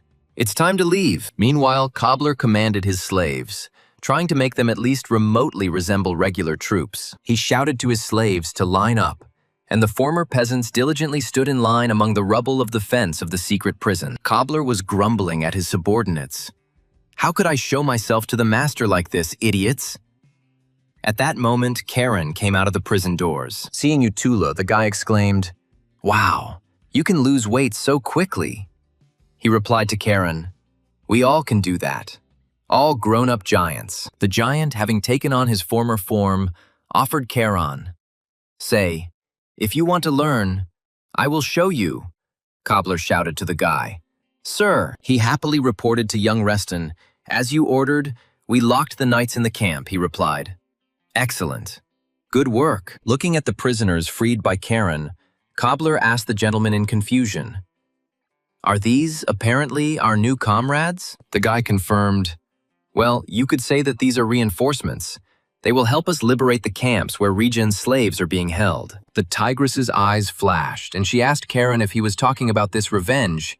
He decided to use them simply as a fighting force. The guy confirmed that everything was correct. This was a chance to kill those who had captured them and chain them up in a stone cell, putting them up for sale. The tigress growled, If we can finish off all these dirty slave traders, I'm in. Utula supported her. Cobbler quietly yelped. Tigress noticed that this guy in armor looked like a slave trader. But since he's your subordinate, Karen Reston, I'll overlook it. The guy grinned. I would have used him as fertilizer myself. The frightened cobbler asked the gentleman in a trembling voice what he was talking about. Karen suggested splitting into two groups and attacking. Utula would go with Cobbler, and he would go with the tigress. That way, they would definitely finish faster. Utula took the slave trader under his arm and said good-naturedly, I like you, Cobbler. For a human, you're quite attractive. Cobbler desperately called for the young master. Karen asked Utula to be easy on Cobbler and not to tear him apart. The tigress asked Karen if he would let her deal with one guy. Her claws were itching to tear him into very small strips. He asked who she wanted to deal with so much, and the former captive answered, with the captain of the Knights of Regen, the creature Owen, who had captured her. Karen grimaced. It seemed the late captain had a long list of admirers. The tigress worriedly asked the guy if something was wrong. He replied that he had already buried Owen. The girl frowned. What a pity. She would have liked to personally rip out the scoundrel's heart with her claws. Her eyes flashing, she asked Karen, Then at least tell me where exactly you buried him. I'll at least mark his grave, since I can't kill him. Young Reston promised to show where the bodies of the murdered knights who were engaged in catching slaves for subsequent sale were hidden. Karen asked the tigress. And she didn't want to introduce herself. The striped lady, the fiery red tigress, answered, Adina. My name is Adina. The grandson of Duke Hilo Reston answered the tigress with a smile. It is very nice to meet you, Adina. Today they will fight her together. Adina looked at the man with suspicion and silence. Her yellow eyes filled with suspicion.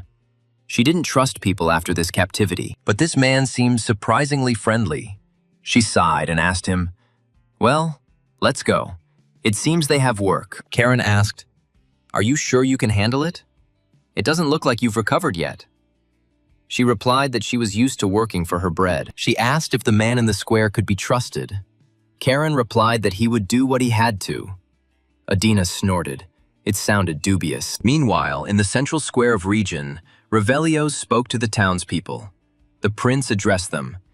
"Dear citizens of the empire," the sixth prince declared that this place, Region, was the empire's front line of defense, the most important place in the entire great state. Revelio, addressing the common people, told them that those of you who voluntarily make sacrifices are the true patriots of your state. Looking at the listeners, the prince thought with bitterness that all the townspeople had faces on which there was not a drop of hope. They were in terrible despair. Even the soldiers, who fear civilians more than enemies on the border, can see how terribly this place was run. Revelio thought bitterly, "Marquis Leandro, an aristocrat like you has no right to be here. Such a ruler is worse than an enemy." He declared, "I am the sixth prince, arrived in Region, having received important information about those who are greedily devouring this city from the inside." He turned to Lord Mason and said to the people of Region, "I present to you an accomplice who knows the whole truth about the Marquis." Revelio hoped that the truth that the people were about to hear about their ruler, Lord Leandro, would not be too much of a burden for them. Mason brought Noor onto the stage, stood him next to the sixth prince, and pulled the sack off the slave auction house manager. Revelio ordered the steward and confidant of Marquis Leandro to confess his crimes to the citizens of Region. The manager looked around in fear. He saw a square full of ordinary people and several soldiers around the perimeter. Noor shuddered, but he feared Karen even more. So he said, "I am Noor, a close assistant of the Marquis. By his order, I was responsible for the sale of his slaves." The auction house manager continued. He said that he had recently learned something, namely that the Marquis was planning to start a rebellion. One of the knights guarding the square angrily asked what this freak Noor was talking about. What kind of nonsense was this about their ruler? It was just nonsense. Suddenly, an explosion was heard near the city wall of Reagan. Everyone shuddered. It became clear that something was happening near the city. Noor gasped in fright. He was very afraid that Marquis Leandro would return to Regen and cruelly punish him for his vile betrayal. Revelio also turned in the direction where the deafening explosions were heard. The attention of all the residents was directed there. The prince mentally asked Charon to hurry. They must finish freeing the slaves before Marquis Leandro returned. A desperate cry was heard in the huge tent of Marquis Leandro, followed by a stifled death rattle. The ruler of Region was angry. Streams of fresh blood flowed from the curved saber of Marquis Leandro. The ruler's personal slaves were terrified and huddled in the corner of the tent. At the Marquis's feet, his secretary was writhing in death throes. Leandro, in anger, cut his throat for his bad behavior and the news. Leandro's face twisted in terrible anger. The veins on his face bulged. He hissed angrily.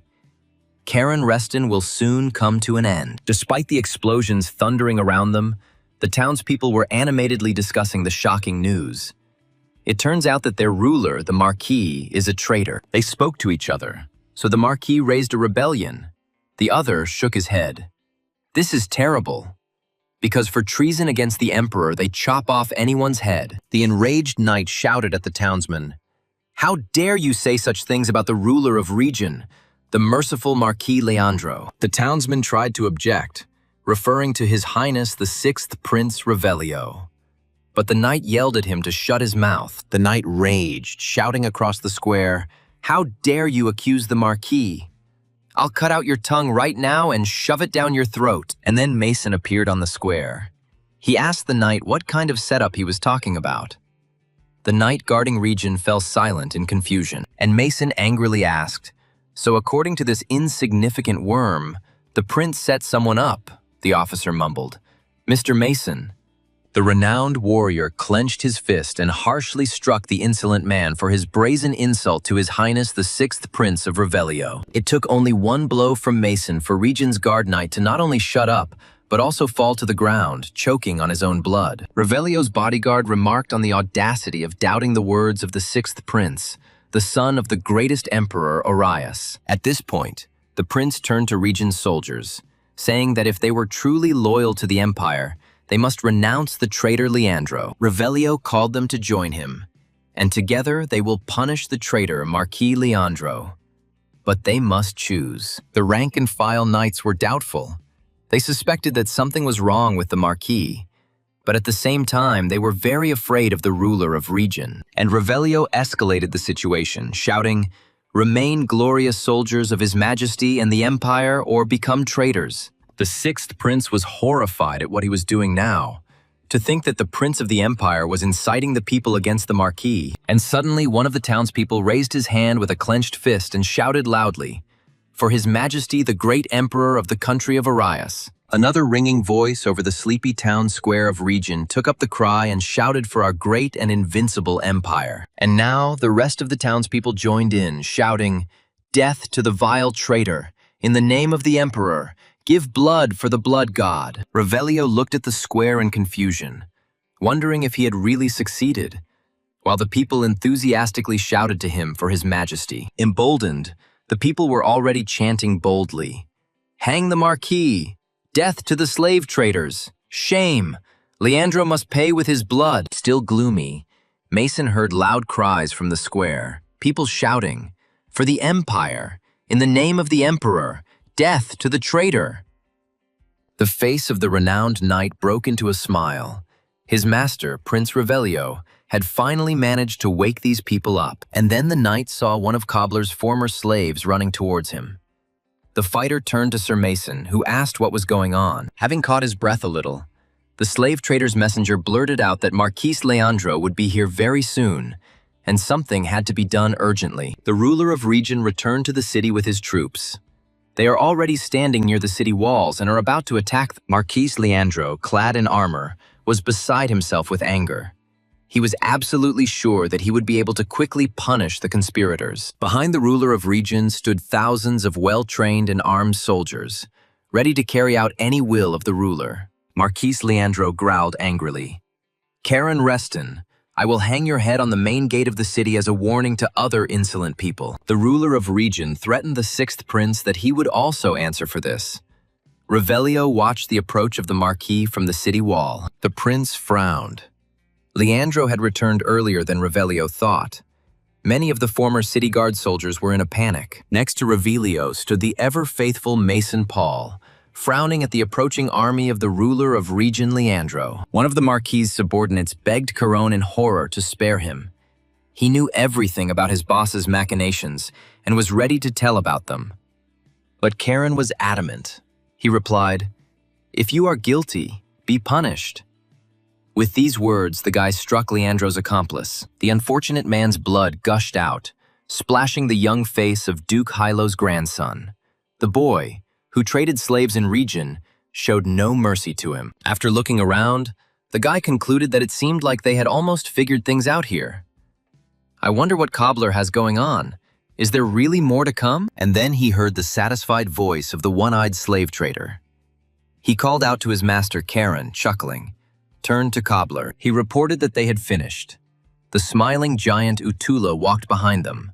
Karen praised them, saying that they were great fellows. The young master of the Reston house, looking around, concluded that almost everything was here too.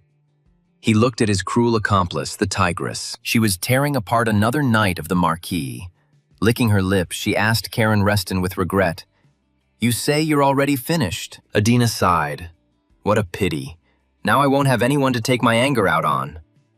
Cobbler hiccuped in fear and backed away towards the giant Utula. Karen, smiling, asked the tigress, "And the shaggy one will go?" Cobbler even jumped in fear. Would the gentleman really feed Adina? Cobbler, turning to the gentleman, reported that we had liberated all the camps, and what we were doing next was that people were standing in the street and waiting. The guy ordered that they were now going to the central square of Regan. The bald slave trader was stunned by what the guy was saying. He reminded them that the square was still full of the Marquis' soldiers, and even if we brought in the freed slaves, they would be of little use. Cobbler asked if it wasn't dangerous. Vice Captain DeCal sent most of the remaining soldiers of the region garrison there. Karen sighed and solemnly announced that the central square was probably the safest place in the entire empire. After all, Mr. Mason, one of the continent's greatest warriors and Prince Rio's personal bodyguard, is there now. So Karen was almost certain that there were no enemies left in Regent Square, because all these soldiers were no match for Mason. And then the guy felt the communication crystal vibrate. Someone was calling him. Most likely it was the 6th Prince of Revelio. He was not mistaken. The prince asked Karen what was going on with the camps, he replied. We just liberated the last camp. How are things with you? Revelio reported that in the square, everyone except the noble commanders had gone over to our side, but now more important matters had arisen. Karen asked the prince why there was panic in his voice. Revelio answered that he had returned. Reston did not immediately understand who he was. The 6th prince explained that Marquis Leandro had returned with his entire army. Poor Cobbler had cowered in fear, and the prisoners were overjoyed, the bald slave trader muttered so quickly. But Karen reassured Rio. No need to panic, brother. Everything will be fine. The guy said, sooner or later it would have happened. Surprised, Prince Revelio noted. Karen, I hear you smiling widely. The frightened prince asked Karen in horror. Are you really going to put that plan into action? But this is an adventure. Reston grimaced. No, what are you saying? Why? Revelio started shaking and exclaimed, I'm not ready yet. What if it doesn't work out for us? He rushed to Mr. Mason, asking, Won't you stop him? Karen said. Mr. Mason also approved of the plan. The 6th prince was in despair. Could it really be true? Karen calmly replied, Yes, that's right. This is the best that could have been thought of. Young Reston advised his brother to stop fussing. The prince sighed and muttered uneasily. I'm still not mentally prepared to incite citizens, to illegally seize a city, to falsely accuse of rebellion. In the entire history of the empire, there has never been such a prince. Karen chuckled. Grandfather Rio would have asked to hold his beer. He even sold the soul of a subordinate to a demon. He heard that story. Revelio growled. Don't you dare mention that man, Karen smiled. How shameful it is to talk like that about your own grandfather. Rio asked what he thought the Marquis would do, and Karen replied that he would try to break into the capital and declare his innocence. In the capital, Marquis Leandro will most likely be acquitted. Revelio always wanted to ask Corona something. He allowed it. Go ahead while you're alive. The prince asked, even if the slave trade was prohibited, why go so far? Would it somehow help House Reston? Karen shook his head. No, it won't help. Then the prince didn't understand why all this had to be arranged here in Region. Karen's face suddenly became very hard. He seriously answered the prince that he simply could not stand it when someone's freedom was taken away. Revelio looked at his friend silently. If he hadn't known that the boy had grown up in a wealthy family, he would have decided that he himself had experienced slavery. A horseman rode up to the gentlemen and informed them that Marquis Leandro wished to meet with them in person to clarify what had happened here. The 6th prince suddenly became very serious too. He told his friend that he understood him perfectly and supported him, but he had his own reasons. Revelio answered the messenger. Tell him that I will meet him. The rider bowed in the saddle and respectfully replied, Yes, Your Highness. Rio frowned and said to Karen, I also hate those who tarnish the honor of my beloved great native empire, Orias. How dare these scum trade in slaves when His Majesty has banned it? Karen looked silently at the recently timid Reo, and the prince continued, and even used the troops that were supposed to guard the border for this purpose. Karen smiled. Well done, brother. Halo's grandson asked his friends, Let's go then. Let's kick that scoundrel's ass so that others don't get the idea to do something like that. An evil smile played on the guy's face. He was looking forward to finishing off the one who organized and encouraged the trade in human beings in the empire. Marquis Leandro indignantly declared to the prince, I, the guardian of the border, am planning a rebellion. Even the last whore would consider this a joke. Rio frowned. This was not quite the appropriate behavior for someone trying to clear up a misunderstanding. The Marquis asked for forgiveness. Leandro exclaimed that he was innocent, that he had honestly guarded the borders, had never thought of rebellion, and had not harbored any treasonous thoughts. Rio objected. My eyes say otherwise. Slavery is prohibited, but there is proof that you sent knights to catch demi-humans. The Marquis exclaimed, Your Highness, this is... But the prince stopped him. I don't want to listen to this. for I have already collected all the evidence. Revelio stated that he had no choice but to punish the Marquis according to the law. But he replied that even if so, it was not treason at all. Caron told Marquis Leandro, "Your close subordinates testified about the conspiracy, and you will still deny it." The ruler of region gritted his teeth, as expected. The political support of the sixth Prince of Revelio is the ducal house of Reston. Leandro frowned. The real conspirators are trying to blame me. They probably want the family of the Dukes of Salmone. Marquis Leandro really wanted to chop off that idiot Karen Reston's head right then and there. But he decided it was better to restrain himself. He understood that he couldn't give in to provocations. Now, the only way to survive was to reach the capital of the Arias Empire alive. The ruler of region threw the sixth prince at his feet and declared, "I ask for a trial in the capital to clear my honest name from slander," Leandro added, "so that I can prove my innocence against those who framed me. Consider this, Your Highness." Suddenly, in the silence, a loud laugh from Karen Reston was heard. He exclaimed angrily, "Well, what a dodgy bitch this Marquis is." Approaching the ruler of region, the guy mockingly said, "A real man doesn't have a sword hanging, but stands against the enemy, you know?" Leandro frowned and asked young Reston, "Do you think I'll fall for your tricks?" "No, provocations are simply useless here." Karen chuckled. "You think the Reston house will bother with someone like you? A pathetic nobody. What nonsense." The Marquis said the Restons needed a reason to expel Duke Salmone. Karen smiled. "Do you think we would bother for Salmone's sake?" The guy said, "Dear Marquis, I just have a grudge against you. Family has nothing to do with it," Leandro objected. "It doesn't matter. I'm innocent." Karen Reston shrugged. "Whatever you say. But you know what, crime? Sometimes it's just created by someone's will." The guy smiled mockingly and said to the Marquis, "A crime can appear at the will of a stronger one. Familiar logic, isn't it? After all, it was precisely this logic that Leandro was guided by when he took away the freedom of others and made them slaves, selling them at auction." Karen asked the slave trader, "Do you think everything will be resolved safely if you go to the capital of the Arias Empire for trial?" Young Reston said, "Don't flatter yourself. This won't save you." The Marquis shuddered. What was this little wolf cub planning? Would he really kill? The boy's eyes flashed, and he promised Leandro that the Marquis's head would reach the capital of the empire only separately from the body. While Karen distracted the frightened ruler of region with conversation, the sixth prince, unnoticed by everyone, used elven magic. Suddenly, the townspeople saw with horror that an arrow was flying straight at the sixth prince of Revelio from the direction of Marquis Leandro's army. Everyone froze. Rio stared at the arrow approaching him. No one understood anything. Everything was happening as if in some kind of delirium. And then the arrow pierced the sixth prince's body. Everyone gasped.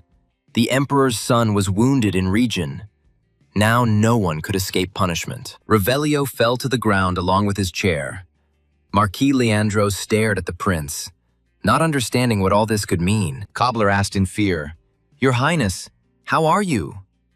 The trembling prince pulled the arrow out of his shoulder and groaned in pain. Everyone started making noise. Leandro trembled and Karen Reston smiled. "Well, I told you. You can't expect anything else from a traitor. Except this." The guy grinned. So the ruler of region would definitely not reach the capital alive.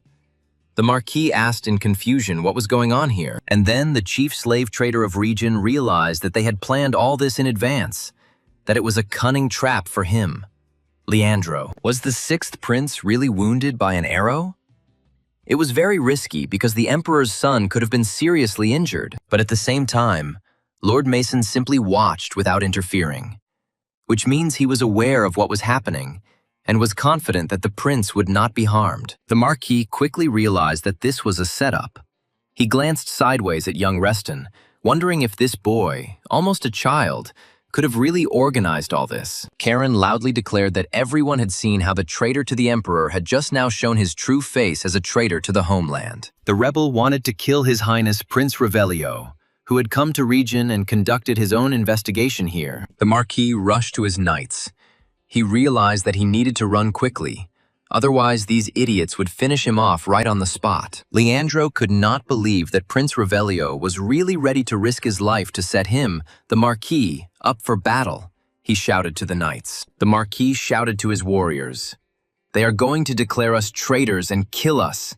The only way to get out is to fight." Karen Reston, looking at the panicking Marquis, said with a grin, "What a troublemaker.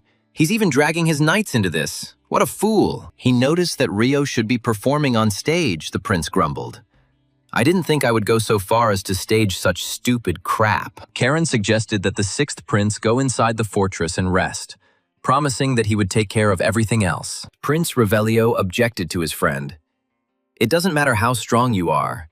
There are 2,000 of them, and you say that you can handle it yourself? It's impossible," young Reston explained. "I mean, Mason doesn't need to interfere with the fight, and if Revelio stays here, then Mason will too." The guy assured Reo that he had to go inside the fortress, that he was helping Karen, and he didn't say that he would do everything alone. The giant said, "Utula is a warrior. I help if this is a friend's battle." Adina added, "I want to scratch someone's eyes out until I die." Karen, taking up his sword, asked, "Revelio, did you hear this? These guys will be happy to destroy those who caught them, turning them into living goods." Reston turned to Cobbler, and the shaggy slave trader winced, but firmly answered his master that he was ready to carry out the order. The guy said, "Don't interfere. Otherwise, I'll die of shame looking at you in battle. Take care of the people we saved from the Marquis' camps." Cobbler breathed a sigh of relief, blurting out, "Yes, sir. Everything will be done in the best possible way. Don't worry about it." Mason called to the prince, "Come, your highness."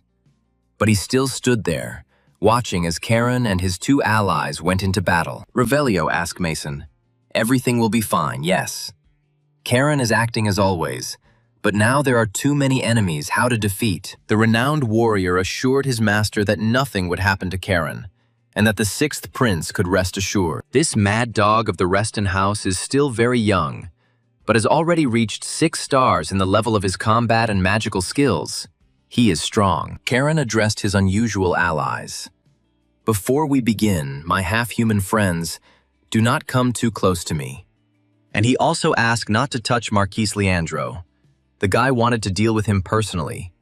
His eyes flashed, he said. "The Marquis is mine." Young Reston took up the guillotine. The sword sensed the bloody battle. Streams of mana swirled around the boy. Now he looked threatening. Tigress Adina grimaced. She also dreamed of dealing with the Marquis, but she did not dare argue with Karen. This boy was very strong. Utula smiled approvingly. He liked the raging, ocean-like mana of his new friend, the mighty warrior from House Reston. Seeing the powerful streams of clarity magic around Karen, the Marquis shouted in horror to his warriors to stop the guy at any cost. Karen warned the knights, "I swear by the name of the House of the Dukes of Reston, whoever lays down their arms and surrenders right now will live." Marquis Leandro's subordinates froze. None of them wanted to fight the young but already famous mad dog of the Reston house, and the guy added that those who refuse will meet their death here. There will be no mercy for anyone. If they enter the battle, they will all die. Having said this, Karen released his raging ocean, blue streams rushing towards the fighters of the ruler of region, who were stunned by surprise. Revelio stood on the city wall with Mason Paul and watched the battle with concern. He was very worried about Karen. Marquis Leandro's mouth dropped open in surprise. It was the first time he had seen such power, and he never expected that this brat would be so strong. The ruler of region could not understand why this young scion of a wealthy aristocratic family was behaving so strangely. He loudly asked his young opponent why go so far, Karen Reston, when they could still come to an agreement. "Yes, slave trading is prohibited by imperial law. But how dare you commit such an outrage against another nobleman?" The ruler of region mentally asked his youngest grandson Hilo with irritation, "What are you even trying to achieve, mad dog of the House of Reston?" The mana currents around Karen grew more and more violent, reflecting the power of the boy's anger, the ancient blade blazing with the indomitable force of fury. But what scared the enemies most were the guy's eyes. They glowed like 2 blue gemstones, and the magic of the Restons burned in them. The Marquis shouted to his men, What are you waiting for? Attack this madman. Otherwise, tomorrow they will all face execution as traitors to the Empire. Leandro asked why the knights did not stop the enemy, when he could kill them all and execute the survivors. The Marquis shouted, "If you want to live, kill me." But the soldiers asked if everything would really be okay, if nothing would happen to our families. Many already realized that this was all wrong. They would be called traitors. The Marquis's soldiers began to throw their weapons on the ground. The soldiers told each other that they did not want to die here because of the tricks of the ruler of region. Let the Marquis answer for his own misdeeds. Karan looked coldly at the Marquis. Some of his soldiers, throwing down their weapons, went over to the side of the townspeople, not wanting to die for Leandro. The ruler of region clenched his teeth and growled angrily at Reston. "You bastard! You're even luring away my people. You asked for it yourself." The Marquis shouted to the mage to use the fireballs quickly. The mage was surprised, but at this distance we will hit our own too. Leandro yelled at the mage. "Now is not the time to think about all sorts of useless commoners. Attack with fire immediately, otherwise it will be the end for everyone." The Marquis's mage immediately attacked Karen and his allies with fireballs. But the boy repelled the attack with the help of water magic clarity. The guy chuckled in surprise. Leandro had lost control. He was no longer sparing even his own people to save his own skin. Fireballs exploded around young Reston one after another, spreading furious streams of flame across the area around region. Cobbler and his former slaves watched the fiery attack in horror, the one-eyed slaver hesitantly calling out to his master. Prince Revelio and Mason turned their heads in the direction of the explosions. The scene on the battlefield was terrifying. Everything around was ablaze. Seeing this monstrous fire, Revelio quietly said, "This cannot be." The Marquis burned some of his soldiers just to kill the enemy. The prince exclaimed, "I should have gone with him." He shouted loudly for Karen and rushed down to help his friend. But Mason stopped Revelio, telling him to stop immediately. The sixth prince was amazed. This did not look like a knight. Turning to his bodyguard, the prince told Mason that he should help Karen, but the knight objected. He did not need help. Mason pointed to the battlefield and said, "Look carefully, Your Highness." Revelio looked questioningly in the direction indicated. One of the soldiers on the city wall noticed something moving in the smoke. The prince couldn't believe it. There really was someone alive there. Soon, everyone saw three figures. It was Karen, Utula, and Adina. All of them were safe and sound despite the fire attack. Caron noticed, as always, for people like Leandro, human lives are just names and bills on paper. What a vile arrogance. The Marquis believes that commoners can be used and discarded for his own benefit, and he will pay dearly for it. Seeing that his enemies were still alive and not even wounded, the Marquis shook. How was this possible? They should have been burned alive. But Leandro wasn't going to just give in to some mad dog of the Reston Duke's house. He ordered everyone to activate. The knight turned to the ruler of region and asked Marquis Leandro in surprise what he was talking about. That they should activate. Marquis angrily clenched his fist and explained, "Release all your mana, damn you all! Is there really anyone here who still doesn't understand this? We must kill him and flee the Empire. Now all we can do is hold out until Duke Simone clears our names." The knights hesitated, silently exchanging glances at each other. This move was too dangerous. They could all easily die here. The prince's bodyguard was the first to notice what was happening and was very surprised that Marquis Leandro and his knights were really in such despair. Revelio also saw flashes of energy. He asked Mason if this was really what he thought, but it was deadly. Mason confirmed. Yes, it looks like the knights are burning out their mana cores. The Marquis is even ready to sacrifice all of his knights. He explained that now they were traitors, and in order to survive, they had to flee the Empire. The Marquis was buying security at the cost of the lives of his subordinates. The prince was shocked. Who would have to be to think that he could do this to his subordinates at any moment? Kill them? Revelio could not calm down, he said bitterly to his protector. I am the one who pushed Karen and the others into the Marquis's army. The prince asked Mason who he appeared to be in the eyes of those people who looked at the fighting Karen with fear and hope. And indeed, the city guard soldiers, frozen, looked at Karen and his allies. The guards saw how the guys saved people. Mason placed his hand on Rio's shoulder.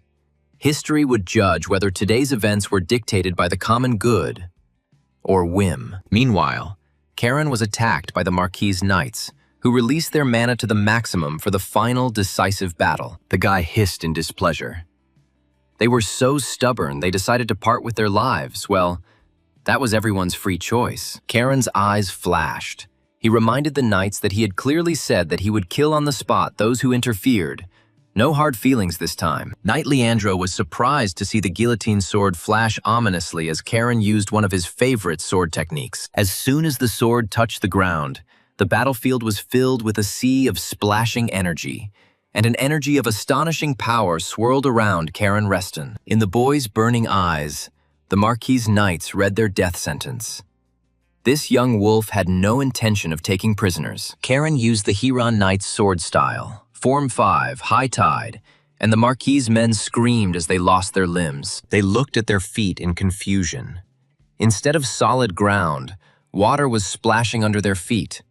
No one knew what to do, how to fight. Leandro's fighters asked in bewilderment what it was, why they suddenly found themselves in the water among the seething streams. And it kept rising. In response, Karen Reston said menacingly, "Welcome to my sea, you worms, unworthy of being called knights, slave traders." Young Reston used the Huron sect sword style, 6th form, stormy stream, and cutting streams rushed towards Karen's enemies. The stunned knights of Regent's army looked in horror at the waves that appeared out of nowhere and carried them towards them like a raging stream. Those who were reached by the stream screamed in horror and pain. For the streams were like blades.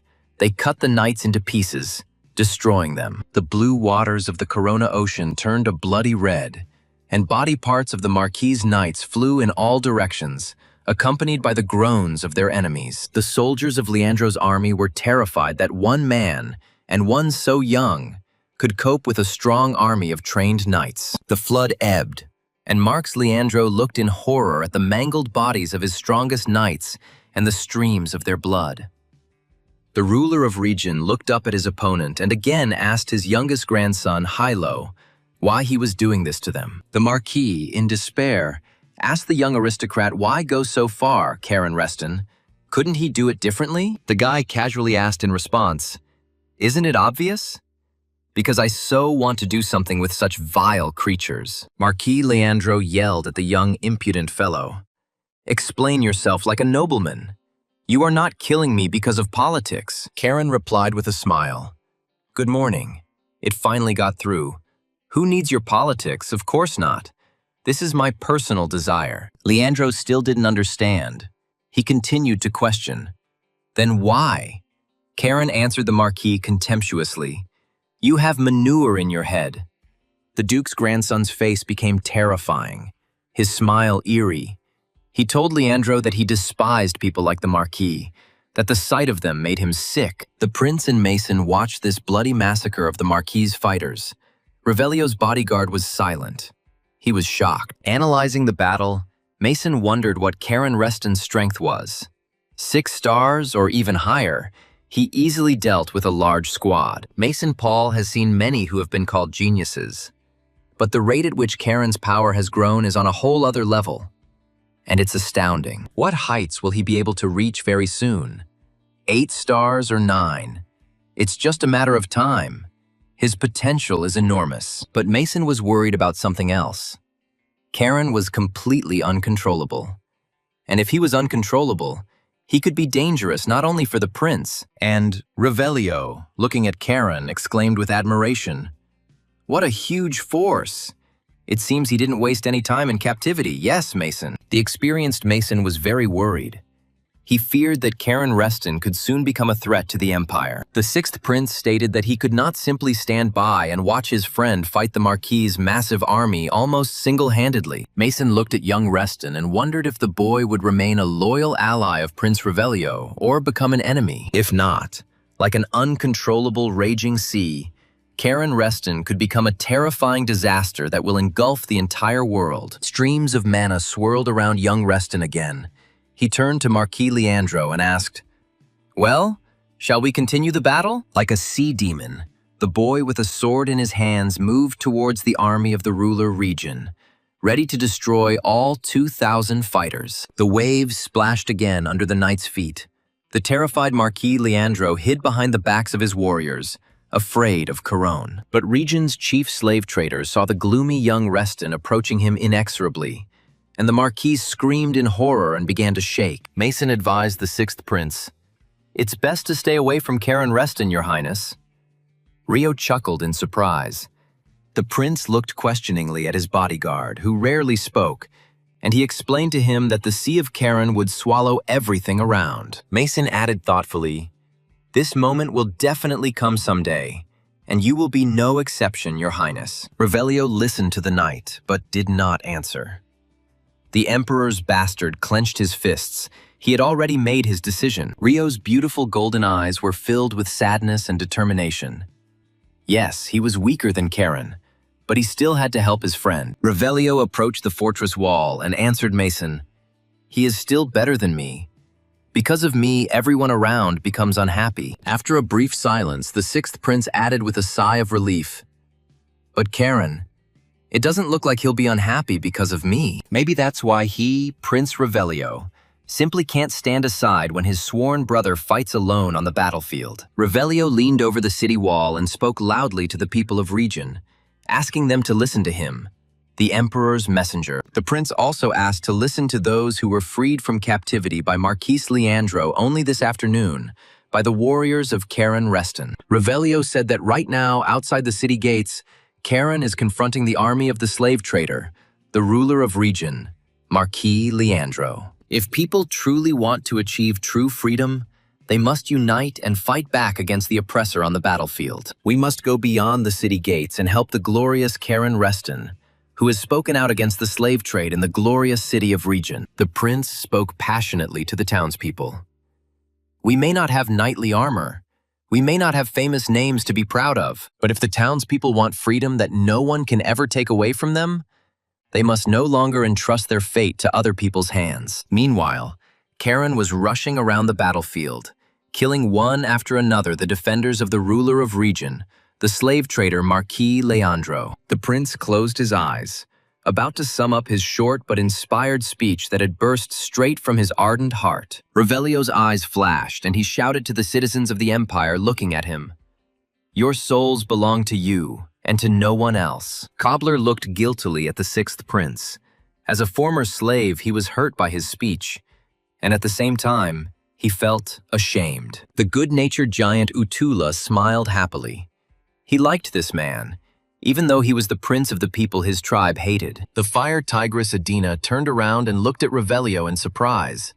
It seemed the boy had decided to organize help for the three of them. Former slaves, peasants, and artisans, ordinary residents of Regan, listened attentively to the prince. They understood that Prince Revelio was right. If the Marquis returned, each of them risked becoming a slave. They looked at each other, realizing that everyone was thinking the same thing. Suddenly, one of the freed slaves exclaimed, "That's right." Another one immediately picked up, "We will fight for the right to be free." The crowd near the gate began to roar. People were inspired. Revelio shouted to them, "Get up and fight! Win your freedom with weapons!" Mason was surprised. Caron, of course, neutralized the main forces, but Rayo, with just a few words, ignited the will to resist in people. It seemed like there was another person here who could swallow everything around him, and the townspeople shouted with delight, "Long live the sixth prince!" The prince asked cheerfully, "So what? We go straight to Emperor Decus's palace?" Mason was stunned. "That's high treason!" And beyond the gates of Region, the bloody battle continued. The Marquis' knights, trained in slave hunting, attacked Caron together. The guillotine in the boy's hands whistled merrily as he chopped down enemies left and right, growing stronger with every drop of blood he absorbed. Lord Region's soldiers screamed as they received mortal wounds, but Caron's body still didn't have a single scratch. Young Reston's entire body was aglow as he made his way, hard and relentless, towards the hated slave trader Marquis Leandro. Here is another knight of the Marquis who received a fatal blow as soon as he swung his sword at Caron. This boy was simply terrible. Having dealt with one, The guy immediately rushed towards another opponent who stood between him and the shaking slave trader. Marquis Leandro could not hold back a cry of horror as he saw young Reston kill his strongest guard knights one by one. The whole body of the ruler region shook with trembling. He shouted in despair to his confidants to hold this crazy dog. Only one knight remained near the Marquis. The frightened soldiers stood behind. Leandro, beside himself with fear, screamed, "Faster! Stop!" The last knight rushed at Karen, but the boy shouted at him to stay out of the way, throwing the guard away with a sea wave. Now they stood opposite each other, the one who had been a slave since childhood in a past life, and the one who, on a whim, deprived everyone of freedom. Karen Reston said, "Marquis Leandro, this is the price for what you have done, for the freedom you have taken away and for the many lives you have lost." Approaching the smug, imperious ruler of region, Karen asked Marquis Leandro with a smile if his head was tight on his shoulders. And then Cobbler's voice was heard from behind. He was shouting to impale him. An army of townspeople and his friends were rushing to help Karen. Marquis Leandro gritted his teeth. Nothing could save him now. Such a crowd would trample anyone, and the troops were in no hurry to protect him. The ruler of region barked at the soldiers. "What are you standing for? Let's get to the fight. You must be prepared to die for these lands as well as for your master." The soldiers remained silent. They did not want to fight with their fellow countrymen, the inhabitants of Regan, their brothers and sisters, their parents and friends. Karen chuckled. It seemed no one was in a hurry to die for the slave trader anymore. Leandro shook. His army retreated, leaving him. Young Reston frowned and hissed angrily. "Just die like a scumbag like you should. Stop dragging other people down with you." Marquis Leandro, in a fit of despair, screamed, "Karen Reston, you're finished. I'll tear you apart. No one will save you. Not even your grandfather." Instead of answering, Karen swung his sword, and the head of the ruler of region flew off his shoulders. But the Marquis's powerful body still stood for a while. A stream of blood gushed out, and the decapitated Marquis Leandro began to slowly sink to the ground.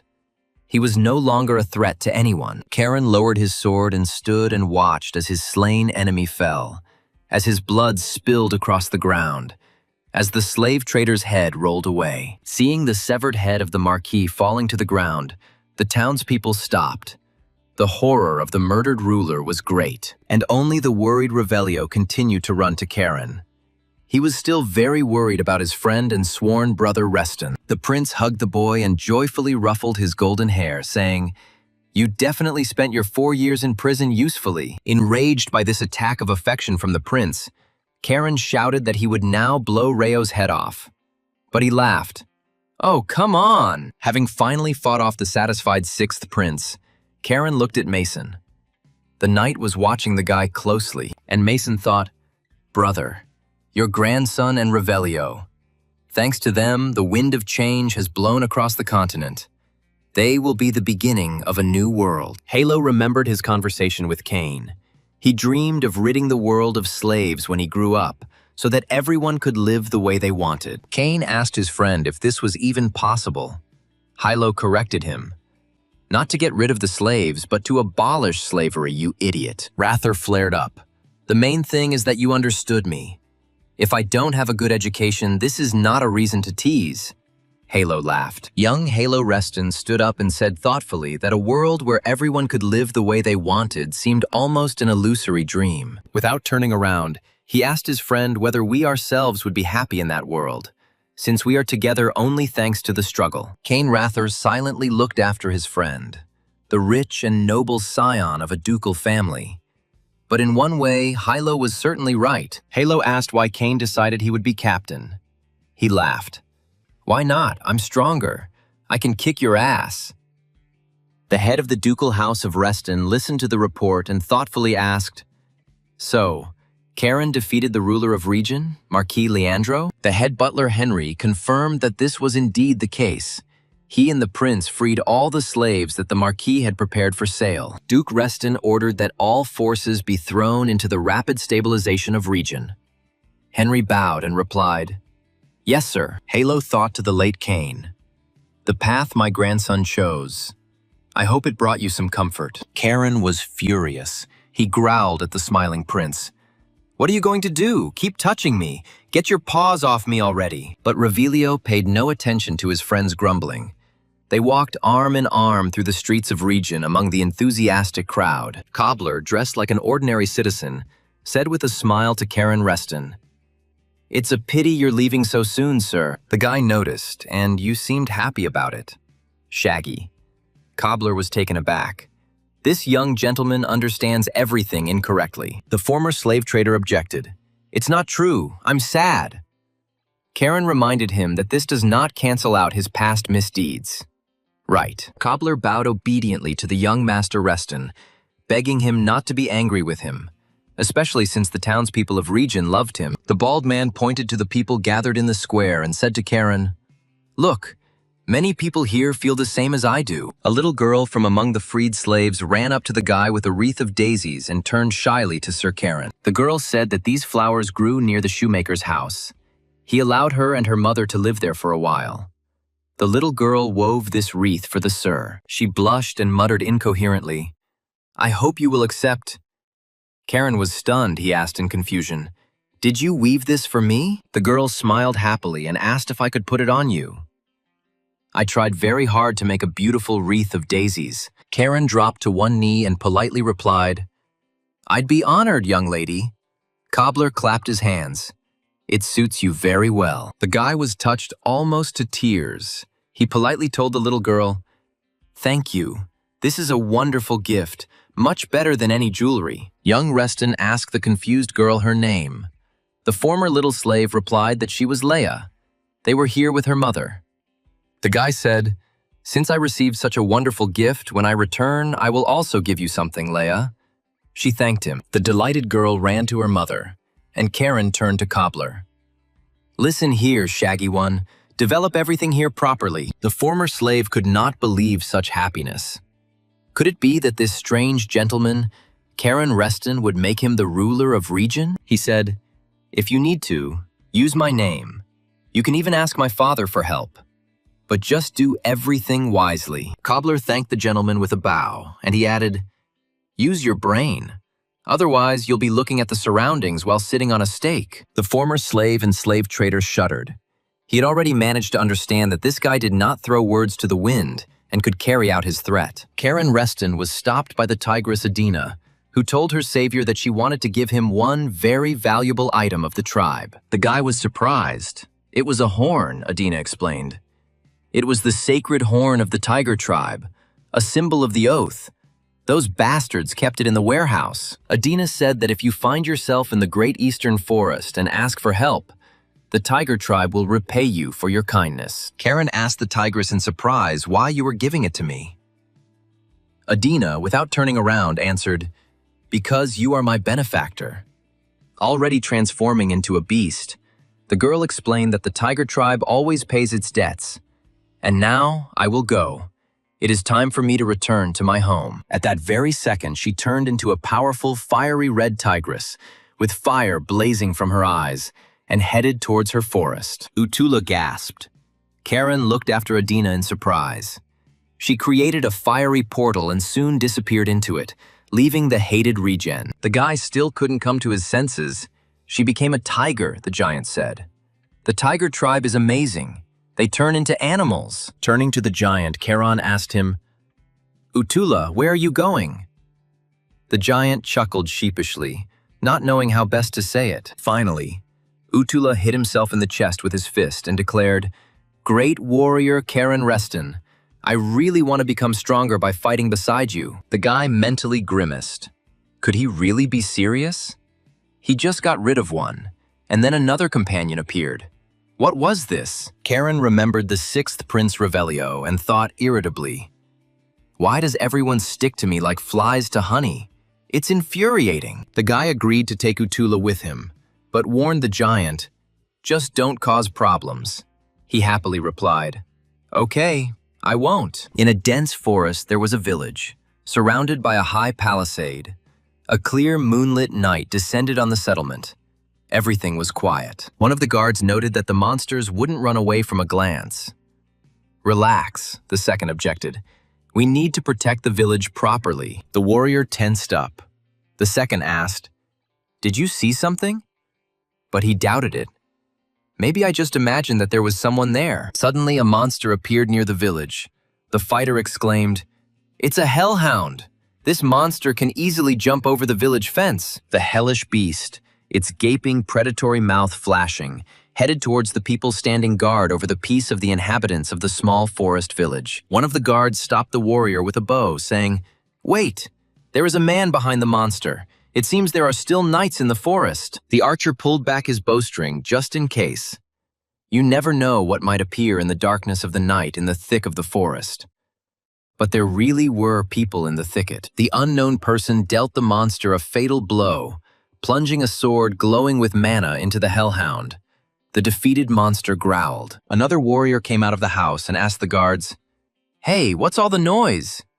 One of the guards reported that there were knights outside. The guard told that these unknown knights defeated the hellhound at the walls of the village.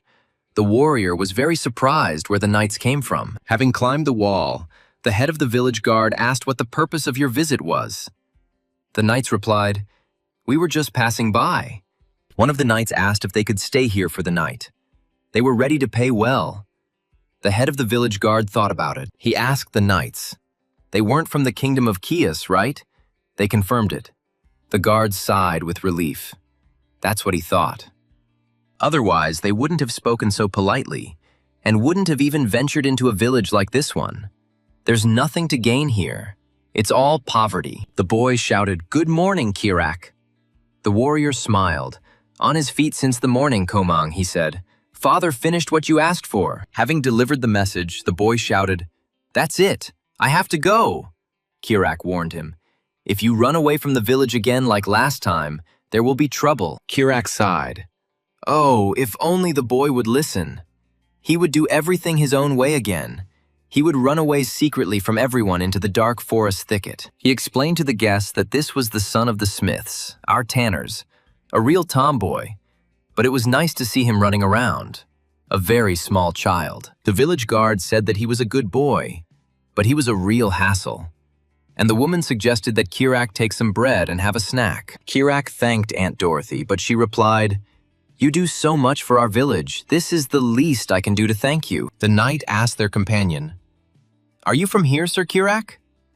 He replied, "No, he, like the others, came here from another village." He explained to the knights that this place, Yusla, is a village of refugees. Everyone here seems to have known each other forever. It's simply amazing. Kirak added that it's probably because we're all going through these difficult times together here and helping each other. He said he needed to go to the Smiths, and the knights could rest as much as they needed, and thank them for taking care of them in the morning. The knight replied politely, "No problem. Anyone in their place would have done the same thing, killing that bloodthirsty hellhound." The mysterious guests were given a spacious room in one of the houses, and one of them remarked that everything seemed to be in order with this village. But monsters can attack this village at any moment. In the depths of the forest, there is constant danger lurking. Monsters roam there. The knight was surprised. "You speak about it so calmly. All 6 villages on the way here were destroyed to the ground.